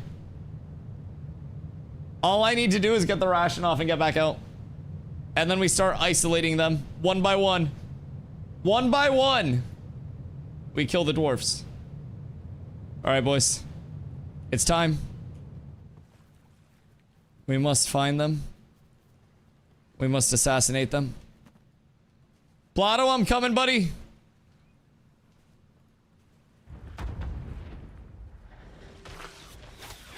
I'm on my way for Antonius!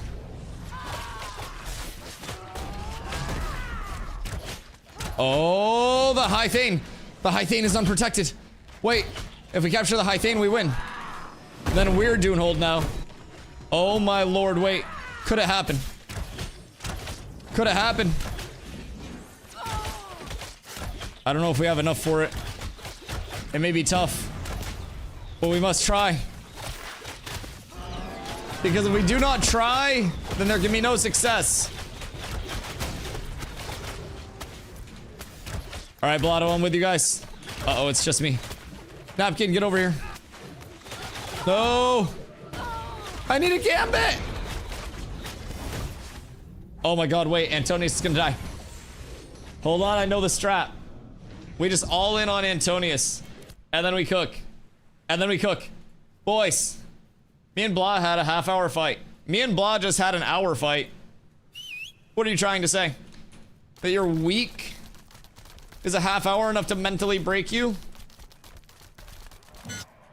I'm ready for Antonius.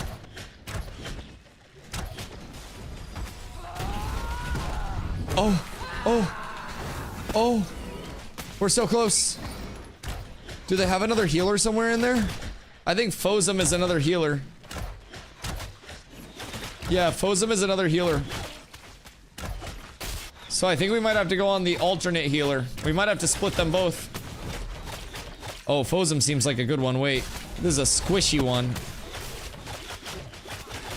They got the peel set up. Oh god. Blotto, I'm still in the 1v build. Oh no.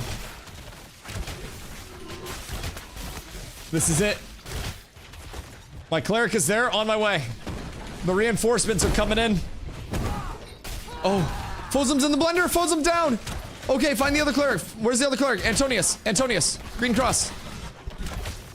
This is ours to win, boys. The hold may fall. The hold may fall. We just need to keep continued applied pressure. Continued applied pressure. CAP, that is cap, boys. We just need to keep up the cap. Do not drop the cap and we are fine. Antonius trying to fight it out, but will he be able to, boys? We will pursue until he falls. I'm getting CC'd to shit. Message Blotto for invite.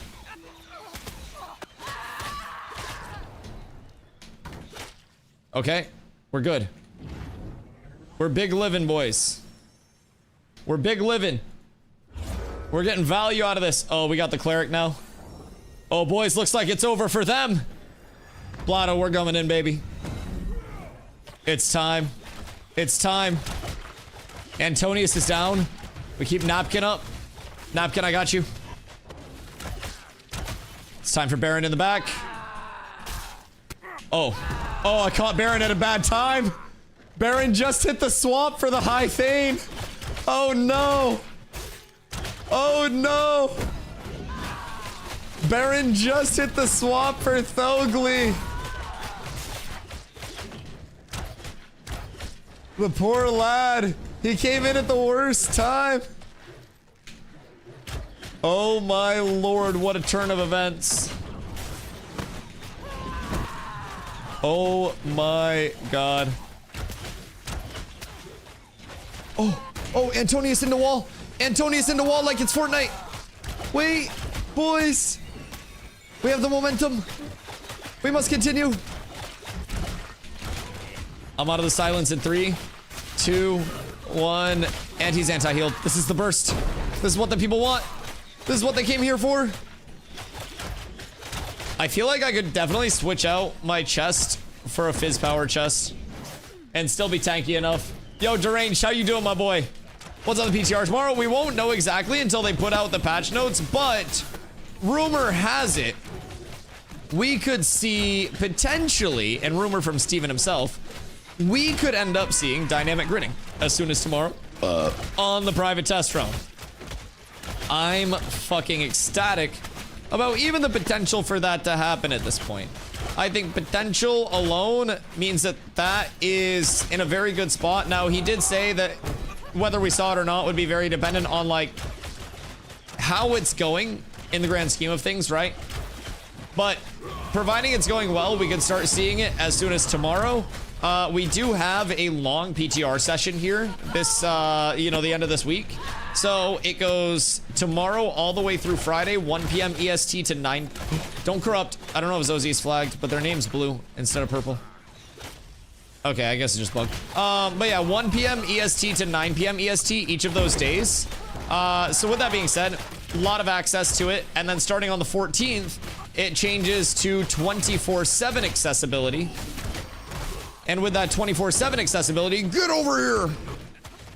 That lasts until August 3rd, where we will then go on to the private, not the private test, from the Phase 3 server on August 4th. So, I'm pretty excited about the next few weeks. I think it's going to bring in a ton to the actual playtesting environment. And also with the PTR being so, like, you know, accessible, so to say. People don't really have to worry about full leveling a character, farming gear sets, really doing whatever over there simply because it's done for them. I'm just chasing him down with the mace right now. Mace meets face. Explicit. He said, my. Where's Fozum? I gotta get him away from the Ember Spring so he doesn't have the help. One Yeetington to rule them all. Dunk it. Oh. Oh, he's beefy. Oh my goodness. He's a big one. The High Thane. Oh shit. Outnumbered, I got you. You live here. You live here. All of the shield in the world. Trust. And then they're walled off. Most of them can't even hit you anymore. You're so up. They die for it. They die for it. Oh my god. The counter. The counter. Okay, so PTR tomorrow, we're hoping for dynamic gridding. We also have the anvils as kind of like one of the pending big potential things that are going to be coming in at some point, hopefully soon, TM. Once the anvils is in, that'll evolve into our next starting area, which will be absolutely fucking massive for us to have for the Phase 3 launch. We'll bring in a ton of gameplay for a ton of people, make that, you know, that initial startup a lot smoother. At least we hope. So, really excited to kind of like get my hands on that, see what's up, especially in terms of the second starting area, because that just gives, in my opinion, so much potential for, I don't know, just going outside of the guaranteed massive competition areas. Now, I do think that anvils will still be very highly competitive as a starting area, but if everyone is going to the Riverlands and people decide to go to the anvils, that's going to, while it may be slightly less efficient, going to probably get you around a lot of that clutter, a lot of the opportunity cost associated with the Riverlands, right? And essentially increase the total output of what you're getting in terms of like your XP per hour, whatever it may be. Boys, we've established the respawn is crazy without. Don't corrupt. Make sure you guys don't corrupt. Fosum just almost died. I don't want anybody to corrupt. When they respawn, they might not be like immediately flagged. Just be careful that nobody's corrupting and getting cooked there. Although do know to just give your gear back, but 'tis an unnecessary steppington. Okay, we're up. Boys, we've got it under control. Oh gosh. That hit hard. Okay, so in terms of what we're doing tonight, we've just been kind of chilling, hanging out. There's not really a ton left for people to do over here outside of like people who are trying to craft their high rarity sets with what's available through crafting and stuff like that. But with the server wiping in less than a month, the PTR accessibility is really what a lot of people are probably going to be looking forward to the most. Me especially. Like, personally, from my standpoint, I am looking to test as much as I can on the private test realm, between the movement system that's already over there, get more familiar with that, really dig in there, and kind of just like embrace the changes that'll be coming in P3 and beyond. This server was only destined to last for so long anyways, and I think that a lot of people have kind of hit their point where they're like, okay, I farmed up my gear, I'm good to go, feeling fresh for P3, and everyone's just more on the like P3 hype train. So in terms of like what's happening on the PTR immediately, that's just a portion of what we're getting like for P3 and beyond. And keep in mind, even P3 launch isn't going to be like everything that's supposed to be included in P3, so to say. P3 launch is going to be a small portion of like the entirety of P3, because P3 is intended to last for a year plus. My guess is actually a couple of years, while they bring the game to a near feature complete state. And once it's to the point where they think the betas will truly just be final coats of paint and polish, we'll very likely see it move to 2 short betas that are 2 closed betas measured in weeks, not months or anything like that. And that'll be the point where, you know, they get ready to ship and everything like that. So phase 3 is going to have, you know, a lot in it. In terms of things that were said in the recent dev stream for crafting stuff, I think every crafter probably had a little bit of like a wet dreaming tin when they did go through these announcements. So basically everything is intended to be very player-to-player incentivized, right? Just in the permanent stance of Ashes. It's intended to be crafted, player-to-player equipment, player-to-player gear, everything. Good lord, that was a lot of Doonhold. That was a whole lot of Doonhold, lads. Oh my god, they came out of nowhere. They're so violent. Hail to the High Thane. A pleasure, my lads. A pleasure. So, I actually have the notes pulled up here real quick since Doonhold's hitting a quick regroup. So, this is notes from just the last dev stream itself. But in terms of econ and stat changes, they're adding tiers of gear within profession tiers. So, essentially, each level bracket of gear, from level 0 gear, level 10 gear, level 20 gear, level 30, 40, 50 eventually, will hopefully have 3 sub-tiers within those tiers. So I could get a Beast Warden's prod, but the one that is likely to drop would be your lowest, like, quality, right? Your lowest sub-tier within those larger tiers from that pool. Your way of crafting is eventually going to be the highest tier materials, you know, the highest rarity, everything, like, associated with kind of like getting that squared away, and having the highest quality everything going into it.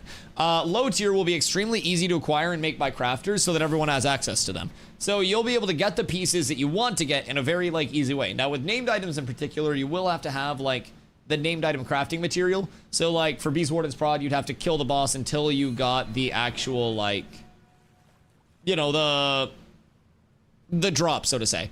The material to make this, but theoretically with low tier materials, your face is easy to get. Sorry, I can't do that.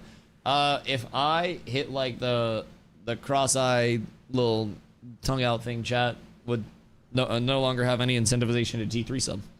Only the T3 subs get that. But that will essentially allow crafters from the very start of the server, even with novice stuff and like the earliest of the early gear sets, be able to have their relevancy.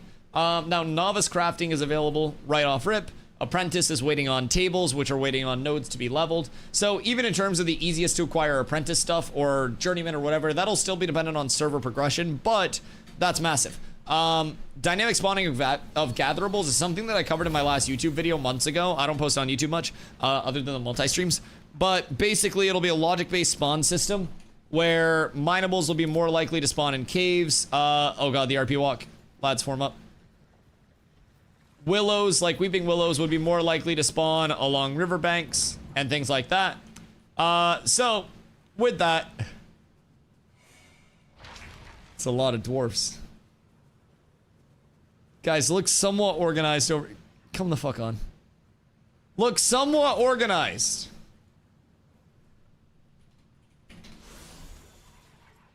Alright, we got to RP with Thog. An opportunity to RP with the dwarves is a crazy thing. They have a fucking node named after them. All right, this is a once in a lifetime opportunity.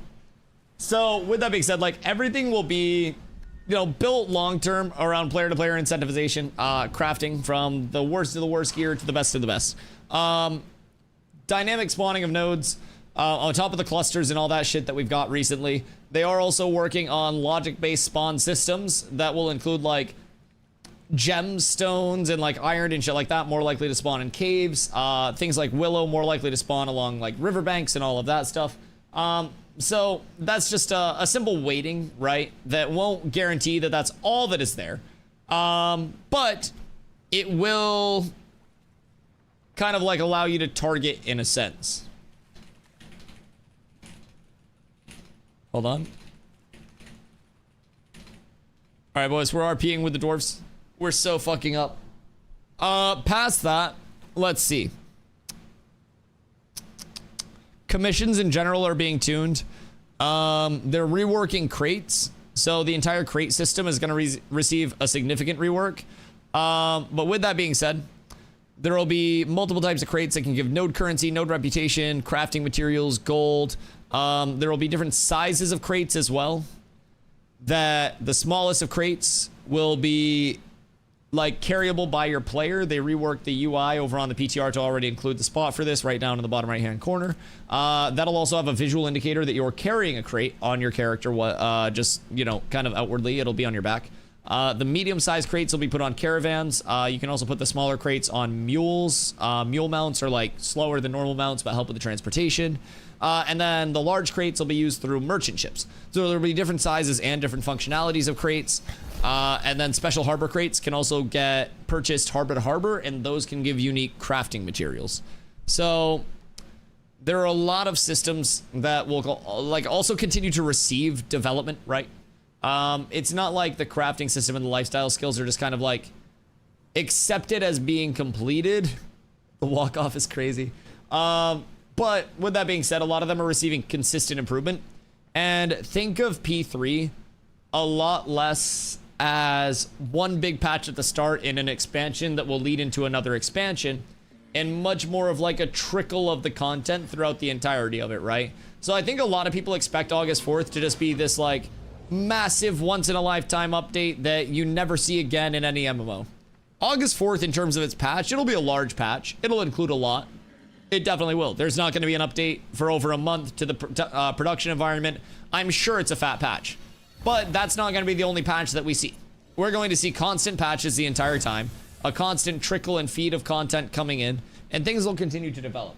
So as like Steven and Intrepid say, it is completely like a moving train. It's a rolling train. So everything really just kind of, just kind of evolves from there. But I'm excited for a lot of the systems that they do have coming in. From like the town reworks to the anvils implementation, really everything. And you're going to be able to see it super early over on the PTR. Private Test Realm gives us the, really the best opportunity to check stuff out. The 2-man holdout was a banger, and then folks pulled up for us.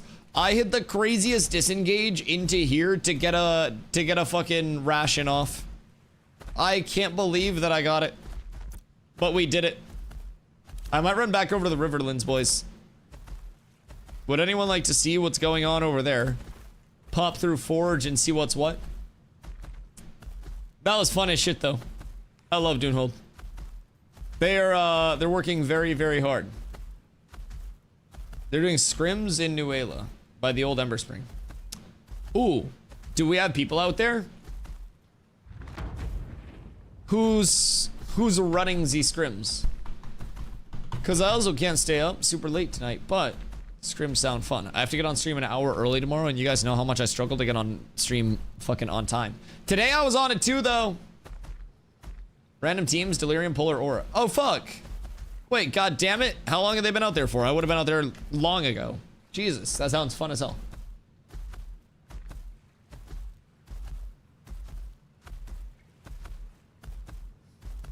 A long while. Can I subscribe to the mailing list? And do we have people that are out there? Fuck, I would have been cooking out in that hoe. That would be extremely fun. No. No, we don't have people out, or no, I can't subscribe to the mailing list. Because I would like to subscribe for notifications in the future to these events. Sounds very fun.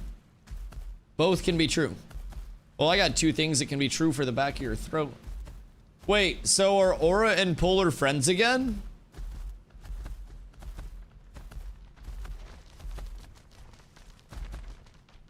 Where's the beef? I think it's just random scrims. They invited me, but I missed calls. What Defweakington? I figured you'd do as a sub. The poverty sub. It's great value zombie. We've got zombie at home. Zombie at home.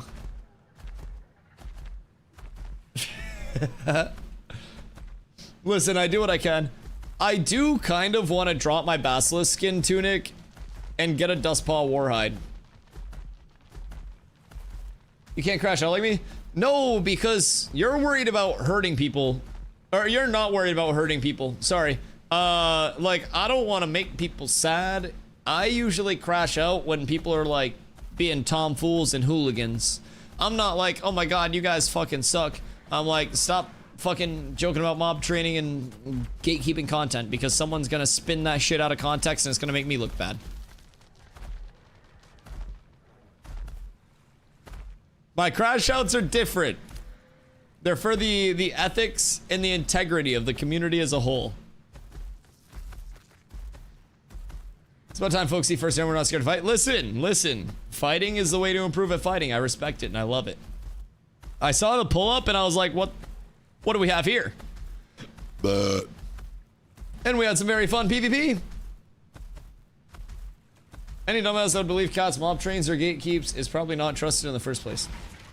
Brother, you heard the election drama when I was cooking and got 286 votes in that hoe. Keep in mind, people are out here winning elections with 6 votes now. We were going insano style, and people had allegations out the frickin' wazoo. Quite frankly, most of them were untrue. Some of them may have been true, I'm not gonna say which ones. I know nothing. Half were true. Okay, like, DustyWhy doesn't care about the new players, DustyWhy's lazy, like, I get it. They just didn't know to what extent. Like, the craziest propa was that we were in a hard alliance, like hard committed alliance with another guild, because people from that guild hung out in my stream. People were trying to like full propa town crier, like spin that shit hard. Like full DJ Jazzy Jeffington in that hoe.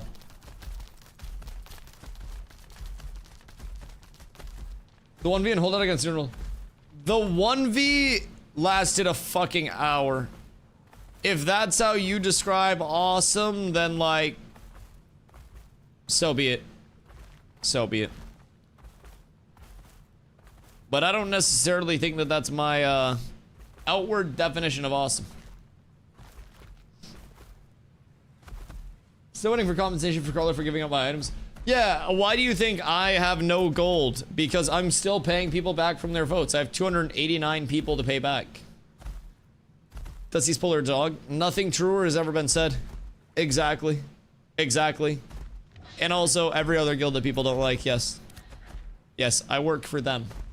If you don't like a certain guild, well, them is that guild. I'm here for all of them.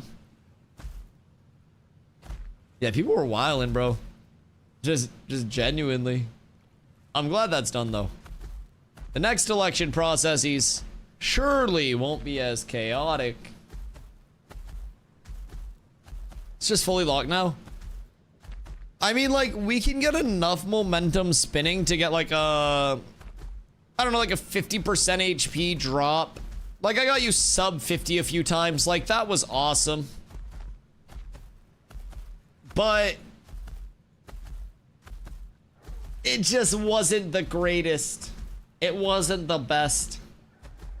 I can't believe that we were doing that for literally almost an hour, if not over an hour. I hate that. We're never 1v1ing again, by the way. You have legitimately, like, lost 1v1 privileges. Just being completely fucking honest. It is, it's rough out here. I'm really thinking I want to go DustyWhy Warhide. Drop down to like 7,200 HP, but juice up to like 214-ish fizz power, maybe 215 if I get a good roll. Maybe. But yeah, that shit. Tank 1v1s, like tank versus tank, comparatively to tank versus anything else in the fucking game, is night and day difference, dog. I can't stand it. I cannot stand it. Now, if you're running one of the tank builds that are more like specialized in like 1Vs and like full scaling all of your crit up and shit like that, then that can be better. But really want to jump on Ashes, but can't bring myself to grind to 25. What if I told you tomorrow the private test realm is active, and on the private test realm you don't have to grind to 25? You could just create your character on the PTR, talk to the vendors outside of the castle itself, and then you can buy the book that levels you to 25 for free. You level to 25 instantly. You buy crates of gear, open those crates of gear, figure out which pieces you want to equip. The most time-consuming part is destroying the pieces of gear that you don't currently want, not having that inventory clutter, and then enchanting your gear if you want to enchant your gear. But the gear vendors will give you everything that you need to have a fully geared and, you know, set up level 25 character. Frictionless. PTR tomorrow goes tomorrow, Wednesday, Thursday, Friday, 1 p.m. to 9 p.m. EST. It's going to be fun. Potentially dynamic gridding testing. Potentially a whole lot of testing, boys. And I'm really fucking excited about it. I cannot wait.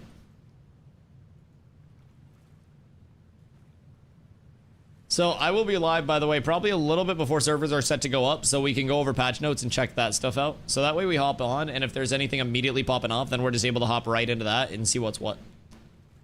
Also, chat, any recommendations on streamable movies? We got another test on the PTR. PTR is going to be constant. Yeah, PTR is going to be going until launch. So even through phase 3, PTR is going to still be active and receiving tests. PTR test starts Tuesday, goes through Friday this time. And then on July 14th, it goes to 24/7 uptime up until the launch of P3. But it'll continue to have PTR tests until the launch. Phase 3 will, you know, just kind of like take precedence over the PTR. But July 14th, PTR is up all the time. PTR test tomorrow, Wednesday, Thursday, Friday, all 4 of those days, 1 p.m. to 9 p.m. EST. Visual NDA, so make sure we're not showing anything. Can you min-max the gear? I mean, you can enchant it to plus 20. So immediately that gives you more like stat output than what you have on live servers. With that being said, you can also get a very good setup. So I was running a tank build that was sitting right around 10k HP. This was with consumes, by the way. 10k plus HP, like 10.2k. I believe I was 220 plus fizz power. I was 190+% crit chance. So same, or sorry, crit power. So same crit power that I have here while using like Hawk Bow and Luminon Neck and shit like that. I was 92% attack speed. I had some fizz pen, shit like that. Like, the stats are juiced because they give you full consumes, full enchanting, really everything.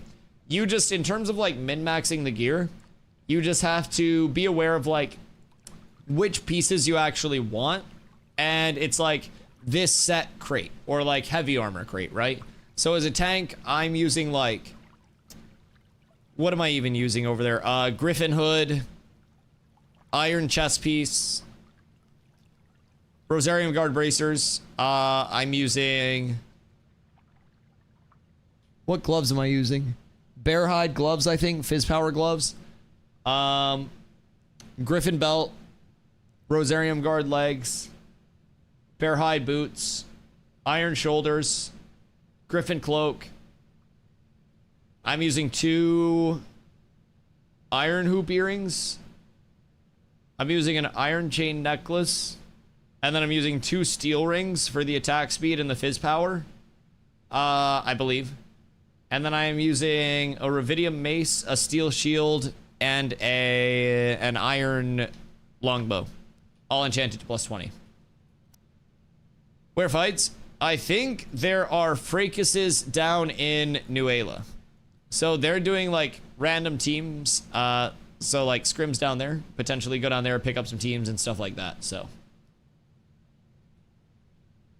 I like the helm. This helm is doing more helm. This helm's drippy as fuck. It's like all gold plated and shit. I like it a lot. It's very drippy. Hour early is a lot, Sewer. An hour early is a lot when you're usually half an hour late. Just keep that in mind. It's all that perspective, dog.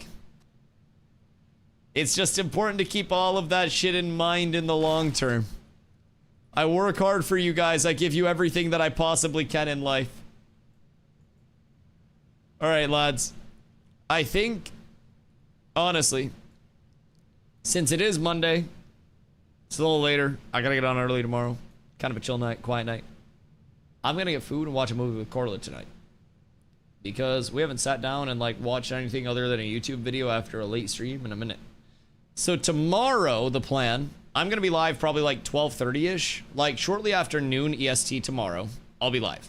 That's the goal. From there, we'll go into the PTR testing session.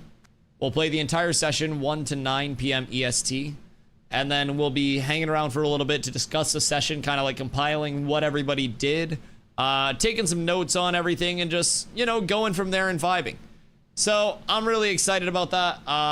Hopefully we do end up seeing dynamic gridding, you know, really somewhere along the line, and maybe some good changes coming in on top of that. So we're gonna send a raid out to our friends over at TGFT, because I think Chibi has a big talk going out covering the latest dev stream.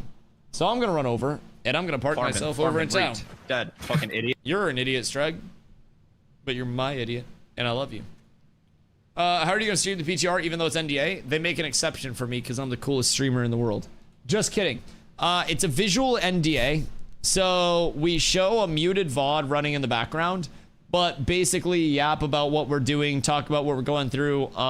You know, basically it's a visual only, so we can still discuss and do all that stuff. I just can't show the video or my accounts will get Thanos snapped. So I have to take some precautions with the stream setup and make sure that's all going through clean and that the setup is like super protected so that doesn't happen. But like audio is fine. We got a verification on that. Discussing what you're doing, all of that stuff is fine. So we'll be able to check out patch notes. We'll be able to like share what we're doing. It just won't be like the actual video from the PTR. So there will be a disclaimer on screen that says the gameplay is from the non-PTR server. And then we'll be running like a VOD from over here, basically.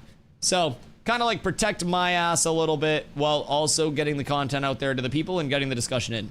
So I hope that explained it well. Boys, if it's your first day here, I appreciate you being here. Today's day 739 in a row on stream without a single day off. And it's been an absolute pleasure being here the entire time, the ups, the downs, everything in between. I think we're getting ready for a very large up in the community with Phase 3 coming through soon. I think the PTR access is hopefully going to get some eyes on the game as well, with dynamic gridding potentially coming in, with the anvils coming in second starting areas soon. And then eventually Summoner, boys. Don't lose faith. Keep believing. I'm very fucking excited. We're going to get some good content tomorrow. I love you guys. I appreciate you. I'll see you tomorrow. Peace.